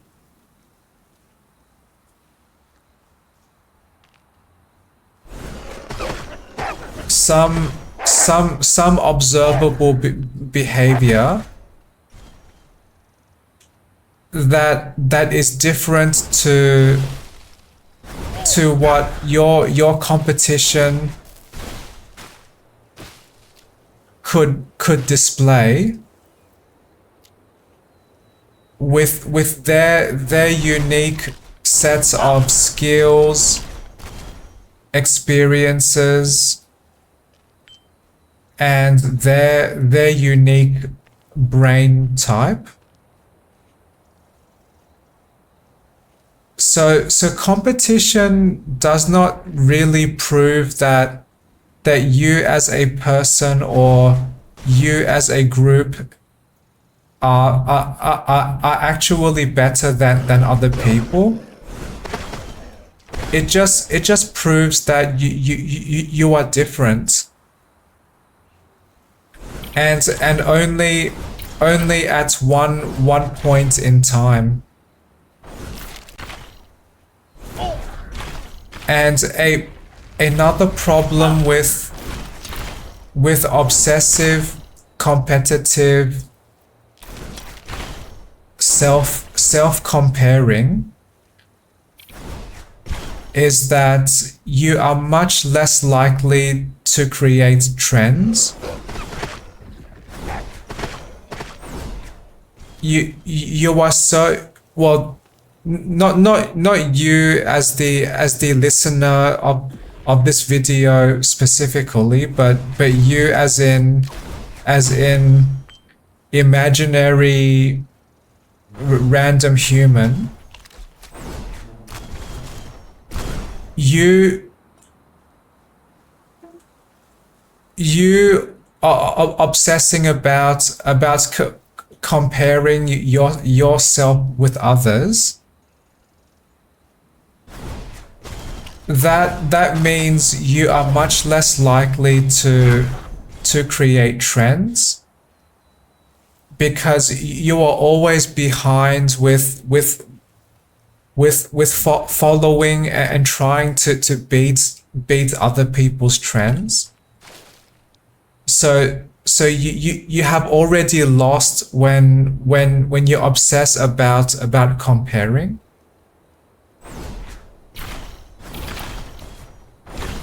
And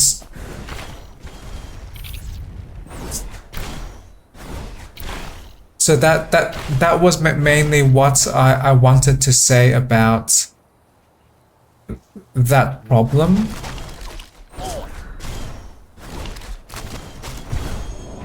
Because when people obsess with trying to be better than others, you restrict your creativity, and you restrict your freedom based on what other people do. and that might be destroying your opportunities to create something new and something amazing.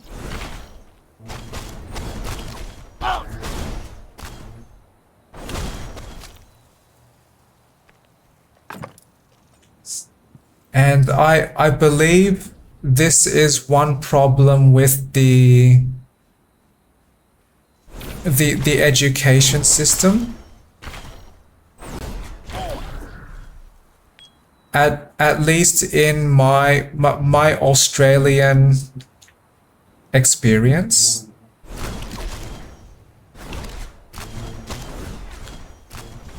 So when I was very young and in my school, there was this unhealthy taught obsession to compare one's or to compare your own academic performance with your peers.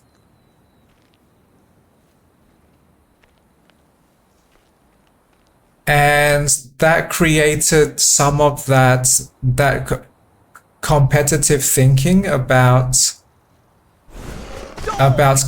comparing too much and causing people to dislike each other and just teaching people that the only way that you have value in life is if you can perform better than other students. And that to me is one of the worst ways you can teach children how to become better problem-solving adults.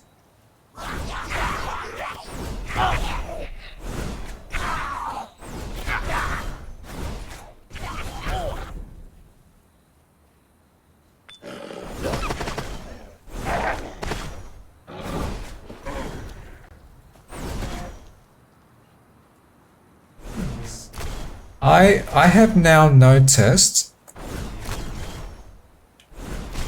my mana is now regenerating very fast.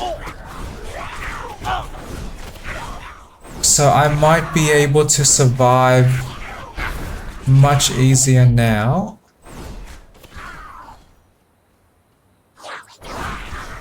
Because I can use much more of these magic missiles.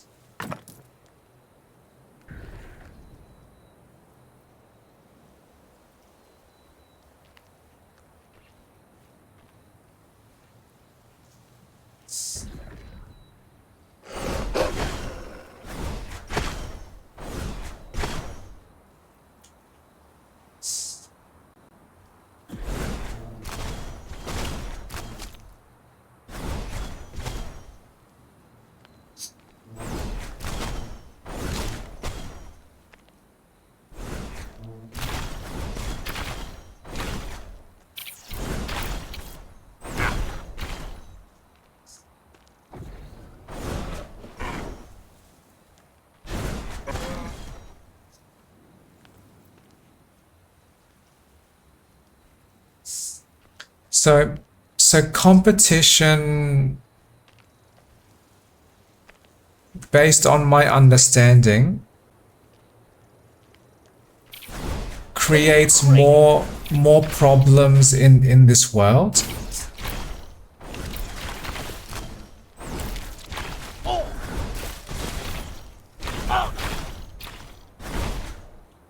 Because people who engage in competition, they have a much higher risk of degraded mental health because of burnout, because of great sacrifice,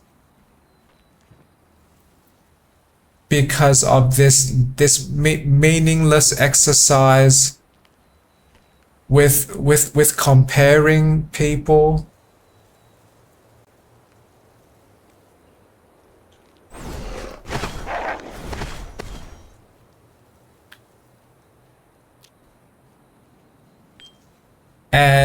And even when people succeed in their competition, they are likely to lose all of their passion, and they will lose all of the motivation to maintain those skills that helps them win.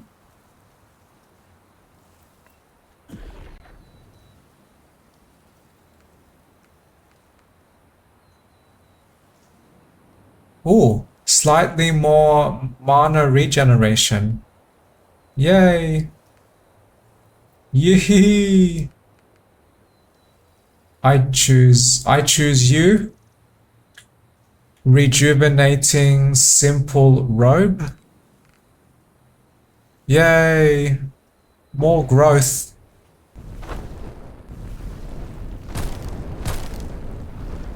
And competition can also destroy innovation. Why invent something new and amazing when the world teaches you it is enough to just destroy others? And that is one reason I dislike competition, because competition does not require that you become a better self, because a valid competition option is to destroy others. So I very dislike competition because of these multiple reasons.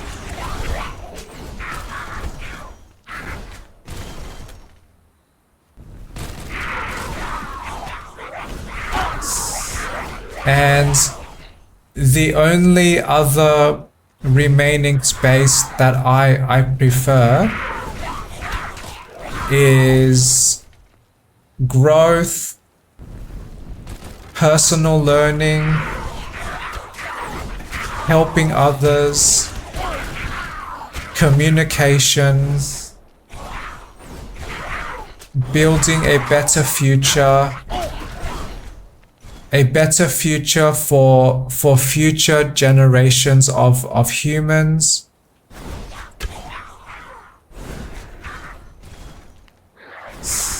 And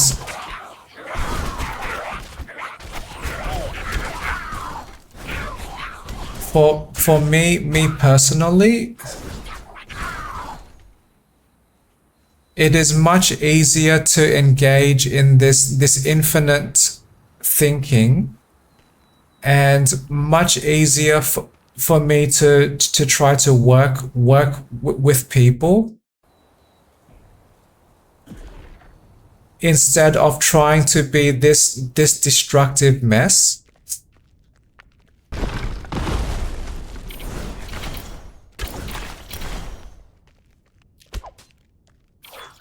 I prefer to be a clean, healing support.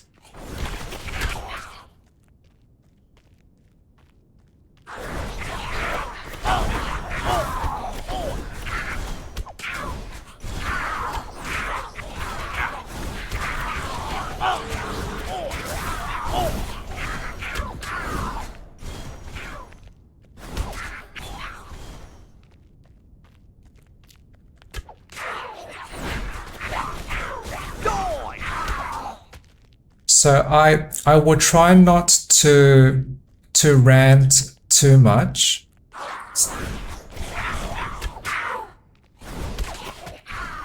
But those are very much my strong thoughts or strong beliefs about competition.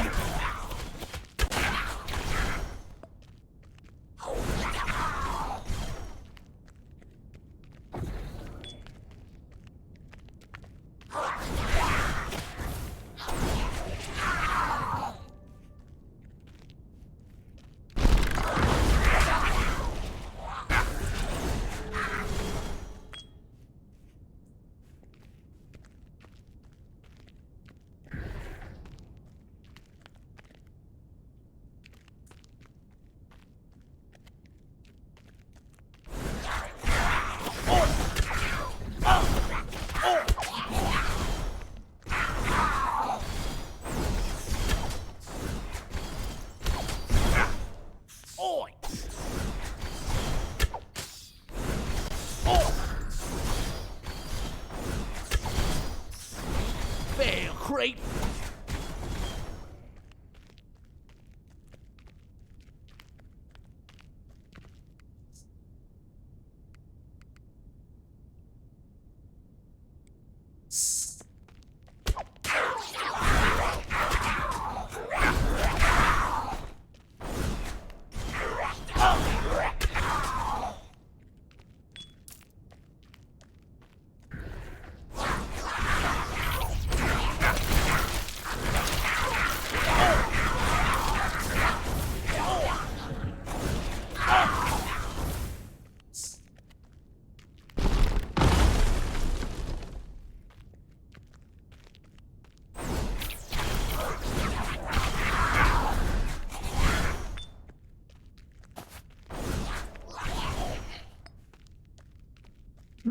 I like this.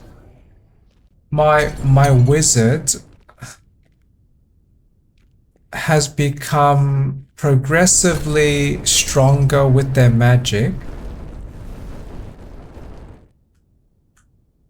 And I now regenerate mana fast enough to use plenty of magic. And I rarely have to wait to recharge my mana.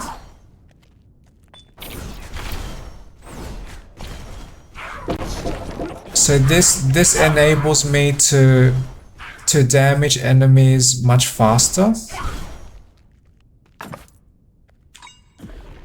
And I can maintain a much better flow of play. So if I do not have to wait for recharging mana, I can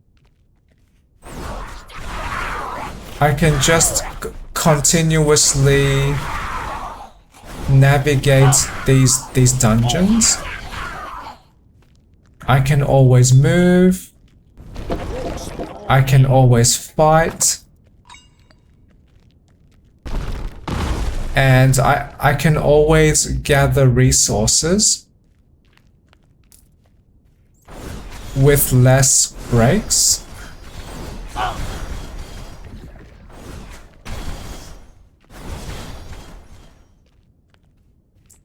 And I like being able to maintain a consistent, simple flow.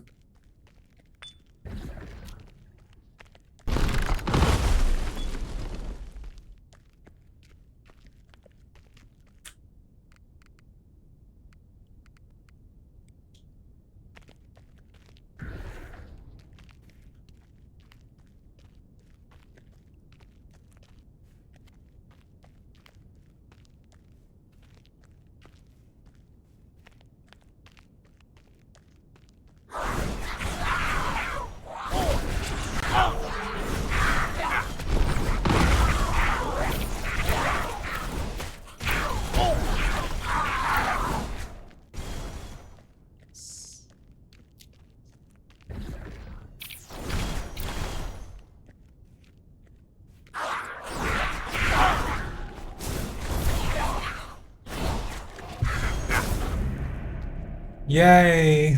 Level up. More growth. All of the growth. All of the delicious attribute points and skill points. Yum yum yum yum yum yum yum yum yum.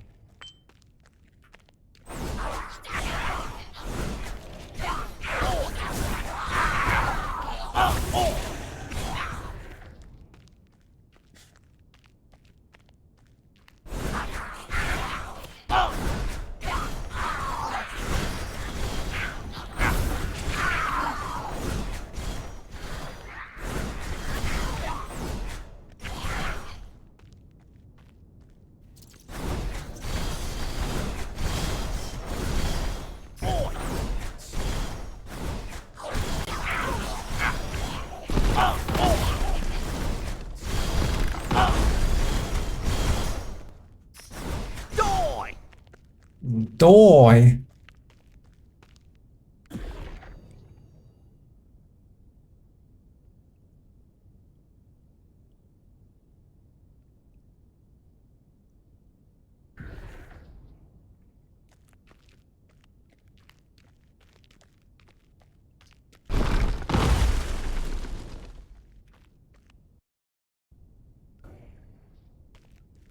So I enjoy this now. My wizard is much better with magic and can survive easier, and I am steadily progressing more and more through these dungeons.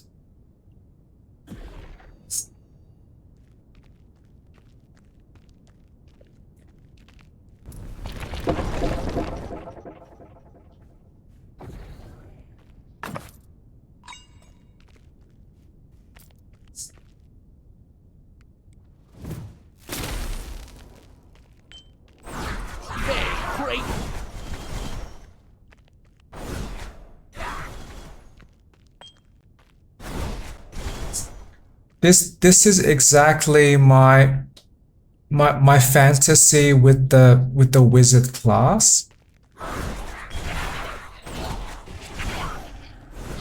I want to regularly launch magic missiles that remove danger very, very quickly. And these magic missiles, they automatically search for that danger and then try to remove that danger.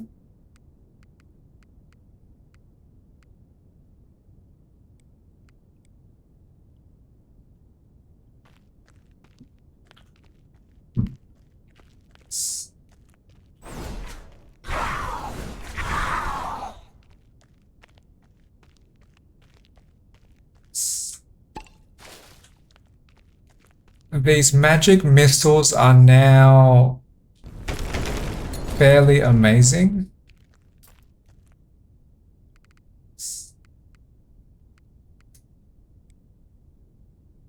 because they are fairly strong Die there! and they multiply their damage when they bounce. And I have enough mana to trigger plenty of magic missiles. My wizard is so magical. Such a magical wizard. Yay, I unlocked Arcane. So that means more focus and access to more mana.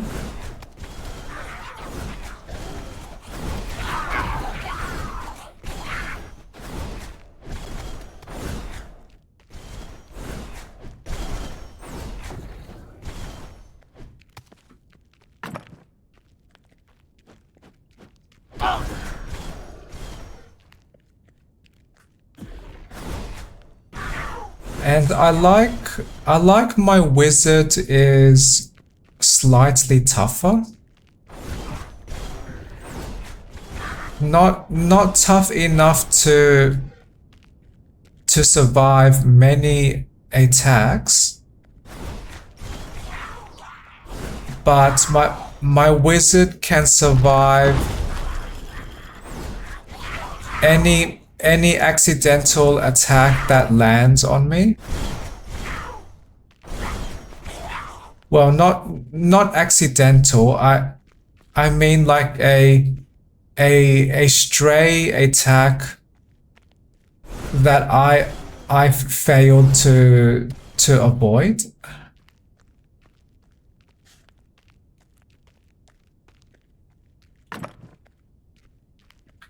Yay! Much more resources.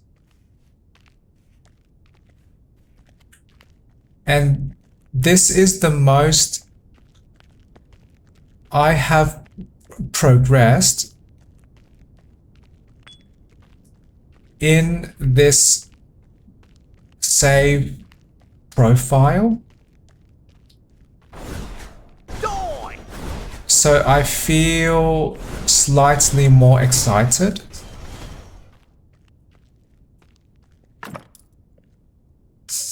And if I can build up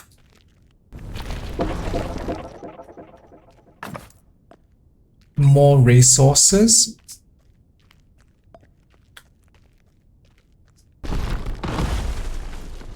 then when I return to the village,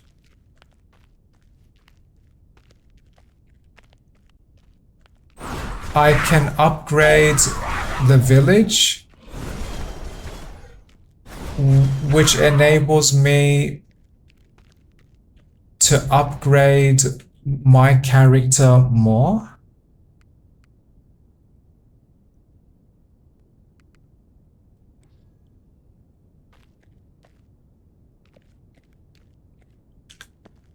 Great. So now this is a boss battle. Can I survive with my magic missiles wizard? I will try.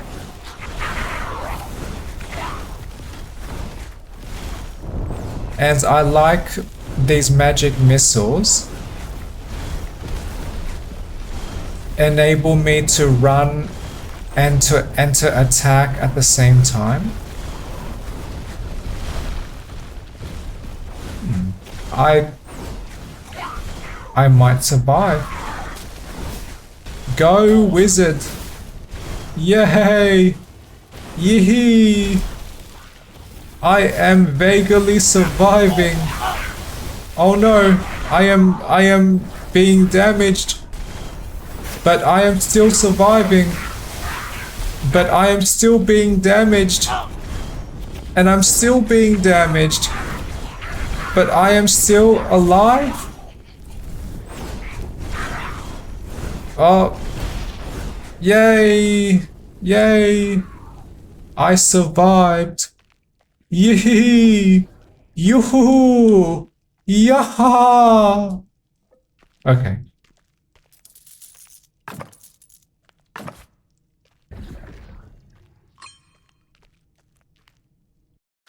I like progress. I like to observe Fail, great. personal growth.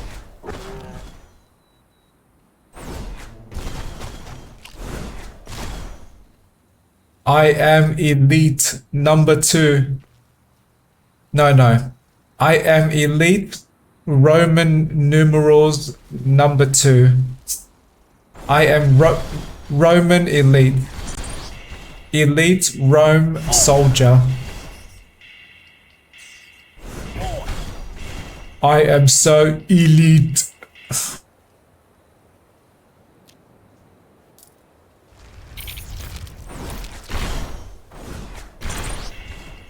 Great. And now these surprise ambush from the bugs is less of a problem to me now.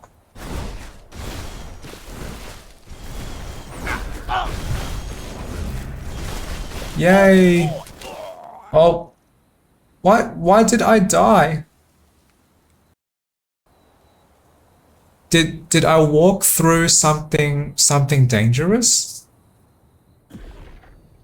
Okay, well, I have returned to the village.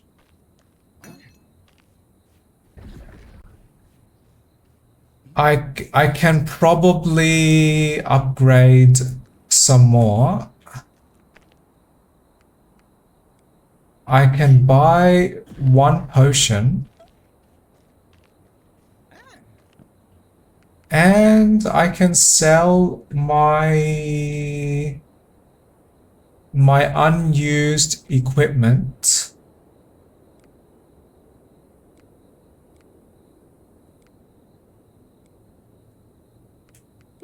And I can buy some equipment. Is there any item no. There are no items of interest.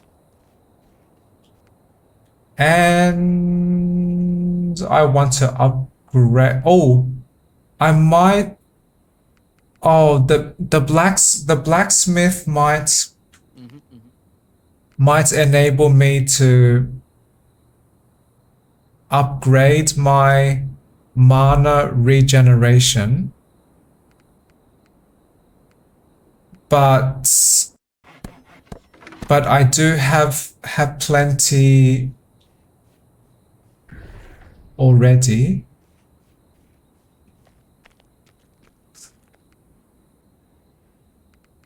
Okay. What do I... Okay. Oh, training ground. I need 1 more wood. I can almost buy that.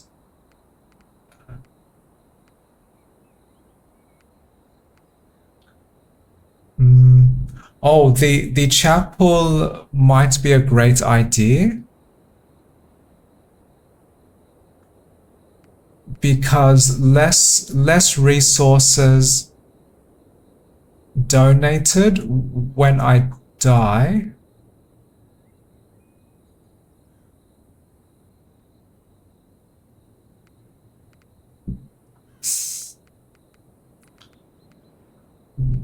Yes, that could be a great support.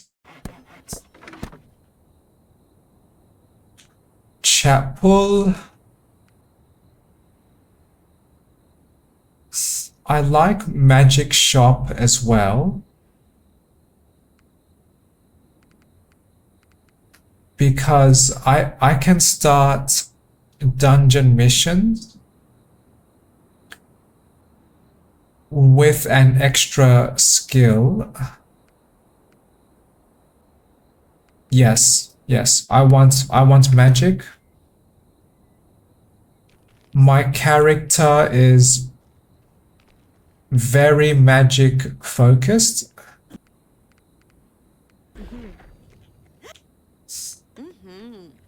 I cannot buy magic upgrades yet, but no drama.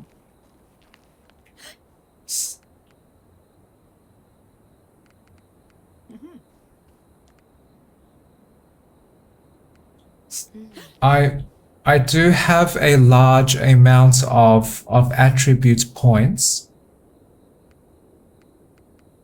which I want to put into intelligence.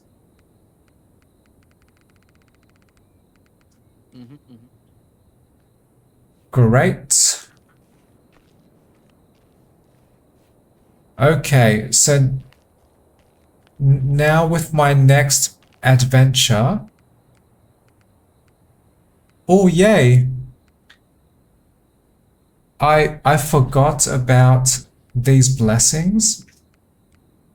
So now I am slightly stronger.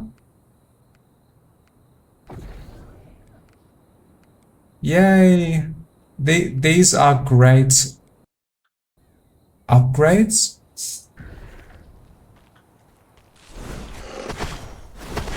Wow, okay. Magic missiles is stronger. Okay, this is awesome. I am deeply enjoying this wizard build. Okay, my wizard is much stronger now, which excites me. I feel excited.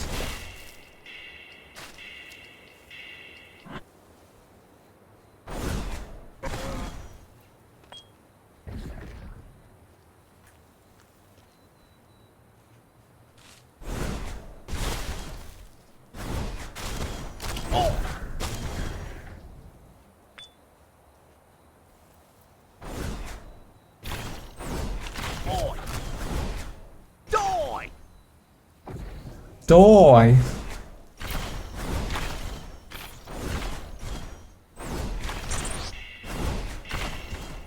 This is exactly my fantasy wizard playstyle. Just running through these areas and destroying enemies very quickly and very easily with my magic missiles.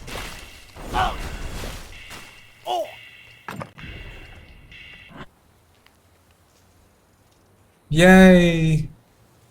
I can remove danger much easier now. Exorcist. I have achieved Exorcist.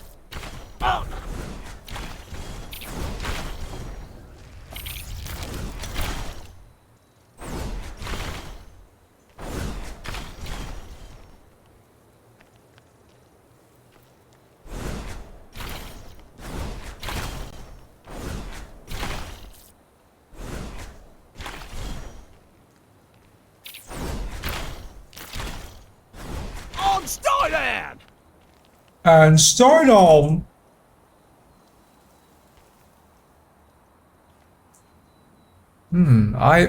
I still exhausted my mana fairly fast.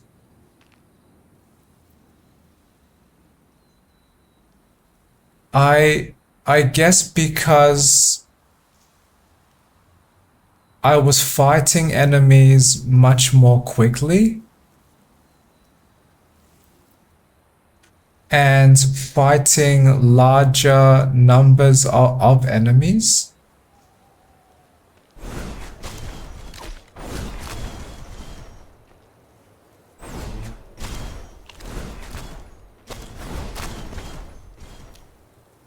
So when I have the opportunity,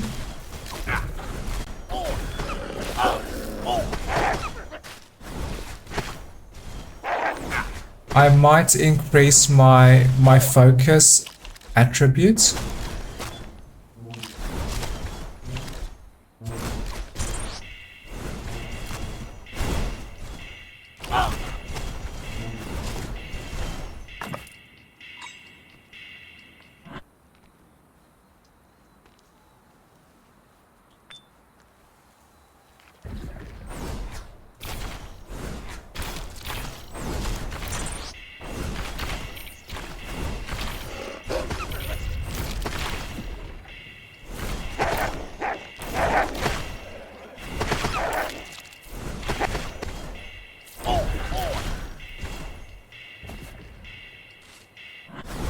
Die!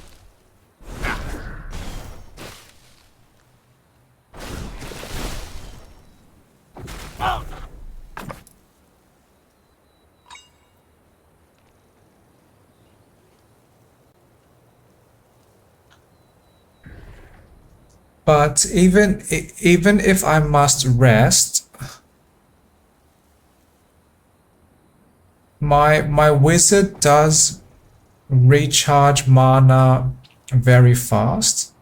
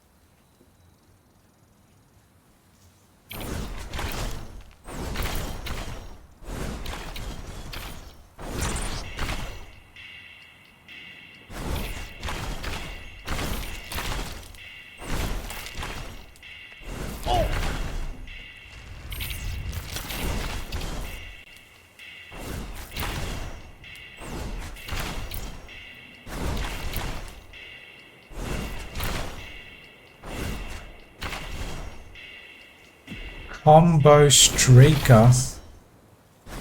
I streak combos.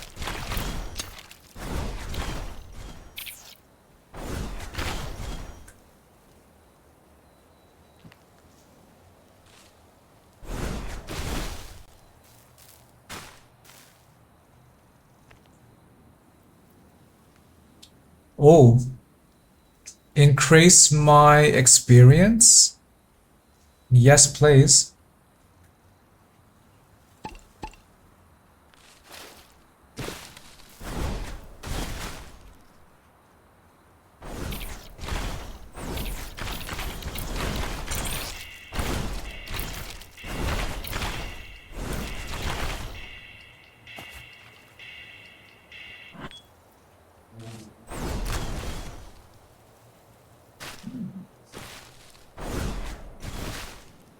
I did not realize,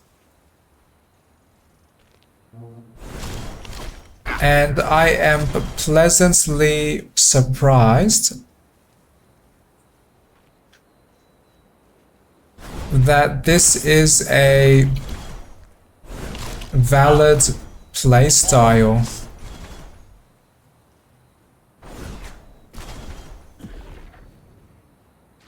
My wizard is not very tough,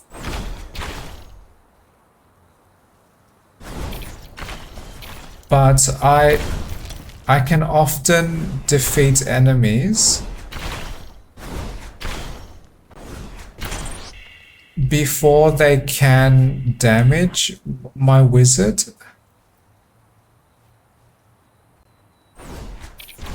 And I recall when I first played this game,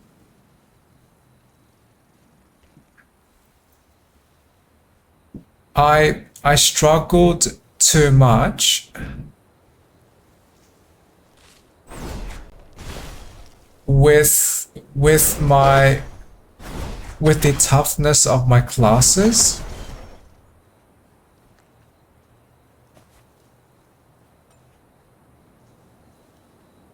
Especially because the fast draining poison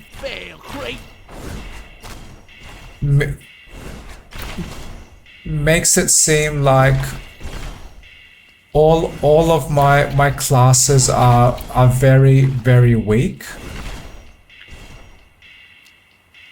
So my reaction was to give all of my classes massive vitality attribute points.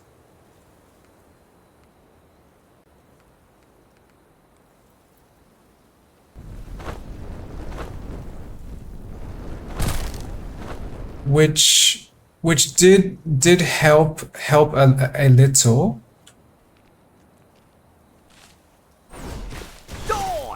But I struggled to increase